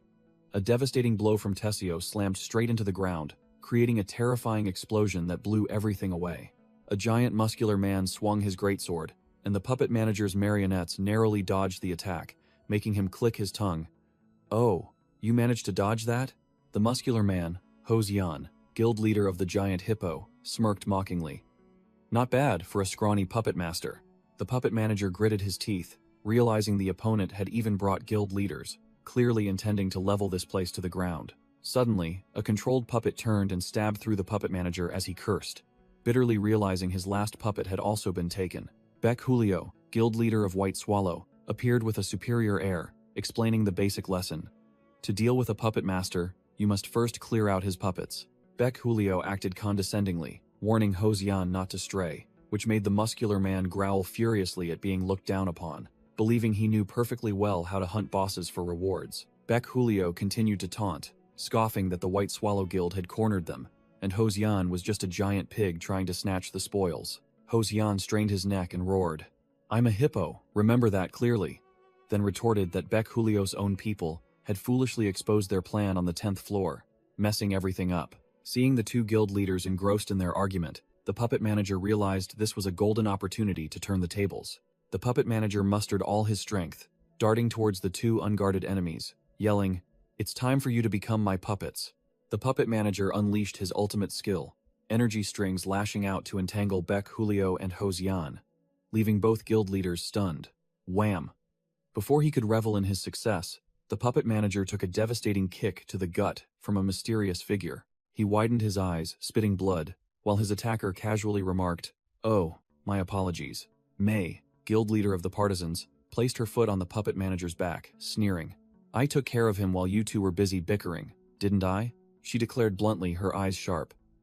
"The puppet manager's life is mine. Make sure to record that clearly." Just then, a fourth force arrived, led by Asura Hume, who looked down at the chaotic battlefield with disdain. Asura Hume, guild leader of the Lords of the Divine, officially revealed himself with the aura of a superior being. Asura Hume stepped forward, his tone condescending. "Allowing an attack to happen has already disgraced the Alliance, and yet you all come here to shamelessly squabble instead of taking responsibility." "Beck," Julio snapped, pointing directly at his opponent. "Who are you to lecture us, Asura Hume? Do you think a few skills make you special? Do you think you represent Cain?" As the three guild leaders were about to clash, May simply stood by with her arms crossed, while the puppet manager slowly got back up behind them. "I don't care, as long as I get my share." The puppet manager's eyes blazed with fire, determined to fight to the death. "I can't let them in, even if I die here." He cast aside his coat, channeling all his power, transforming himself into a puppet with the skilled puppet manager's self-binding for a desperate fight. May and Hosian froze, unable to believe their eyes as they watched him use his own puppet strings on himself. With the gold lich as his ultimate ideal, the puppet manager roared, gathering a destructive energy orb. "It's over. No one is getting past here." Boom! A massive purple energy blast shot straight towards the guild leaders, sweeping away everything in its path. Beck Julio's face paled as he yelled, "Watch out!" He turned himself into a puppet. His power is on a whole different level now. Whoosh! Just as the attack was about to hit its target, a giant white tail suddenly lashed out to block it. Kaboom! The collision created a terrifying explosion, blowing off the roof of a nearby building. The puppet manager gasped, stunned that his all-out attack had been blocked so easily. A giant white serpent with blood-red eyes emerged from the smoke, looming before the puppet manager. Wham! The puppet manager took a crushing blow from the giant serpent, spitting blood on the spot. Boom! An earth-shattering explosion occurred, obliterating an entire building, signaling an extremely tense situation. Amidst the ruins, two strangers appeared. One in red spoke arrogantly. "You're late." The formidable duo revealed themselves. Basil, the Serpent King, and Tayun, the King of Dead Souls, names that reeked of death. Beck Julio and Hosian froze, realizing the two newcomers were king-tier challengers from the 300th floor, top-tier players, not small fry. Asura Hume stepped forward, bluntly declaring that these two mercenaries would be in command of the operation. Hosian and Beck Julio protested vehemently. "Asura, we don't accept this. Why should we take orders from some low-level mercenaries?" Asura Hume coldly retorted, dropping a name powerful enough to silence everyone. "This is Cain's order. Are you going to defy Nine Star's will?" Hearing Nine Star, the two guild leaders were speechless, forced to back down and declare their non-participation, while the mercenaries looked at them like a bunch of clowns. Chomp! The giant white serpent cleanly bit down, dispatching the puppet manager before the horrified eyes of May and Beck Julio. Beck Julio glared at May, his attitude extremely tense after being outmaneuvered by the mercenaries. Suddenly, Asura Hume made his move, a devastating stomp sending both Beck Julio and Hosian flying like two ragged puppets. Beck Julio clutched his broken leg, blood splattering everywhere. The guild leader who had been so arrogant moments ago was now a cripple. Asura hovered in the air, his voice contemptuous. Weaklings who dare defy 9 Star's orders. Flames erupted in Asura's hand, and he declared bluntly, 9 Star has no need for the likes of you. A massive fireball shot straight down towards Bec Julio, Asura coldly stating, this is Cain's will. In the nick of time, Tuni, the king of dead souls, appeared, raising his hand to block the attack. Blue dark energy erupting. In your past lives, you may have been traitorous soldiers, but not anymore. Dark energy from Tune enveloped the 2 guild leaders, transforming them into absolutely loyal undead puppets. Asura smirked, looking satisfied. To control the Holy Land Guild, leaders with just a flick of the wrist, truly worthy of his reputation. Asura turned and asked directly, by the way, where is the masked demon? Tune replied curtly, elsewhere. He hasn't reached the 60th floor yet. A new king-tier challenger, the masked bounty hunter, muttered about a plan to cut off some target's funding. Asura showed his displeasure, his hand already on his weapon, his eyes sharp. Asura looked down at the masked bounty hunter lying on the ground, questioning, what is this charade? While Tune, the king of dead souls, hovered observing from behind. The masked bounty hunter growled, declaring bluntly, if the masked demon isn't here, I'm not interested. Asura snapped, so you intend to defy 9 Star's orders too?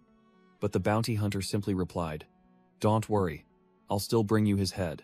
It turned out the masked bounty hunter's true objective was to find and eliminate the masked demon, a personal vendetta rather than a mission. Meanwhile, in another location, Cha Jin-hyuk thought defiantly, just you wait, Spirit Master. Cha Jin-hyuk had just arrived to find Hendrik and Haryu cleaning up some petty soldiers, Haryu wondering in surprise. There are enemies here too? Hendrik turned, asking Cha Jin-hyuk directly.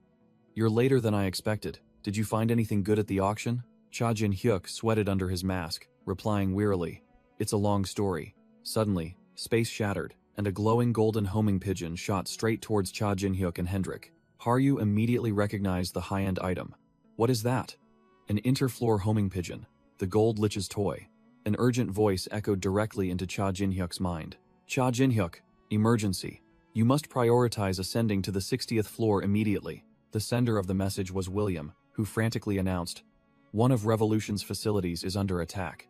The whole group froze as the pigeon landed, Balkan muttering, the company on the 60th floor is under attack? William's final message rang out desperately as the pigeon began to burn.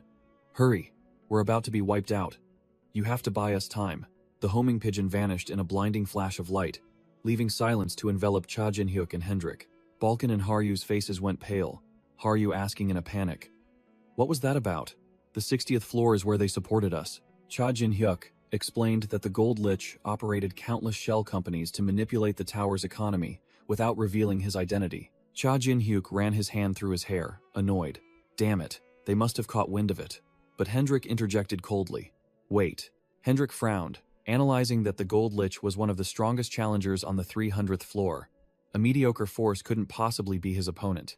Cha Jin-hyuk retorted, if the Gold Lich could act personally, he wouldn't have bothered setting up shell companies in the first place. He further explained that the Gold Lich showing his face on the front lines would be like slapping himself, announcing to the entire tower that Revolution and the Gold Lich Company were on the same side, and once their hand was revealed, the 4 emperors wouldn't hesitate to act, wiping out every branch of the Gold Lich Company to its roots, making the current attack look like child's play. Haryu broke out in a cold sweat, speechless at the gravity of this political game.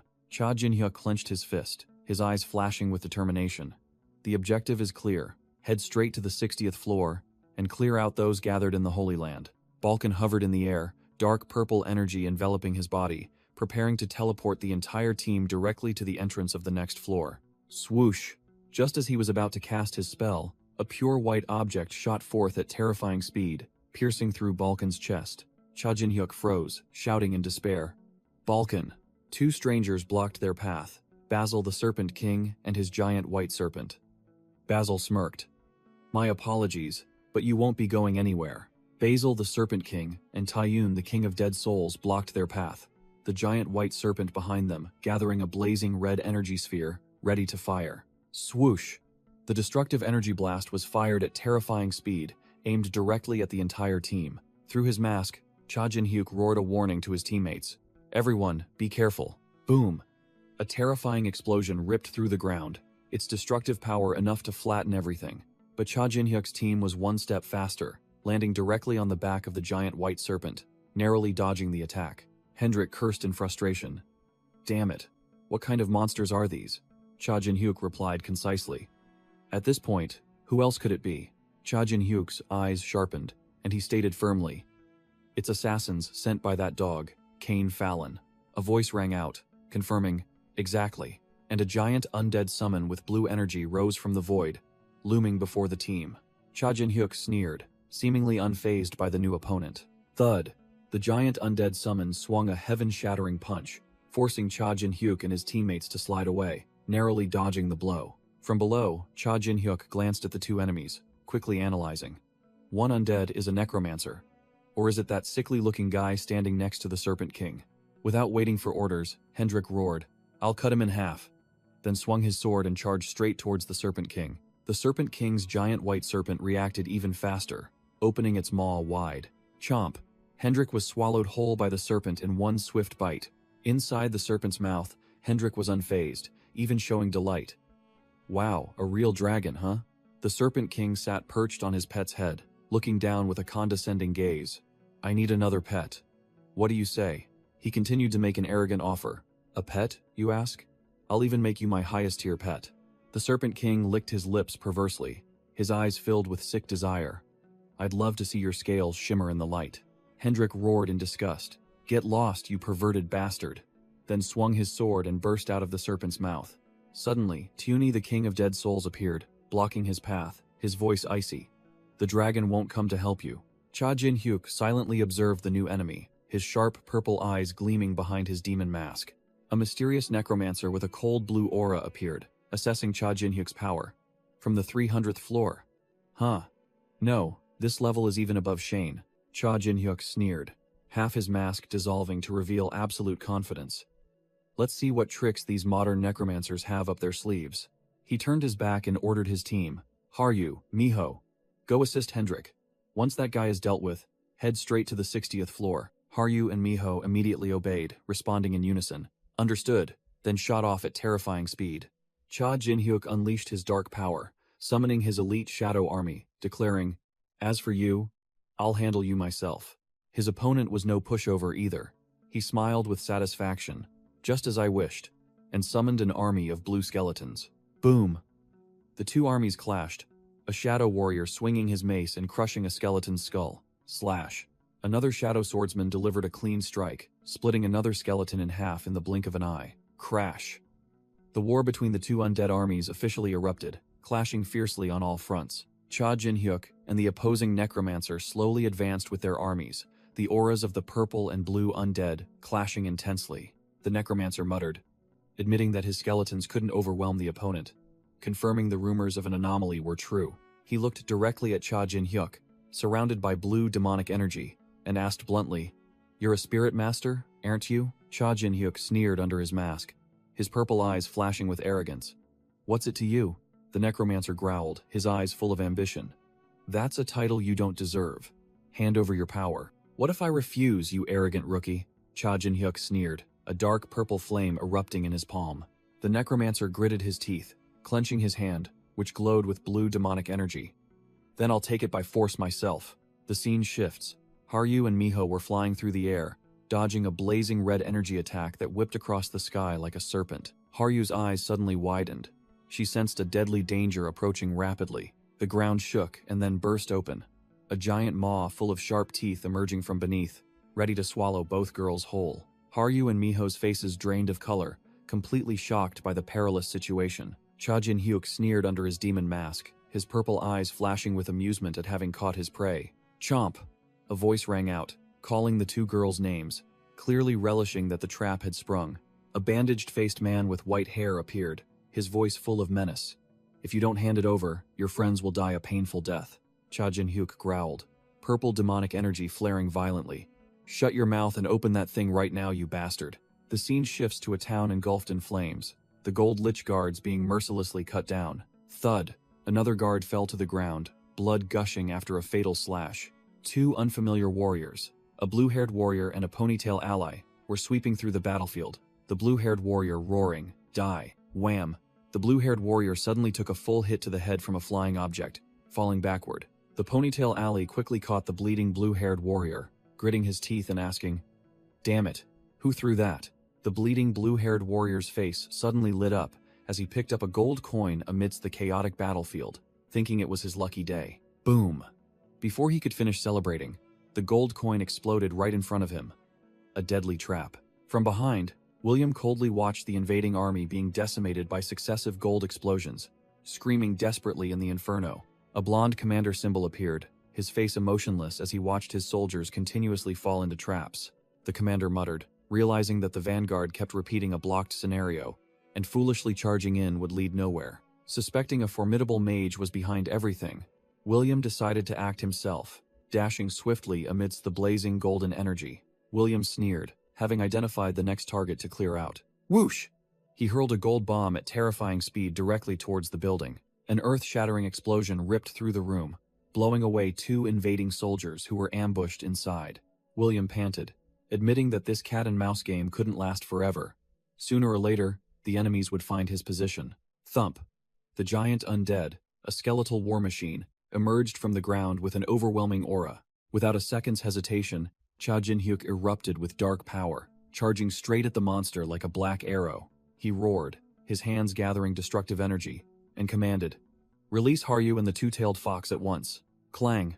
A shadow suddenly appeared, blocking Cha Jin-hyuk's lightning attack with a scythe. He introduced himself as Tiun, the King of Dead Souls, and arrogantly declared that he would seize the Spirit Master's power to become the successor to Black Star Cha Jin-hyuk. Cha Jin-hyuk looked incredulous, his voice full of sarcasm through his mask. "Succeed me in what, exactly?" In a dark space, the two-tailed fox slowly regained consciousness after the shock. Haryu shook her awake, asking worriedly as they both realized they were in a strange, damp place. It turned out they were imprisoned inside the monster's chest, surrounded by an army of skeletons, ready to obey orders. Outside, the giant undead roared again, a earth-shattering sound, ready to crush everything. Thump! The giant white serpent began to burrow into the ground.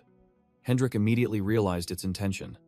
Is it trying to escape with the children inside? Hendrik's eyes blazed. He growled, full of killing intent. "I won't let you get away." As if reading his thoughts, the giant serpent didn't bother to flee anymore. It turned its head and charged straight at him, its mouth wide open. Clang! Hendrik swung his sword to parry the colossal bite. The impact was so strong that he had to brace himself, exclaiming, "Damn it! Why is it so strong?" But this was the real dirty trick. From inside the serpent's gaping maw, a smaller purple snake suddenly shot out. Hendrik was completely stunned, unable to believe his eyes. There's another snake inside its mouth?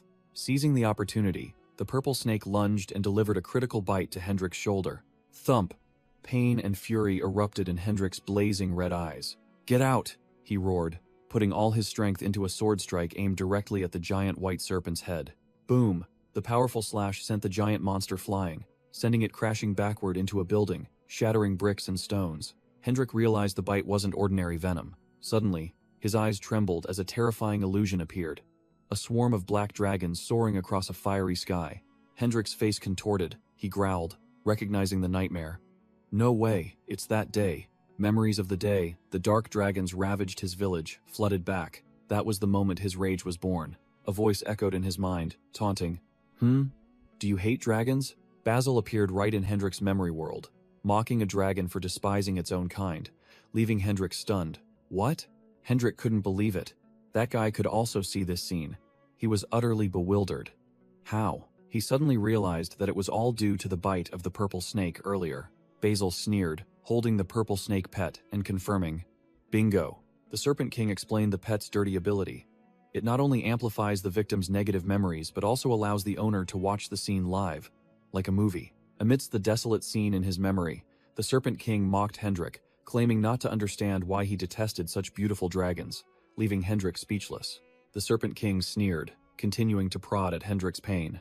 You even transformed into a dragon yourself. Isn't that wonderful?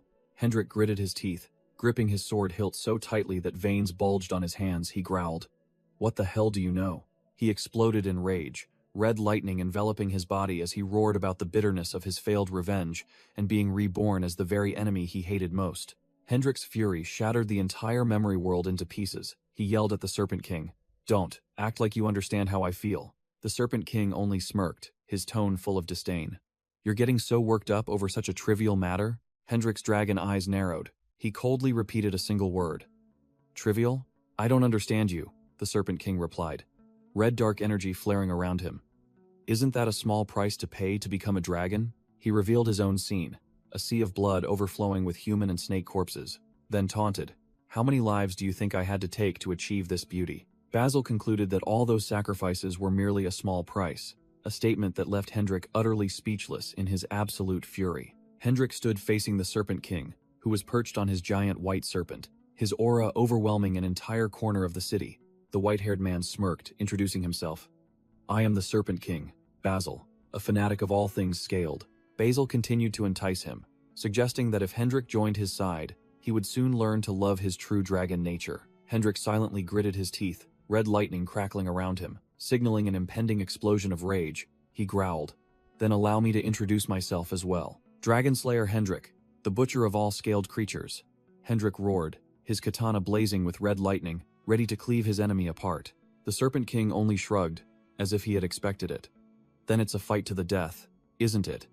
He then waved his hand, and small snakes slithered out from his body. Hendrik lunged like lightning, shouting, Let's see if you can still run your mouth after I'm done with you. Suddenly, one of Basil's snakes opened its mouth wide, revealing a smaller, ghostly purple snake emerging from within a dirty trick. Hendrik was caught off guard.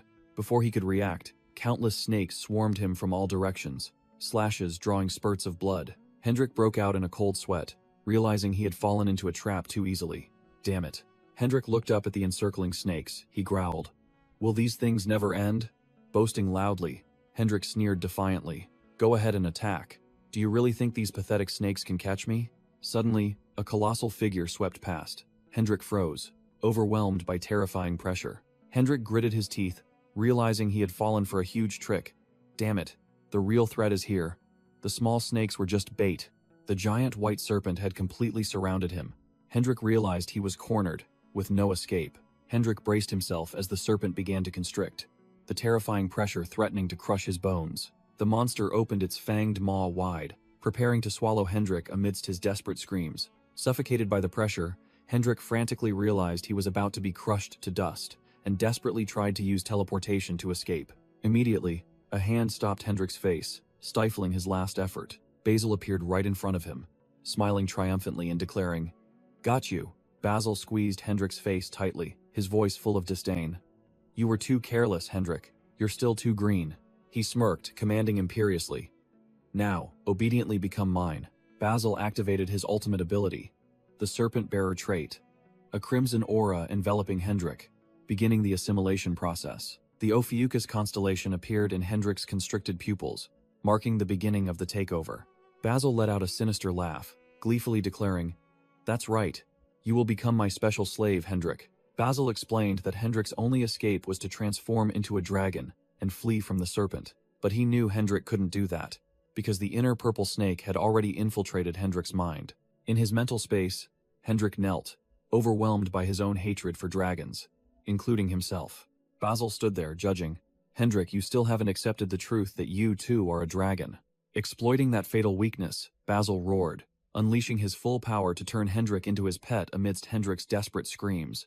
Sweat poured down. Hendrik struggled desperately. I don't want to. He looked up, his face still bewildered by Cha Jinhyuk's words. What the hell are you babbling about? Cha Jinhyuk snapped, showing no mercy. Just because you don't want to become your enemy, you're going to discard that power? What a waste. Cha Jinhyuk asked him directly, while Shane lay unconscious nearby. I'll ask you one thing. Who are you? Hendrik collapsed on the ground, whispered, I am Hendrik, the Dragon Slayer. Cha Jinhyuk pointed directly at him, his voice icy, delivering a cutting remark. Absolutely wrong. You're just a small fry challenging floor 50. Seeing Shane still unconscious, Cha Jinhyuk made up his mind. To take down a floor 300 challenger who's debuffed, we have to go all out. Standing before the still despondent Hendrik, Cha Jinhyuk declared bluntly, We are still weak. Therefore, we must use everything we have. Immediately, a surge of blazing red dark power violently erupted from Hendrik's body. Witnessing the unbelievable sight, Basil's eyes widened as he screamed, his smugness completely gone. Impossible. If my memories are correct, this shouldn't be happening.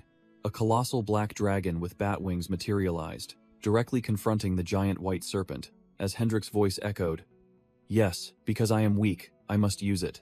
Hendrik, in his black dragon form, roared a vow from the depths of his heart. "Every time I face a strong opponent, I must give my all." The dragon man roared, overwhelming the Serpent King with his furious aura. "I will crush you, no matter what it takes." Contrary to expectations, Basil showed no fear. Instead, he flashed an enraptured smile and whispered, "Truly, truly magnificent." The pitch-black dragon scales, hard as bedrock, shimmered with blazing red energy, an absolute defensive wall. Basil's eyes turned crazed with possessive desire. He screamed, "You are the best, Hendrik. I must have you, no matter the cost." Scene change. The necromancer's war began. The King of Dead Souls' scythe clashed fiercely with our summoned soldiers' swords. Tune's blue skeletons charged into Cha Jinhyuk's shadow army, creating a chaotic battle between the two undead legions. Despite their overwhelming numbers, Tune's skeleton soldiers were blocked and pushed back by Cha Jinhyuk's elite units. Wearing his demon mask, Cha Jinhyuk realized something was wrong. "My soldiers are being slightly pushed back, and that guy's fighting style." Cha Jinhyuk was stunned as he realized the truth. The image of his past life's Black Star appearing behind Tune. Black Star. Has using my exact skills from my past life. Cha Jinhyuk was momentarily distracted, thinking about saving the children and going to Gold Lich. But then he shook it off. He narrowed his eyes, growling, "No. Thinking about anything else right now will only hold me back." With that, Cha Jinhyuk charged, his weapon and the King of Dead Souls clashing with sparks. Taiyun immediately retreated, his other hand gathering a dazzling blue magical energy circle. A colossal blue-purple energy explosion was fired directly at Cha Jinhyuk. Wearing his demon mask, Cha Jinhyuk questioned, "This fighting style, did you learn it from Black Star, Cha Jinhyuk?" Tiyune calmly admitted, "Yes, and I assume you did too." Cha Jinhyuk smirked, half his face revealing full confidence. "Then you can't win against me." He erupted with dark aura, his hands gathering two opposing energy spheres, declaring, "Because I will become even stronger than that Black Star." Tiyune's face darkened, his eyes sparking with rage. "How dare you? Surpass him? Ridiculous." The King of Dead Souls panicked as Cha Jinhyuk suddenly vanished before his eyes, leaving only a faint energy trail. But Cha Jinhyuk didn't flee. He appeared right in the middle of the skeleton army, one hand tightly gripping a soldier's skull. The King of Dead Souls sneered arrogantly, believing his opponent was too foolish to rush headlong into death. He ordered the entire skeleton army to tear Cha Jinhyuk apart, convinced this was an inescapable trap. Cha Jinhyuk calmly activated Master of All Arts, his hands gathering two completely opposing energy currents, one of light, one of darkness, divine power and demonic power, two irreconcilable forces, now intertwined, forming a destructive purple-gold energy vortex. He unleashed Divine Demonic Burst, a terrifying explosion that instantly wiped out the entire skeleton army. The King of Dead Souls' jaw dropped, unable to believe his eyes, stammering, "Impossible. That's divine power and demonic power." The system continuously flashed notifications, acknowledging Cha Jinhyuk's unprecedented achievement of fusing two incompatible energy types. His name would be inscribed in the tower's Hall of Fame. Behind his demon mask, Cha Jinhyuk's eyes were now one gold, one purple, a living testament to the unanswered question, can one person possess two powers? The King of Dead Souls faced Cha Jinhyuk's colossal illusion, wondering what he should do to defeat a Black Star. Cha Jinhyuk, with his dual gold-purple eyes, was determined to crush his enemy, even if they outnumbered him, a familiar situation. He recalled the scene of being betrayed and killed by Nine Star.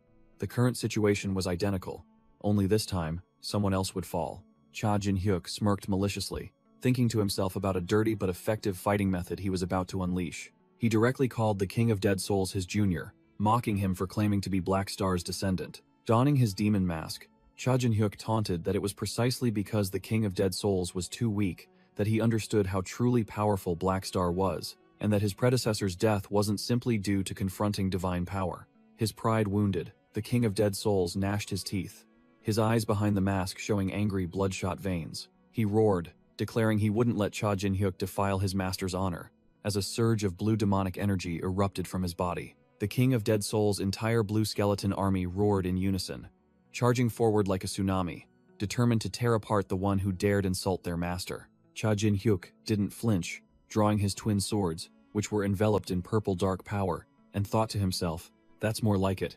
It wouldn't be fun if it ended too easily." Cha Jinhyuk charged directly at the King of Dead Souls, his twin swords blazing with purple dark power, ready for a head-on collision. The King of Dead Souls growled, confident that with divine power and demonic power, Cha Jin-hyuk's summons would be nullified, declaring he would tear him apart with his own hands. Clang! The King of Dead Souls' blue scythe and Cha Jin-hyuk's purple twin swords clashed, sending sparks flying, as a pure test of strength began. The King of Dead Souls was stunned, unable to understand why his divine power-infused slash had only grazed his opponent without finishing him off. Cha Jin-hyuk revealed his hand, exposing a bone shield beneath his coat and sneering. "That's right, as you said, that's how he died." He continued to taunt. "Do you really think I didn't prepare for that?" While summoning a blue soul flame in his hand.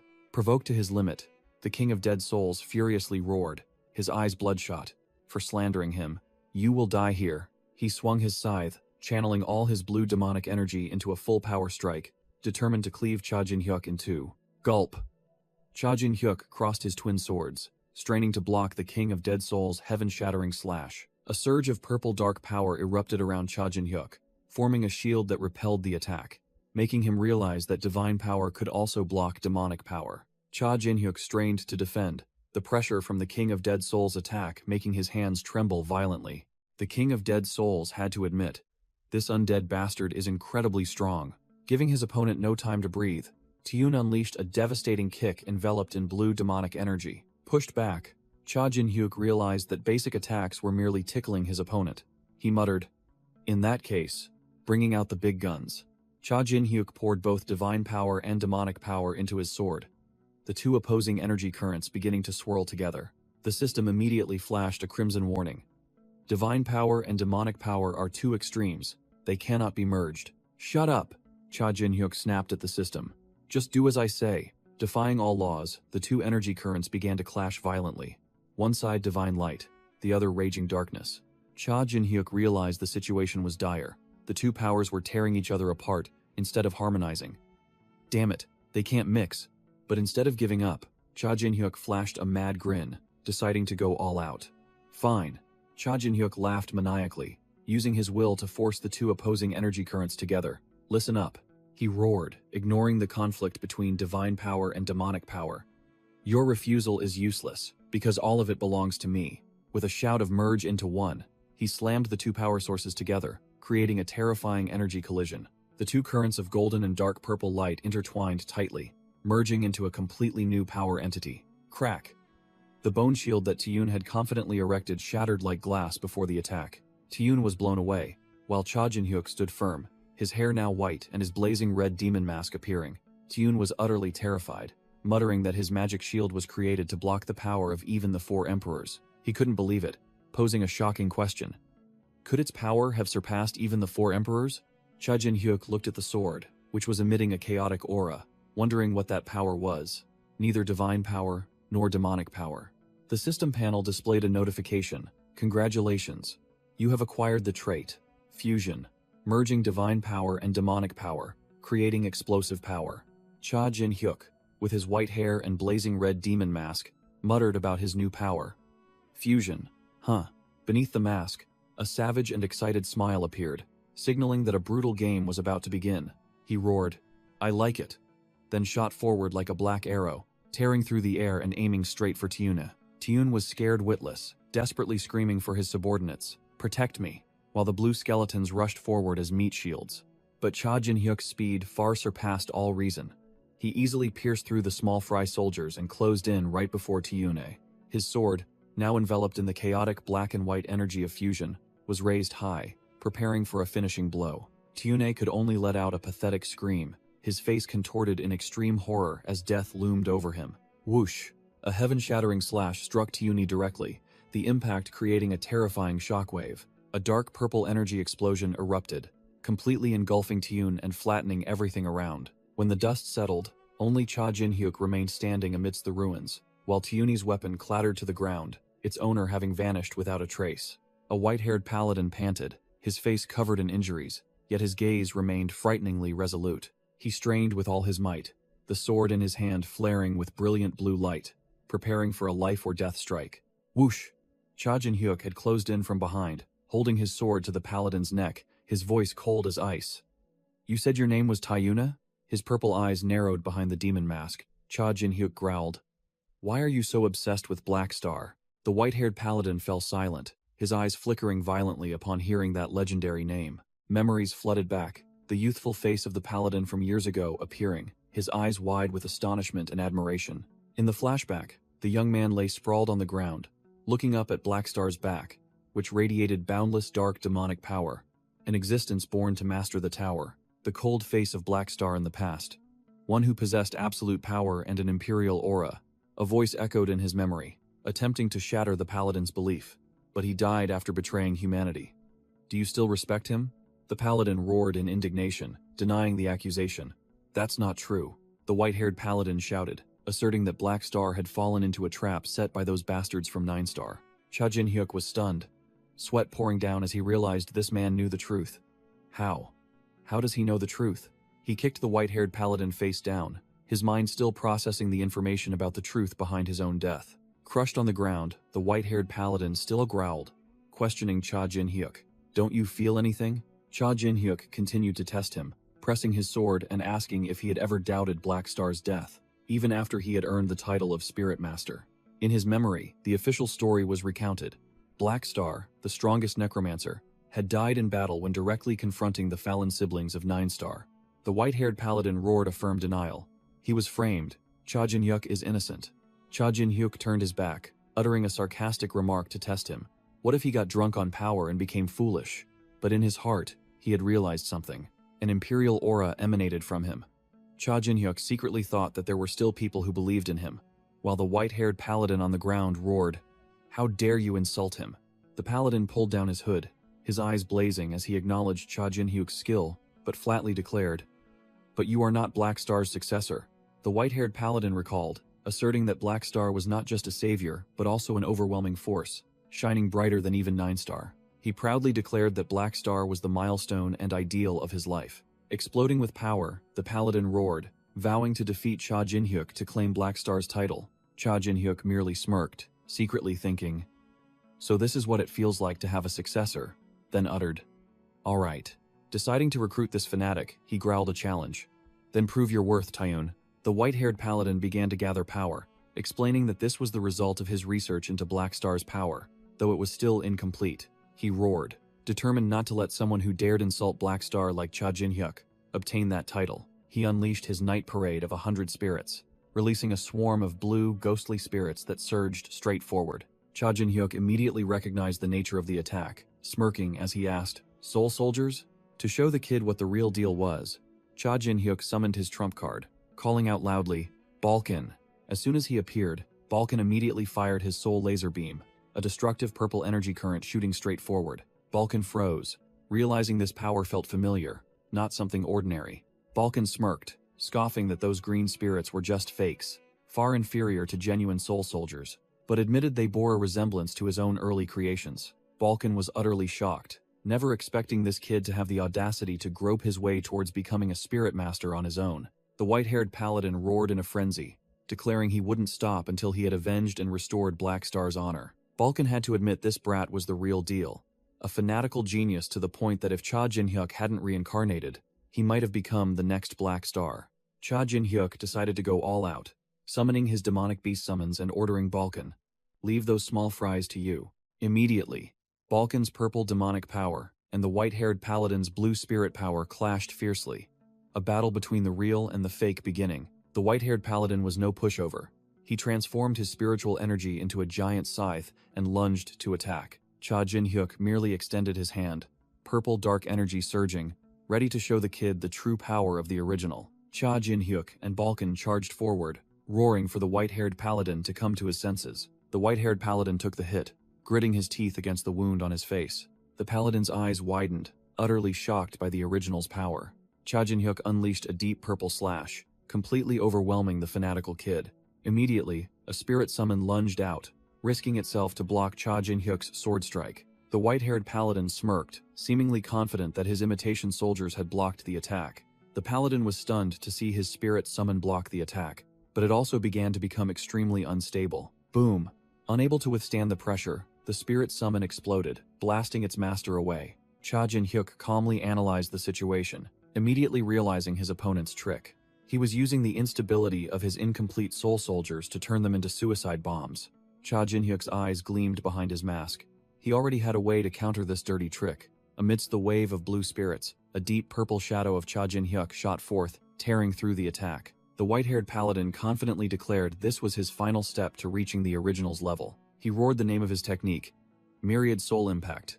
An all-out strike to end the battle. A literal tsunami, formed from tens of thousands of blue ghostly spirits, roared and surged towards Cha Jin-hyuk.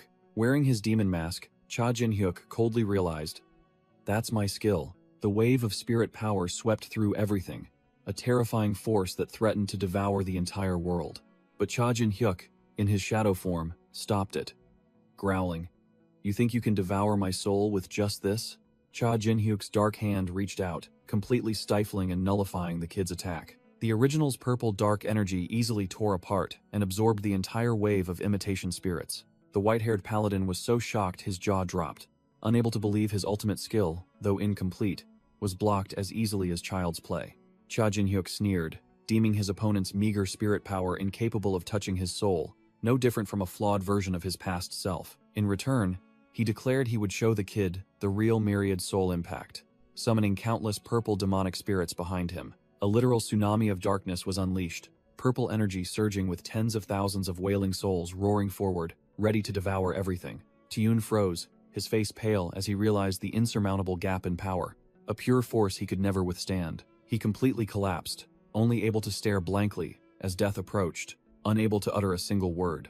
Just as the wave of darkness was about to engulf Tiyuna, he horrifyingly realized a shadow had appeared right behind him, without him noticing. Thud!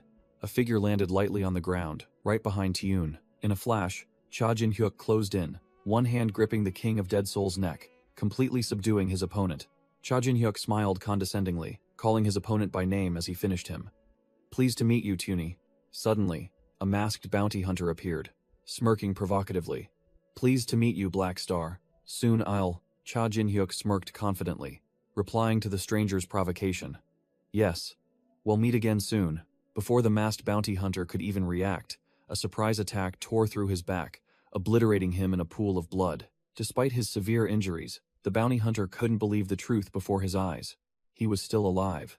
Collapsing, the masked bounty hunter could only acknowledge the harsh truth.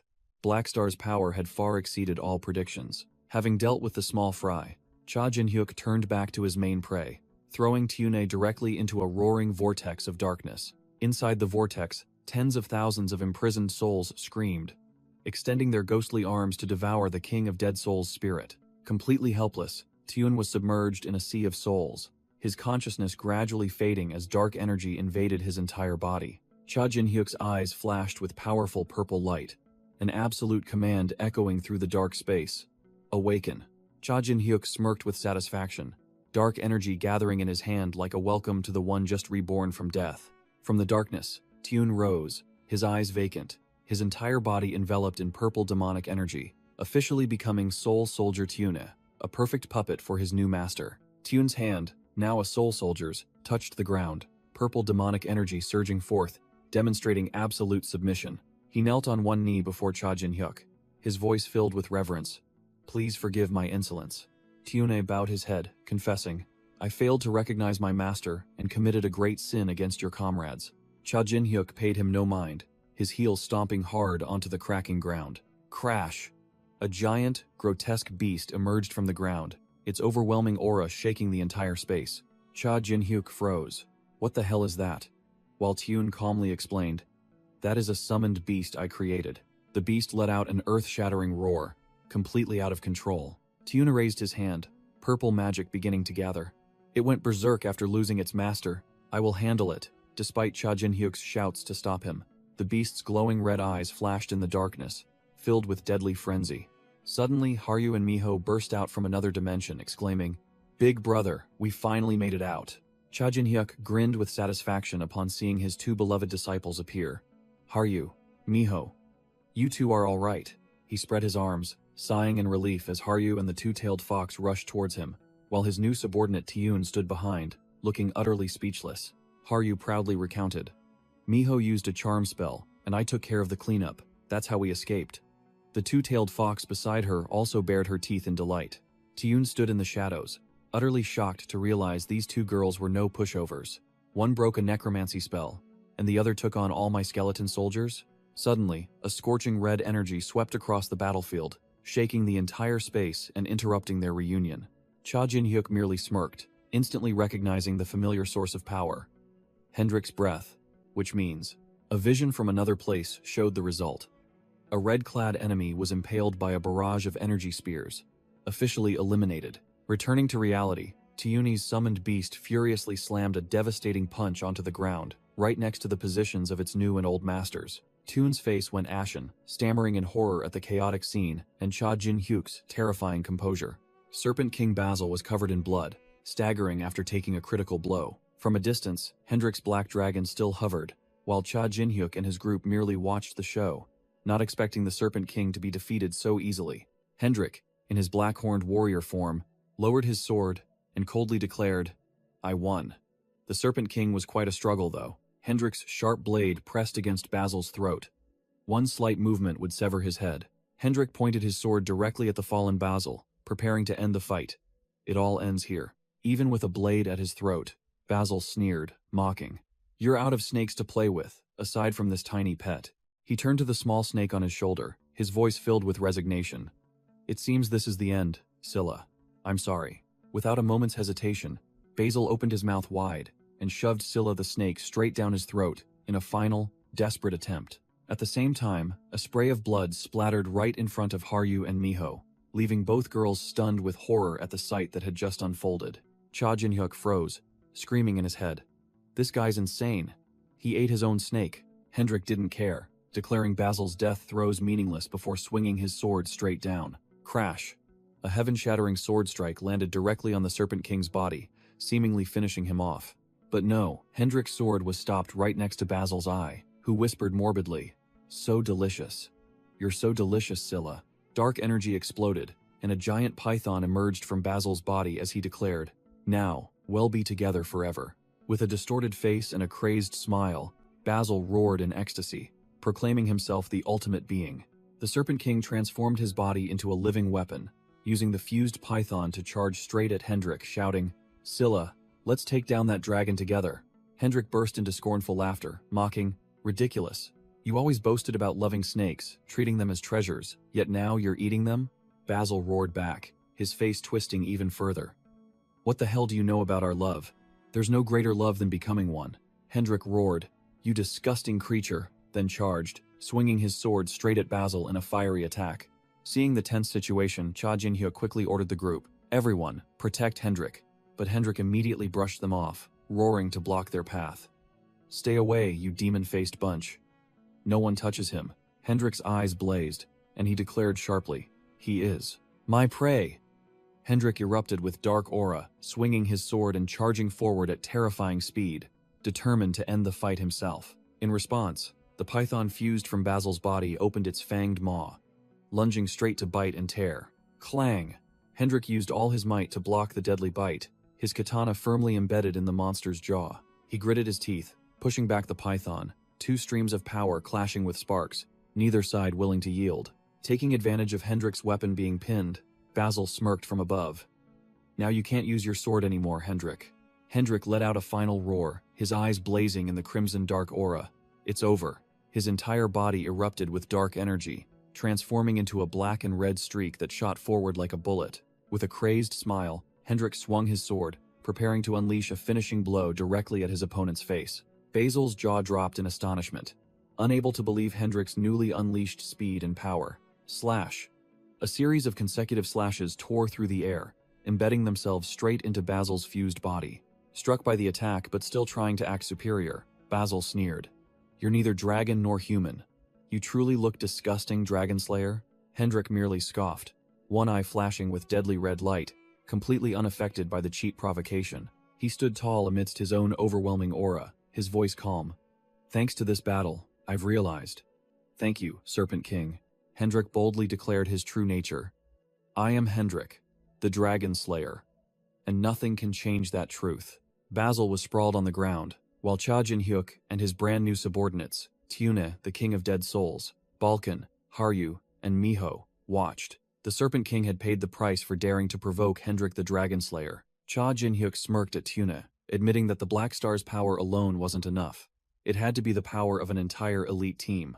He declared firmly that this time, he would climb the tower with trustworthy allies, no longer suffering betrayal from behind as before. Cha Jin-hyuk sneered, confirming to Tiuni, "Of course you'll come with us too, Tiuni." Tiuna, the once infamous king of dead souls, was stunned by the blunt invitation and recognition from his new master. The king-tier challenger bowed, his voice filled with gratitude. "Thank you. It seems I have found a more worthy lord." Hendrik, still burning with fighting spirit, interrupted. "I want to ask what happened between you two, but we don't have time to just stand around." Haryu and Miho pointed frantically into the distance, shouting, "That's right, floor 60, Goldrich. It's very dangerous." The entire team turned, ready for a new battle. Tune confirmed, "Indeed. This war is not over yet." Cha Jin-hyuk, his eyes sharp, commanded, "Let's go, straight to floor 60. Cha Jin-hyuk stood in front of Tiuna, purple aura erupting, growling. "You are not going." Tune revealed critical information. The one leading the forces on floor 60 is Asura Hume, Guildmaster of Lords of the Divine, a dominant guild in the lower floors of the Holy Land. Cha Jin-hyuk directly asked about the opponent's strength, and Tune replied concisely, "Hez on par with me. Just consider him a floor 300 royal paladin." Hendrik scoffed, appearing quite confident. "It'll be tough, but you and Basil have both been defeated. We definitely have a chance to win, don't we?" Tiuna narrowed his eyes, his tone becoming extremely serious.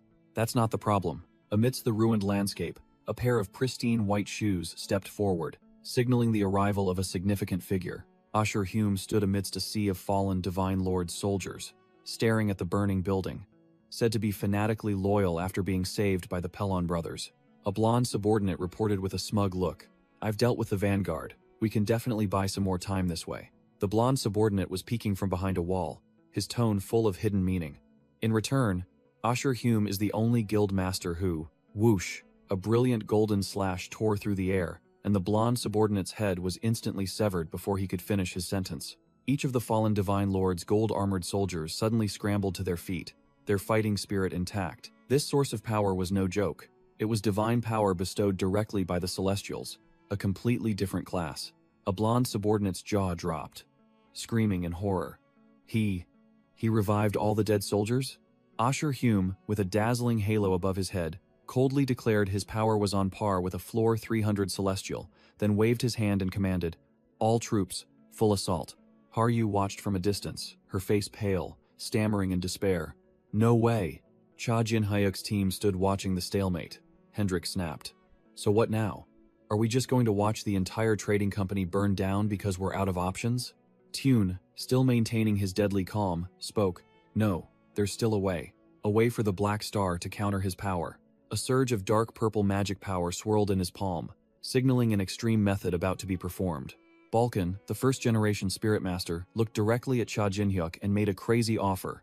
"Absorb my body here." Cha Jin-hyuk froze, sweat pouring down his face, completely unprepared for this sacrifice.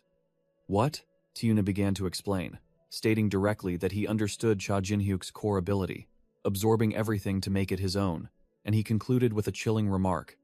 "A corpse is also considered something, isn't it?" Balkan continued, asserting that if Cha Jin-hyuk absorbed his body, all the power he had cultivated throughout his life would belong to him. Tiyun wasn't finished. He added another point to increase the weight of the gamble. Hendrik, the black-horned man, interjected with a brutally pragmatic mind. "Basil and his snakes aren't pushovers either. Devour their power too. It would be a huge gain." Cha Jin-hyuk still hesitated, asking both spirits, "Are you sure about this? Surely someone must be waiting for your bodies, right?" Balkan replied decisively, his tone devoid of any lingering attachment. "There's no one. And even if there were, so what?" Balkan's spirit knelt on one knee, showing absolute loyalty. "I have always admired you. If this meager strength can be of use, it would be the greatest honor." Balkan looked up, his eyes full of determination, pleading, "Please accept my power." "My lord." After a moment of silence, Cha Jin-hyuk finally made up his mind, closing his eyes. "Understood." Cha Jin-hyuk spread his arms, dark power erupting, ready to receive the legacy from the two strong individuals. "I will inherit your powers." Cha Jin-hyuk's eyes blazed with purple fire, roaring devour, as dark power surged around his fist. Two streams of power, one purple from the Spirit Master, and one blue from the necromancer, were sucked directly into Cha Jin-hyuk's body with an earth-shattering roar. Elsewhere, the battlefield was ablaze, the Divine Lord's guards receiving orders for a full assault. Charge. Drag that mage out here. Asura Hume gritted his teeth in frustration as he watched his soldiers fall and immediately revive, muttering, "Damn it. At this rate, we'll lose the entire building." The blonde subordinate sat on the ground, reporting the critical situation. "Our casualties are increasing. We must buy time at all costs." Asura Hume decided to change tactics, flicking a golden coin into the air, disrupt their formation, then switch to guerrilla warfare. Suddenly, Asura Hume's eyes widened in shock, as if sensing an unforeseen variable. Boom.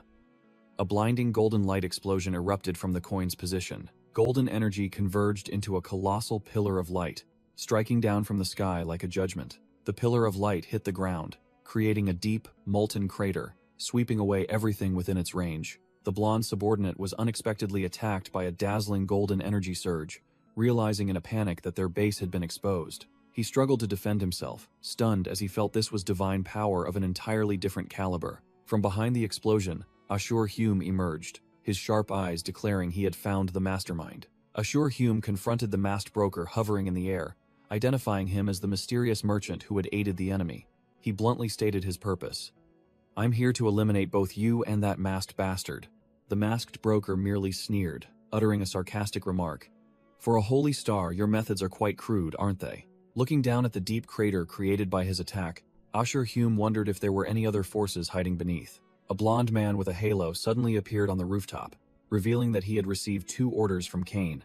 The first mission: deal with the useless guild masters, including Basil the Serpent King, Hose Yan the Giant Hippo, and May. The second mission, he gritted his teeth, was to completely wipe out the masked man and all his accomplices. The blonde man with a halo roared like a fanatic, asserting that Cain's orders were absolute, akin to the word of God, requiring no further consideration.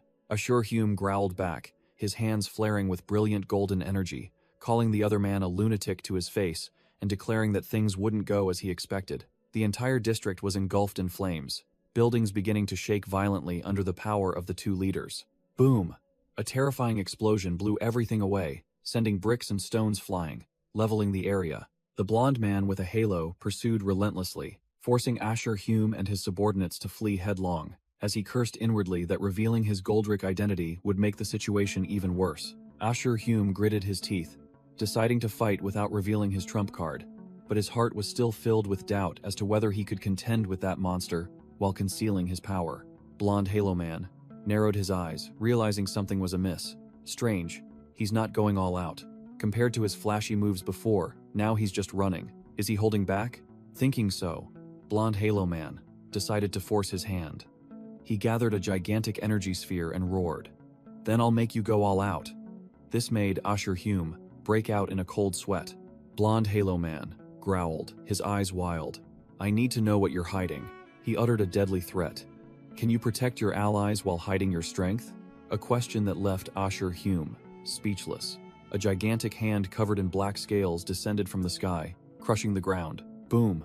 A colossal black dragon plunged down like a meteor, its pressure blowing away both Asura Hume and Blonde Halo Man's subordinates. Divine Lord's guards screamed in terror as they saw the dragon charge straight into the building, not understanding what the hell was happening.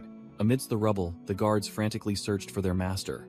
"Lord, Asura Hume, are you all right?" Asura Hume scrambled to his feet, his face covered in dust, but his eyes had recognized the problem. The dragon race. They said there's a dragon among the Cha Jin-hyuk S group. On top of the ruins, Hendrik in his dragon form roared, with Cha Jin-hyuk S silhouette in front, sending chills down Asura Hume S spine. They climbed to the 60th floor in one night and even defeated Tune and Basil. Cha Jin-hyuk, wearing the red demon mask, spoke in a condescending tone. "Hey." The formidable team consisting of Cha Jin-hyuk, Haryu, Elione von Yggdrasil, and even Tune, the king of dead souls, appeared with the black dragon. He looked straight at Asura Hume and asked, "Are you Asura Hume?" Cha Jin-hyuk completely ignored the opponent before him, his heterochromatic eyes gleaming with a deadly light as he asked his subordinates, "Cain Fallon, where do we go to get that bastard's head?" Meanwhile, the dragon's surprise attack created a terrifying explosion, sending the Blonde Halo Man, who was pursuing Asura Hume, flying. Amidst the ravaged battlefield, Haryu worriedly asked, "Is it okay to let him solo?" But Elion von Yggdrasil calmly replied, "Don't worry, he still has more up his sleeve." Cha Jin-hyuk's crimson eyes flashed behind his mask. He had realized something was wrong. Suddenly, a barrage of energy beams shot up from the ground. Hendrik's dragon was hit, causing the whole group to stagger. Haryu screamed, "What? They're attacking from below!" The Divine Lord's guards below roared, "It's the Demon Mask's accomplices. Shoot them down." Ashur ordered his subordinates to deal with his own soldiers first, because he could revive even dead soldiers, an ability that made Elion von Yggdrasil exclaim, "What? Is that a game hack?" Hearing of the dirty trick, Hendrik, in his dragon form, let out a roar, and fire began to erupt from its mouth. Hendrik reverted to his human form, his entire body ablaze like a meteor as he plunged towards the guards, roaring, "Then I'll burn you all to ashes." Meanwhile, Cha Jin-hyuk had closed in on his target, a brilliant purple sword strike tearing through the air. Clang! Cha Jin-hyuk's sword directly clashed with Ashur-hyum's dazzling golden energy, creating a small explosion. Cha Jin-hyuk, his entire body enveloped in purple dark energy, was fighting head-on with Ashur-hyum, who was unleashing his full power to defend himself. Cha Jin-hyuk growled, purple dark energy gathering in his hand, ready to unleash a powerful attack. He fired a brilliant purple fire bullet, tearing through the air and striking Ashur-hyum directly. Ashur-hyum used golden energy to block the attack, but Cha Jin-hyuk stood firm against the pressure. The wounds on Ashur-hyum's body were instantly healed by golden light, surprising even him with his recovery ability. Cha Jin-hyuk smirked, realizing this dirty healing trick couldn't be broken by petty moves. He had to go all in to finish the job. Cha Jin-hyuk uttered a stinging taunt. "That's the power you got from the Fallon family, isn't it? You must have licked those psychos' boots quite thoroughly, huh?" Hearing his idols insulted, Ashur-hyum's eyes bulged with rage, veins throbbing across his face. He roared, summoning an energy sphere as dazzling as the sun. "Aren't you afraid of divine punishment?" Ashur-hyum hurled the energy sphere to the ground, creating an earth-shattering explosion, a pillar of golden flame engulfing the entire battlefield. Facing his opponent's ultimate move, Cha Jin-hyuk remained terrifyingly calm, his hands beginning to gather demonic energy as he commanded, "Come forth." Amidst the sea of golden flames, a figure radiating deep purple demonic energy appeared, calling the name of the newly summoned, Balkan. Ashur-hyum gaped, unable to believe his eyes. Using summoned monsters to block divine punishment, undead should evaporate before holy power. Balkan smirked provocatively, his tone as if speaking to a child. "What's wrong? Curious about what's happening?" It turned out that not only Balkan, but also Tiuna and another Lich Mage summon had taken their positions, forming an impenetrable defensive line. Ashur-hyum gritted his teeth, recognizing Tiuni in the enemy lineup, and roared, "Tiuni, how dare you betray me and side with him?" Tiuna calmly retorted, asserting that he had never been his man, only seeking a true haven, while Cha Jin-hyuk merely confirmed, "Is that so?" Fuming with rage, Ashur-hyum pointed at Tiuna, howling like a wounded beast. "Traitor, I'll crush your filthy soul." Cha Jin-hyuk completely ignored his opponent's fury, merely giving a cold command to his new subordinates. "That is an order. Capture him and bring him before me." Balkan and Tiun didn't hesitate for a moment, responding in unison. "Understood," then charged straight towards Ashur-hyum like two ferocious beasts. Tiune led the charge, swinging his weapon. Deep purple demonic energy clashed directly with Ashur-hyum's golden energy, initiating the gang up. Ashur-hyum gritted his teeth, unable to believe that the enemy had not only revived but also grown stronger, wondering if he had absorbed Ghostface's power, giving his opponent no time to recover. Cha Jin-hyuk closed in from above, his hand gathering deep purple demonic energy, ready to strike. A savage smile hidden behind his mask, Cha Jin-hyuk swung his hand with terrifying speed. Slash! Dark claws tore through the air, piercing straight into Ashur-hyum's chest, fresh blood splattering. Ashur-hyum coughed up blood, taking the full force of the devastating blow. The impact created a tremendous explosion, leveling the ground and sending Cha Jin-hyuk flying back. Amidst the rubble, Ashur-hyum still stood firm, his body beginning to be enveloped by a golden aura. He muttered Ghostface's name, admitting that his opponent had pushed him to this extent. Ashur-hyum arrogantly declared that he had been granted infinite healing grace, asserting that his enemy would surely lose. But beneath his feet, a crescent-shaped blade of shadow had silently appeared, ready to sever his Achilles tendon. While boasting, Asura was suddenly bound by a dark python that appeared out of nowhere, his face turning pale. What the hell is this? Since when? From the shadows, Cha Jin-hyuk coldly snapped his fingers, commanding with a single word, "Arise." A white-haired figure emerged from the darkness. It was Basil, the Serpent King, completely controlled by the Dark Serpent.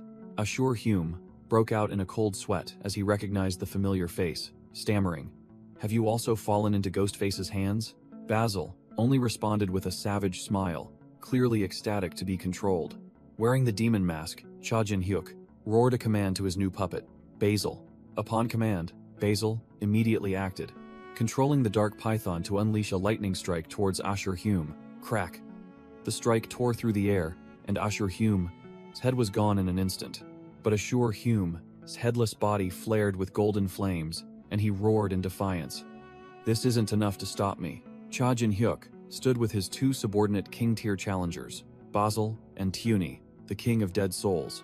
Realizing the cat-and-mouse game had to end, "It seems I'll have to finish this in one blow," Asura boasted loudly, staring at Cha Jin-hyuk. "Us subordinates. The enhanced power of the four emperors isn't enough to move this body. Your weak divine power can't make me evaporate either." "Is that Tuna's power then?" He smirked, full of confidence in his tough life. "But that's all it is. You lot can't defeat me." Asura continued to sneer. "Did you think using the souls of the four emperors would defeat me? Too bad that plan failed." Tuna, the king of dead souls, spoke coldly, leaving Asura speechless. "We never intended to defeat you in the first place." Balkan, another trump card, pushed up his glasses with a sinister smile. "The order we received wasn't to kill you," Balkan concluded as Cha Jin-hyuk behind him began to gather a colossal energy orb, "but to offer you to our master." Cha Jin-hyuk poured all his power. The energy orb combining darkness and light flared. Spirit power orb, maximum output, infused with the power of elemental fusion. Asura's face paled, sensing a familiar yet strange energy. "Is that holy power?" "No, it's different." "That thing is." Cha Jin-hyuk's eyes flashed with a deadly glint, his ultimate skill activated. First style. A destructive beam of light shot out, tearing through space, and aiming directly at Asura. Soul Severance. Soul Severance ripped apart Asura's soul, making him let out a desperate scream. The destructive energy swallowed everything, turning the target into a dazzling streak of light. Boom! An earth-shattering explosion leveled an entire area, leaving only shattered earth and rocks. Amidst the smoke and dust, a gaping crater appeared, the ground cracked open by the terrifying heat. Asura knelt in the crater, his body disintegrating into fragments of darkness, his mouth agape in silence. In the air, Cha Jin-hyuk, Balkan, and Tayune, the king of dead souls, hovered, coldly observing the outcome. Balkan spoke, his voice filled with satisfaction.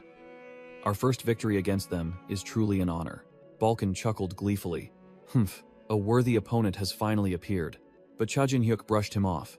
"What's there to be happy about? That's my successor, isn't it?" Cha Jin-hyuk's gaze sharpened when he heard a shout from below.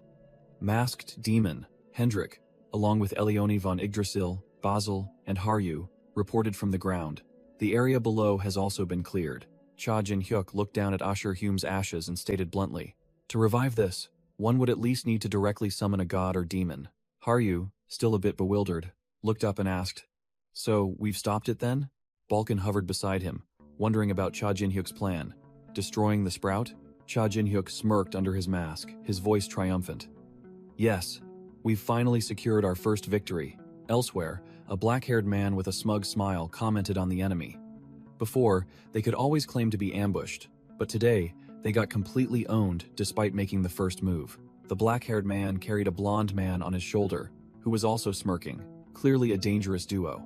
Elioni von Yggdrasil and Haryu stood side by side, Elioni analyzing. "If this news spreads, people will start to think." Cha Jin-hyuk raised his hand, arrogantly declaring that people would have to consider the possibility of heaven being overthrown. The blonde man watched the trio of Cha Jin-hyuk, Balkan, and Tayune, the king of dead souls, fly away, asking confidently, "It's my turn to spread the news, right? What else? Why would I bring you along otherwise?" The blonde man burst into a brilliant golden flame, declaring, "Then go ahead. There's a mountain of work to clean up after this mess." Cha Jin-hyuk nodded, entrusting the task to his subordinate. "All right, I'm leaving it to you." The blonde propagandist immediately vanished in an explosion of golden energy, leaving a scorched mark on the ground. Suddenly, a system notification from the apex of malevolence appeared, praising someone's true eye for talent. But immediately after, the apex of malevolence seemed bewildered, asking directly, "What the hell is going on?" The Supreme Entity's pink-purple notification panel hovered inexplicably in mid-air. Miho suddenly appeared, her face bewildered, not understanding what had just happened. The ground shook violently. Balkan cried out in alarm. "An earthquake?" But Cha Jin-hyuk growled in denial. "No, space is shaking." Miho could only widen her eyes and look up at the sky, feeling a terrifying pressure descending. The space above began to crack like a mirror, cold blue light flashing from the fissures.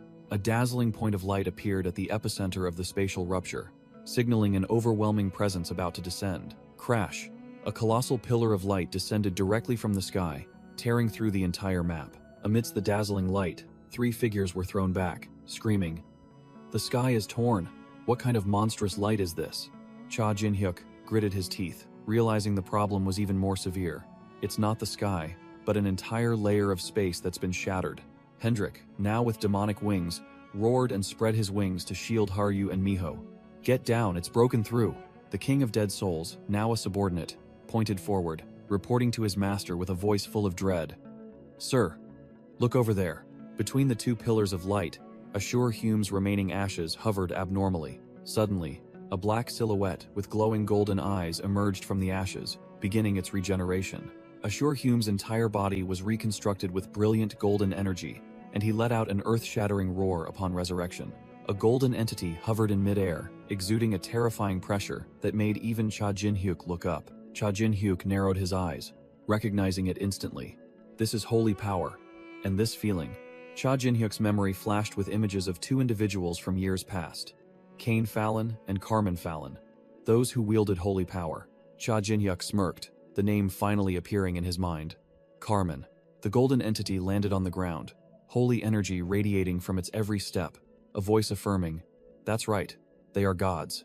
The resurrected Cain held his head high, his glowing eyes declaring, "The gods have not abandoned me, and now is the time to punish those who dare to be disrespectful." At the same time, elsewhere, a teacup suddenly shattered, signaling an ill omen. A blonde subordinate turned back in a panic, stammering his master's name. Carmen Fallon, one of the former members of 9 Star, coldly looked at the fragments, sensing what had happened. A yellow eye-shaped mark flashed on the back of Carmen's hand.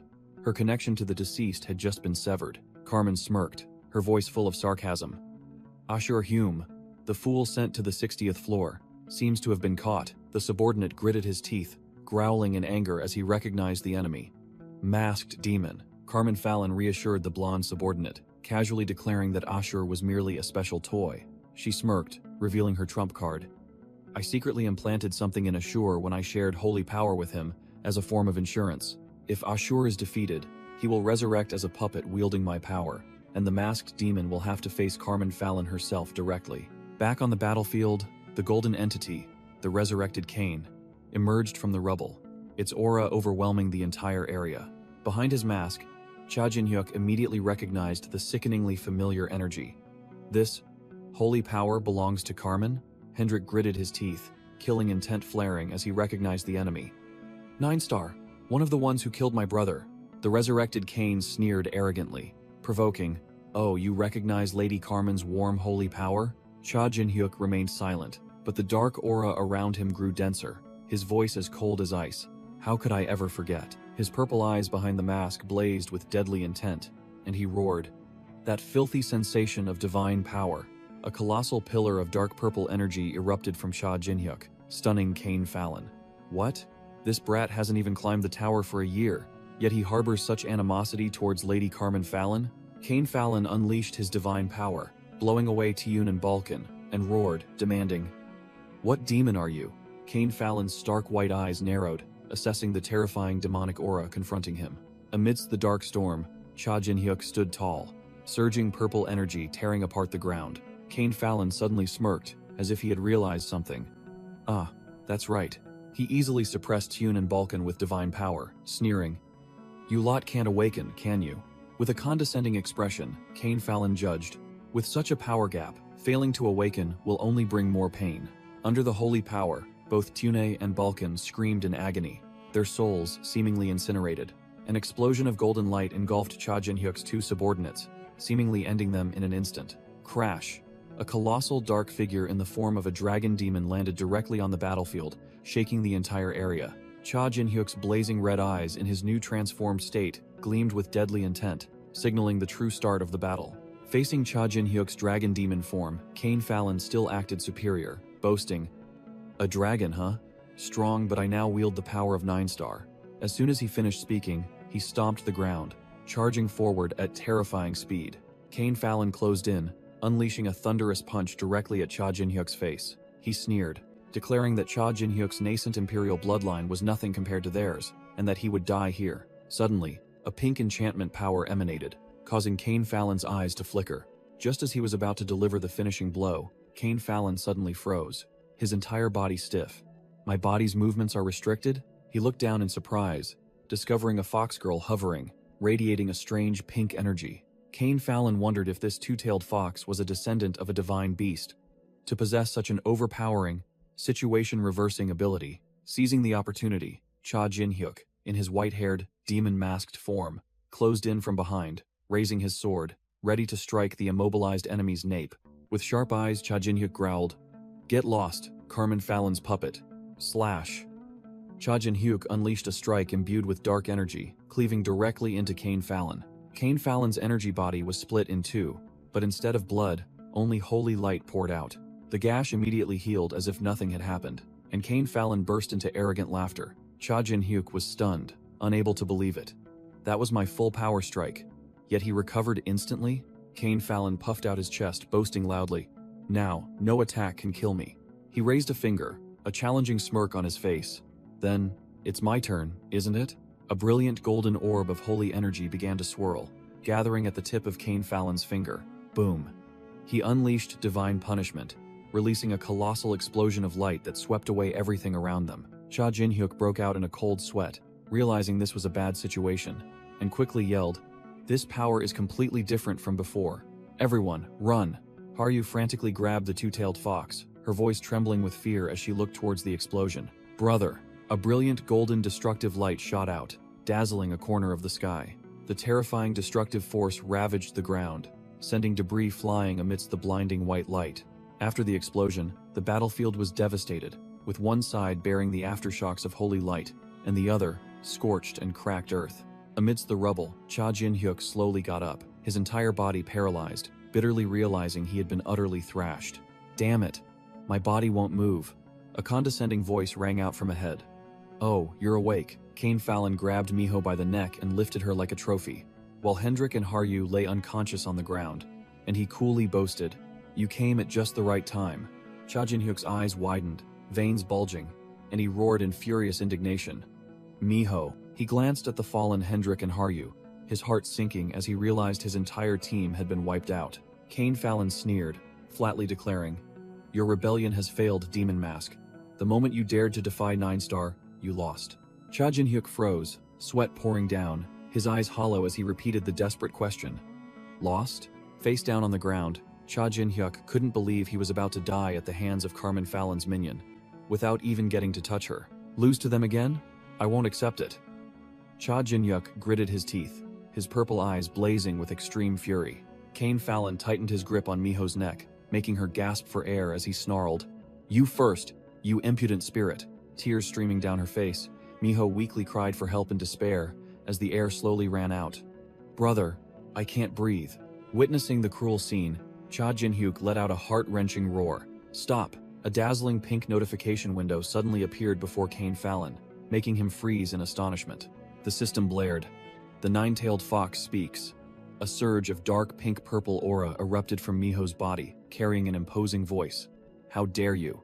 Miho's eyes were now sharp and cold, no longer showing fear, but instead the wrath of a superior entity, questioning, "Touch my child?" A colossal foxtail-shaped pink energy blast shot out from Miho's hand, striking Cain Fallon directly at point-blank range. Staggered by the sudden attack, Cain Fallon roared in panic, unable to comprehend what was happening. Cain Fallon took the full force of the blow, feeling a cold shiver down his spine as he was sent flying like a toy.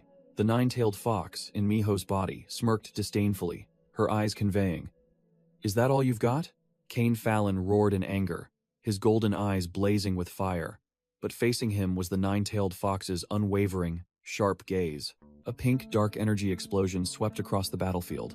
The nine-tailed fox's power was truly authentic. The entire space shifted, teleporting them to a gloomy place. Floor 70, the Dark Forest. A familiar pink-purple energy descended into the middle of the forest, signaling the group's arrival. The nine-tailed fox's dark energy swirled, carrying an undeniable oppressive aura. Cha Jin-hyuk, Haryu, and the nine-tailed fox, in Miho's body, appeared, with colossal energy, foxtails coiling behind them. Haryu was astonished, realizing the one before her wasn't Miho. The nine-tailed fox smiled and greeted. Haryu then asked, "Not Miho. You're the nine-tailed fox, aren't you?" "Hello. First time meeting?" Cha Jin-hyuk looked around in a daze, still unable to process what had just happened.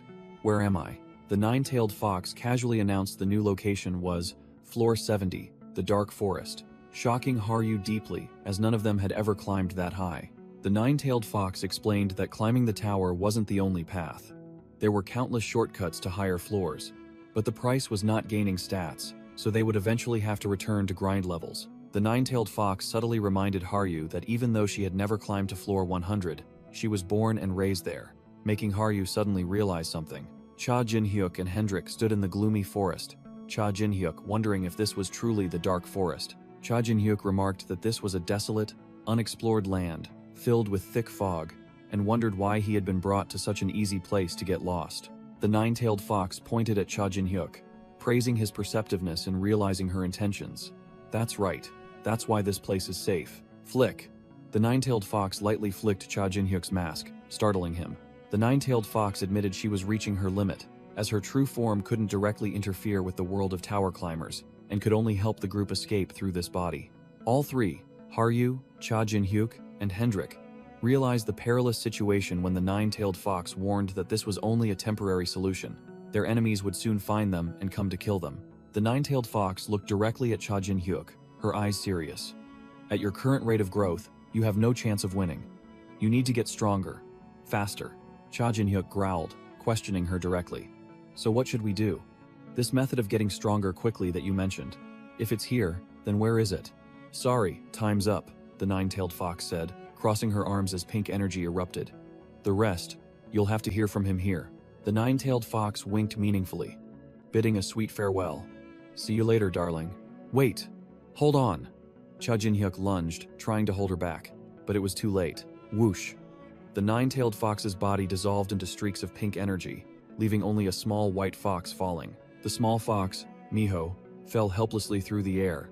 Haryu quickly snatched Miho, cradling the fox in her arms and shouting triumphantly, "Got her!" Cha Jin-hyuk turned, his face full of confusion. "Him? Who are you talking about, nine-tailed fox?" Whoosh! A sharp arrow grazed Cha Jin-hyuk's cheek in an instant, as fast as lightning. Thwack! Thwack! Two more arrows pinned Cha Jin-hyuk's cloak to the ground, an unfriendly greeting from the hidden enemy.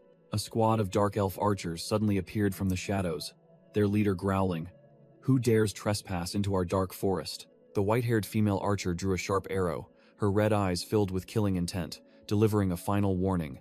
"Outsider, leave immediately, or else." Suddenly, the female archer froze, as if recognizing something familiar. Cha Jin-hyuk, from behind his red demon mask, exuded dark energy and declared bluntly, "We're not going anywhere.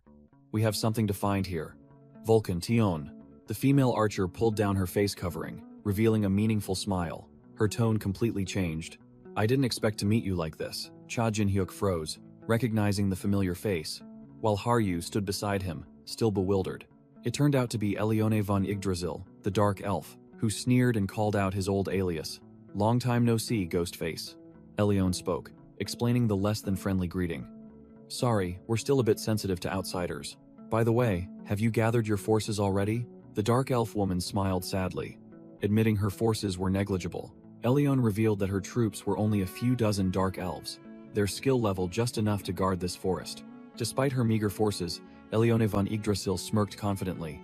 "But we have hope." Hearing that, Cha Jin-hyuk immediately realized, his eyes widening in surprise behind his mask. Elione von Yggdrasil pointed towards a gigantic ancient tree emanating purple dark energy, declaring it to be the Dark Yggdrasil, their new source of power. Hendrik and Haryu were completely overwhelmed by the majestic sight, only able to utter exclamations of astonishment. Elione von Yggdrasil sneered, stating bluntly that this tree was still nothing compared to the true Yggdrasil. After her display, Elione von Yggdrasil turned to question Cha Jin-hyuk, demanding he explain why he had ended up in such a state, and sought her out here. Cha Jin-hyuk was silent for a moment, his aura dimming as he prepared to recount the story of his betrayal. He began to explain that one of the 9-star, the Holy Star, had interfered, and one of their subordinates had directly used that power. Hendrik continued, clarifying the group's purpose. We came here under the 9-tailed fox's guidance.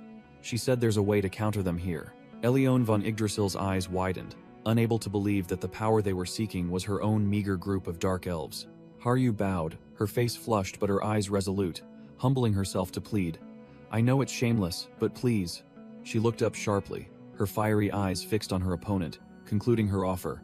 Fight with us. Cha Jin-hyuk stood alone on the balcony, his back turned, immersed in the night and a pensive silence. He was silent, his purple eyes reflecting a complex expression as he recalled his bitter past. In his memory, Cha Jin-hyuk recalled being utterly powerless against the strength Carmen Fallon bestowed upon Cain Fallon, admitting, if not for the 9-tailed fox, I would have been wiped out right there. The image of the 9-tailed fox appeared in his mind, full of power and mystery, the one who had saved his life at the last moment. Cain Fallon, with the arrogant smile of a victor, mocked him. Your comeback failed, Demon Mask.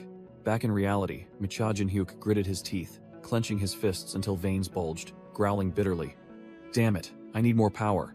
Suddenly, he froze, his eyes sharp as he sensed a strange energy appearing right behind him. A stranger in black had appeared there at some point, arms crossed, judging. So, you're the one Baal and the 9-tailed fox sent?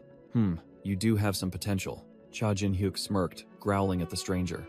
Huh, I don't know who you are, but you're getting awfully familiar for a first meeting, aren't you? The stranger retorted, his voice echoing through the space as a gigantic world tree, emanating purple-blue dark energy, materialized. First meeting? It's been a long time. Rather, the powerful entity introduced itself, its name shaking the entire space. I am Dark Yggdrasil. Dark Yggdrasil declared bluntly to a stunned Cha Jin-hyuk, whose eyes were wide. I am the new power you are seeking. The scene shifted. Elione von Yggdrasil stood before Haryu and Hendrik, confidently declaring her plan. An all-out war with 9-star.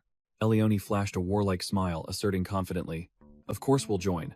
We Dark Elves will also side with those who challenge even heaven itself. Haryu and Hendrik were startled by the bold decision. The hobgoblin girl asked worriedly, Really? This is very dangerous. Elione smiled confidently, her gaze fixed on a distant point. That's right. But the reason I can stand here and fight right now is thanks to that man, Cha Jin-hyuk. Elione's eyes sharpened, her smile filled with hatred. Moreover, we share a common enemy to exact revenge upon. There's no reason not to help. Haryu happily thanked her, believing her brother would also be pleased, but Elione interrupted with a but, signaling a condition was about to be laid out. Meanwhile, a stranger in black with sharp purple eyes was searching everywhere, growling. Where is Cha Jin-hyuk? At the same time, Cha Jin-hyuk stood before Dark Yggdrasil, admitting he had arrived very quickly because there was no time to waste. He asked the tree directly, Why did you call me here? Dark Yggdrasil replied with a meaningful statement, its voice echoing through the space. I have been watching you.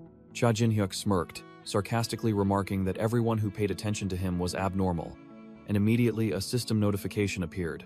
The apex of malevolence is asking about you. This notification stunned Cha Jin-hyuk. He couldn't believe his eyes. On my side? Without letting him ponder long, Dark Yggdrasil began to glow brilliantly. A gigantic branch extended straight towards Cha Jin-hyuk, carrying an overwhelming surge of energy. From the tip of the branch, dark energy converged, forming a leaf-shaped object that was slowly unfurling. The object unfurled, revealing a brilliant orb of energy, the fruit of Dark Yggdrasil. Dark Yggdrasil extended the orb of energy towards Cha Jin-hyuk, declaring, I will give you this. Cha Jin-hyuk's eyes gleamed, immediately recognizing the extraordinary item. The fruit of the world tree is normally reserved for high elf royalty. He quickly analyzed the situation, understanding this was no ordinary item. But this is Dark Yggdrasil, and dark elves are a mutation born from demonic energy. The dark energy orb burst with power, and the tree's voice echoed. This fruit is the essence of demonic energy. Consume it, and you will be buffed with an immense amount of demonic energy. Cha Jin-hyuk smirked confidently, the faint image of Cain Fallon appearing as he thought of his enemy. With this, I can surpass even Ashur Hume, but he was still clear-headed enough to question. Wait, why give it to me? You are the god of the elves. Why not give it to Elione von Yggdrasil? Dark Yggdrasil didn't answer directly, but instead asked a shocking question. Do you know anything about the era before the tower was created? This left Cha Jin-hyuk stunned. A magnificent image appeared. Yggdrasil's true form was an elf goddess standing on the original world tree, explaining, Yggdrasil, my true form, was a gift from a primordial god to the elves. Cha Jin-hyuk was stunned by the ancient secret, muttering, the god of the elves? No way. Is it the primordial world tree? The scene reverted to ancient times, when the ancient elves reverently worshipped their goddess, who had poured all her heart and love into her creation. Dark Yggdrasil continued the story. The elves were once a perfect race with beauty, longevity, and potential that surpassed even the four emperors. Cha Jin-hyuk interrupted, his eyes sharp. Do you know the greatest weakness of a perfect being? It is arrogance. The elf goddess in the illusion smugly gazed at her reflection in the water, proving his words. The elves reveled in their own beauty, isolating themselves and building walls to separate from other races. Living a life too perfect, they no longer had any motivation to strive. As a result, while other races frantically climbed the tower to become stronger, the elves remained stagnant. And here's the kicker. Over thousands of years, the number of elves who successfully conquered the tower was a perfect 0. Cha Jin-hyuk was utterly shocked by the harsh truth. What? An entire superior race, yet they're all such useless failures? Dark Yggdrasil posed a core question, directed at Cha Jin-hyuk. Why do you think a god would create beings and make them climb a tower? Cha Jin-hyuk answered without hesitation, pointing at the demonic energy orb. To create another god and strengthen themselves, just like this thing. Immediately, a red system notification appeared, questioning his dissatisfaction. Dark Yggdrasil continued its logic. So, if an employee is paid but doesn't complete their work, what would you do? Cha Jin-hyuk smirked sinisterly, declaring bluntly, of course I'd kick them out and replace them with a bunch who know how to obey. Cha Jin-hyuk's eyes widened, unable to believe what Dark Yggdrasil had just revealed. No way. Elione von Yggdrasil firmly asserted that the creator had placed all hope in her and the Dark Elves. The illusion revealed the stark truth. The current elves were rotten, colluding with the four emperors to disrupt the game and throw the tower's order into chaos. And the mastermind behind this mess was none other than Nine Star, the strongest humans, and also Cha Jin-hyuk's target for revenge. Dark Yggdrasil stated bluntly, pointing at the energy orb. Unfortunately, Elione is not yet strong enough to receive my power. The system displayed a contract from the World Tree's progenitors. The condition is to unite the Dark Elves, and the reward is the fruit of Dark Yggdrasil.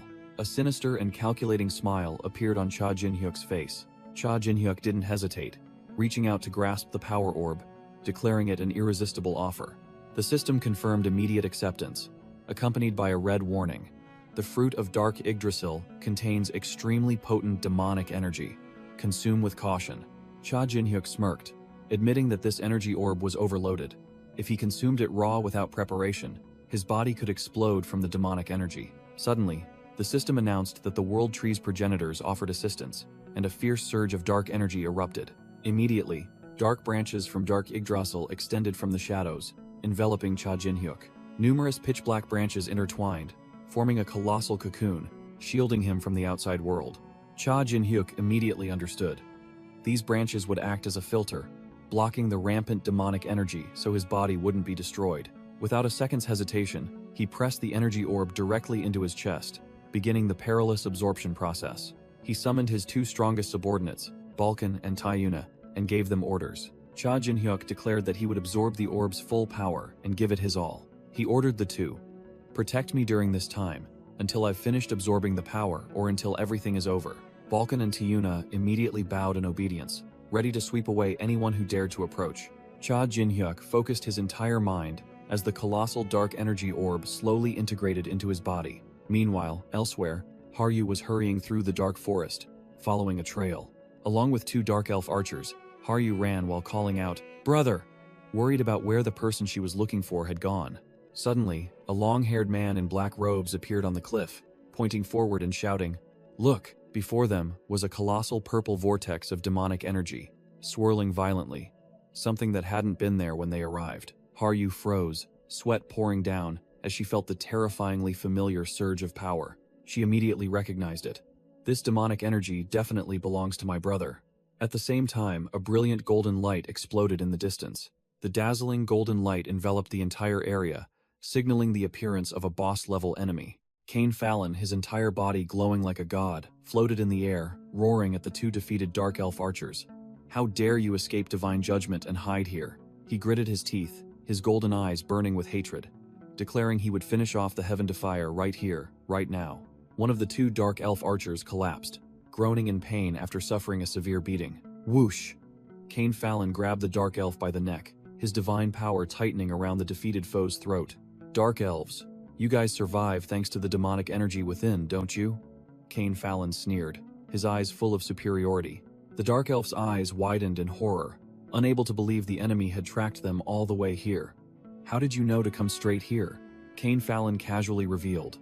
Nine Star's eyes are embedded everywhere in the tower, especially effective in places where information is hard to extract. He tightened his grip, making the Dark Elf scream miserably, then issued a challenge. "Come on, if you don't want to perish, call it out for help." Immediately, a surge of fiery red dark demonic energy in the shape of a demon's head erupted from the Dark Elf's body, roaring in response. The demonic energy spread at a terrifying speed, creating an explosion that swept away everything around it. An extremely powerful shockwave hit, but Cain Fallon simply braced himself, his golden body standing firm as a rock. "Mph?" Cain Fallon merely sneered, clearly viewing the recent burst of power as nothing more than a childish trick. Hendrik, carrying the still unconscious Elione von Yggdrasil, recognized the newly appeared enemy, while Haryu stood cautiously behind him. Floating in midair, Cain Fallon radiated golden divine power, scoffing. "Ridiculous. You should have brought out some ghost or mythical creature instead."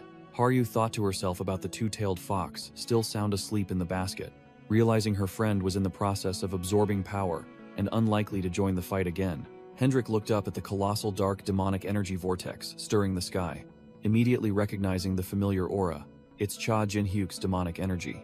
The purple-black energy vortex erupted violently, and Hendrik thought to himself that it seemed Cha Jin-hyuk had just gotten his hands on another incredible item. Gripping his sword, which glowed with red energy, Hendrik clearly determined what he needed to do now. With a determined gaze, Hendrik resolved to hold out at all costs until Cha Jin-hyuk finished absorbing the power and returned. Hendrik pushed Haryu back, ordering her to take Elione von Yggdrasil and retreat. Haryu protested loudly, insisting on staying to fight until her older brother returned. Hendrik snarled back, asserting that she was only a burden to their current strategy and forcing her to accept the truth. Haryu froze, unable to believe Hendrik's cruel words. Cain Fallon realized his opponent's stalling tactic, smirking. "So the demon mask is plotting something." "In that case," he roared, gathering a sphere of holy power in his hand, declaring bluntly, "I'll kill all of you so he can't appear." Without another word, Hendrik delivered a devastating kick to Haryu's stomach, sending her flying off the battlefield. Hendrik roared, his eyes blazing as he commanded her, "Go, right now." Haryu flew backward helplessly, while Hendrik, like a black arrow, charged straight at Cain Fallon. Seeing his prey attempting to flee, Cain Fallon sneered, raising his hand to deliver a finishing blow from afar. "Dream on." Whoosh! A dark magic arrow unexpectedly pierced Cain Fallon's chest, halting his attack. From above, Elione von Yggdrasil, now awake, drew her bow, aimed straight at Cain Fallon, and roared, "How dare you attack my people?" Elione von Yggdrasil's eyes blazed with fire as she declared firmly, "You have declared war on the Dark Elves." Cain Fallon muttered, realizing the demonic energy from the arrow was hindering his recovery, deciding he needed to deal with it quickly as holy power and demonic power were inherently antagonistic. He roared, "I'll kill you first," then charged straight at Elione von Yggdrasil with terrifying speed, giving her just enough time to realize the danger. Whoosh! Hendrik suddenly appeared, his sword blazing red, blocking right in front of Elione von Yggdrasil. Clang! Cain Fallon's golden fist violently collided with Hendrik's sword. A full-power attack had been stopped. Hendrik gritted his teeth, his eyes blazing crimson, declaring firmly, "I'll stop you." Hendrik's entire body erupted with dark demonic energy. He threw his head back and roared, a blazing red energy sphere beginning to gather in his mouth. Cain Fallon smirked with delight, recognizing the familiar power. This is the essence of dragon power. Without a second's hesitation, Hendrik unleashed all his energy, roaring dragon breath, and firing a destructive torrent of flames. The blazing red dragon breath engulfed Cain Fallon, but Hendrik knew this wasn't the end. Hendrik turned and shouted, urging Elione von Yggdrasil to flee quickly, while Cain Fallon's golden hand had already reached out, blocking the dragon breath. Elione von Yggdrasil drew her bow, her face pale before the surging golden energy hand. Damn it, what is that? The deadly golden light reflected in Elione von Yggdrasil's horrified eyes. There was no escape. Boom! Cain Fallon's holy power hand struck down, the ground cracking open as if it were the end of the world. A destructive surge of energy tore through everything in its path.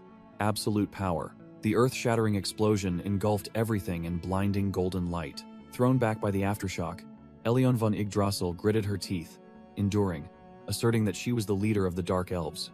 Cain Fallon loomed above, his voice full of sarcasm. I suppose I've already told you, haven't I?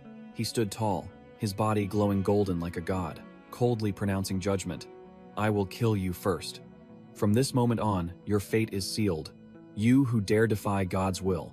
Suddenly, a surging wave of dark demonic energy appeared, and Cain Fallon smirked. Oh, this energy is...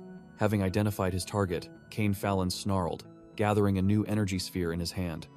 So you're here, you demon mask. Hendrik plunged down like an arrow, erupting with dark demonic energy, roaring his resolve not to let Cain Fallon touch Cha Jin-hyuk. With blazing eyes, Hendrik snarled, Your opponent is me. Touch our guild leader and I'll kill you. Cain Fallon sneered at the touching loyalty, the holy power sphere in his hand glowing even brighter. Try and stop me. Without another word, Hendrik's dark, demonic energy directly clashed with Cain Fallon's holy power sphere. Boom! An earth-shattering explosion swallowed the entire forest. The power of the two monsters tore everything apart. After the collision, the ground was nothing but a giant scorched crater. Two auras, one golden and one red, still fiercely clashing. Cain Fallon knelt on one knee, acknowledging his opponent's strength. You're quite strong, dragon. If you had developed a bit more, that blow might have killed me. Through Hendrik's eyes, Cain Fallon still stood tall, his entire body enveloped in overwhelming holy power.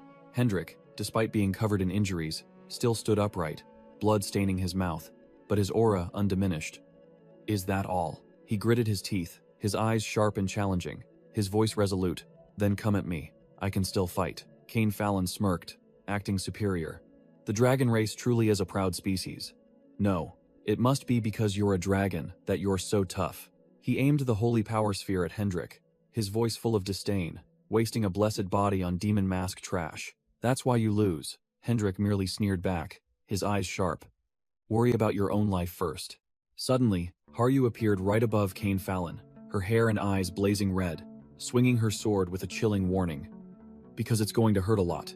Haryu laughed maniacally, unleashing a storm of pink sword energy that swept through everything around her in an instant. Cain Fallon couldn't react in time. His golden body was torn apart by countless slashes, and he panicked. Impossible. Its speed is so fast that my regeneration can't keep up. With a savage smile, Haryu declared her power came from the legacy her sister left behind. In the spiritual space, the dragonflesh sword spirit appeared before Haryu, delivering a cold splash of reality. It's useless, you're just stalling for time. The spirit continued to explain. You might overwhelm him in this berserk state, but it won't last. You can't overcome his regeneration. The dragonflesh sword spirit pointed to the sky, revealing the harsh truth. His holy power is being supplied from up there. If the provider doesn't show themselves, we have no chance of winning, even if the one holding my mask returns. Doused with a cold splash of reality, Haryu could only admit in despair. Perhaps. The dragonflesh sword spirit roared, provoking her. Then get lost. You're the last Oni. Will you die meaninglessly without avenging your kin? Haryu recalled the desperate moment she faced the Kobold Lord, and Cha Jin-hyuk was the one who stood to protect her. Her faith restored, Haryu clenched her fists, her eyes blazing. He won't give up. I trust him and ill stall for time at all costs. Haryu erupted, unleashing a storm of interwoven pink sword energy, tearing Cain Fallon's golden body into pieces. Standing afar, Hendrik also had to brace himself against the aftershocks of this insane attack. Hendrik squinted, admitting the attack was truly overwhelming, but he had noticed a fatal weakness. As expected, Haryu was paying the price. Blood had begun to trickle from the corners of her eyes. She had reached her limit. Ignoring her screaming body, Haryu continued to swing her sword frantically, trying to buy every precious second. But in the blink of an eye, Cain Fallon had fully regenerated, seizing Harry's sword and coldly declaring, "You've slowed down." Cain Fallon delivered a heaven-shattering blow, slamming Haryu face first into the ground in a finishing move. Haryu coughed up blood, her body having reached its absolute limit, completely helpless. Cain Fallon stood there, acting self-important, rambling that his and Carmen's decision was correct to stop those who hindered Nine Star's plans. He flexed his energy, gathering a gigantic orb of holy power in his hand and roared, "I'll kill all of you right here." The destructive orb of light plunged down, but something that looked like a gigantic, vibrant tree suddenly sprouted from the ground, blocking the attack. Haryu could only kneel helplessly, watching the catastrophe, without even the strength to move. In the distance, Hendrik screamed in despair, "Damn it, dodge! Haryu!" Haryu closed her eyes, a bitter smile on her face, whispering a final apology to her brother. A blinding explosion swallowed everything, a combination of golden holy power and strange purple energy. The attack was inexplicably nullified. Cain Fallon froze, his face clearly showing confusion. Amidst the hazy smoke, Dark Yggdrasil stood tall, its canopy glowing with an eerie blue light, exuding an overwhelming aura. Cain Fallon froze, his entire body enveloped in holy power, but his face clearly showed confusion. "What?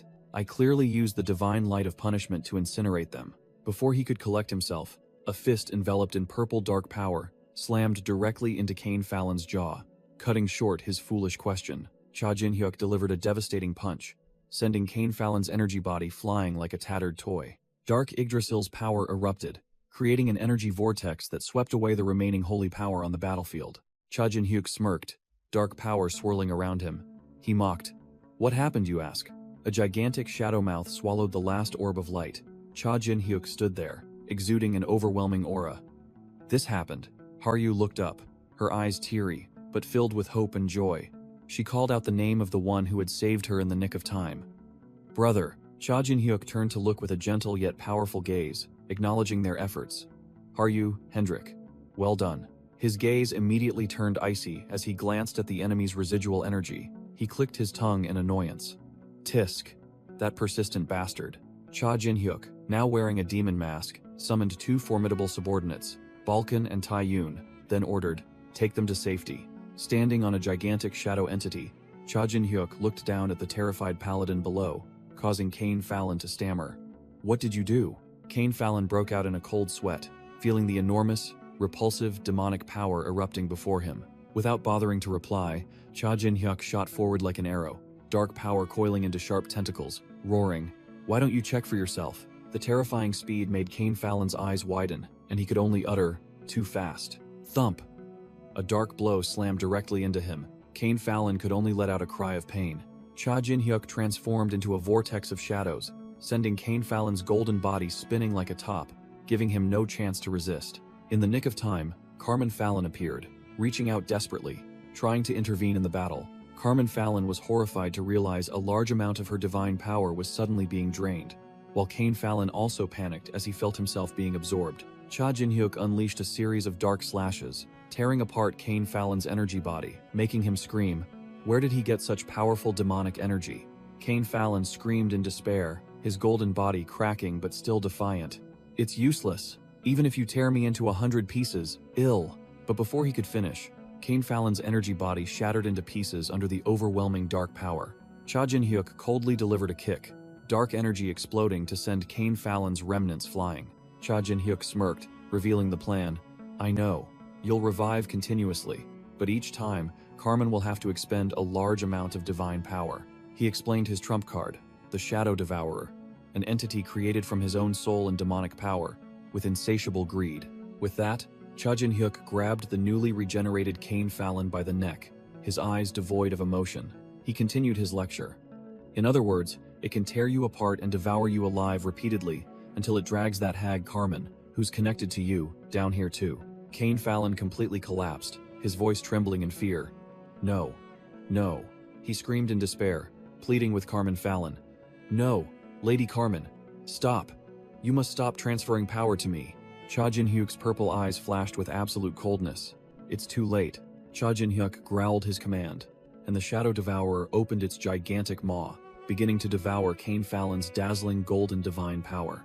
In a distant place, Carmen Fallon felt her power being drained like a waterfall. She screamed in panic. "Damn it! What in the world is happening?" A subordinate created from Carmen's blue energy let out a tragic scream, named Asher, before vanishing into dust. The space in the Holy Land began to crack like shattered glass, signaling a connection about to be destroyed. A gigantic pillar of divine light descended, a final attempt to sustain Cain Fallon's life, but it was too late. Cha Jin-hyuk gritted his teeth, pouring all his strength into dragging his large prey through the soul connection. Exhausted and powerless, Carmen Fallon collapsed to the ground, her entire body trembling as her divine power was drained. She stammered incoherently. What? Losing all her arrogance, Carmen Fallon screamed in utter helplessness and confusion. What in the world is happening? From the shadows, Cha Jin-hyuk slowly stepped out, his voice filled with satisfaction. Finally, we meet again. He stood completely dominant, looking down at Carmen kneeling with disdain and sneered. It seems after 10 years, your beauty has truly blossomed, hasn't it? Carmen Fallon gritted her teeth, sweat pouring down as she recognized her sworn enemy. Demon Mask. Cha Jin-hyuk revealed himself, half human, half demon face with a murderous smile, his voice chilling. It's time to pay your debts, Carmen. Flashback to 10 years ago. Donis Taylor could only curse as he was completely overwhelmed by a horde of Cha Jin-hyuk's shadow monsters. Donis Taylor couldn't believe his eyes. He screamed in horror. You can still unleash this much power? A destructive purple demonic power explosion erupted. Screams, calling Cha Jin-hyuk's name, echoed across the battlefield. In the memory, the silver-haired Black Star version of Cha Jin-hyuk gasped, exhausted after being betrayed by the entire council. His body collapsed, pierced by countless weapons, blood staining the ground red. Even on the verge of death, Cha Jin-hyuk still lifted his head to look directly at the betrayers of 9 Star, his voice filled with hatred. You bastards think that. In another flashback, a gray-haired mage was swallowed by his own summoned beast, screaming in despair. Am I going to die like this? The mage gathered his last remaining strength, summoning his final trump card, Bone Golem. The newly summoned Bone Golem swung its gigantic fist, enveloped in deep purple demonic energy, down, crushing the ground. But this trump card fared no better. Its bony hand was tightly bound by golden chains of light, cracking into pieces. Carmen Fallon, exuding overwhelming divine power, easily stopped the golem, making it roar in vain. Stop struggling, it's useless. Cha Jin-hyuk, utterly exhausted, bitterly realized this was his limit. Damn it. I revived it with my last bit of strength. Is this the end? Carmen Fallon stepped forward, her high heels crushing the shattered ground, her voice icy. Yes, it's your end. She flashed a cruel smile, declaring bluntly, as a representative of 9 Star, I will kill you. Carmen Fallon raised her hand, gathering a blinding surge of divine power at her fingertip, preparing to deliver the finishing blow. Farewell, Cha Jin-hyuk. Whoosh! A series of golden light rays pierced through Cha Jin-hyuk's body, fresh blood splattering everywhere. He only managed a desperate scream of agony before collapsing. Carmen Fallon squinted at the sight, a look of satisfaction on her face as her enemy was officially eliminated. Just when she thought he was gone, Cha Jin-hyuk suddenly appeared right behind Carmen Fallon, looming like a ghost. Wearing his demon mask, he growled provocatively. All right, it's time to return the favor, Carmen. The scene abruptly changed, and they were both transported to a gloomy, deathly forest. Carmen Fallon shrieked in panic. No way. This is the dark forest on the 70th floor. How did you drag me here? Cha Jin-hyuk smirked, calmly confirming. That's right. Normally it wouldn't be possible. He explained that while absorbing the seed of dark Yggdrasil, he had figured out a way to turn the tables on this woman. He knew that demonic power alone wouldn't be enough, because as long as Carmen kept supplying divine power, her allies would revive endlessly. The core issue was to break the link between her and those granted power, just like how she buffed Cain Fallon. In this tower, there's a similar mechanism, the power link between gods and demons and their followers, and Cha Jin-hyuk decided to exploit that very rule, to play this game of life and death. Cha Jin-hyuk smirked, his purple eyes flashing with calculation. Am I not also allowed to use a trump card meant for followers? Carmen Fallon's eyes widened, realizing his scheme in horror. Descent? You used Ashento to do that? Cha Jin-hyuk stood tall, stating the harsh truth. Because you are an entity of the tower, unlike true transcendence, your physical body was forced to descend. He concluded with an imposing statement, declaring the price for her arrogance. The plan you created out of your own selfishness is the reason for your death. Defeated, Carmen Fallon fell, but a grotesque smile spread across her lips, signaling that the game wasn't over. She burst into maniacal laughter, her initial panic completely gone, replaced by arrogant confidence. Crack! Carmen Fallon stomped her foot down, a surge of energy erupted, and the ground beneath her cracked open.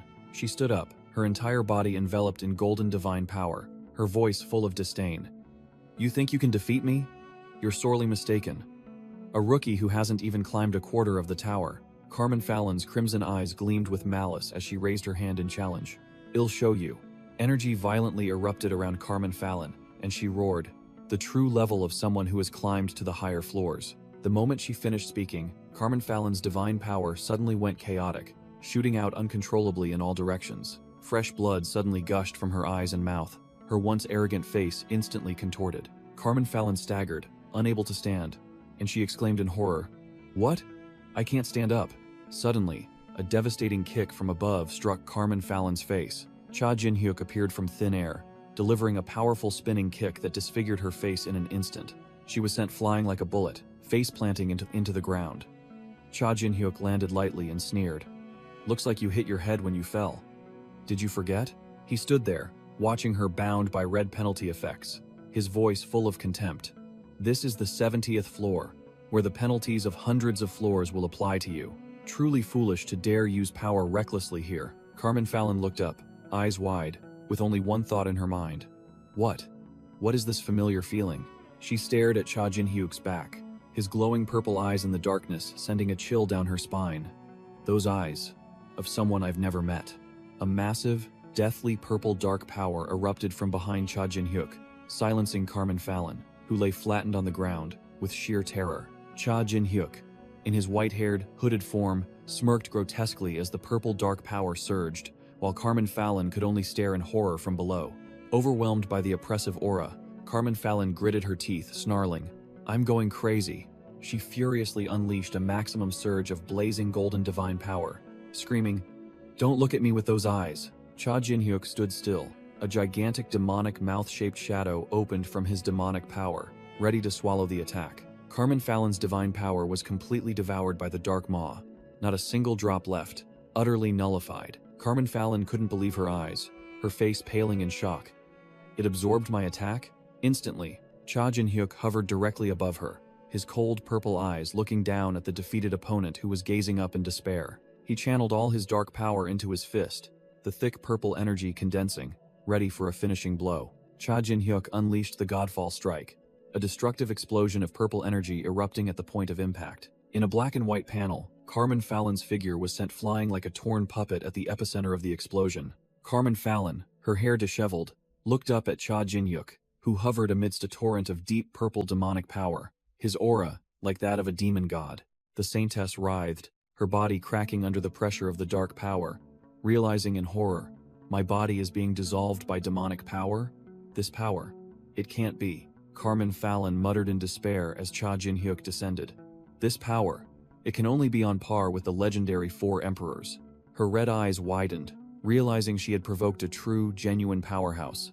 "I'm finished." Cha Jin-hyuk gave his opponent no time to breathe, creating a massive vortex of demonic power, ready to crush everything. In that critical moment, a blazing golden divine power shot up from below. It was clearly Kane Fallon attempting to rescue his comrade. But it was too late. Carmen Fallon was slammed into the ground by an invisible force like a meteor, creating a deep crater. Utterly defeated, she screamed frantically amidst the rubble, her body still disintegrating. "How dare you touch my body?" Her face contorted with rage, she gritted her teeth, snarling each word. "I'll tear you to shreds." Her fury was abruptly cut short as she realized a blinding light was enveloping her. This light. Cha Jin-hyuk hovered in midair, absorbing all of the enemy's divine power and compressing it into a destructive orb, declaring bluntly, "This is the power I devoured from you." With an arrogant smile behind his demon mask, Cha Jin-hyuk's purple eyes flashed with deadly intent, and he smirked. "Now I'm giving it back to you." He roared the name of the technique, thousandfold punishment. A colossal pillar of divine power descended, completely engulfing Carmen Fallon. Boom! The ground exploded into a deep crater, the aftershocks from the divine power explosion, flattening everything within miles. Cha Jin-hyuk stood there, silently observing the devastated battlefield he had created, smoke and residual energy rising thickly. He nodded slightly, a look of satisfaction evident. In the swirling smoke, Carmen Fallon's figure had vanished, leaving only Cha Jin-hyuk's cold declaration echoing, "This is 10 years of revenge." From afar, the observers of the battle breathed a sigh of relief upon seeing the demon mask repel the enemy. One person quickly ordered, "This is our chance. Move the injured quickly." Haryu broke into a sweat, unable to hide her astonishment and admiration for the overwhelming power she had just witnessed. To dare challenge 9-star by name. Incredible. The white-haired paladin analyzed the situation, believing the enemy was weakened by the system's penalty, and confidently declared, "We have a great chance to win." Carmen Fallon gritted her teeth, admitting that even with the system's penalty, a tower climber from the 600th floor and above was still an extremely tough opponent. She realized the enemy wouldn't fall so easily. A flash of light appeared amidst the rubble. Amidst a vortex of divine power, Carmen Fallon let out a hateful roar and charged like a blazing golden missile. Cha Jin-hyuk merely stood still, his purple eyes behind the mask calmly awaiting her attack. A terrifying holy power explosion engulfed Cha Jin-hyuk, its destructive force enough to flatten an entire forest. But when the dust settled, Cha Jin-hyuk still stood there without a scratch, calmly saying, "That's more like it, Carmen. It would be boring if you died right away." Humiliated, Carmen Fallon braced herself on the ground, growling, "Don't you dare look down on me, I am." Golden energy erupted around her arm, the aura of humanity's strongest beginning to surge. She roared, asserting her identity with all her pride, "I am 9-star." Crash! Carmen Fallon punched straight into the ground, unleashing a destructive wave of energy that cracked the entire battlefield. The ground cracked under Carmen Fallon's attack, a sea of holy power fire engulfing everything, determined to level the entire battlefield. Cha Jin-hyuk was completely swallowed by the energy storm, but his figure stood firm like a mountain amidst the epicenter of destruction. Amidst the sea of fire, Cha Jin-hyuk smirked behind his mask, his purple eyes flashing with disdain. What a brute! As the aftershocks of the attack spread, the dark elf archers ran for their lives, screaming desperately to escape. Elione von Yggdrasil shouted, commanding her subordinates, "Climb onto the branches of the dark Yggdrasil. These holy power attacks can't harm it." In another corner, a black-robed man was shielding Haryu, both holding their breath as they watched the earth-shattering battle. The black-robed man's red eyes narrowed. He recognized something and growled, "Gimyeon." Cha Jin-hyuk calmly analyzed, knowing his opponent's strategy well. "You know it too, don't you? That attack can't last forever." Amidst Carmen Fallon's blazing golden firestorm, a cold purple streak of Cha Jin-hyuk pierced through everything, completely unharmed. Carmen Fallon's eyes widened, her smile turning deranged as she realized an even more terrifying truth. Unbelievable. Hez forcing himself to use power while enduring the penalty. With a crazed expression, Carmen Fallon poured all her holy power into her fist, determined to end the fight in one blow. Cha Jin-hyuk retaliated with a punch of deep purple dark energy, an equally overwhelming aura. Two torrents of holy and dark energy clashed fiercely, a pure test of strength. The explosion created a giant eye of the energy storm, tearing apart the surrounding space. Carmen Fallon yelled smugly, "Ha! If I just get a little serious, you're nothing but an ant waiting to be crushed." But then she froze, realizing Cha Jin-hyuk's dark energy was devouring her holy power. Cornered, she summoned a giant white serpent and screamed Cain Fallon's name for help. The giant serpent lunged but was easily blocked by Cha Jin-hyuk's dark energy. Cha Jin-hyuk landed, completely unharmed, while the serpent was fully subdued. He spoke with disdain from behind his mask. "You're the one worth talking about. In the past 10 years, you've regressed, abandoning climbing the tower to become a hound for the 4 emperors?" Provoked, Carmen Fallon went berserk, unleashing a destructive fire attack that engulfed even the giant white serpent. Cha Jin-hyuk's eyes were cold, as if he had seen through every move of his prey. She screamed in madness, "Shut up! What the hell do you know, you bastard?" The heat from the explosion made Cha Jin-hyuk pause for a moment.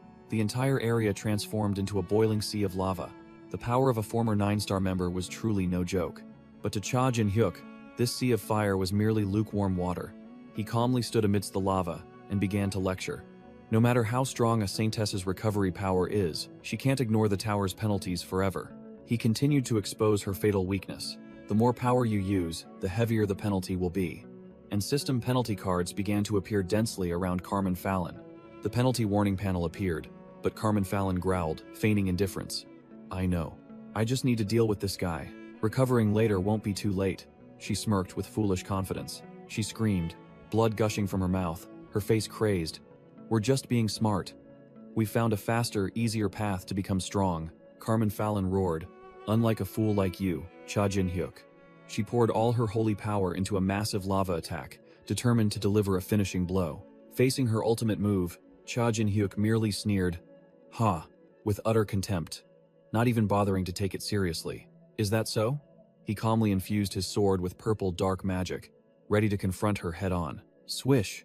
A brilliant purple sword strike tore through the lava wave, her destructive power cleaved in two like a joke. Carmen Fallon froze as Cha Jin-hyuk closed in right before her, having unbelievably pierced through her attack. Cha Jin-hyuk's eyes were icy, highly focused, preparing to deliver the finishing blow to his prey. The entire sea of fire was extinguished, leaving only Cha Jin-hyuk standing there dominantly, completely unscathed. He swung his sword, shaking off the remnants of her energy, his posture as relaxed as if he had just taken a stroll. Cha Jin-hyuk scoffed. "Ha! You must be at your wit's end, resorting even to brawling. That's not like you at all." Standing on the edge of the lava, Cha Jin-hyuk merely watched with folded arms, causing Carmen Fallon extreme confusion. What? He's not attacking? Cha Jin-hyuk calmly stood on the molten lava, making Carmen Fallon wonder in confusion. What the hell is he planning? Unable to wait any longer, Carmen Fallon roared, channeling all her power into her hand and lunging straight at her enemy. With a crazed expression, she yelled, "Got you!"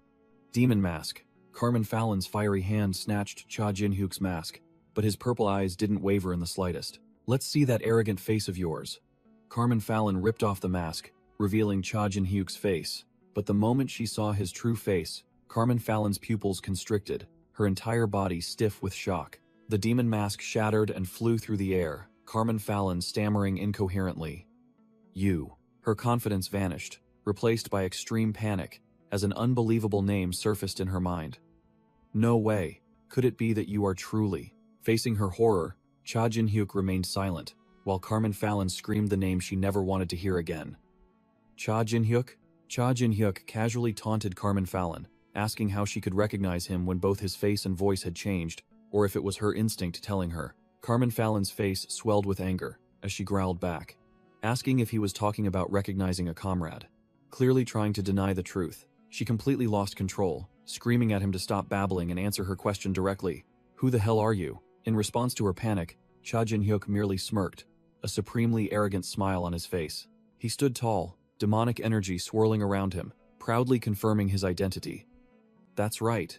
I am Cha Jin-hyuk." With a crazed smile, Cha Jin-hyuk declared that he had returned from the dead, just to crush all of them. With that, he lunged forward like a ghost, a purple blade slicing through the air, mockingly asking what she would beg for her life now. Carmen Fallon furiously summoned a flaming greatsword to parry, yelling at him to stop spouting nonsense. Two streams of power, one purple and one golden, clashed fiercely, creating a terrifying energy explosion. Carmen Fallon was utterly stunned, unable to believe her eyes, muttering that this was absurd because she was certain he was dead. Carmen Fallon screamed in a frenzy, asserting that she herself had torn apart Death Star Cha Jin-hyuk. She swung her flaming greatsword, shouting that he no longer existed in this world. A torrent of holy fire surged forward, a full power attack to prove her words. But Cha Jin-hyuk merely smirked, easily blocking the flames with just one hand. A dry, impactful clash. Right behind him, a giant shadow hand emerged, crushing Carmen Fallon's attack as if squeezing an orange. The dark hand seized her sword-wielding arm, her holy power utterly useless. Crack! Carmen Fallon's energy arm was crushed without any resistance. She watched in horror as her arm disintegrated, muttering that she had to use holy power to regenerate it immediately. But then she froze, her eyes wide as she saw what was in Cha Jin-hyuk's hand. He held up the familiar shattered demon mask, and Carmen Fallon went numb, finally realizing the nightmare before her was real. Cha Jin-hyuk smirked, his cold purple eyes peeking out from behind the demon mask, a look of amusement on his face. He activated his battle foresight skill, his purple eye scanning through all possible futures, victory firmly in his grasp. A chaotic explosion of darkness and holy fire sent Carmen Fallon flying, leaving Cain Fallon to only scream her name in helplessness. Carmen Fallon fell backward, her face bruised, her eyes vacant, completely losing her initial arrogance. Donning his mask again, Cha Jin-hyuk lunged with a devastating slash, roaring, "I'll cut off your head." In the darkness, Cha Jin-hyuk's eyes gleamed. He had already foreseen her weak counterattack. Carmen Fallon swung with all her might, but Cha Jin-hyuk merely smirked, humiliatingly biting the blade in half with his teeth, making her scream his name in horror. A giant holy energy orb formed over the sea of lava, seemingly the enemy's last desperate attack. The raging firestorm roared, an all-out attack unleashed with a scream. "Just die already!" A colossal pillar of holy fire shot straight into the sky, destructive power unleashed. Boom! The two opposing powers collided, creating a terrifying shockwave that cracked the ground. Close by, Cha Jin-hyuk gritted his teeth, his face grim, using absolute power to push Carmen Fallon's sword to its limit. Despite being at a disadvantage, Carmen Fallon still spitefully screamed, "If you're alive, go hide on Earth. What are you dragging your corpse here for?" Cha Jin-hyuk smirked, his gaze unwavering. "I already told you, for revenge." He roared that he would wipe out all the damned royal families backing her, then unleashed a blow that sent Carmen Fallon flying like a ragged doll. Blown away by an irresistible force, Carmen Fallon dug her hand into the ground, carving a long, sparking furrow to slow herself down. Gritting her teeth, her face covered in blood, Carmen Fallon hissed, "You insane bastard." Suddenly, she realized a golden opportunity. Hez weakened. Hez finally reached his limit, resisting the system's penalty. She gathered all her remaining strength, growling, "The only attack I can use while ignoring the penalty with this body. Just one more time." Her eyes flashed with a final glimmer of hope. Everything staked on a single blow. Just hit this one. Cha Jin-hyuk's eyes flashed with determination, telling himself that if he could just block this attack, victory would surely be his. With a roar, Carmen Fallon unleashed all her power, creating a terrifying explosion of holy power that ripped up the ground. Her face contorted with hatred, Carmen Fallon shrieked, "Cha Jin-hyuk, your place is in a dark, skeletal grave. I'll send you back there." Pouring her life into it, Carmen Fallon raised her hand to the sky, gathering a colossal energy orb that blazed like the sun. From afar, Elione von Yggdrasil was stunned, unable to believe her eyes at that terrifying surge of power. What in the world is that? The energy orb swelled like a mini-sun, making Elione von Yggdrasil panic. "I've never seen holy power like this. I have to run. But how can I run from something that huge?" Elione von Yggdrasil stated firmly. "If that thing falls, the entire dark forest will be wiped out." Hendrik merely smirked, asking casually, "So, that means there's no way out?" Amidst the despair, Haryu still gazed steadfastly at the fire orb. "No. My brother is still fighting." Her eyes shone with unshakable faith. "I will believe in my brother's victory." Standing alone against the destructive orb, Cha Jin-hyuk knew his situation clearly. "I can't block it, nor can I dodge it." Faced with a life-or-death situation, Cha Jin-hyuk decided to go all out. Then there's only one way. Use even stronger demonic power to crush it. He took a deep breath, concentrating all his strength, growling. Just for a moment, Cha Jin-hyuk's eyes sharpened, calculating his desperate move. "I just need to unleash a surge of demonic energy strong enough to overwhelm Carmen Fallon's holy power." Carmen Fallon shrieked like a madwoman, her hair standing on end with rage. "Run around like a bug and die, Cha Jin-hyuk."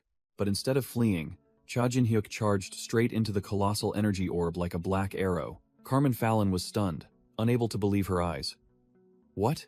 He's charging straight in instead of running?" Cha Jin-hyuk smirked, activating his final trump card, Fusion, Demonic Transformation. A dark purple energy orb, dense with demonic power, began to form. Swirling with terrifying might, the deep purple demonic power orb shot forth, directly confronting Carmen Fallon's blazing mini-sun. Crash! The two opposing energies collided, creating an earth-shattering explosion that tore the ground into fragments. In the heart of the explosion, Cha Jin-hyuk appeared like a demon, dense purple demonic energy swirling around him, his gaze locked onto Carmen Fallon. "You're finished." His voice was ice-cold, making Carmen Fallon freeze, her face paling with shock. In his white-haired demonic transformation form, the demon mask bearing its fangs in a sneer, Cha Jin-hyuk declared, "I'll end this, Carmen Fallon." Carmen Fallon completely collapsed, unable to believe her all-out attack had done nothing to him. Horror welled up in her eyes as she felt Cha Jin-hyuk's energy, now no different from a true demon, with a colossal demonic illusion faintly visible behind him. A dense, dark purple demonic power orb compressed, then burst forth with destructive force. From afar, Cain Fallon could only widen his eyes in horror, sensing the impending tragedy. In a flash, Cha Jin-hyuk was right in front of the frozen Carmen Fallon, a sneer on his lips. "Why so dazed, Carmen?" Thwack! Without a wasted movement, a punch imbued with demonic energy slammed straight into Carmen Fallon's stomach, the impact force shattering all her defenses. Carmen Fallon coughed up blood, her eyes wide and bloodshot, her body curling up like a shrimp after taking the devastating punch head-on. A column of deep purple demonic power shot straight into the sky, tearing through the ground with a terrifying explosion. Dark energy erupted into a destructive dome, leveling everything within sight. In the epicenter, Cha Jin-hyuk hovered, his dark purple demonic energy wings spread wide with overwhelming might. Carmen Fallon's eyes widened, blood vessels bulging, only one word left in her mind. Fear. She collapsed to her knees, her entire body trembling, wondering for the first time in her life if this feeling was fear. Her hands clawed at the ground, trying in vain to get up when faced with an incomprehensible power. Carmen Fallon screamed in despair, unable to accept that she was afraid of that trashy Cha Jin-hyuk, who had disappeared for an entire year. Cha Jin-hyuk coldly approached, his demonic silhouette engulfing Carmen Fallon, who was muttering, "Impossible." The demonic face beneath the mask twisted into a grotesque smile, as if mocking her foolishness. His blazing purple eyes lit up, reflecting the image of prey with nowhere left to run. Carmen Fallon let out a piercing scream, her face contorted with extreme terror. From within the ghostly shadows, Cha Jin-hyuk spoke coldly, his voice full of mockery. "What kind of reaction is this?" He pressed his face close, growling. "Scared?" Causing Carmen Fallon's eyes to roll wildly, filled with bloodshot veins. Her pride wounded, Carmen Fallon gnashed her teeth, forcing out each word in a fit of rage. She exploded, screaming in denial. "Who's afraid of a trashy spirit master like you? I am the strongest, a 9-star who conquered the 600th floor." All her divine power erupted, her body hovering in a dazzling golden pillar of light, declaring that she had become the ruler of the tower after killing him. A series of system penalty notifications appeared, but Carmen Fallon ignored them, frantically screaming that she didn't care. Countless golden magic circles activated. Carmen Fallon swore that even if she died, she would drag Cha Jin-hyuk down with her once more. Cha Jin-hyuk merely sneered, looking bored by his praise theatrics. Planning one last struggle? Without another word, purple demonic energy condensed, transforming Cha Jin-hyuk's arm into a colossal blade of shadow, ready to end everything. Fine. Cha Jin-hyuk's purple demonic energy erupted into the form of a monster, ready for battle. Cha Jin-hyuk's demonic eyes flashed, and he sneered. "I accept." Carmen Fallon screamed in a frenzy, charging straight at him, with all her divine power. "Die, Cha Jin-hyuk." A barrage of destructive holy light beams shot out from the magic circles. A true all-out attack, but Cha Jin-hyuk's blade of shadow easily pierced through the light defenses, shattering each magic circle like paper. Seeing his sister about to be annihilated, Kane Fallon could only scream her name in despair, while Cha Jin-hyuk had already compressed a destructive orb of demonic power in his hand. The two opposing energy currents collided, creating an earth-shattering explosion. The golden light was quickly swallowed by the purple darkness. The outcome was already clear. Witnessing the overwhelming display of power, Hendrik could only gnash his teeth. Muttering Cha Jin-hyuk's name, Balkan cursed in panic, while the King of Dead Souls, Tiyun, stood behind him, respectfully calling him, "My lord." Amidst the cataclysmic battle, Haryu cried out in despair, "Brother!" Cha Jin-hyuk's orb of demonic power completely devoured the holy light, creating a destructive black hole. Darkness spread, crushing everything into dust in a silent explosion. The ground was ravaged, leaving a deep crater glowing with residual dark energy. Cha Jin-hyuk gasped for breath, his mask half shattered, but he still stood firm like a monster. The system warned that he had taken physical damage due to the side effects of his demonic transformation, but he seemed not to care. He sneered, his eyes full of arrogance. "Not yet." Standing before a dying Carmen Fallon amidst the ruins, he declared, "This is the beginning of my revenge." Carmen Fallon's body began to crack under the pressure of the dark demonic power. Her face contorted in pain. She collapsed utterly helpless, only able to utter in despair, "I can't." With a frantic expression, Carmen Fallon strained, trying to focus every last bit of remaining power into her body. But that effort was completely useless. She collapsed before Cha Jin-hyuk's dark demonic power. Cha Jin-hyuk coldly declared from above, "Carmen, it's time to end our ill-fated connection." All of Carmen Fallon's arrogance shattered. She could only stammer in extreme horror. Bursting into tears, she cried out pitifully, "I'm sorry, please forgive me." She began to bargain, willing to offer up the entire Holy Land, all her equipment, and money, just to save her life. She even brought up the past to beg, recalling the days they climbed the tower together. Clasping her hands in supplication, Carmen Fallon called out his name in utter cowardice. "Jin-hyuk, please forgive me." Cha Jin-hyuk said nothing, a sphere of dark energy condensing in his hand, ready to finish her off. Crash! The attack pierced straight through Carmen Fallon's chest, crushing her core of power into fragments. Carmen Fallon was stunned, her blazing red eyes reflecting extreme bewilderment as she failed to comprehend what was happening. She screamed miserably as Cha Jin-hyuk's dark demonic power invaded and ravaged her core of power from within. In his white-haired half-demon form, Cha Jin-hyuk coldly sneered at her plea. "Forgive?" he roared, unleashing all the hatred accumulated over 10 years. The one who could forgive you died 10 years ago. I will never forgive you, Carmen. Pop. The hand containing Carmen Fallon's core of power was mercilessly crushed by Cha Jin-hyuk, pulverizing all her divine power. Carmen Fallon froze, her face cracking as she felt her life's power turn to dust in an instant. Collapsing in despair, she could only force out a weak curse, while Cha Jin-hyuk stood behind her like a grim reaper, delivering judgment. Cha Jin-hyuk disdainfully waved his hand, preparing to deliver the finishing blow as if swatting an annoying fly. Slash! A beam of purple demonic power tore through space, piercing straight through Carmen Fallon, blowing her away without any resistance. Lying sprawled on the ground, Carmen Fallon gritted her teeth, enduring the final attack as her life faded. Carmen Fallon screamed pitifully as her leg was crushed by Cha Jin-hyuk's deep purple demonic power. The saintess could only scream in ultimate agony, unable to do anything else. Without a moment's hesitation, Cha Jin-hyuk poured all his strength into his heel, preparing to finish off the woman. Crash! A devastating stomp pinned Carmen Fallon to the ground, the surrounding earth cracking under the terrifying pressure. Crushed beneath her enemy's foot, she could only look up at Cha Jin-hyuk, who whispered with satisfaction, "You have no idea how long I've waited for this day," Cha Jin-hyuk coldly declared, evening the score. "This makes us even.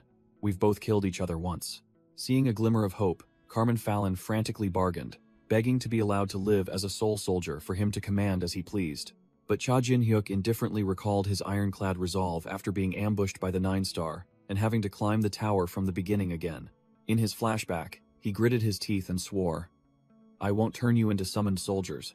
I will devour your souls so you'll never have a chance to reincarnate." Back in reality, Cha Jin-hyuk flashed a savage smile, his voice a death sentence. "I will devour your soul, Carmen." Crushed, Carmen Fallon screamed in fury, cursing Cha Jin-hyuk venomously. Her rage quickly turned to fear, and she shrieked, begging for her life. "Grab!"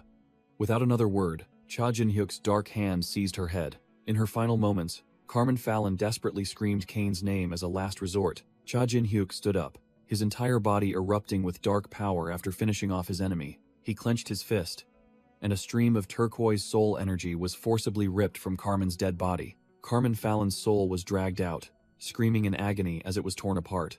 Even as a mere soul, she stubbornly roared in defiance. "Do you think I'll just lie down and die? I won't be devoured by you, Cha Jin-hyuk." But all resistance was futile. Her soul was tightly trapped within a dark, flower-shaped prison that was closing in. A gigantic shadow devourer opened its mouth full of sharp teeth, preparing to devour her soul to Carmen's utter horror. Carmen Fallon's soul screamed in despair as she felt herself being sucked into the darkness. Cha Jin-hyuk's face was cold as stone, and he growled, "Killing you once." He clenched his fist, and dark power erupted violently. "Is not enough to satisfy me."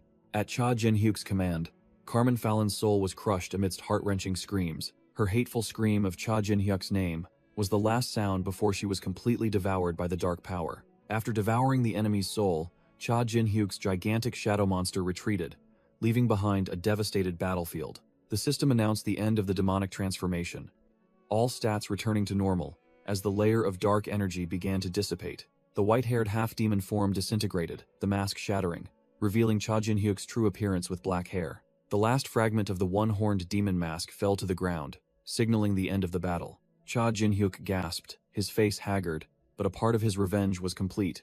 Finally, it's over. Amidst the surging dark power, Cha Jin-hyuk roared triumphantly.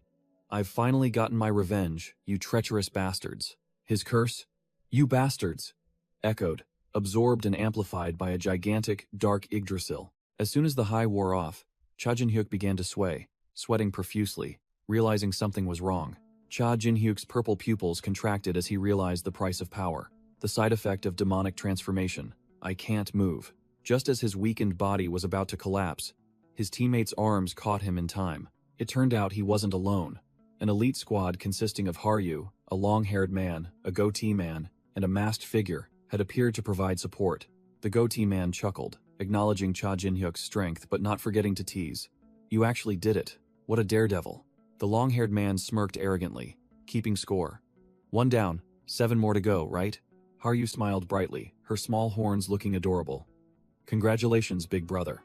Cha Jin-hyuk remained silent, his gaze complex as he looked at the teammates who stood by him, utterly speechless. Cha Jin-hyuk closed his eyes, a satisfied smile on his face, and silently thanked his comrades who had fought by his side. "Thank you, everyone. The whole team stood amidst a devastated forest. Once their base, Cha Jin-hyuk muttered, "My dark forest is completely ruined." Elione von Yggdrasil was speechless looking at the ruins. But Cha Jin-hyuk immediately reassured her. "Don't worry, it'll help with the recovery. I've already made a deal with the father of the world tree to upgrade everyone." He smirked confidently, asserting, "And don't worry about money." No sooner had Cha Jin-hyuk finished speaking than in a distant place, William, sitting at his desk, suddenly let out a loud sneeze, completely unaware that he had just become a reliable sponsor. Suddenly, a notification appeared before Elione von Yggdrasil, as Dark Yggdrasil warned her to leave immediately, making her frown in confusion. Why? The explanation appeared. Another divine star has also lost their family, and will soon seek revenge. The final warning delivered a critical blow. You will die if you confront Cain Fallon now. Cha Jin-hyuk broke out in a cold sweat, his face paling. He remained silent, his eyes narrowed in calculation, clearly reconsidering his own strength compared to the true monsters. Finally, Cha Jin-hyuk made a wise decision. "All right, we should go into hiding now and prioritize leveling up to increase our strength." Cha Jin-hyuk smirked, his sharp eyes declaring, "But this time, I won't retreat in shame again." He stood firm on the cracked earth, growling a vow to punch that bastard Cain right in the face. At the same time, in another place, dark clouds swirled, and thunder began to rumble, signaling a formidable presence. Rain poured down on the devastated forest, washing away the traces of the recent battle. Flashes of light streaked across the stormy sky, illuminating the desolate ruins. Under the heavy rain, Cain Fallon appeared at the spot where Carmen had vanished, his cold voice echoing, "Carmen is gone. She was dragged to a lower floor and hasn't returned." He walked amidst the wreckage, a powerful aura radiating around him, overwhelming the entire space. Cain Fallon silently observed the remaining traces of destruction after the battle. Lightning once again tore across the night sky, as if empathizing with the rage poised to erupt. Cain Fallon's blazing red eyes were bloodshot, his extreme anger erupting as he realized all that remained was ash. Lightning ripped across the sky, signaling a far from friendly greeting. Amidst the pouring rain, Cain Fallon stood frozen before a gigantic skull symbol carved directly into the cliff face. He gritted his teeth, recognizing the deadly familiar sign. "Death Star Cha Jin-hyuk," Cain Fallon muttered, knowing full well that only the 9-star and Cha Jin-hyuk himself knew about this symbol. He pieced things together, realizing this place was connected to Ghostface, but he couldn't understand why the symbol of a dead man would appear here. Suddenly, a surge of deep purple demonic energy erupted from the symbol, and a ghostly voice echoed. "Long time no see, Cain." The stone skull's eyes flared with purple light, and it arrogantly declared, "I am Ghostface." Cain Fallon's jaw dropped, cold sweat pouring down his face, unable to believe what he had just heard. Ghostface? The Ghostface skull smirked, its eye sockets burning with purple flames, delivering a chilling verdict. "I killed Carmen Fallon." Cain Fallon's pupils constricted, utterly shocked by the brutal truth thrown in his face. Cain Fallon roared, his eyes bloodshot, refusing to accept the truth. "Nonsense. How could a wretch like you kill Carmen?" In response, Ghostface's eye sockets flared with an intense, chilling purple demonic energy. Within the darkness, Cha Jin-hyuk's eyes also glowed purple, perfectly synchronized with the skull. A brutal memory was transmitted directly into Cain's mind, the scene of Cha Jin-hyuk's betrayal and Carmen Fallon's soul screaming in despair as it was devoured. The truth was laid bare, the ghost of the dead man appearing in Cain's mind, the name etched into his very being, Cha Jin-hyuk. Cain Fallon collapsed, blood gushing from his mouth, his voice trembling as he admitted the bitter truth. "I had considered it, but I never thought you were Cha Jin-hyuk. How dare you kill?" He suddenly looked up, screaming in madness, the dark streaks under his eyes like bleeding wounds. "My last remaining family? I will never forgive you." Ghostface uttered a mocking remark, twisting the knife deeper into the paladin's pain. "Cha Jin-hyuk, a betrayer of comrades who wouldn't bat an eye, and yet you cry for your sister." The colossal stone skull emerged, looking down at the tiny Cain like an ant, and delivering a chilling declaration. "Listen closely, Cain. You're next." It opened its gaping black maw, declaring its brutal revenge plan. "I will slowly destroy everything you possess."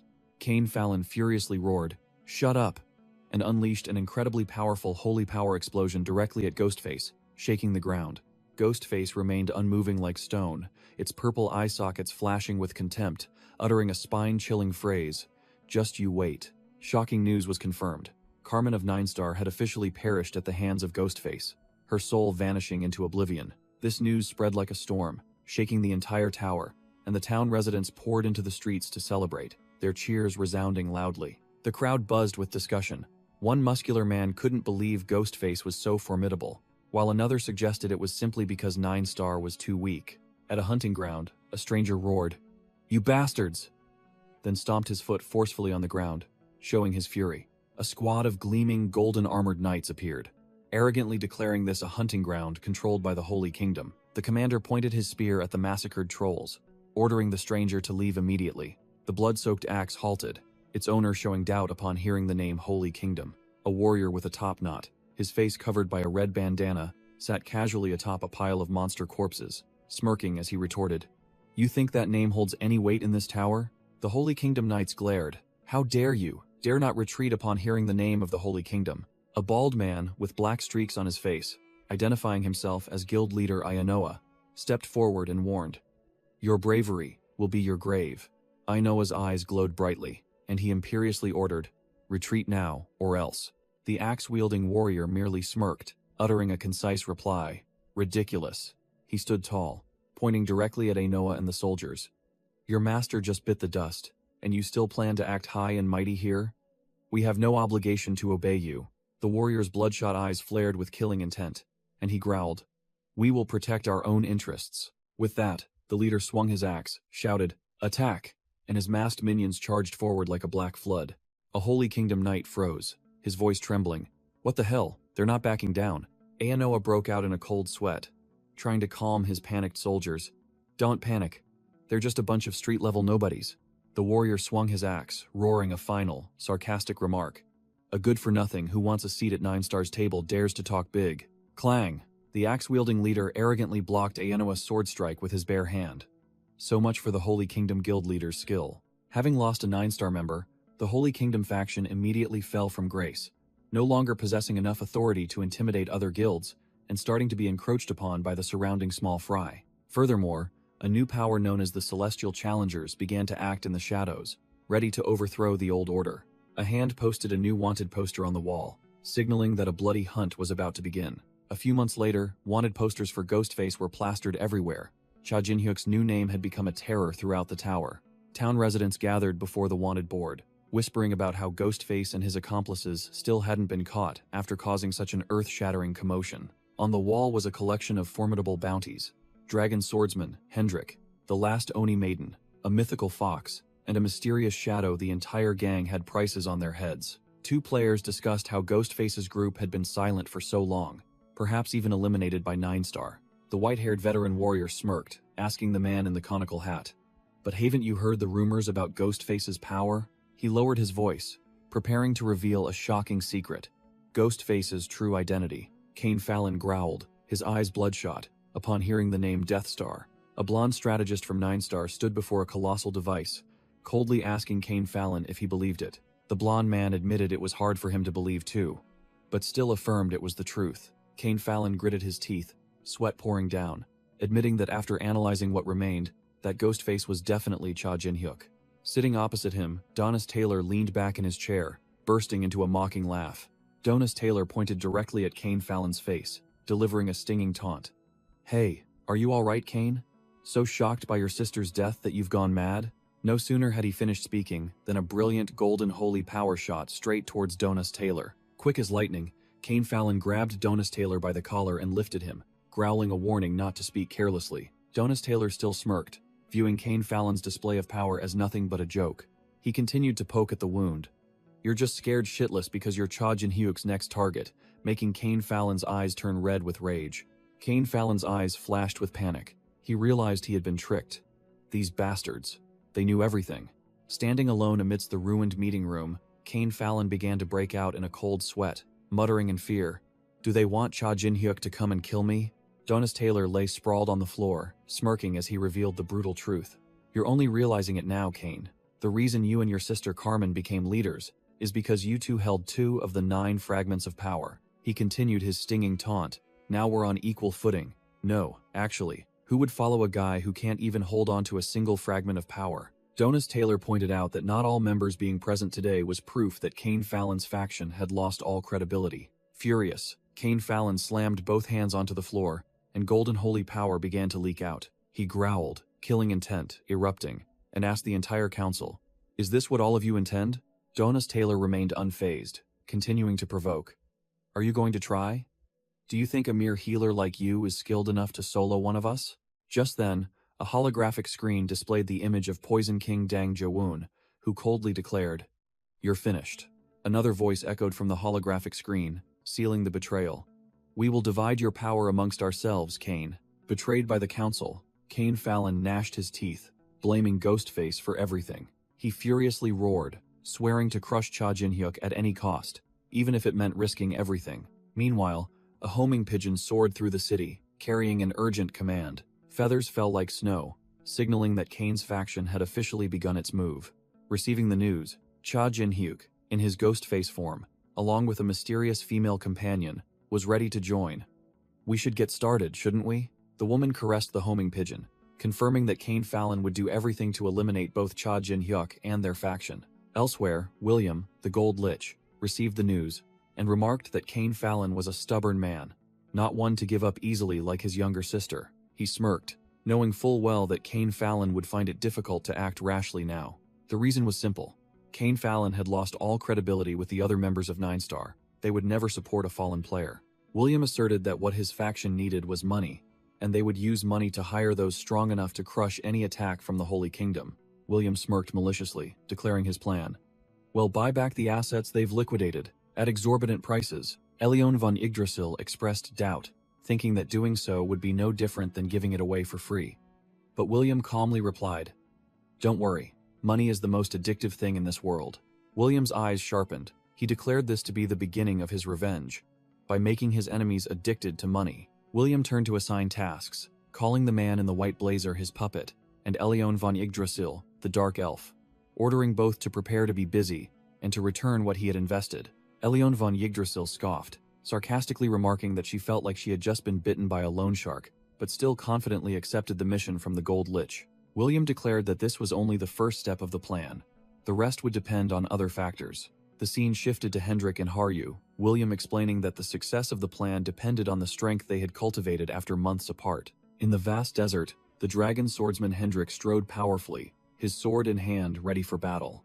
Miho, in her original two-tailed fox form, was also ready to join, her eyes gleaming with cunning and danger. The white two-tailed fox darted through the silent snow forest, officially beginning to act according to the predetermined plan. In the snow forest, two hunters were scouting their prey, the sniper suspiciously asking, "Are you sure? Is that fox really Ghostface's accomplice?" The lead poacher scoffed confidently, "Absolutely. Even if it looks a bit different from the wanted poster, it can't fool us hunters." The sniper loaded his rifle, sneering, "With our skill, having climbed to floor 500, it's just a low-tier prey." Through the scope, Miho appeared clearly, becoming the target for the lucrative bounty from 9 Star. Miho suddenly felt a chill, a drop of sweat running down her face as she sensed deadly killing intent aimed directly at her. Bang!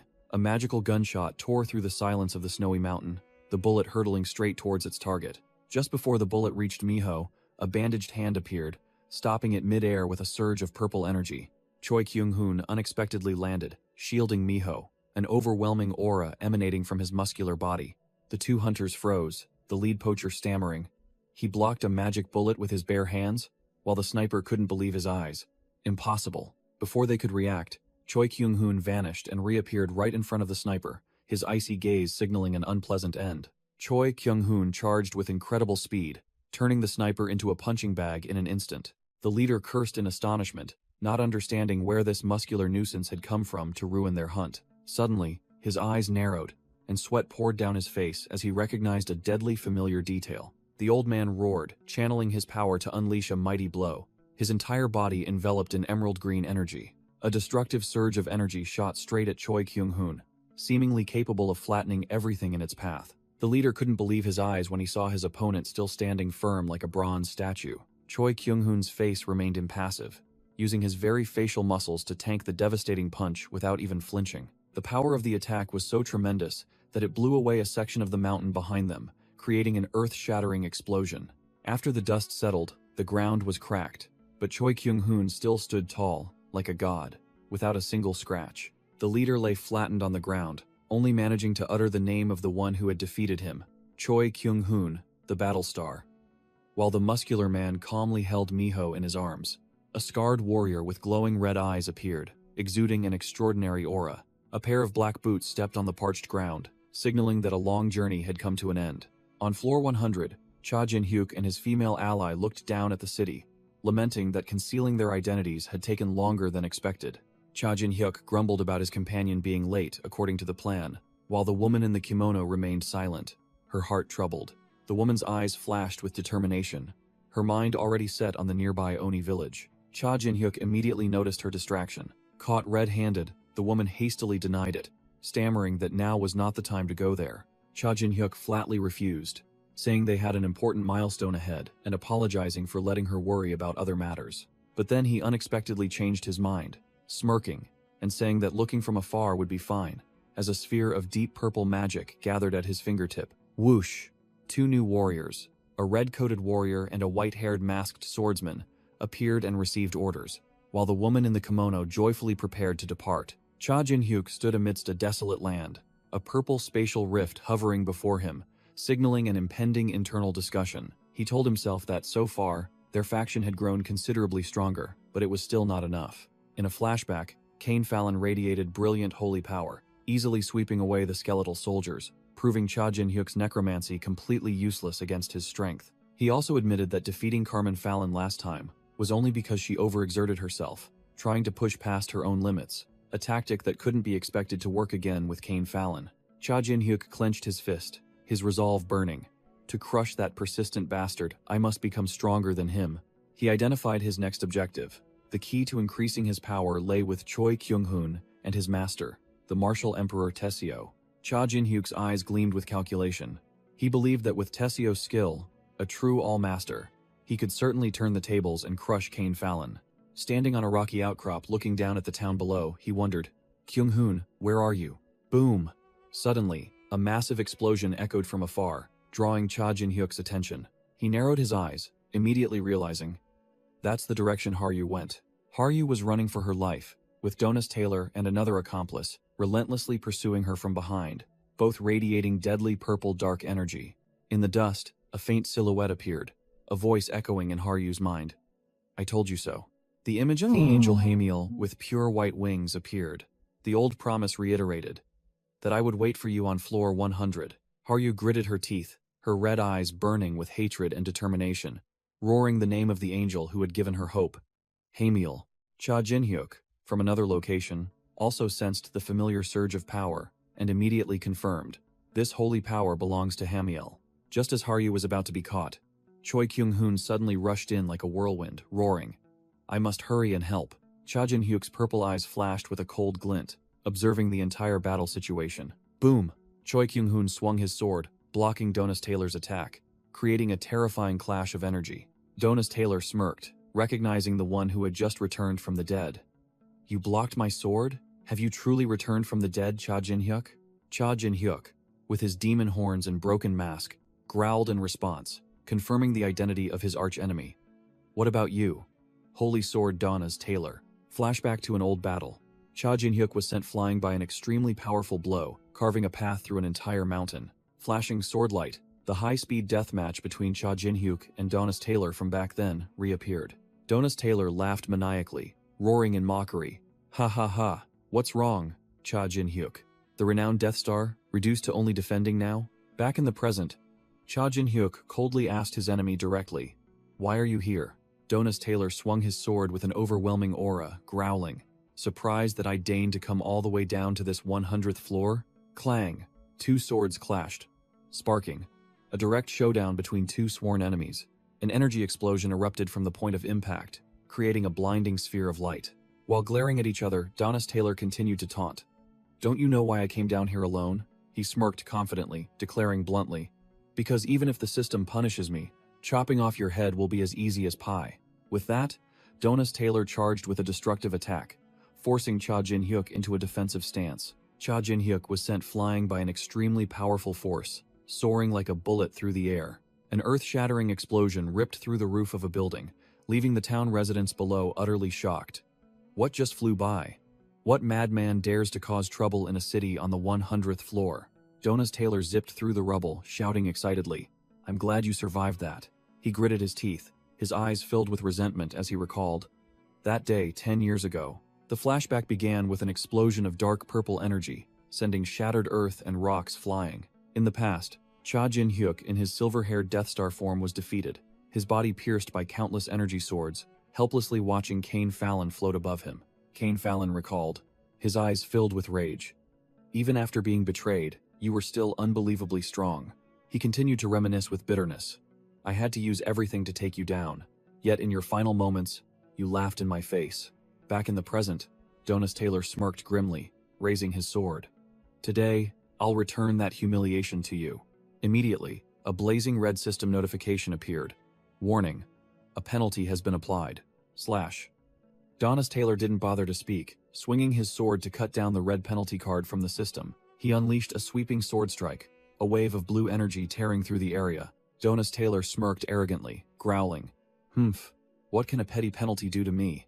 Immediately, a massive purple energy explosion erupted from thin air, striking directly at his position. The destructive power spread, engulfing everything in deadly purple light. All the dark energy gathered into a pitch-black sphere, ready to swallow the enemy whole. Jonas Taylor gritted his teeth, his eyes clearly showing bitterness as he realized he had just taken a surprise hit. Just then, the system's penalty officially activated, and a blue energy cage began to form.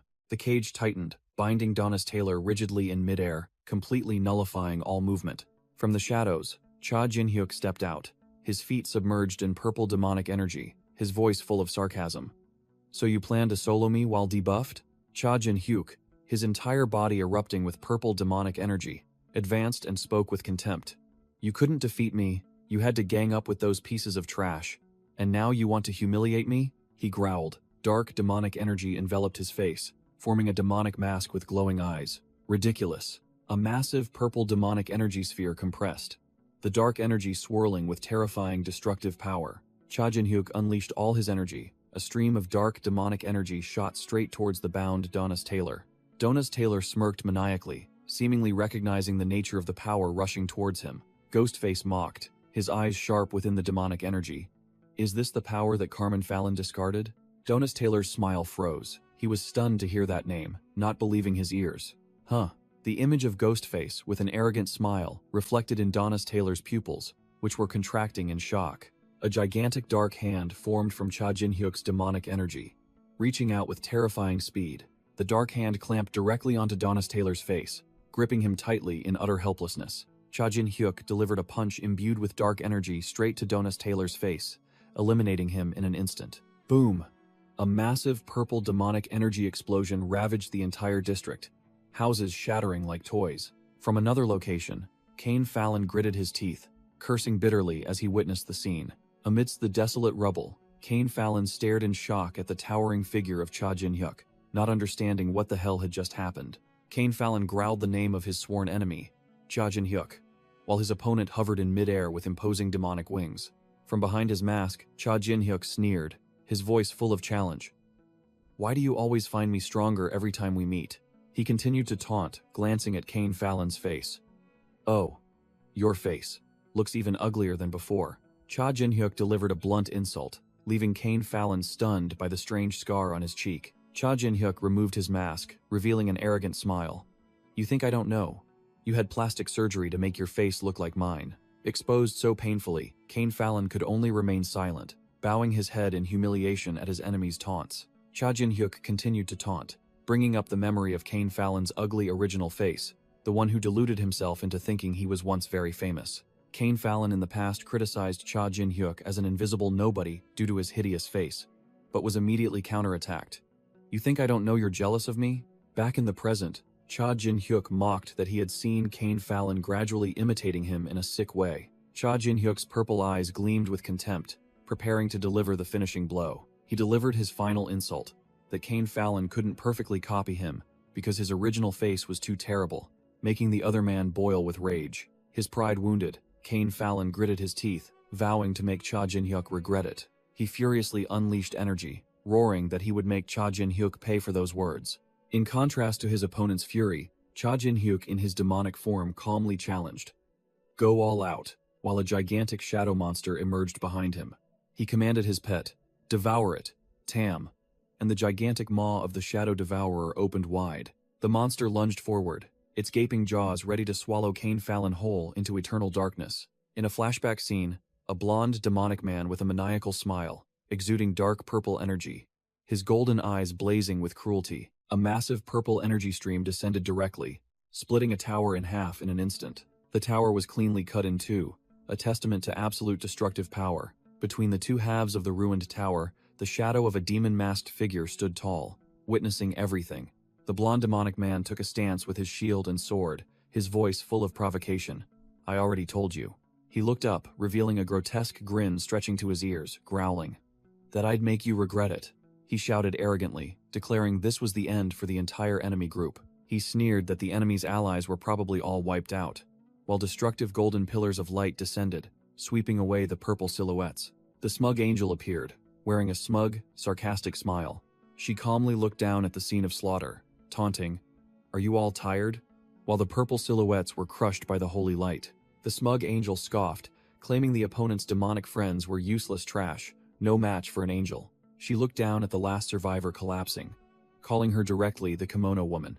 Sweat streamed down her face, but the kimono woman's eyes still burned with hatred, unwavering. With a savage smile, the smug angel challenged the kimono woman to resist with all her might. Hovering amidst a sea of flames, she bluntly admitted that she was the one who had burned everything of hers. Crash!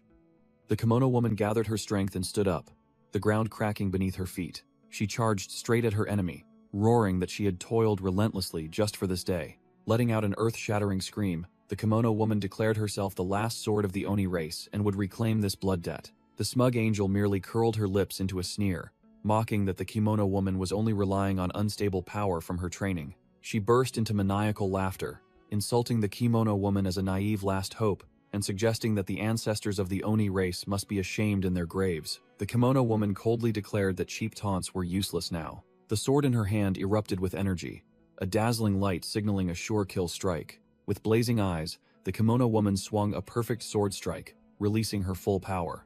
The smug angel took the full brunt of the terrifying energy stream launched directly from the slash. Seeing her opponent unleash her power, the smug angel smirked. "Oh, I can finally call you an Oni now." The kimono woman lunged forward, growling that from now on she would fight with her own strength, making the smug angel's expression change. The smug angel was utterly shocked, unable to believe her eyes. "It's still conscious while using that sword?" Giving her opponent no time to recover, the pink sword slash tore through the smug angel's wings and halo. The terrifying destructive power of the slash was so immense that it cut through even the distant skyscrapers. The town residents below could only gape in horror, mistaking it for the descent of the four emperors. "Who's fighting?" Amidst the rubble, Jonas Taylor let out a savage laugh as he pursued Cha Jin-hyuk. "How long do you think you can run, Cha Jin-hyuk?" Jonas Taylor sneered, mocking that the resurrected Death Star was now just a coward, running for his life, unable to even use his transformation skill because his arm had been severed.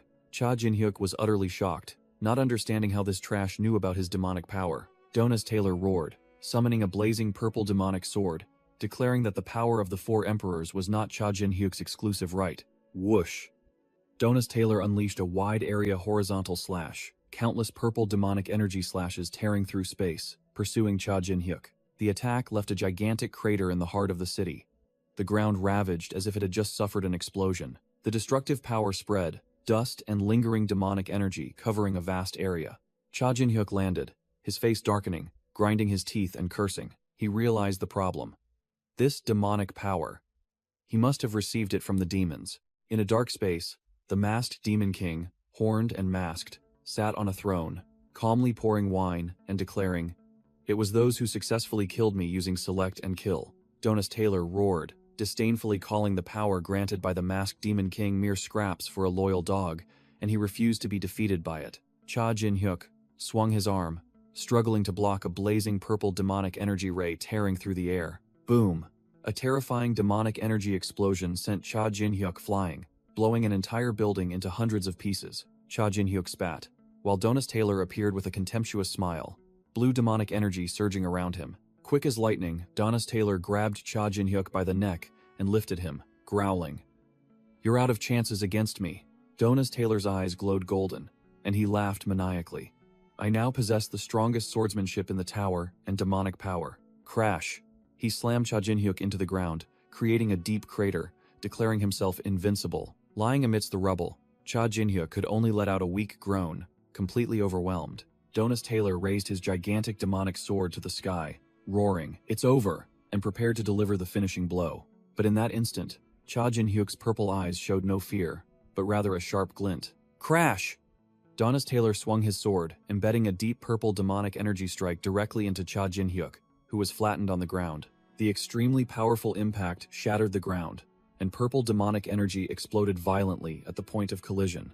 A terrifying explosion engulfed everything, dust and debris flying everywhere. Jonas Taylor exhaled sharply, a satisfied smile on his face, convinced that he had finished off his opponent. He stood high above, looking down at Cha Jinhyuk's body, his voice trembling with excitement.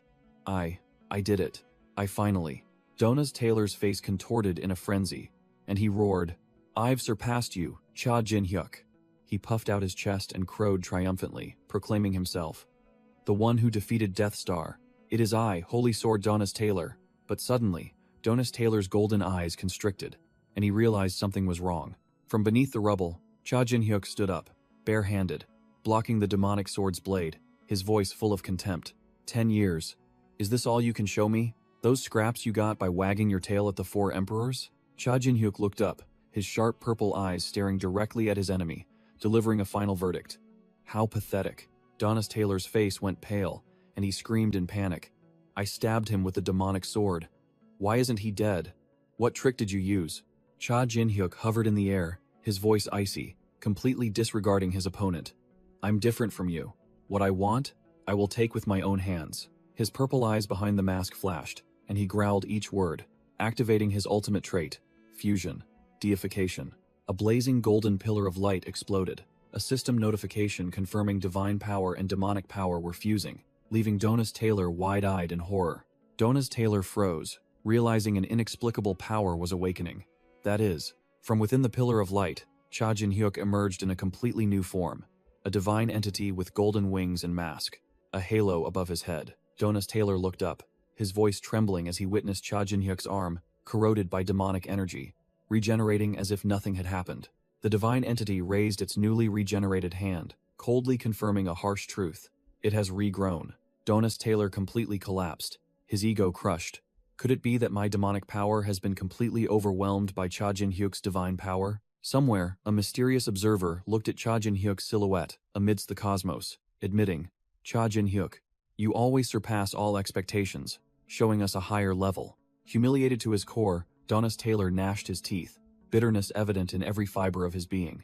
"I hate that look on your face." Jonas Taylor lost control, roaring Cha Jinhyuk's name and lunging to attack with all his dark power.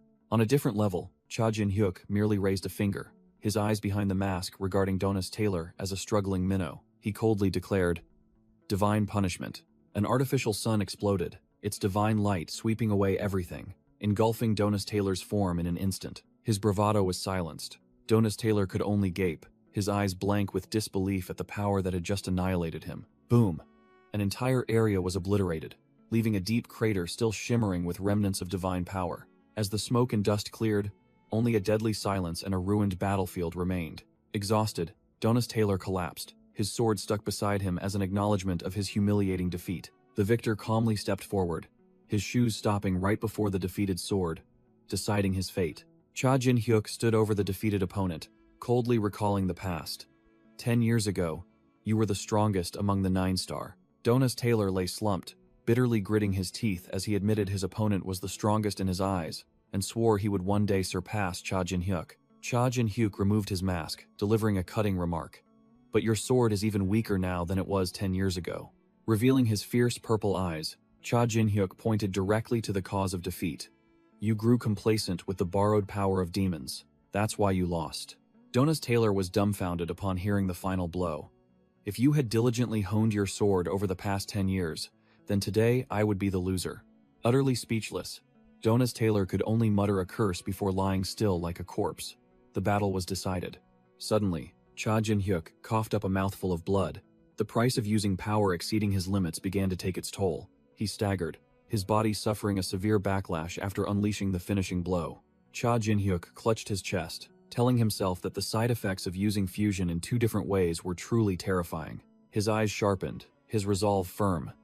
I must become even stronger to use fusion freely. Jonas Taylor lay flat on the ground, muttering.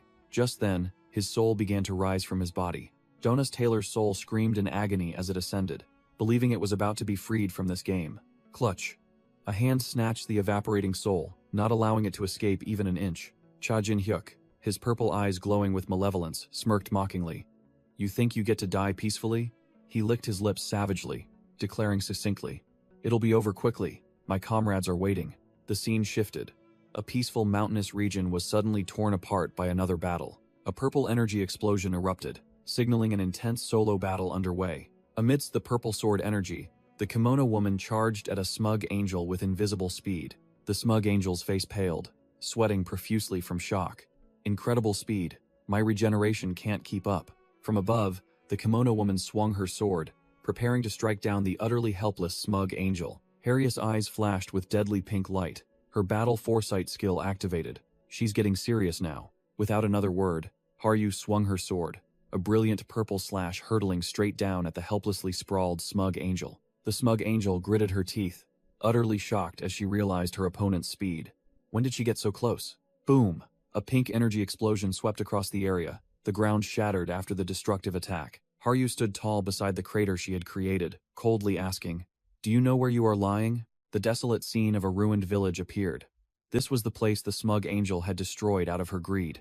Haryu roared, her bloodshot eyes filled with hatred as tragic memories flooded back. This is my homeland. The smug angel panicked, hastily flying skyward to escape, but Haryu soared right after her, leaving no path to survival. A massive purple sword energy slash was unleashed, cutting across the sky, aimed directly at the fleeing smug angel. Struck squarely, the smug angel could only bitterly blame the circumstances. If it weren't for that damned punishment. Haryu charged with an overwhelming aura, her eyes blazing with dark energy, declaring bluntly, You're finished. The smug angel was sweating profusely, her intuition telling her she would be instantly annihilated if struck by an attack from those eyes. Defeat? For the first time in her life, the concept of failure crossed the mind of the smug angel, one who always considered herself superior. Facing Haryu, she couldn't believe that someone from the strongest race in the tower, like herself, could be cornered. Memories flooded back, of her arrogantly looking down upon the imprisoned Elione von Yggdrasil, deeming herself a superior being who trampled upon all inferior races. There's no way I can lose to a low-level Oni demon. The smug angel gritted her teeth, the halo above her head bursting forth with fierce lightning. She roared in a frenzy, refusing to accept the harsh truth. I won't allow it. A series of Crimson System warnings flashed, signaling an extremely powerful energy source being activated. The smug angel screamed, Incarnate! A destructive pillar of light descended from the sky, forcing Haryu to retreat. Haryu was deeply shocked, recognizing the power her opponent had just summoned. Incarnation? No way. The sky suddenly swirled ominously, and a terrifying pressure began to descend. Red alert system message. The Transcendent of the Tower, Netzach Tir Angel Hamiel, has incarnated. The smug angel's face turned ashen, realizing she had just summoned a true monster. Haryu broke out in a cold sweat. This overwhelming aura was no joke. This was the real deal. A transcendent. I can't let it incarnate, Haryu roared, determined not to let this high-tier being do as it pleased. Just then, the Oni woman with her katana also charged forward, intending to join the battle. But suddenly, the Oni woman froze, her eyes wide with horror, as she realized her power was being suppressed by something. A divine entity with a pitch-black face, hair white as wings, and brilliantly glowing eyes slowly materialized amidst a dazzling golden aura. The newly incarnated entity's eyes flashed, an emotionless gaze yet containing absolute power. The smug angel knelt on the ground, discarding all dignity as she pleaded. There are those resisting us on this floor. Please grant me the power to annihilate them. She placed a hand on her chest, swearing desperately. I will do anything in return. The incarnated angelic entity coldly responded to the plea with a single word. Granted. The Oni woman screamed in despair. No! A colossal pillar of divine light descended, pinning the Oni woman in place as she struggled to resist. Forced to her knees, the Oni woman gritted her teeth, her eyes still blazing with hatred despite being completely overwhelmed. Angel Hamiel hovered, looking down at the smug angel like a benefactor bestowing grace. I shall grant your wish, my disciple. But every sweet deal has its price.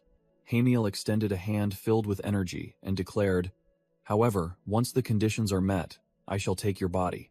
Hamiel raised her hand to the sky, gathering a destructive orb of energy and pronouncing, "Divine punishment," aimed directly at the Oni woman. A brilliant golden bolt of divine lightning tore through the sky, hurtling straight down to the ground with terrifying speed. The collision created a dazzling explosion, divine power erupting and sweeping away everything around. After the attack, only a colossal crater remained on the ground, a sign of an irresistible power.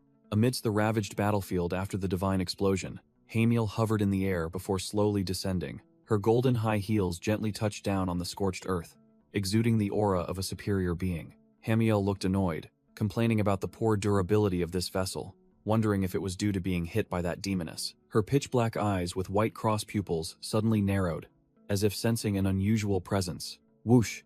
A figure shot forth with terrifying speed, cutting across the angel's line of sight. The gasping demoness on the ground was stunned as a sturdy back suddenly appeared, shielding her. Choi Kyung-hoon, a living wall of flesh and bone, had appeared and stood before the demoness, his aura soaring to the heavens. Hamiel looked surprised, questioning how a mere mortal could block her divine punishment. Without a word, Choi Kyung-hoon charged straight in, delivering a powerful uppercut to the angel's face. Wham! The heaven-shattering punch distorted Hamiel's face. She was utterly shocked and couldn't understand where this man had come from. Crash! Choi Kyung-hoon didn't say much, grabbing Hamiel's head and slamming it into the ground, shattering the earth. A colossal green energy spear immediately shot up from the ground, piercing straight into the angel's position. The demoness watched from afar, completely shocked. "I can't believe he's fighting a descended angel barehanded." Hamiel scrambled to her feet, her host body battered and looking utterly pathetic. She looked up, her golden eyes blazing with fire, fixed on the one who had just beaten her. Hamiel growled, recognizing the identity of the wall before her. 9-star Choi Kyung-hoon? Hearing that name, the demoness's red eyes narrowed in extreme astonishment. She realized in shock. Choi Kyung-hoon. The only 9-star member who didn't betray my brother is his friend. Hamiel mumbled, trying to contact Sandalphon, but only receiving silence. She panicked. No response. The connection was severed by just one punch. Losing all her superiority, Hamiel screamed in bitterness. "You! How dare you interfere with this divine presence? Do you think you'll get away with this?" Hamiel, her face darkened with resentment, yelled, "Do you even know who's backing us?" Wham! Before she could finish, Choi Kyung-hoon descended from the sky with a kick, slamming the angel's face into the ground like a cockroach. Crushed flat, Hamiel only managed to hear a cold remark from above her head. "That's what I should be asking." Choi Kyung-hoon placed his foot on her, his aura completely overwhelming. "Have you forgotten who's backing me?" Emerald-colored ki erupted around Choi Kyung-hoon, revealing the silhouette of a white-haired powerhouse behind him as he declared, "You bastards have angered my master, Martial Emperor Tessio." Hamiel's eyes widened in terror, stammering as she recognized the legendary name. Martial Emperor Tessio, a transcendent on par with our gods. Choi Kyung-hoon narrowed his eyes, his gaze as sharp as a blade. "And you've angered me too." Hamiel broke out in a cold sweat, her mind racing. Has Tessio's disciple? If that old man gets involved, I stand no chance. Realizing this was a losing battle, Hamiel quickly flapped her wings and flew straight into the sky, leaving behind a familiar threat. "I'll remember this. Watch your back." The warrior girl in the kimono watched disdainfully, running like a cowardly dog. As she flew up, Hamiel smirked arrogantly, throwing a challenge. "Well, see who wins next time. I hope you're still alive then." On the ground, Choi Kyung-hoon sneered, his eyes sharp as if to say, "Who said you could run?" Whoosh! Choi Kyung-hoon shot forth like a dark blue streak of light, his incredible speed catching up to the angel flying in the sky. Hamiel's eyes widened in terror, unable to believe a human could match her flying speed. Thwack! Choi Kyung-hoon's bandaged hand firmly grabbed one of the angel's wings. "Where do you think you're going?" Choi Kyung-hoon growled, using pure strength to yank Hamiel down from midair. He tensed his fist, glowing with emerald-colored ki, and roared. Choi Kyung-hoon's technique, first form, straight punch. Hamiel only managed a desperate scream as the heaven-shattering punch slammed into her. A colossal green energy explosion erupted, its aftershocks spreading all around, her fate unknown. In another place, a blue-haired man woke up amidst a colossal mountain of gold, an unfamiliar voice echoing, "Hey, are you awake?" The blue-haired man woke up in his blue soul form, panicked to find himself bound by purple magic chains amidst a mountain of gold. "What the hell is this? Why am I bound?" Cha Jin-hyuk appeared, dark aura swirling, and coldly ordered, "Looks like you're awake. Spill the beans on what that bastard Kane is plotting." Donna's Taylor's soul retorted defiantly, Why would I tell you anything when I'm already dead? You're the one who's about to kick the bucket. He smirked confidently, taunting. I heard an angel warrior came here to deal with you. By now, they're probably burning your comrades' corpses and heading this way. As soon as he finished speaking, a surge of dark power shot out from Cha Jin-hyuk, tightly wrapping around Donis Taylor's soul arm. Donis Taylor's eyes widened, unable to comprehend what was happening. The dark power erupted, swallowing Donis Taylor's desperately screaming soul. Cha Jin-hyuk sneered, revealing the harsh truth. Wake up, Donis. Do you think I'm just idly sitting around like this? That homing pigeon was already dealt with by Choi Kyung-hoon while you were sound asleep. Donis Taylor was utterly shocked, stammering incoherently. What? Choi Kyung-hoon? Cha Jin-hyuk looked at the defeated foe with contempt, delivering a fatal blow. Yes, my comrades are on their way. Unlike you lot, they know what loyalty is. Cha Jin-hyuk was taunting Donis Taylor, asserting that his comrades would never betray him, when suddenly, in the illusion, Choi Kyung-hoon's bandaged fist was right next to his face, making Cha Jin-hyuk freeze. Me? Realizing he was being provoked by that defeated bastard Donis Taylor, Cha Jin-hyuk glared furiously. This lunatic. Wham! In the illusion, Choi Kyung-hoon unleashed a heaven-shattering punch, emerald energy erupting and slamming straight into Cha Jin-hyuk's face. The punch was incredibly powerful. Cha Jin-hyuk was sent flying like a toy, crashing headfirst into the mountain of gold behind him. Donis Taylor's soul witnessed Choi Kyung-hoon standing on the pile of gold, while Cha Jin-hyuk was wiped out. He was speechless with delight. Donis Taylor laughed triumphantly, shouting gleefully, Looks good, Cha Jin-hyuk. Seems like Choi Kyung-hoon isn't on your side after all, huh? From amidst the gold, a hand radiating dark purple power emerged. Cha Jin-hyuk's voice icy. Shut up. A colossal demonic jaw made of shadow appeared, snapping shut on Donis Taylor's soul, which was screaming in panicked futility. Cha Jin-hyuk stood up, dark power swirling, and ordered the devoured soul. Wait patiently in the abyss. Choi Kyung-hoon, his back to Cha Jin-hyuk, muttered that he couldn't let the one who defeated a 9-star member go, and he was curious about this man's relationship with Jin-hyuk. With a whoosh, Choi Kyung-hoon turned around with a challenging expression, declaring that he'd be in big trouble if he let Cha Jin-hyuk leave. Cha Jin-hyuk frowned, immediately realizing, I knew it. There's a misunderstanding here. Without further ado, Cha Jin-hyuk decisively stepped forward on the pile of gold. Faster than lightning, Cha Jin-hyuk unleashed a roundhouse kick straight to Choi Kyung-hoon's bewildered face. With an insane grin, Cha Jin-hyuk roared, Let me tell you who I am. Purple dark energy erupted as Cha Jin-hyuk unleashed Choi Kyung-hoon's technique. Fourth form. Roundhouse kick. Boom. The kick landed, creating an energy explosion that sent Choi Kyung-hoon flying like a ragdoll. From a distance, a goatee man holding the kimono woman gaped in astonishment at the terrifying speed, while the girl screamed, Big brother! Haryu stared intently, unable to believe her eyes. Haryu cried out in worry as she saw Choi Kyung-hoon and Cha Jin-hyuk clash, fists and feet colliding with sharp cracks. Choi Kyung-hoon smirked, looking confident. You're pretty good at blocking. Cha Jin-hyuk easily dodged the attack, sneering. Your punches are too obvious. Provoked, Choi Kyung-hoon roared. Then let's see if you can dodge this one. And unleashed a powerful hook. The powerful punch flew towards him, but Cha Jin-hyuk maintained a calm expression, with no intention of dodging at all. Cha Jin-hyuk flashed a cruel smile, mockingly. The little bedwetter has really grown up. Now he even knows how to block my attacks. Clang! Cha Jin-hyuk stopped the devastating punch of Choi Kyung-hoon with just 2 fingers, leaving him stunned. What do you mean? Cha Jin-hyuk began to expose him. Still pretending you don't know? When you were 5, you wet the bed and got scolded by your kindergarten teacher. I still remember you crying and running into the bathroom, being called bedwetter for a long time. Hearing the words bedwetter, Choi Kyung-hoon froze, turning to look at the kimono woman and the goatee man standing behind him. His face darkened, and he gritted his teeth and ordered, Stop it. Cha Jin-hyuk ignored him, continuing his psychological attack. No matter how much you deny it, the past won't disappear. You even tripped back then. Having his bedwetting incident exposed, Choi Kyung-hoon furious. He roared, Shut up, that's enough. Cha Jin-hyuk, and swung his fist. Cha Jin-hyuk had his hair grabbed, letting out a fake yelp. Ow, that hurts, you dog. Choi Kyung-hoon froze, realizing he had just blurted out his old friend's name, and Cha Jin-hyuk immediately turned the tables. Wait, did you just say Cha Jin-hyuk? Choi Kyung-hoon was utterly shocked, stammered. You knew I recognized you as Cha Jin-hyuk, didn't you? The two argued heatedly. Choi Kyung-hoon roared. You crazy bastard. How could I not be angry when you pretended not to know me? Choi Kyung-hoon said firmly, declaring, if you came back, you should have found me first. I would definitely help you no matter what. Cha Jin-hyuk's eyes flashed with a complex emotion, silently listening to his friend's affirmation. Cha Jin-hyuk sneered, probing, even if I'm the villain who betrayed humanity? Choi Kyung-hoon, without a moment's hesitation, of course I don't believe that. My friend wouldn't do such a thing. With that, Choi Kyung-hoon rushed forward and embraced Cha Jin-hyuk, a tight, trusting hug. Choi Kyung-hoon beamed brightly, his voice full of emotion. Welcome back, my friend. Cha Jin-hyuk's face expressionless in his friend's hug, deadpanned.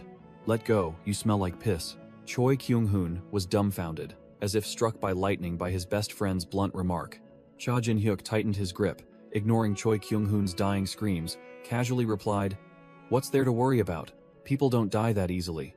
Standing from afar, the kimono woman puffed out her cheeks in annoyance while the goatee man could only comment, they seem really close. Choi Kyung-hoon was still struggling desperately, straining with all his might to escape the deadly brotherly hug. Suddenly, a little white fox, Miho, peeked out from the collar of Choi Kyung-hoon, letting out a cheerful yip. Cha Jin-hyuk's playful expression vanished instantly. His eyes turned sharp as he recognized Miho. The scene shifted to a colossal, magnificent yet gloomy mansion, under a stormy, cloud-filled sky, signaling a far-from-simple meeting. Kane Fallon, with white hair and bloodshot red eyes, appeared, smirked arrogantly. You've arrived. Kane Fallon declared he had gathered those who had once annihilated the Oni and influential powers within the tower. A formidable lineup was revealed.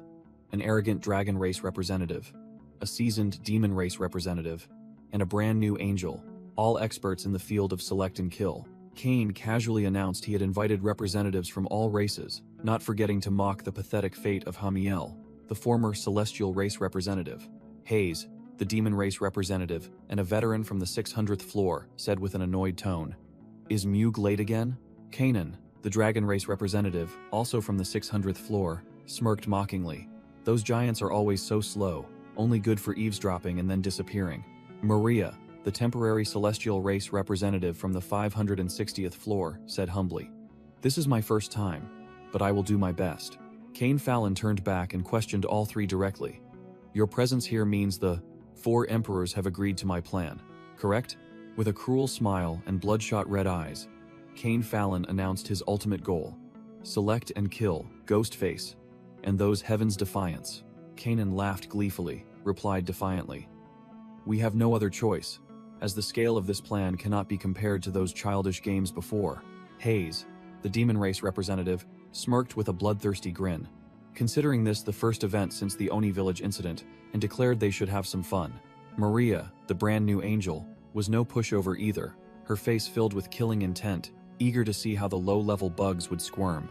Suddenly, a voice rang out, me too, and a blade of brilliant golden light pierced straight through Maria's chest. Black blood splattered. Maria turned around, her face pale, her voice trembling, unable to speak as she recognized the sudden attacker. The one standing behind her was Hamiel, the former celestial race representative thought to be gone, now with a face full of killing intent, clutching Maria tightly as blood continued to flow. Hamiel's eyes sharp, declared his position in a low, firm voice. This is my spot. With that, Hamiel unleashed a devastating slash, shouting, get out, and flung Maria away like a broken doll. When Maria lay slumped on the ground, a horned, white-haired angel appeared, leaning on a staff, with a mocking tone. Oh my, you all were in such a hurry to find a replacement just because I wasn't here. Hamiel, his face grim, gritting his teeth, looking extremely displeased. Now, I'm truly annoyed. Blonde, commander. Symbol. The blonde commander froze, unable to believe his eyes. Hamiel. Didn't Cha Jin-hyuk deal with both her and Donas Taylor already? Kanan smirked at Hamiel, his voice dripping with sarcasm. Oh, look who it is. Still alive, are we? Horned, white-haired angel stood beside Maria's corpse, coldly declaring, I cannot die. Hamiel roared, her face filled with murderous intent and hatred. I won't die until I've destroyed all those bastards who trampled on the Celestial's pride. Horned, white-haired angel glanced over, explaining her faction's rules. The Celestials deal with traitors by severing their wings. Kanan looked at Hamiel, taunting. Taste what it's like to be an angel but not an angel at least. That's what I know it means. He grinned maliciously, digging into Hamiel's pain. Doesn't that mean you have no self-respect left? Both Kanan and Hayes exuded an overwhelming aura, looking at Hamiel like trash. Hamiel, you're not on our level. Utterly humiliated, Hamiel gritted her teeth, her eyes sparking with fury. Are these bastards looking down on me? Hamiel suddenly knelt, clutching. Horned, white, haired, angel's leg, growling. I will have my revenge on them. If you don't take me with you, then... Cornered. Hamiel screamed in madness, brandishing her spear and declaring she would slaughter everyone until someone accepted her. Kanan said no more, charging forward and delivering a devastating punch straight to the face of the rampaging angel. Wham! The powerful punch distorted Hamiel's face, landing a full knockout blow. Kanan's fist sparked with energy, showing this was no ordinary punch, but a true warning shot. Hamiel lay sprawled on the ground, covered in blood, but still struggled to get up, her eyes still defiant. Kanan looked down at the defeated foe at his feet, uttering a contemptuous remark. Truly pathetic. Hamiel. Suddenly, a giant appeared from behind, a deep voice resounding. Being pathetic isn't good. The formidable one revealed. Mug, representative of the giants. A monster who had climbed all the way to the 620th floor. Kanan turned, greeting him casually like an old friend. Hey, Mug, what took you so long today? Mug remained silent, his eyes full of hidden meaning as he stared at Kanan, seemingly assessing the situation. Mug's colossal foot cast a shadow, and the giant casually declared, I was catching a bug while Cha Jin-hyuk and his teammates just stood there dumbfounded. Cha Jin-hyuk's purple pupils constricted. He realized the situation was dire. Mug regretted letting the bug escape, while Hendrik, who had just narrowly escaped death, knelt, gasping for breath, covered in blood. Hendrik grinned maniacally, as if asking himself, damn it, am I the last one? It turned out that earlier, Hendrik had turned his back and left despite his teammates calling out to him, leading to the entire group being caught in the giant's sights. Scene change. Hendrik groaned softly and slowly regained consciousness. He opened his eyes to find himself lying on a bed, surrounded by Cha Jin-hyuk, kimono, woman, Choi, Kyung-hoon, and an unfamiliar Haryu, all looking at him with concern. Hendrik sat up, revealing his muscular physique, and Cha Jin-hyuk immediately got straight to the point, asking if he had been ambushed by the 4 emperors. Hendrik admitted to Cha Jin-hyuk that the enemy was a giant, and its skill level was extremely high. Flashback begins. Hendrik walked alone across the vast desert on the 120th floor. Suddenly, his eyes flashed, sensing a terrifying murderous aura approaching. He realized he had been ambushed. A colossal fist descended from the sky. Hendrik gritted his teeth, tensing his body to withstand the heaven-shattering punch. But it was all in vain. Muge's punch was too overwhelming. A single blow deciding the victor. Back in the present, Choi Kyung-hoon explained. Cha Jin-hyuk, because you revealed your face, the entire tower is now wary of your whereabouts. That's why I found you so quickly. He continued to warn that now, the enemy gods would openly hunt the group without any restraint. Enraged, Choi Kyung-hoon grabbed Cha Jin-hyuk's collar and roared. Why did you reveal your identity like an idiot? You're putting your teammates in mortal danger. Cha Jin-hyuk remained cold, replying simply, It's for this. And immediately, countless glowing crystal fragments began to float around them. Hendrik and Miho simultaneously showed off their wares. Both had farmed enough crystals for the plan. A series of rare materials of various colors appeared, the result of the team's efforts after splitting up to grind everywhere. Cha Jin-hyuk revealed his goal, to complete the apex of Malevolence quest, the reward being a top-tier blueprint, but the condition was to cooperate with this demon lord. It turned out that revealing his identity was part of the quest.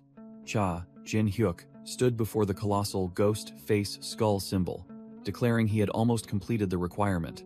The apex of Malevolence resentfully sent a system message, feeling tricked and directly asking Cha Jin-hyuk what kind of deal he wanted. But our protagonist merely scoffed, mocking it for setting such foolish conditions. Cha Jin-hyuk clenched his fist, his eyes filled with murderous intent. His goal was clear, a weapon powerful enough to use in the tower, and he would use it to send Kane Fallon on his way. Choi Kyung-hoon smirked, muttering that Cha Jin-hyuk was as greedy as ever, daring to demand something so unreasonable. The system reported humorously, the apex of Malevolence was complaining of a stomachache, while Nine-Tailed Fox laughed gleefully. Choi Kyung-hoon suddenly realized, if it was Baal's power, This deal might be a good one, and the team absolutely had to get that weapon.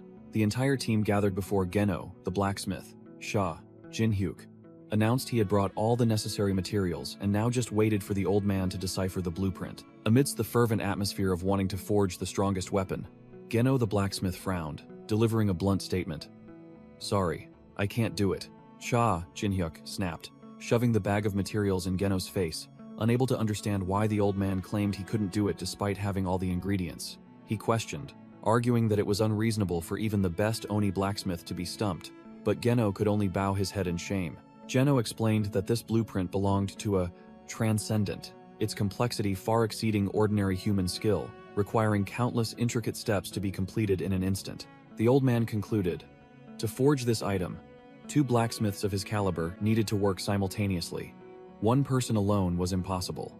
Cha Jin-hyuk broke into a sweat, his mind racing as he realized finding a second blacksmith with Geno's skill level was an impossible task. Thinking of the team's efforts, he gritted his teeth, his eyes filled with determination. "I can't give up. I have to make it happen." Suddenly, a light flashed in Cha Jin-hyuk's mind, his purple eyes gleaming as he realized a crazy possibility. He turned to Geno with a meaningful look.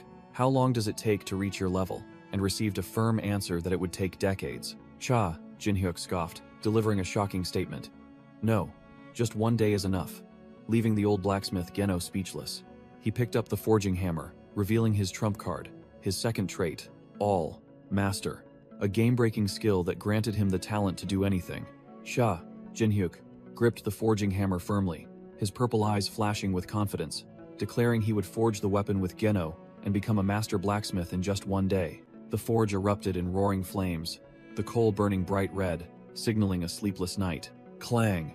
Cha Jin-hyuk's first hammer blow struck the molten sword blank, sparks flying everywhere. Wearing a blacksmith's apron, Cha Jin-hyuk repeatedly hammered crudely and unskillfully, while Geno's shadow stood supervising behind him. Geno snapped, yelling directly at Cha Jin-hyuk for only using brute force, asking how many more swords he intended to break with that pile of shattered scrap. The old man continued to insult him, saying if he couldn't even forge a simple sword, he shouldn't dream of crafting a weapon for a great demon. After just a few words of instruction, Cha Jin-hyuk smiled confidently, muttering that he was starting to grasp the secret, from controlling the temperature to the cooling timing. Geno stood with his arms crossed, completely speechless at the boy's game-hacking-like learning speed. With highly focused eyes, Cha Jin-hyuk yelled, "I can do it," and brought a skilled hammer blow down onto the sword blank. He lifted the sword, which had taken its basic shape, his eyes filled with satisfaction and confidence. This time, Cha Jin-hyuk plunged the scorching hot sword into the quenching tank, determined to forge a perfect masterpiece. Sizzle! The moment it touched the water, the sword cracked into pieces, signaling another failed attempt. Cha Jin-hyuk gritted his teeth, annoyed, looking at the ruined product. Damn it, failed again. I really thought this time would be it. But he wasn't discouraged, declaring that he had fully grasped the secret and turned to start over immediately. Cha Jin-hyuk's eyes burned with determination, sweat pouring down. Next time, he'll definitely forge a proper sword. Geno suddenly spoke up to stop him. All right, that's enough. This made Cha Jin-hyuk spin around, his face blank with confusion. Cha Jin-hyuk snapped, questioning why he was being made to stop just as he was getting into the rhythm. But Geno coldly replied that forging any more would be pointless. The old blacksmith turned away, ordering Cha Jin-hyuk not to waste any more scrap iron and to go wash up. Cha Jin-hyuk still hesitated, unable to understand the eccentric old man's intentions. Geno concluded, "After you've bathed, prepare the blueprint Ball gave you along with the materials." This made Cha Jin-hyuk realize the test was over. Geno explained that this synthetic iron was extremely difficult to work with. Even high-level blacksmiths struggled with it, so it was normal for a newbie like Cha Jin-hyuk to fail. With a satisfied smile, the old man declared that the training period was over, and Cha Jin-hyuk's skills had met the standard to begin working on the real thing. Cha Jin-hyuk's face lit up, boasting loudly, "Let's go. Let's forge the archdemon's weapon together." The scene shifted, and the group began their hellish training session. Choi Kyung-hoon roared, "Come on," and charged into battle. Kimono Woman braced herself to block Choi Kyung-hoon's direct blow, the impact so strong it made her grit her teeth in endurance. Choi Kyung-hoon smirked, lecturing his opponent mid-battle. "Your strength is speed. Don't block, dodge, and counterattack." From above, Miho, in her fox form, suddenly lunged down, launching a dangerous ambush aimed directly at Choi Kyung-hoon. But Choi Kyung-hoon was on another level. He easily caught Miho's sharp hand, neutralizing the attack in an instant. Too obvious an ambush. Choi Kyung-hoon flung Kimono Woman away like a spinning top, making her let out a piercing scream. Kimono Woman was sent tumbling through the air by Choi Kyung-hoon's counterattack, completely outmatched. Choi Kyung-hoon stood watching Kimono Woman sprawled on the ground, snapping, "What the hell are you doing? Get up." He cracked his knuckles, a challenging smirk on his face, his eyes seeming to say, "You want me to train you with that attitude?" Kimono Woman gritted her teeth and struggled to her feet, asserting that she would continue fighting, while Miho glared at Choi Kyung-hoon with resentment. Suddenly, Hendrik appeared, surprising Choi Kyung-hoon. "Your name is Hendrik, right? You're already up and moving?" Hendrik gave a faint smile, replying casually, "Lying still isn't my style." More importantly, Hendrik gripped his sword hilt, and a murderous aura began to emanate from him. He drew his sword, his eyes sharp, declaring that he couldn't miss the chance to fight the 9-star. Choi Kyung-hoon chuckled with delight, rewrapping his hand bandages. "I like that determination of yours." Suddenly, an earth-shattering explosion occurred in the distance, a towering pillar of fire rising, stunning both of them. What was that? Kimono Woman's face turned pale, so shocked she could only stammer, "That's..." Kimono Woman collapsed amidst the rubble, horrified to realize her grandfather's forge was completely destroyed. The group rushed towards Geno, who lay motionless on the ground. Kimono Woman helped him up, asking anxiously. Geno, despite looking battered, insisted he was fine. Hendrik anxiously asked about Cha Jin-hyuk and if the weapon forging had failed, but Geno merely scoffed at the foolish question. Geno sneered. "Do you think that arrogant bastard would accept failure?" As a massive surge of energy slammed down, a colossal pillar of dark purple energy exploded skyward, its terrifying power blowing away everything around it, freezing everyone in place. Geno broke out in a sweat, unable to believe they had completed such a masterpiece in just one day. Cha Jin-hyuk appeared with an incredibly cool expression, holding a newly forged purple energy bracelet, declaring, "It's a success." The scene shifted. A shadowy entity with glowing purple eyes let out a savage roar. In a room filled with gold, a blue-haired young man who had just woken up was bound tightly by energy chains from the shadowy entity, unable to resist. Goatee Man and masked bounty hunter observed Donis Taylor's soul being tortured, acknowledging the resilience of a 9-star member as he didn't utter a single word. Donis Taylor scoffed, declaring the interrogation over as his soul was about to shatter, effectively ending himself to escape. He screamed wildly, threatening that all of them would be slaughtered by Cain Fallon and vowing to meet them in hell. Just as he was about to perish, a holy healer summon unexpectedly appeared, and a cold voice rang out. "Hold on, who gave you permission to go to hell?" The holy healer summon raised its staff, and a cross of brilliant golden light erupted with overwhelming divine power. That stream of pure divine power enveloped Donis Taylor's disintegrating soul. Donis Taylor was utterly terrified when he realized his soul was not only not shattering but was being forcibly restored. The holy healer summon continued to pour divine power, forcing the enemy's soul to heal against his will. Stripped of even the right to die, Donis Taylor screamed in utter helplessness and indignation. Cha Jin-hyuk slowly stepped forward, his voice firm. "You won't find any salvation until you spill the information." Cha Jin-hyuk explained his new torture method. "These divine soul soldiers can restore your soul as many times as they wish." He leaned down, a savage smirk on his face, speaking to Donis Taylor's soul. "Come on, you loser Donis. How many times will you revive?" A soul-bind spirit emerged from behind, constricting Donis Taylor's soul, leaving him speechless with terror. Donis Taylor's soul was incinerated by dark energy, and he screamed in extreme agony, "You demonic bastard." Cha Jin-hyuk calmly counted the torture rounds, and the goatee man standing nearby confirmed, "This is the 17th time, Master." Surrounded by the summoned soldiers and divine soul soldiers, Donis Taylor was utterly helpless as Cha Jin-hyuk commanded, "Speak now." A shadow imp summon leaned in close, whispering a final offer. "If you confess now, I'll grant you a gentle death." Completely broken, Donis Taylor burst into tears, stammering his first words in despair. See Cain. The scene shifted. A blonde strategist stood before a colossal structure, reporting to a more powerful figure. Cain Fallon smirked triumphantly. The information he wanted had been revealed. Cain is creating a force to destroy the tower. Cha Jin-hyuk's purple eyes narrowed as he heard the new information. A weapon? Standing before him, Donis Taylor's soul trembled as he confessed that it was a weapon containing the power of both gods and demons. Surrounded by the shadow imp summons and holy healer summons, Donis Taylor screamed in panic, his voice filled with despair. "I'm telling the truth. Please believe me." He continued to spill shocking information. Kane Fallon has been expelled from 9-star and is using the money from selling off his guild's foundation to create that thing. Completely broken, Donis Taylor knelt down, pleading miserably amidst Cha Jin-hyuk's subordinates. "Please, just kill me." Cha Jin-hyuk listened in silence, a barely perceptible smirk flashing across his face. After gathering enough information, Cha Jin-hyuk raised his hand, and a massive orb of dark energy began to form as he coldly declared, "All right. This ends here." Thinking he was about to be freed, Donis Taylor let out a sigh of relief, a satisfied smile appearing on his soul's face. "Ah, finally." But Cha Jin-hyuk shattered his illusion with a sinister grin. "But I don't think I can handle your soul. You'll be slowly digested, feeling your soul melt away." Donis Taylor gritted his teeth, his eyes bloodshot with extreme rage as he realized he had been bitterly deceived. Even until the very end, dark energy erupted. Donis Taylor's soul was crushed and devoured, his final scream calling out Cha Jin-hyuk's name in despair. Having dealt with his prey, Cha Jin-hyuk gathered his entire family, including the 2 newly recruited king challengers, Balkan and Taeyun, to announce their next enemy. "Soon, Kane will target us and begin a purge." Cha Jin-hyuk's eyes sharpened as he bluntly declared the enemy's caliber. "We will have to face 9-star's most ruthless and cunning member." Choi Kyung-hoon clenched his fist, his anger flaring. "Those bastards. How dare they deceive me and betray my friend? I will never forgive them," Hendrik interjected, reminding them of an even greater threat. "And don't forget the Oni village lords, my homeland." A terrifying vision appeared.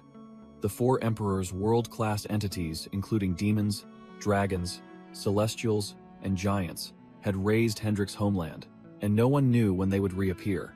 Balkan analyzed the situation, concluding that the secret weapon Donis Taylor mentioned was the biggest variable, and Cha Jin-hyuk admitted, "We cannot stop what they are preparing. All we can do is deal with it effectively." Cha Jin-hyuk smirked, a calculating smile on his face. "But there is one thing we can choose." His hair turned silver white, and the domineering aura of the Death Star emanated from him as he finalized the plan: the battlefield. Meanwhile, in a luxurious place on a higher floor, representatives of the 4 emperors' dragons, demons, giants, and celestials had gathered, discussing a mysterious individual named Yue Qian who had disappeared from the 100th floor. Amidst the 4 emperors meeting, Hayes growled, his blood boiling. "Are those bastards carefully preparing to reveal themselves and then attack? I want to crush them right now." The horned white-haired angel appeared calmer, posing a strategic question. "So, where do you think they are preparing for battle?" Kainan smirked, suggesting a surprise attack. "Why not just strike them now? We have Goldrick's company backing us, and they'll be heavily penalized on the 100th floor anyway, right?" Amidst the crowd, Choi Kyung-hoon stood firm, clearly disagreeing with the reckless plan. The kimono woman also spoke up, flatly objecting without hesitation. "No, I object." Kainan scoffed at the complexity of the situation. "So, basically, we need to choose a place that's not too low, but also not too high." "Ha. They must be racking their brains over this." Cha Jin-hyuk stood alone, the Death Star's silver-white hair fluttering as he murmured, "A place that meets all these conditions." Another white-haired player in the group asserted firmly with a serious expression, "It doesn't exist." Cha Jin-hyuk turned back, his hair now black, his purple eyes gleaming with absolute confidence and an arrogant smile. "It does." He spread his arms, outlining the plan to all his allies. "A place high enough, and also where our allies are gathered. A perfect location." Hendrik asked, bewildered. "Wait, allies? Who are you talking about?" Cha Jin-hyuk smirked, confidently asserting that Hendrik would recognize them soon enough. But the dragon swordsman still looked skeptical. 2 weeks later, at the Grand Metropolis on the 190th floor, a colossal and magnificent city appeared, which was the chosen battlefield. A blonde city guard leader arrogantly shouted, beginning to clear the way. "Hey, you lot! Clear the path, now!" He continued to yell loudly, grumbling about having to transport a pile of goods for the trading company, acting as if he owned the place. The guard urged the hooded porters, ordering them to hurry up. Amidst the crowd, Cha Jin-hyuk and Hendrik, both hooded, walked silently, their sharp gazes unwavering. Miho, also in a hooded cloak with ears, looked around curiously and seemed to be lagging slightly behind. The guard, annoyed, roughly grabbed Miho and pulled her along. "What the hell are you doing? Get over here!" Cha Jin-hyuk's entire group simultaneously froze, the atmosphere suddenly thickening, signaling that the guard had just signed his own death warrant. After reaching the 190th floor, Cha Jin-hyuk announced that the entire team had arrived safely. Choi Kyung-hoon boasted loudly, taking credit for his educational fists. leaving Miho and the kimono woman speechless. Cha Jin-hyuk immediately cut short the comedy, coldly stating that he would explain the plan again. He laid out the objective: to find the hideout of Mu Yi, who was evading the Celestials, a task that would be far from easy. The plan began. First, split up and gather around those who recognize Uriel's face. No sooner had he finished speaking than a white figure suddenly closed in from behind, seizing Cha Jin-hyuk tightly, much to his astonishment. The entire team was utterly shocked. Tune roared, "You! I saw you then!" While Cha Jin-hyuk broke out in a cold sweat, unable to comprehend why this person was here. Uriel, with a radiant halo, smiled confidently and ordered the group, "Everyone hold on tight."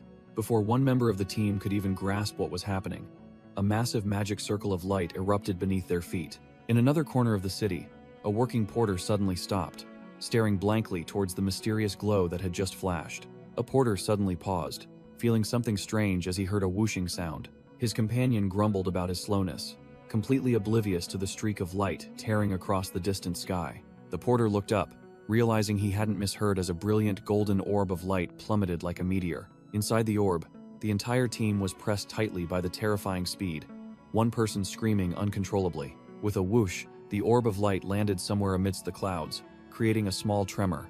The energy shell of the teleportation orb shattered into pieces, revealing those inside.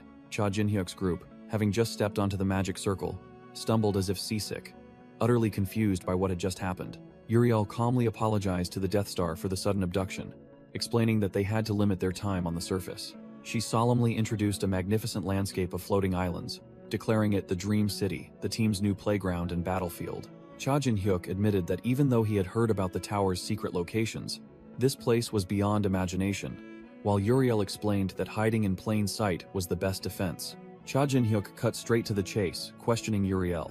"How on earth did you find our location?" Uriel smirked confidently, calmly replying, "It's simple," as a glowing item flickered in her hand. A brilliant golden feather floated up from Uriel's hand. She explained that it was thanks to this that pinpointing their location became child's play. Cha Jin-hyuk broke into a sweat, immediately recognizing it as the feather she had given him earlier, cursing inwardly. "No wonder she told me not to let anyone else touch it." He worried that this hideout was about to become a battlefield, but Uriel reassured him not to worry, as everything had been calculated. Uriel smirked mysteriously, asserting that his visit and the upcoming battle were all things that person had foreseen. Cha Jin-hyuk growled, his eyes sharp. "That person? Are you talking about your god?" Uriel confirmed, revealing the identity of their leader. "Yes, Pontifex Lucifer," as a colossal statue of a bound angel appeared. A system notification appeared, confirming the entity's identity, Pontifex Lucifer. Uriel reported clearly before a gate of light. "Your Holiness, I have brought the one from the prophecy here." As soon as they arrived, Cha Jin-hyuk and Uriel were stopped by an elder angel in a black robe, who asked them to wait a moment. The elder angel smirked meaningfully, explaining that the warriors were still praying. Cha Jin-hyuk saw an ancient angel for the first time, secretly wary of this unusual sight. The door opened, and the elder announced that the prayer had ended as a squad of soldiers stepped out. Uriel introduced them as the main force of Wingless, the God's Sword Squad, a group of muscular celestial warriors with an overwhelming aura. The God's Sword army lined up neatly and marched out, and Uriel gestured for Cha Jin-hyuk to enter. Cha Jin-hyuk glanced over the ranks of warriors, and the blonde captain eyed him with scrutiny. The captain clicked his tongue loudly, uttering words of contempt. "Just a human."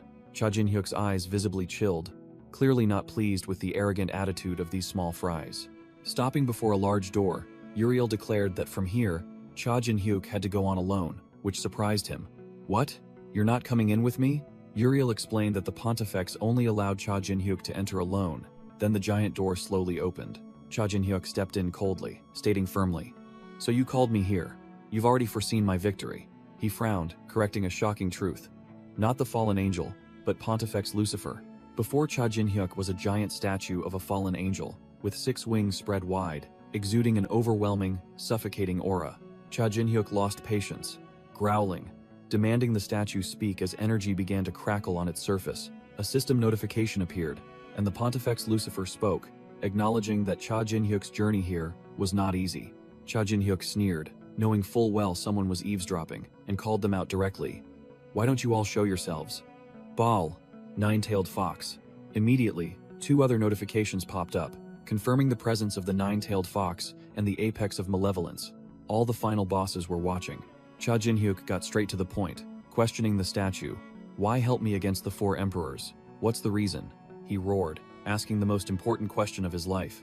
Why did you resurrect me? And the answer began to reveal an eternal war from before the tower even existed.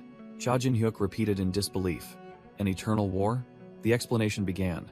In primordial times, the immortal gods and demons plunged into an endless war, using their own power to destroy each other. The war lasted to the point that the entire universe was exhausted, the battlefield left with only ashes and broken spears. To end the chaos, someone designed the tower, turning the destructive war into a battle royale game where the gods released their creations to compete. Cha Jin-hyuk gritted his teeth, a drop of sweat running down as he remembered that fair play was shattered by the dirty trick of select and kill, which ended his previous life.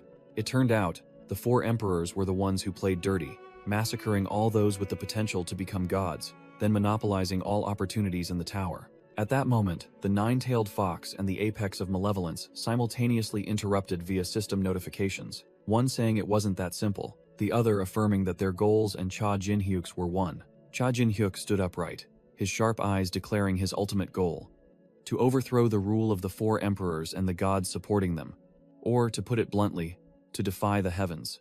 The Pontifex Lucifer concluded with a prophecy, affirming that Cha Jin-hyuk was destined to fulfill that mission for their side. Pfft. Cha Jin-hyuk sneered, clearly not buying this cheap savior narrative. Cha Jin-hyuk burst into insane laughter. Did you think I'd fight like a pawn for you? You sickos who love a show are sorely mistaken. A system notification appeared, and the apex of malevolence was muttering that he already knew this would happen. The Pontifex Lucifer asked directly, so, will you continue your revenge? Cha Jin-hyuk stood before the giant statue, answering boldly. Of course, he pointed directly, his eyes sharp. But I won't do it your way. I'll take my revenge by my own rules. The system announced that the Pontifex Lucifer was smiling, deeming that enough. The prophecy would come true precisely that way. The system conveyed the statue's meaning. Cha Jin-hyuk sneered contemptuously, clicking his tongue loudly. He turned his back and walked away, throwing back a warning. Do whatever you want, just don't get in our way later.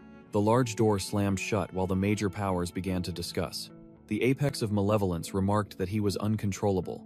The 9-tailed fox wondered why he was so captivating, and the Pontifex Lucifer agreed and invited everyone for tea. As he walked away, Cha Jin-hyuk muttered irritably to Uriel, the prophecy will come true. I hate this feeling. It's like being a pawn. A white-haired woman named Veniel opened the door, inviting, first please have the tea we've prepared.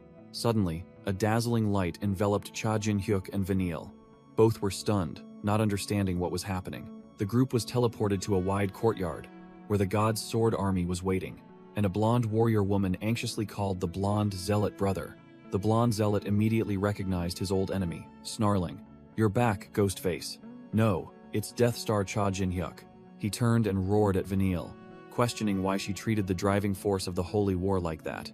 He screamed, claiming this was their revenge and that a mere mortal had no right to represent the wingless organization. While rambling that the god's sword was the one leading the holy war, a devastating punch flew straight into his face, silencing him instantly. Cha Jin-hyuk lunged like a ghost, delivering a bare-handed strike that blocked the sword of another god's sword warrior, and dark purple energy exploded. He landed, the ground cracking beneath his feet, an overwhelming chilling aura emanating. You pieces of trash dare to point your swords at me? Cha Jin-hyuk flashed a savage smile, cracking his knuckles. I'm already annoyed. You're really good at provoking me. Let me smash you all to bits. The blonde zealot scrambled to his feet, clutching his chest and gasping, visibly resentful. How dare you attack me, a commander of the god's sword? Losing all his superiority, he furiously roared, his eyes bulging. I'll kill you, you trashy mortal. Cha Jin-hyuk merely sneered, clenching his fist as dark purple energy gathered. Perfect timing, a great chance to test my new weapon. Another god's sword warrior said nothing, swinging his light sword and lunging straight at Cha Jin-hyuk to retaliate for his commander. Cha Jin-hyuk easily dodged the attack, preparing to counterattack when an overwhelming surge of power descended from the sky. An elder angel appeared, roaring, "Stop!" And simultaneously, a dazzling golden wall of light blocked the attack right in front of Cha Jin-hyuk. Cha Jin-hyuk suddenly felt his entire body stiffen, unable to move, and he wondered in astonishment. What? The elder angel raised his staff high, declaring sternly, "In this dream city, we must be different from those who abandoned us." A wave of divine power spread throughout the courtyard, and he laid down the law. Strictly forbidden to fight allies. Anyone who disobeys will be considered an enemy. The blonde zealot broke into a sweat, hastily protesting. But, Your Holiness, the elder angel narrowed his eyes, questioning the speechless blonde zealot. Are you going to defy both Vanille and Pontifex Lucifer? The blonde zealot gritted his teeth, resentful that Cha Jinhyuk's group was summoned by their own higher-ups. The elder warned Cha Jinhyuk, the one who dared to challenge heaven itself, to know his place and conserve his strength, but he merely shrugged and replied nonchalantly, If they don't pick a fight, I'm too lazy to bother. The elder angel roared, ordering them to lower their weapons, and Choi Kyung-hoon, the kimono woman, and Tuni all obeyed, the dry clatter of metal. After quelling the chaos, the elder angel struck his staff on the ground, declaring the dismissal. Everyone go your separate ways. He turned away, ordering Uriel to lead the guests to rest, ignoring the fiery gaze of the blonde zealot staring at Cha Jinhyuk. Cha Jinhyuk glanced at the zealot, casually taunting, You're lucky, you pigeon. The zealot exploded, shouting in helplessness. I'll never acknowledge you, Cha Jinhyuk. I'll kick you out of this dream city. On the way, Balkan cautiously remarked that the angels here were no pushovers. Their strength was immense. Cha Jinhyuk gave a faint smile, explaining the nature of this place. These guys were exiled for daring to oppose evil within angelic society. In other words, everyone here is a big shot. Cha Jinhyuk's veins pulsed on his forehead, extremely annoyed. He wondered, but why? Outside, the blonde zealot was shouting orders to his soldiers, who were training right outside his room. Harder, grip your swords tighter. Balkan remarked that the angel was deliberately making a scene, while Cha Jinhyuk smirked, seeing right through his opponent's trick. He can't attack directly, so he's trying to apply psychological pressure. The blonde zealot and the god's sword warriors roared their slogan in unison, full of vigor. We are the sword of Lucifer. We will sweep away all enemies. The blonde zealot cast a contemptuous glance, smirking with a malicious thought. It doesn't matter whether these insignificant humans are here or not. Cha Jinhyuk's face darkened. He turned to Balkan and asked, Is he mocking us? Balkan replied sternly, asserting that this could not be overlooked. Balkan analyzed that if they didn't rest, the entire team would be affected in the upcoming battle. But Cha Jinhyuk had an even more important reason. Flames of anger flared around Cha Jinhyuk. He gritted his teeth. More importantly, it's really pissing me off. Unable to endure it any longer, Cha Jinhyuk decisively jumped off the balcony, declaring, I'm going down to teach them a lesson. Balkan frantically reached out to stop him, his voice trembling. Wait, didn't you hear that fighting is forbidden here? Cha Jinhyuk growled at the noisy group below as he plunged straight down from the balcony. Thud. He landed with extreme coolness, magical flames sparking from his feet, completely disregarding the height. The blonde zealot turned around, smirking contemptuously. Finally decided to drag your ass down here, human? Cha Jinhyuk retorted with an extremely annoyed expression. I couldn't rest because you pigeons were too noisy. The blonde zealot continued to taunt and challenge. You seem genuinely angry. What are you going to do? Are you going to hit me again? He pointed directly at Cha Jinhyuk, confident with his organization's backing. But the moment you do that, you'll be an enemy of Wingless. We, the god's sword, will send you to heaven right here.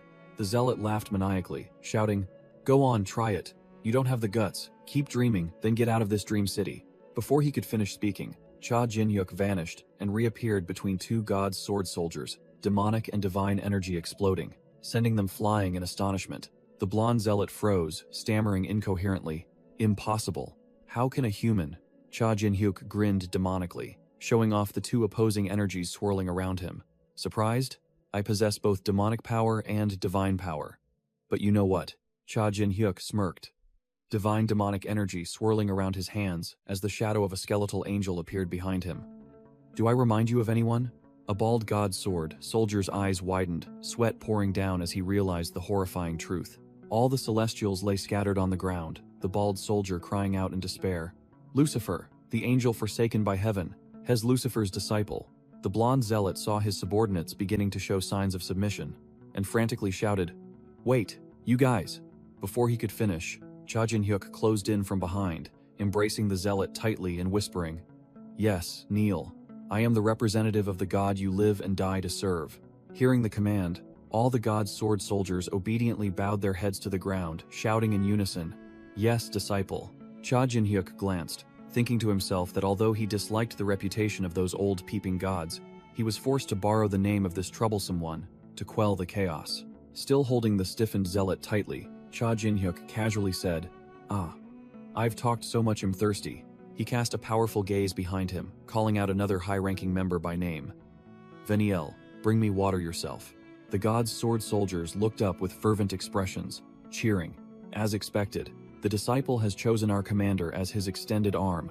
The blonde zealot gritted his teeth, his face flushed with humiliation as he heard his subordinates cheer for their new commander.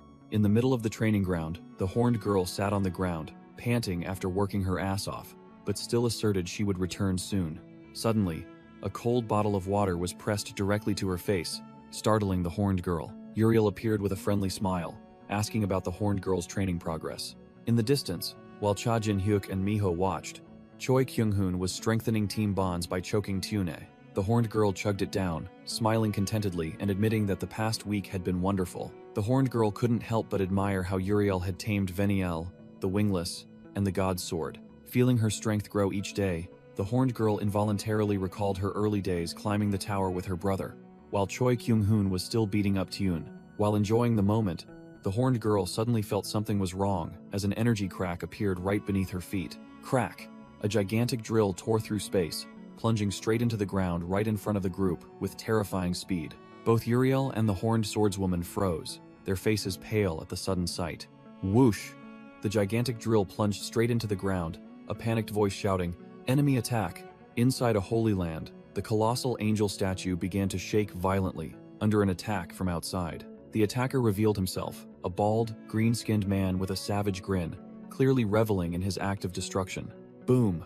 A terrifying explosion ripped through the ground, sending bricks and stones flying. Cha Jin-hyuk looked up, stunned to see the entire Holy Land uprooted from the ground by an invisible force. Uriel cried out in a daze that the Holy Land had been attacked, while the blue jacket man standing beside her also looked tense. She couldn't understand how the information had been leaked. Cha Jin-hyuk's purple eyes blazed, and he gritted his teeth, clearly furious. Cha Jin-hyuk turned in surprise as another earth-shattering explosion occurred nearby. A series of continuous explosions turned the entire area into a sea of fire, the ground cracking open as if it were the end of the world. The attackers fought dirty, turning the floating islands into colossal missiles, crashing them into each other to destroy the Holy Land. The hexagonal energy system at the bottom of the flying fortress flickered continuously, signaling an imminent complete collapse. The ground tilted precariously. Cha Jin-hyuk and his group swayed as if seasick, completely bewildered by what was happening. Uriel broke out in a cold sweat, explaining that this city could fly thanks to the power of the pontifex. Hearing this, Cha Jin-hyuk immediately grabbed Uriel, demanding in a low growl, "Where is she?" Cha Jin-hyuk froze when he heard that the pontifex was praying at the temple with the god's sword soldiers. As expected, the temple had been crushed by a colossal pillar, a member of the god's sword lying slumped amidst the rubble. The blonde zealot tried to push himself up in pain, but was completely powerless. A silver-haired stranger with a halo appeared, one hand gripping the pontifex's neck, coldly looking down at his flattened subordinate. The silver-haired man tightened his grip, pressing his face close to the old woman's and interrogating her with a savage grin. "Speak quickly. Where is Cha Jin-hyuk?" Even with her neck gripped and blood staining her mouth, the pontifex sneered contemptuously, displaying an unbreakable will. The floating city began to crumble, massive chunks of earth and rock splitting apart. The entire sky trembled as the Holy Land's foundations collapsed, plummeting freely downwards. The silver-haired antagonist seemed amused by the old woman's stubbornness. "Oh? You can barely protect yourself, yet you want to shield these small fries? What admirable resolve." The old woman explained that if this city fell, all players on the 190th floor would be buried alive without a chance to gasp. The pontifex growled, asserting that her faction valued life, unlike you and that person. The remark struck a nerve, enraging the silver-haired antagonist. "Shut your mouth. How dare you slander our faith?" Without another word, he summoned a colossal spear of light, roaring, "Die, heretic." Lying flattened on the ground, the blonde zealot could only scream in despair, "Pontifex!" Whoosh! A flash of light blocked the attack, and at the same time, a cold voice rang out. "Hey!" Boom! A dark barrier instantly halted the spear of light. Cha Jin-hyuk appeared from thin air, holding Veniel, and asked softly, "Are you still alive, Veniel?" The attacker, Kane Fallon, smirked, his hand stained with something black. "Looks like I don't need to search for you anymore, Cha Jin-hyuk." Cha Jin-hyuk chuckled in response, calling his opponent a fanatic to his face. "Long time no see." Without hesitation, Cha Jin-hyuk tossed the pontifex to the blonde zealot, ordering Veniel, "Get the old woman to safety, quickly."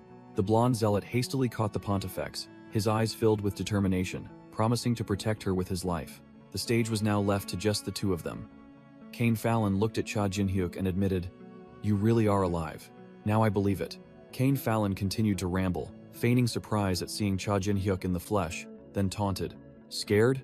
Cha Jin-hyuk merely smirked, his attitude full of disdain. "You talk too much." Kane Fallon nodded, unleashing his power without another word, summoning thousands of spears of light aimed directly at Cha Jin-hyuk. "Yeah, between you and me, there's no need for many words." Facing the display of power, Cha Jin-hyuk spoke coldly, his eyes sharp. "Let me ask you one question." Amidst the ruins, Cha Jin-hyuk confronted Kane Fallon directly. "Have you ever regretted killing me?" Kane Fallon flashed a challenging smile, answering curtly, "No," he growled, his face maniacal. "You're merely being punished. My only regret is not killing you properly." Cha Jin-hyuk grinned, his fist gathering dark power. "Exactly. That's what you should say, Kane. That's why I want to send you off again even more." Dark power erupted, enveloping Cha Jin-hyuk as he drew his sword, ready for a fight to the death. Hundreds of Kane Fallon's spears of light surged forward, but Cha Jin-hyuk calmly swung his sword, facing the barrage. Whoosh! A swirling sword strike created an arc of dark power, ready to sweep away everything in its path. Suddenly, the scene shifted to another battle. Kimono Woman was facing a series of purple energy slashes. A colossal orc warrior roared, ordering Kimono Woman to stay still. "Don't move, you fly. We have two objectives." The white-haired paladin relayed the mission to the entire team. First, destroy the pillars in each area. If that's done, the Dream City won't collapse. Cha Jin-hyuk sensed immense energy from each pillar. Cha Jin-hyuk smirked, concluding the second objective, while Uriel confirmed that each energy pillar would be guarded.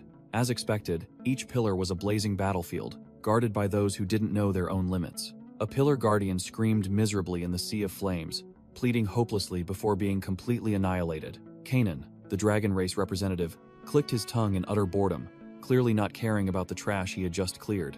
He roared arrogantly, challenging, "Is that all? You useless bunch. Try to entertain me a little." As energy claws tore another enemy apart. Suddenly, a voice echoed from behind. "What about me then?" And a towering figure stepped into the battleground. Hendrik, the black-horned man, drew his sword, his aura completely overwhelming the arrogant dragon race representative. He confidently declared his identity, a direct challenge. "I am the Dragon Slayer, Hendrik." Meanwhile, at another pillar, Uriel had arrived at her position and found the Kimono Woman already waiting. Elsewhere, Cha Jin-hyuk had completed his objective, standing coldly over the corpse of a guard. At another location, Uriel and the Kimono Woman were in defensive stances, facing a bald, hulking man who looked extremely dangerous. Cha Jin-hyuk erupted with dark power, roaring a declaration to sever their bitter ties. "Let's end our ill-fated relationship here." Kane Fallon hovered in the air, enveloped in holy light, haughtily retorting, "Come at me, Cha Jin-hyuk."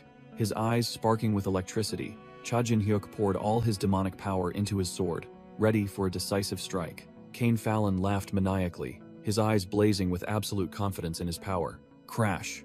Dark power and holy light collided with earth-shattering force, the ground cracking under the immense pressure. A blinding explosion engulfed the entire battlefield, blowing away everything within its range. Amidst the smoke and dust, a white-haired woman with a halo suddenly appeared, casually recalling their past hierarchy. "Can't we even exchange greetings? I used to be your superior." Another brown-haired woman, also with a halo, let out a mocking chuckle. She looked down with disdain, uttering sharp words. "Ridiculous. Didn't we sever ties on that day?" The memory rewound 10 years. As white feathers stained black slowly drifted down, the brown-haired woman arrogantly declared, "On the day I plucked your wings." The white-haired woman remained silent, letting her opponent taunt. "You agree, don't you, you failure?" Breaking the silence, she replied casually, "Then we don't need to fight anymore." The brown-haired woman froze upon hearing the next sentence, "Because we are both failures," while behind her, the remnants of severed wings were revealed. Struck where it hurt, she gritted her teeth, growling, "Don't lump me in with you." Her rage erupted. She screamed maniacally, "I am different from you," gathering a colossal sphere of holy energy in the sky. She yelled, "I will return to the embrace of the gods." She shot straight into the sky like a rocket, aiming for the destructive energy sphere, while the white-haired woman merely watched from below. The white-haired woman watched with contempt, a sphere of pure light also forming in her hand. As she whispered, "You bitch." The brown-haired angel went all in, screaming divine punishment before charging straight into the self-destructing energy sphere, determined to take her opponent down with her. Amidst the tension, a formidable old man named Hayes appeared, calmly observing, while a white-haired subordinate in a suit bowed respectfully. Two new soldiers appeared, one spectacled attacker and one masked attacker, looking at the white-haired subordinate standing still as a statue and wondering, is he sunbathing? The spectacled attacker ignored them, declaring the objective was still to clear out both the white-haired man and the pillar, and the masked attacker immediately obeyed.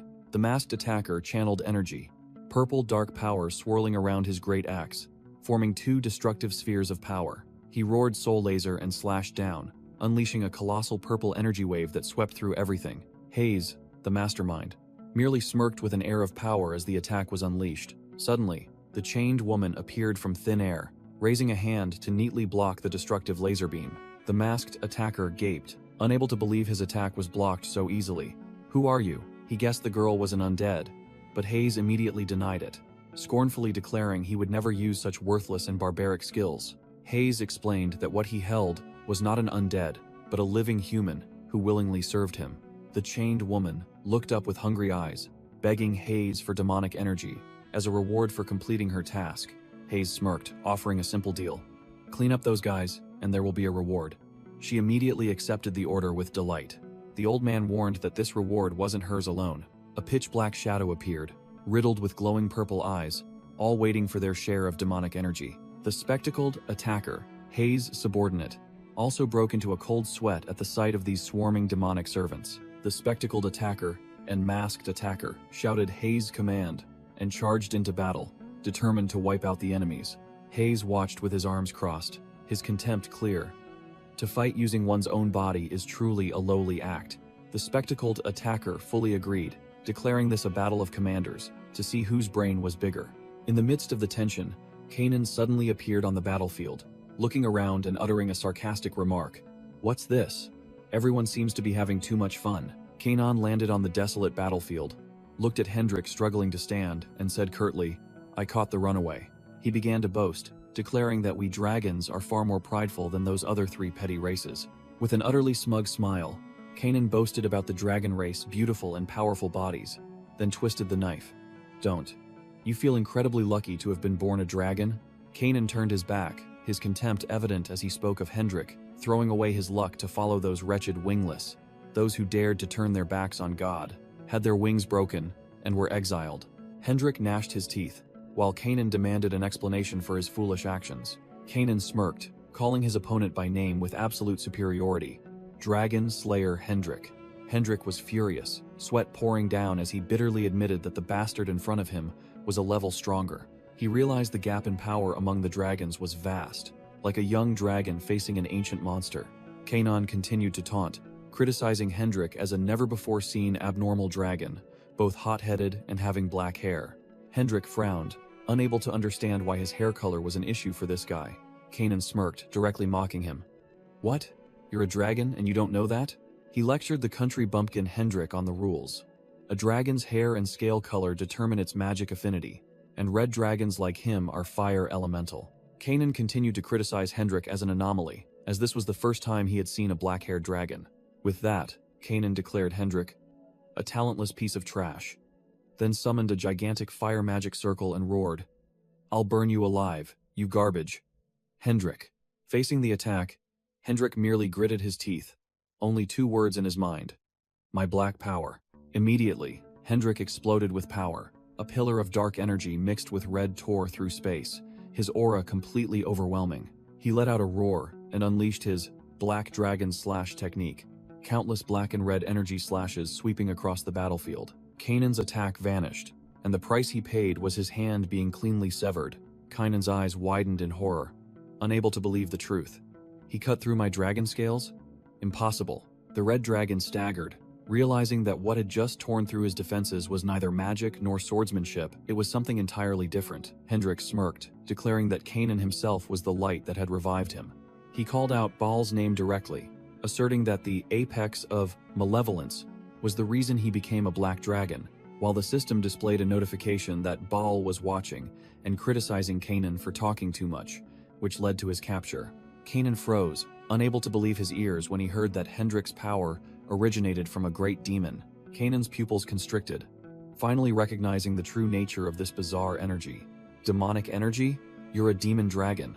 Kanan screamed in horror as the shadow of a gigantic evil black dragon appeared behind Hendrik. Seeing the situation turn sour, Kanan turned and fled, but Hendrik roared in pursuit. Don't even think about running. Where's a dragon's pride? Cornered, Kanan frantically swung his arm, pouring all his strength into a counterattack. The red dragon roared, "Get lost," and unleashed a wide-area fire attack in desperation. A colossal energy explosion erupted from Kanan's final move, engulfing the entire battlefield. But it was useless. Hendrik, his face cold as ice, tore through the explosion and charged straight to finish off his opponent. Hendrik lunged like a ghost, his dark blade swinging down towards the disadvantaged Kanan. Kanan gritted his teeth, his face contorted with rage and fear, and he hissed, "Damn it." In a panic, Kanan channeled all his demonic energy into his hand, cursing repeatedly as he tried to block Hendrik's attack. Hendrik merely smirked, his eyes cold and full of disdain at his opponent's feeble resistance. Kanan roared, "Get lost," and unleashed a colossal energy orb, an all-out attack in desperation. Kanan's attack collided with Hendrik's sword, creating a destructive vortex of fire. Standing amidst the sea of flames, Kanan still couldn't believe it, stammering, "How can a mere brat be a demon dragon?" Regaining his arrogant demeanor, Kanan sneered, "Is that all those petty tricks you just learned amount to? You can't possibly defeat a high-tier dragon." Instantly, Hendrik's colossal, glowing red and malevolent dragon eye opened, staring at Kanan as if he were an insect. Hendrik's full black dragon form emerged, its terrifying pressure completely crushing Kanan's attack and confidence. Kanan broke into a cold sweat but still boasted loudly, realizing Hendrik's attack was a concentrated breath of demonic energy. Hendrik, in his black dragon form, officially unleashed his demonic breath technique, a laser-like stream of crimson energy that swept across the ground. Kanan only managed a desperate scream before being engulfed by the pitch-black energy, vanishing without a trace. Cain Fallon stood frozen, stunned as he felt Kanan's demonic energy completely disappear, unable to believe his comrade could be defeated. Cha, Jinhyuk, suddenly descended from the sky, charging straight towards Cain, Fallon, and roaring, "You're losing focus, Cain." Fallon hastily raised his spear of light to block the attack, and an earth-shattering explosion occurred as the two streams of holy and evil energy collided. Cha Jinhyuk was completely dominant, slashing continuously, forcing Cain Fallon to struggle defensively while taunting, "Fighting you is boring. Show me a proper attack." While attacking like a storm, Cha Jinhyuk questioned his opponent with disdain. "Didn't you come all this way to kill me?" Cain Fallon was sent flying backward, his mind reeling, unable to comprehend what was happening. Kanan, someone who had climbed so far, defeated so easily by an unknown dragon? Cha Jinhyuk stood at a distance, coldly concluding, "What's wrong? Can't focus? Or is it because you can't believe my comrade just wiped the floor with yours?" Cain Fallon sneered, beginning a cheap psychological attack. "Comrades?" Cha Jinhyuk, "Don't tell me you actually think they're your comrades?" Cha Jinhyuk narrowed his eyes, replying with a single word, clearly bewildered by his opponent's antics. "What?" Cain Fallon continued to ramble, calling out his old alias. "It seems your skills have weakened considerably after your resurrection, Death Star. Bringing along such small fry is just for show." He pointed to the sky, where Choi Kyung-hoon was hovering and observing. "Ah, of course, except for Choi Kyung-hoon. That guy is smart enough to know better and stay out of it." Cain Fallon's expression turned utterly contemptuous as he belittled the others. "But the rest are just insignificant outsiders. No one would even notice if they were minced." He began to gather power, brilliant golden light swirling around his hands. "If I were you, I would have killed them all and turned them into undead for convenience." With that, Cain Fallon unleashed his full holy power, launching a wide-area attack with hundreds of destructive light beams. A gigantic orb of light exploded in the sky, firing countless dazzling golden energy rays that tore through the ground, aimed directly at Cha Jinhyuk. Amidst the hail of light bullets, Cha Jinhyuk moved as if weightless, the purple sword in his hand effortlessly deflecting every attack as if they were child's play. He stood firm at the epicenter, his expression unchanged, utterly speechless at Cain Fallon's destructive yet snail-paced attack. Cain Fallon's attack exploded, but Cha Jinhyuk still stood tall at the epicenter, without a single scratch. Cain Fallon, the attacker, was confident that he had finished off his opponent. He sneered, tempting him. "Forget those small fry. Why don't you join our team, 9 Star? His eyes filled with superiority, he declared confidently, "That's right, there's a world of difference." After hearing the taunt, purple dark power began to surge from Cha Jin-hyuk. A gigantic dark shield appeared, and Cha Jin-hyuk growled in response. "My comrades are much stronger now." Cain Fallon froze, stammering, "A shield? Where did this guy pull out such a huge thing? What trick are you playing now?" Cha Jin-hyuk smirked menacingly. "It's a bit too early to be surprised. This is Baal's weapon, supporting the All-Master characteristic." The shield began to transform in his hand. A high-end item called the Myriad Transforming Primordial Chaos Artifact. Cain Fallon broke out in a cold sweat, his face pale as he realized his opponent's toy could change shape. The dark artifact transformed into a great sword, and Cha Jin-hyuk smirked sinisterly, taunting, "Cain, my comrades are far different from you lot." An illusion appeared, showing his new lineup: Uriel, Kimono Woman, White-Haired Paladin, and Choi Kyung-hoon, a united front, trusting and protecting each other. He continued to intimidate, setting up a scenario where the 9-star would abandon their comrades. A gigantic orc warrior about to crush the Kimono Woman. The orc roared, declaring that its prey could not escape. A situation where Cain Fallon's comrades would surely turn and flee. The orc's fist slammed down like a hammer, the brute roaring to kill the bug that dared to stand in its way. But the Kimono Woman didn't flinch. Her eyes sharp, she drew her katana, ready to turn the tables. The orc's reflection appeared on the gleaming blade, signaling that its fate was sealed. Suddenly, the orc's face went blank, surrounded by pink heart effects, as if it had just been hit by a love spell. It turned out to be a subjugation. The orc was now an ally, turning to protect the Kimono Woman and the white-haired paladin, roaring, "You won't abandon your comrades." The orc warrior had now become a literal living shield, taking a fatal blow to protect Miho without a single complaint. Cha Jin-hyuk roared, "Precisely." His weapon erupted with dark power to confront Cain Fallon, who was charging down. Cain Fallon's blazing red eyes flashed with deadly intent, determined to finish off his opponent with a single blow. He unleashed the Fallen God's punch, a gigantic purple energy orb hurtling straight towards Cha Jin-hyuk. Cain Fallon roared in fury, pouring all his strength into the destructive attack. Boom! Cha Jin-hyuk's weapon transformed into a gigantic dark shield, completely blocking the punch. Cain Fallon was utterly shocked. He realized this weapon wasn't just simply changing shape. It could harness Cha Jin-hyuk's full power. Immediately, the weapon transformed again, this time into a demonic chain. Whoosh! The chain tightly bound Cain Fallon, who frantically wondered if this was the power of a transcendent. Cha Jin-hyuk smirked, tightening his grip on the chain. Trying to run? With that, he gave a mighty tug, pulling the helpless Cain Fallon straight from the sky to the ground. Crash! Cain Fallon was slammed directly into the ground, creating a violent purple energy explosion. Amidst the rubble, he recalled his ideals, roaring that he would not let his comrades die. Even while lying prostrate, Cain Fallon tried to appear tough, asserting confidently, "So we will win."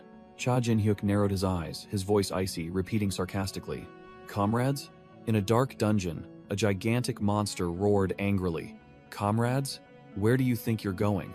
It turned out to be the Lizard Man Lord, the boss of floor 120, and it was furiously cursing, "You humans are nothing but sewer rats." It began to search through the narrow corridors, declaring this its territory, and that hiding was useless. Suddenly, the Lizard Man Lord stopped, seemingly having lost its prey. Hiding behind a wall, a young man fearfully whispered, "Is it gone?" Beside him was a young woman who was severely injured. The young woman clutched her stomach wound, faintly calling out to her brother in despair, "Brother, I'm so cold." The brother mumbled in despair. A boss had just appeared.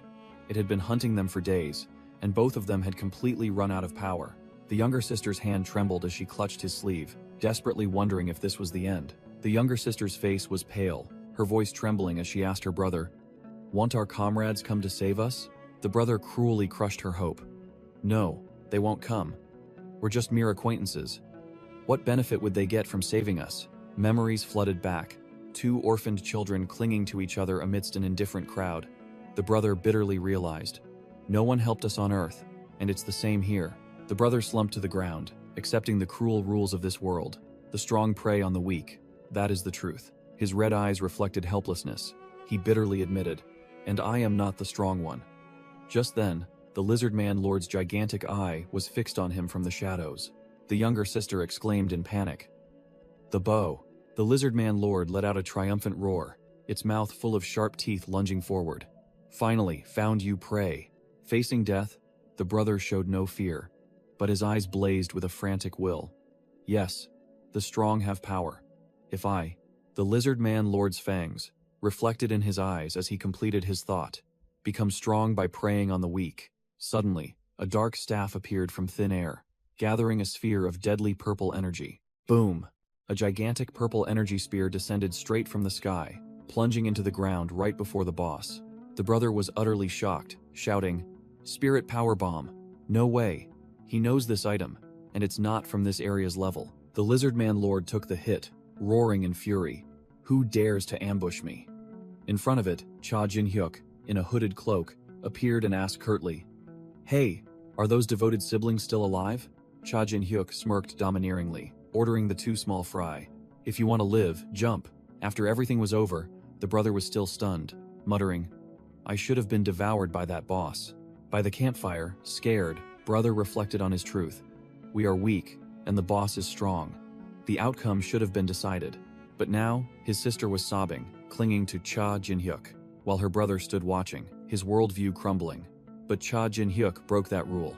He risked his life to save us. Cha Jin-hyuk was held tightly by injured sister, his face clearly annoyed, as he thought, Why did that guy do that? Meanwhile, scared, brother remained seated on the ground, his mind in chaos. I don't understand. No, his eyes glowed crimson, full of anger and confusion. I don't like this. In Cain Fallon's flashback, a divine entity gave an absolute command. Kill Cha Jin-hyuk. Kill that trash who dares to defile my tower. Destroy him. The young Cain Fallon smiled arrogantly, completely believing in his mission. That's right. This is the truth. Therefore, Cha Jin-hyuk. Back in reality, Cain Fallon lay sprawled on the ground as Cha Jin-hyuk casually walked over, taunting, "Oh, is it over already?" Cha Jin-hyuk sneered, continuing to rub salt in the wound. "You're not worthy of that tower. You look pathetic." He coldly analyzed the situation, pointing out the glowing penalty lock on Cain Fallon. "Ah, so you incurred a penalty for fighting? You didn't use your power recklessly like that, Carmen Fallon, but it seems your internal injuries are severe." Cha Jin-hyuk's hand gathered deadly purple dark power. "You made a mistake underestimating the penalty and coming here." A giant shadow devourer appeared behind Cha Jin-hyuk as he declared the end of the match. "Game over, Cain." Cha Jin-hyuk raised his hand, gathering dark power, and delivered a stinging taunt. "Let me reunite you with your sister." The surging purple dark power crashed down, and Cain Fallon could only stand there, taking the blow without a hint of resistance. Suddenly, a strange voice intervened via the system notification, and Cain Fallon's eyes glowed red. "No. The Master of the Sky says it's too soon for this to end." A dazzling golden light shield appeared, instantly blocking Cha Jin-hyuk's attack, creating a small crack. Boom! The shield exploded, sending Cha Jin-hyuk flying back, shattering his offensive. Cha Jin-hyuk realized the situation had changed. Cain Fallon's divine power had suddenly surged, and that dialogue box was clearly an external intervention. He furiously questioned the apex of malevolence via the system panel. "Hey, Ball, who's that watcher? Do you know him?" The apex of malevolence notification panel showed only a single word, full of astonishment. "Impossible." Cain Fallon stood up, his entire body radiating brilliant golden divine power. The penalty lock's gone, and he sneered. "You said you wouldn't let your comrades die? Who's winning now?" "What a clown," Cha Jin-hyuk. With a crazed and smug expression, Cain Fallon pointed and declared, "Then I'll destroy all of you, you insects." The system reported a critical error, and a glowing red, chained lock began to crack. Crash. The lock shattered, and the system announced, "The penalty on Tower Challenger Cain Fallon has been removed." Screech. One of the skeleton warriors from the Shadow Army let out a cry and vanished under the new surge of power. A female soldier collapsed, her eyes blank, completely obliterated by the wave of purple demonic power. Donis Taylor, the holy Sword of Nine Star, appeared with white hair and horns, contemptuously declaring, "All the soldiers are dead. Only the spirit summons remain," without another word. Donis Taylor lunged and grabbed Balkan by the neck, his eyes full of superiority. He sneered, acting superior. "All right, shall we begin the main event?" Balkan was furious, growling. "You once said, fighting with your body was beneath you. Did I say I couldn't fight?" With that, Donis Taylor delivered a devastating punch that sent Balkan flying like a ragdoll. "Donas," Taylor growled, his hand gathering purple demonic power, ready to deliver the finishing blow. "I'll deal with you, Spirit Master." Balkan broke out in a cold sweat, sensing something ominous. Damn it. Suddenly, purple demonic power erupted violently from Donas, Taylor's eyes, uncontrollable. "Donas!" Taylor screamed in panic as his body was torn apart from within by the demonic power. "What the hell is happening?" "My body!" Balkan froze, stammering in horror as he witnessed the unbelievable sight before him. His body, the holy sword, was sucked backward into a white pillar, screaming in despair. "Why? The weapon is devouring me." Amidst the chaotic energy, Donas, Taylor, suddenly realized a horrifying truth. Impossible. Finally understanding, Donas, Taylor's soul shrieked the traitor's name. "So you planned it all, Cain." From the very beginning, Cain, Fallon's arrogant image appeared, and Donas, Taylor's final question echoed bitterly. "Were we just sacrifices for this weapon?" After consuming a life, the pillar emitted a crimson energy surge, completing its activation process before Cha Jin-hyuk's eyes. Cha Jin-hyuk frowned, unable to comprehend their logic. Why? A weapon that devours allies too? Having just consumed Donas, Taylor's life, the crystal core at the top of the pillar glowed brightly, accumulating energy to its limit. Whoosh! A massive blood-red laser beam, as wide as a river, shot straight out with terrifying speed. Balkan's face paled, sweat pouring down him as he realized the trajectory of the attack. That direction. He screamed in panic, certain of the weapon's ultimate target. It's aimed at Cha Jin-hyuk. Boom! The destructive energy beam struck, creating an explosion that shook the entire space. After the shot, the crystal core inside the weapon dimmed, seemingly having completed its task. The entire colossal pillar trembled, and the red energy rings surrounding it also vanished into thin air. At the epicenter, Cha Jin-hyuk clutched his head, enduring an invisible pressure, while Cain, Fallon's shadow, hovered arrogantly. Cain, Fallon flashed a sinister smile, a lock symbol appearing on his chest, signaling a successful plan. Standing atop the weapon, Cain, Fallon, declared with a condescending tone, "This is the weapon I prepared for you. A penalty, eraser, artifact." Cha Jin-hyuk broke out in a cold sweat, his mind racing as he realized his opponent's toy could nullify system penalties. Cain Fallon was bathed in a halo, sneering with utmost superiority. "Someone who has climbed to the upper floors like you, Cha Jin-hyuk, surely understands the meaning of this." With a completely crazed smile, he growled, declaring the outcome of the battle.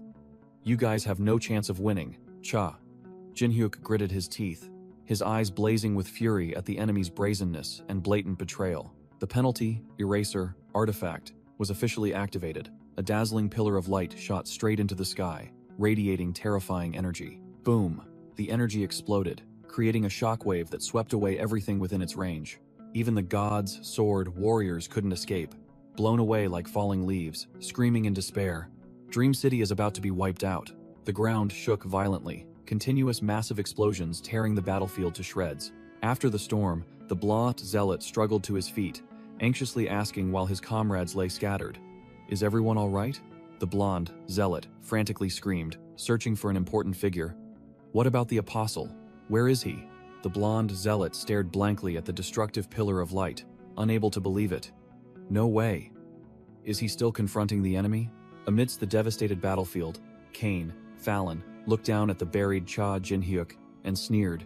"You were so loud just now, why are you silent all of a sudden?" "Haha!" Cha Jin-hyuk slowly got up, his eyes resentful. "Shut up. Is the penalty, eraser, artifact the weapon Donas Taylor mentioned?" He warned Cain Fallon that this toy was interesting, but going against the tower's rules would surely come at a price. Cain Fallon smirked, revealing the price. "I sacrificed my allies. 4 who climbed past the 500th floor are qualified." He casually stated that they were going to die anyway, while the blonde zealot froze at the harsh truth. Cha Jin-hyuk gritted his teeth, realizing something horrifying. A member of the Sword of God. So there's still a survivor. Cain Fallon's red eyes flashed with a murderous glint. He had found his next target to complete the contract. Quick as lightning, Cain Fallon lunged forward, delivering a devastating punch to his own zealous comrade. Crack! A punch straight to the face made the blonde zealot spit blood, his face distorted by the most ruthless betrayal. Cain Fallon sneered arrogantly, declaring that these small fry stood no chance against the wingless organization. Cha Jin-hyuk only gritted his teeth in response. Purple dark energy beginning to surge from his body. A gigantic shadow entity rose from behind Cha Jin-hyuk, making the silver-haired antagonist scream in panic. Bastard! Stop! In the sky, the symbol of 9-star radiated terrifying pressure, as the Sword of God could only look up in despair. Realizing they were about to be wiped out, a blonde warrior woman refused to give up, trying to rally her crumbling team's morale. She roared, declaring herself a Sword of Lucifer, and vowing to destroy the invader, but a shout of "No" cut short her oath. Cha Jin-hyuk was already standing on a rock outcrop, ordering the blonde zealot who had just been punched, "Get out of here." The kimono woman also screamed in panic, urging everyone to immediately run to another area. The penalty removal artifact was officially activated, the purple energy orb inside glowing intensely, signaling an impending disaster. Without hesitation, Cha Jin-hyuk lunged forward and grabbed the energy orb about to explode with his bare hands. The kimono woman lay sprawled on the shattered ground, while the Sword of God merely watched from afar. The blonde warrior woman gaped in disbelief, the system reporting an abnormal error right before her eyes. A muscular giant suddenly appeared, holding the penalty removal artifact, and the system announced, "Mugh's penalty has been removed." Mugh let out an earth-shattering roar, the giant's wrath beginning to erupt. The giant smashed everything in a frenzy, his pure power making the ground shake violently. The entire space began to collapse, gigantic chunks of rock and earth crumbling and falling into the abyss. A white-haired woman was startled by that terrifying sound. The smug Halo woman sneered as she looked at the impaled angel. Mugh's penalty has been lifted, making her opponent gasp in astonishment. Though battered and broken, the angel still smirked. "Now you're all finished. Mugh will crush this place." The system explained, the giant race has low intelligence and doesn't crave power, but their position among the 4 emperors has never been shaken for a reason. The system confirmed. The power of giants is genuine, an overwhelming ability that surpasses all advantages of other races. The haloed woman panicked. A giant unaffected by penalties? But still braced herself, urging the Sword of God to charge in for support. Impaled like a hedgehog, the angel still maintained her superior demeanor, stopping her subordinates. "No, you are not allowed," she growled, shouting an absolute command. "Don't take another step." Mugh spread his gigantic hand, wondering if he had just heard Hayes screaming, or if the insects had simply become smaller. The giant didn't bother to think much, clenching his hand into a steel fist. "As long as I can destroy everything with greater power," Mugh thought to himself, swinging his earth-shattering fist down at the haloed woman. The kimono woman's face drained of color, screaming, "Hess coming! Everyone dodge!" The blonde zealot desperately yelled, "How can we dodge something this big?" Suddenly, Hendrik burst out from a red and black streak of light, using his weapon to block Mugh's destructive punch. Hendrik and a brand new purple-haired mage glared at each other, preparing for action. The mage opened fire, a stream of deep purple magic power shooting straight at Mugh. Both Hendrik and the mage stood before Mugh's gigantic shadow, the giant groaning in pain.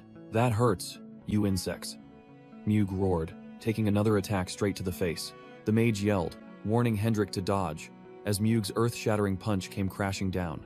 Another unfamiliar silver-haired warrior appeared, unleashing a gigantic blue energy slash towards Mugh. Mugh's entire body was engulfed in the energy explosion, the giant screaming tragically. The terrifying explosion sent rocks and debris flying everywhere, devastating the battlefield. Suddenly, a blonde warrior appeared, using a dazzling golden light sword to block Hendrik's dark sword. The blonde warrior strained, confronting Hendrik directly, as a new battle was about to erupt. The blonde swordsman and Hendrik clashed, their weapons sparking, creating a terrifying explosion in mid-air. Blocked, Hendrik let out a furious roar, purple demonic energy flaring violently around him. He suddenly realized, wait, the giant's penalty has been lifted too? The small fry below are in danger. Just as he was about to rush down to help, Hendrik froze as a blinding holy light descended from the sky, signaling a new force had entered the fray. An angel with 6 magnificent wings, a transcendent, descended in a brilliant halo, making Uriel on the ground look up in tense anticipation. Hamiel, the transcendent, looked down and declared, "So you are the one who defied the select and kill order." Hendrik was stunned to recognize the presence of an acquaintance. He yelled in astonishment, "It's Uriel!" Taking advantage of his opponent's distraction, the blonde swordsman immediately struck, coldly reminding him, "Don't lose focus during battle." Hendrik was startled to realize he had been ambushed from behind, only managing to mutter a curse. From above, a gigantic destructive energy blast was fired straight at Hendrik's position, clearing the battlefield. Crack! Cha Jin-hyuk's demonic transformation shattered into pieces under the enemy's attack. He staggered, bitterly realizing, damn it. It even broke my demonic transformation. His magic power depleted, Cha Jin-hyuk gritted his teeth, knowing his strength wasn't enough to challenge a Cain Fallon unaffected by any penalties. Cain Fallon stood opposite him, his tone full of sarcasm. What's wrong, Cha Jin-hyuk? Distracted because you're worried about the small fry? He sneered, adding another stab. It was your useless allies who created that opening. Cain proudly pointed to the sky, boasting, up there, we have the transcendent Hamiel. Then he pointed to the ground. Below, there's Mug. Your allies will all be wiped out. Cha Jin-hyuk could only grit his teeth as Cain delivered a chilling final blow. And I will personally finish you off. Cain's entire body erupted with holy light, as he arrogantly declared, very well. For defying the will of heaven, I sentence all who resist to death. He flashed a savage smile, repeating his old warning. I told you, didn't I? Cha Jin-hyuk smirked, blood oozing from the corner of his mouth, and growled. My comrades are very different from yours. The entire formation stood behind the orc warrior, and he declared loudly, we will never let our comrades die. The orc warrior realized there was a new enemy, and he roared, evasion magic, it's a paladin. Before he could act, a giant golden coin unexpectedly flew past the orc warrior's face, making him freeze. A literal storm of gold descended, engulfing the battlefield, making the orc warrior panic. Gold. Gold is floating. From afar, William threw a money bomb worth 5 million gold, creating a dazzling explosion. In the air, Hamiel was startled by a strange surge of power erupting from the ground. Hamiel was stunned. Her mutated eyes widened, realizing this was the very power she had once witnessed. A pillar of emerald energy shot straight into the sky, and Hamiel exclaimed in horror, Tessa's disciple. Inside the pillar of light, Choi Kyung-hoon smirked, channeling power into his hand, preparing to unleash his first technique, Palm Blade. Choi Kyung-hoon exerted all his chi, and his hand transformed into a razor-sharp emerald energy blade. Crash! A single slash descended, and the ground cracked open as if struck by lightning.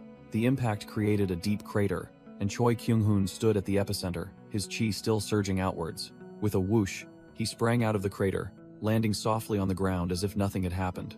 Choi Kyung-hoon grimaced, looking at his mangled hand, and muttered, It hurts more than I thought. This hand is probably useless for a while. He smirked, considering sacrificing a hand to send a god named Sandalphon away without any issues was a bargain. Suddenly, Hamiel stumbled and landed in front of him. Her body tattered, but her eyes had recognized everything. Hamiel gritted her teeth, realizing she had been tricked. You were waiting to drive Sandalphon away from the start. How? How dare you? Losing all composure, Hamiel roared, her pale eyes glowing, charging straight forward. A mere human dares to disrespect a god? Choi Kyung-hoon stood still, expressionless, and coldly retorted her fury, blabbering about gods. Choi Kyung-hoon coldly looked at the enraged Hamiel and lectured her. Instead of worrying about them, why don't you look at yourself? Hamiel watched in horror as her body cracked, blood splattering everywhere. He continued his lecture on power. If you don't cultivate yourself, don't even dream of pursuing the power of the gods. Finishing his words, Choi Kyung-hoon unleashed an invisible blow, blowing Hamiel away in an instant, her limbs shattering in midair. From another angle, Cha Jin-hyuk appeared, the myriad transforming primordial chaos artifact in his hand, transforming into a blazing purple energy bow, activating All-Master, Archery. He roared, splitting arrow, firing a volley of deep purple energy arrows towards the enemy. Cain Fallon appeared amidst the rain of arrows, his face nonchalant as he mocked. How many more beatings do you need to understand, Cha Jin-hyuk? He arrogantly raised his hand, gathering a dazzling orb of holy power, and growled. Even if you use all your skills, in my eyes, you're still just a struggling worm. Cain Fallon unleashed a destructive explosion of light. Facing the overwhelming attack, Cha Jin-hyuk froze, his confidence vanished, and he could only utter one word, damn it. Boom! Cain Fallon's holy power explosion swept away everything, the ground shattering into fragments. Amidst the rubble, Cha Jin-hyuk landed on a floating rock, luckily surviving but injured. He panted, blood oozing from the corner of his mouth, and bitterly admitted, every one of Cain's light attacks is a fatal blow to me. Realizing this direct confrontation was unwinnable, Cha Jin-hyuk glanced at the tower and identified a new target. If I can't win when he's not penalized, then what I need to aim for is, clenching his fist, his eyes sharpened, determined to break the stalemate. That penalty nullification mechanism. The target was locked, the red energy orb at the top of the tower. The orb suddenly turned purple, signaling an external intervention. Cha Jin-hyuk drew his sword. His entire body erupted with crimson dark energy, preparing to unleash an all-out attack. Roaring, he swung his sword, unleashing Black Dragon Slash. A gigantic black and red energy slash tore through the air. The unexpected technique struck Cain Fallon directly in the chest, but he merely smirked. That's nothing. Hendrik frantically slashed at Muge's colossal body, but the attack was merely a tickle to the giant. He gritted his teeth bitterly, unable to believe that after so much arduous training, he had ended up like this. Blown away by an invisible surge of chi, Hendrik was utterly shocked. Impossible. I can't even cut its skin. Realizing he had reacted too slowly, Hendrik only had time to see his opponent's fist hurtling towards him. I've got you, worm, Muge roared, unleashing a devastating punch onto the ground, with enough power to crush everything. Amidst the smoke and dust, Cha Jin-hyuk unexpectedly appeared, and coldly declared, "The worm I let escape last time has finally been caught." Muge looked down at the motionless bodies of Kimono Woman, Purple-Haired Mage, and Maria, smugly stating that no more worms would block his path. Just as Muge was about to go assist Cain, a series of unexpected light beams shot directly at him, stopping him in his tracks. Cain Fallon suddenly appeared in the air, glaring at Muge and shouting, "Where do you think you're going?" Growling with authority, Cain declared, "I'm still here," signaling that this battle was far from over. Muge's eyes flashed and he growled, acknowledging his opponent's strength. "You're strong." Cain Fallon hovered in the air and boasted arrogantly, "But you have a penalty. Just try to touch me, and you'll be pulverized." Muge scoffed and declared confidently, "I don't have any penalty, as long as I, Muge, protect that mechanism." The giant's aura was completely overwhelming, and he was certain victory was within his grasp. "Muge will win." Cain Fallon broke into a sweat, gritting his teeth in frustration. "I thought the giants were just a bunch of idiots, but who knew they could fight so well?" Realizing the disadvantageous situation, Cain Fallon narrowed his eyes, his mind beginning to calculate a way to break this deadlock. At the same time, Cha Jin-hyuk also assessed the situation and resolved, "I have to take a risk." Cha Jin-hyuk stood amidst a colossal pillar of divine light, activating his ultimate skill, Divine Power Fusion. Seeing the commotion from Cha Jin-hyuk's side, Cain Fallon smirked challengingly. "So you still haven't given up, huh? In that case, I'll go all in with holy power." Cain Fallon growled, his body erupted in dazzling light, transforming into a war god clad in golden armor from head to toe. Seeing Cha Jin-hyuk suddenly change his flight path, Cain Fallon thought the guy was scared witless and running away. He froze, unable to believe his eyes. What? In his golden armored war god form, Cain Fallon roared in pursuit. "Are you running away, Cha Jin-hyuk?" He crowed loudly, sarcastically. "Ha! You know you've lost, so you're abandoning even your hatred to flee?" Cha Jin-hyuk retorted coldly, his eyes gleaming with contempt. "You're the one who abandoned something important." Cain Fallon was stunned, his mind racing. "No way!" He realized that Cha Jin-hyuk's true target was the penalty nullification device, which he was guarding. Cain Fallon growled, pouring all his divine power into one attack. "You think that foolish strategy will succeed as you planned?" A destructive surge of energy shot straight towards Cha Jin-hyuk, but it was useless. Cha Jin-hyuk deftly dodged the attack and continued to rush straight for his target. Tricked, Cain Fallon poured all his divine power into one final attack, determined not to let his prey escape. He roared, "Divine Power Shot," unleashing a colossal surge of holy energy that illuminated a corner of the sky. Cain Fallon smirked smugly, thinking he had successfully forced his opponent to dodge. Tsk, almost got him. But from behind his broken mask, Cha Jin-hyuk coldly retorted, his purple eye gleaming with disdain. "No, I didn't miss." Cain Fallon's divine power unexpectedly changed direction, plummeting to the ground like a meteor, exactly as Cha Jin-hyuk intended.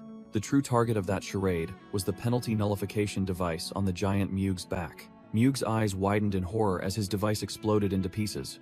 What? What happened to my device? Just then, a third force appeared.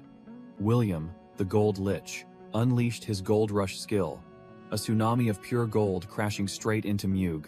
William coldly declared the price of this destructive attack. 100 million gold. Boom. The golden storm engulfed the giant in a terrifying explosion. Muge could only scream in helplessness, as he was literally crushed to death by money. Cain Fallon was utterly shocked, stammering, "Impossible." Finally, understanding dawned on him. He realized he had been tricked. So, from the start, its target was Muge's penalty nullification device? Muge staggered after taking the full golden shower to the face, only managing a groan. The giant was blown away like a fly, screaming in helplessness. "You won't escape." Blood rushed to his head. Mug decided to go all out. "I'll defy the penalty and swell up, let's die together." But a dark figure descended from the sky. Hendrik coldly declared, "No, only you will die." With a savage grin, Hendrik roared the skill name, Demonic Dragon Slash. A blazing red sword strike tore through space, hurtling straight down towards the giant who was transforming into chaos. Cain Fallon gnashed his teeth, spitting out each word with hatred. "Cha Jin-hyuk." He furiously screamed at Cha Jin-hyuk. "If you hadn't come back, everything would have gone according to my plan." Cain Fallon roared, brilliant golden divine power gathering in his hand, declaring, "This time, I'll kill you properly." Suddenly, a figure shot down like a meteor, emerald green key exploding. Choi Kyung-hoon had arrived, growling, "Who are you trying to kill?" Choi Kyung-hoon's bandaged fist clenched, his eyes bloodshot. "How dare you betray my friend?" Without another word, Choi Kyung-hoon threw a punch straight to the face, unleashing a destructive blue energy orb. "Take this instead." Crash! The attack collided with a golden honeycomb-shaped divine power shield, completely blocking the punch. Choi Kyung-hoon landed, staring at Cain Fallon, who floated safely behind the shield. Inside the shield, Cain Fallon sneered smugly. "Attacks like that can't break my divine power." Choi Kyung-hoon. Choi Kyung-hoon smirked, realizing something important when he saw his opponent wasn't being punished by the system. "Oh, so you really aren't penalized." Wham! Cain Fallon unexpectedly took a devastating blow to the face right inside the shield, spitting blood in astonishment. Cain Fallon spun around, utterly shocked to see William standing behind him, asking coldly, "Was that you?" The gold lich tossed a few coins, his face expressionless as he retorted to the screaming Cain Fallon. "I was never on your side, Cain." The gold lich clicked his tongue, secretly calculating that if those two went all out, their power would be on par with his. Truly troublesome. Cornered in a 2-on-1 situation, Cain Fallon growled, determined to protect the cleaner and deal with them one by one. Suddenly, a colossal dragon silhouette appeared in the sky, piercing even the divine power shield, making Cain Fallon look up in astonishment. Meanwhile, in another place, Uriel and the Swords of God were kneeling, pouring all their divine power into performing a summoning ritual. Uriel looked up at the sky with an urgent expression, pleading for help. Whoosh! A streak of purple light descended to the ground with terrifying speed, signaling the arrival of an uninvited guest. Miho plummeted from above like a meteor, while the dragon silhouette still hovered overhead. With a mischievous grin, Miho let out an enigmatic shout. "Mother!" Immediately, a chaotic energy explosion erupted fiercely between golden divine power and purple demonic power. After the terrifying explosion, a dark figure was thrown back, shattering within the purple energy. Miho, the nine-tailed fox, descended with a superior aura, directly taunting Cain Fallon. "Hello, slave of the master of the sky." Cain Fallon choked, his voice trembling as he recognized her identity. Cain Fallon roared, intending to counterattack with divine power. "If that body falls, your descent will also end." But Miho merely glanced, coldly commanding, "Freeze!" Instantly, Cain Fallon was locked solid in midair, his entire body immobile, unable to move even a single finger. Seizing the golden opportunity, Miho shouted a signal. Now, Cha Jin-hyuk descended from the sky like a phantom, the sword in his hand blazing with deadly purple demonic power. With a cruel smile, Cha Jin-hyuk roared, "It's over, Cain." Cain Fallon could only stare wide-eyed, screaming in despair as the scythe of death was at his throat. Cha Jin-hyuk poured all his strength, his sword transforming into a colossal surge of energy, preparing to impale Cain Fallon in a finishing blow. Cha Jin-hyuk plunged down like a purple lightning bolt, while Cain Fallon could only raise his hands in despair. Cain Fallon braced himself to block the attack, but the immense pressure made him cry out in pain. He was utterly shocked, unable to believe he had once blocked Choi Kyung-hoon's punch, yet now he was being pushed back by a mere sword strike. Suddenly, a blazing red lock icon appeared on Cain Fallon's forehead, signaling a system malfunction. Cain Fallon's eyes widened in horror, realizing he was truly doomed. Penalty. Cain Fallon panicked as a surge of black and red energy began to bind him. Just as the blade of death was about to strike, a dark figure suddenly appeared, blocking the attack with bare hands and coldly declaring, "That's enough." The black-clad observer, who looked exactly like Cha Jin-hyuk, growled Cain Fallon's name, confirming he had come to rescue him. Cain Fallon looked up, stunned to see his savior, and stammered his name. "Cha Jin-hyuk." Miho stood with her arms crossed, smirking smugly. "Looks like we won." While a notification from the apex of malevolence appeared, affirming our side's position. A notification from the apex of malevolence appeared, mockingly asking, "They're asking if the gift has been received properly." Immediately after, another force intervened, a golden system panel clearly displaying the identity, Master of the Sky, but only remaining meaningfully silent. Miho crossed her arms, a mocking smirk on her face. "Why aren't you saying anything?" A flash of light streaked across the sky, signaling the clash of powers among the entities behind the scenes. Seeing her opponents remain silent, Miho continued to taunt, suggesting they were laughing and speechless at the current situation. Another blue-purple system notification appeared, also displaying only an ellipsis, the atmosphere growing even tenser. With his neck seized by the black-clad observer, Kane Fallon cried out in despair about his ideals. "It can't end like this. I need a paradise ruled by the strong, where all obstacles are eliminated." The black-clad observer coldly retorted, "If you do that, who would climb the tower? That's not paradise." Kane Fallon laughed maniacally, his neck veins bulging as he argued. "Exactly. That's the ideal world, where everyone knows their place and obeys." Cha Jin-hyuk, having run out of patience, had a colossal shadow monster appear behind him, growling, "Shut your mouth. It's time for your punishment, Kane." Cha Jin-hyuk curled his lips into a sneer, sending a deadly message to the tormented man. "Tell Carmen I said hello." Crushed by the dark power, Kane Fallon screamed in despair, unable to accept that he would perish so disgracefully. In his delirium, he recalled the colossal god he worshipped, and cried out that he hadn't yet seen the ideal world that God would create. Kane Fallon's face contorted with rage and fear, his neck veins bulging as he screamed again, "I can't die like this." Having no other choice, Kane Fallon threw his head back and shrieked the name of his last savior, Master of the Sky. Immediately, a brilliant golden light tore through space, signaling a high-tier entity's intervention in the battle. But the newly opened space was physically ripped apart by a pair of colossal black hands, exuding overwhelming power. A colossal entity with a white mane was breaking space to descend, its terrifying power shaking everything. The Master of the Sky had arrived, a divine being with brilliantly glowing cross-shaped eyes, its aura crushing all.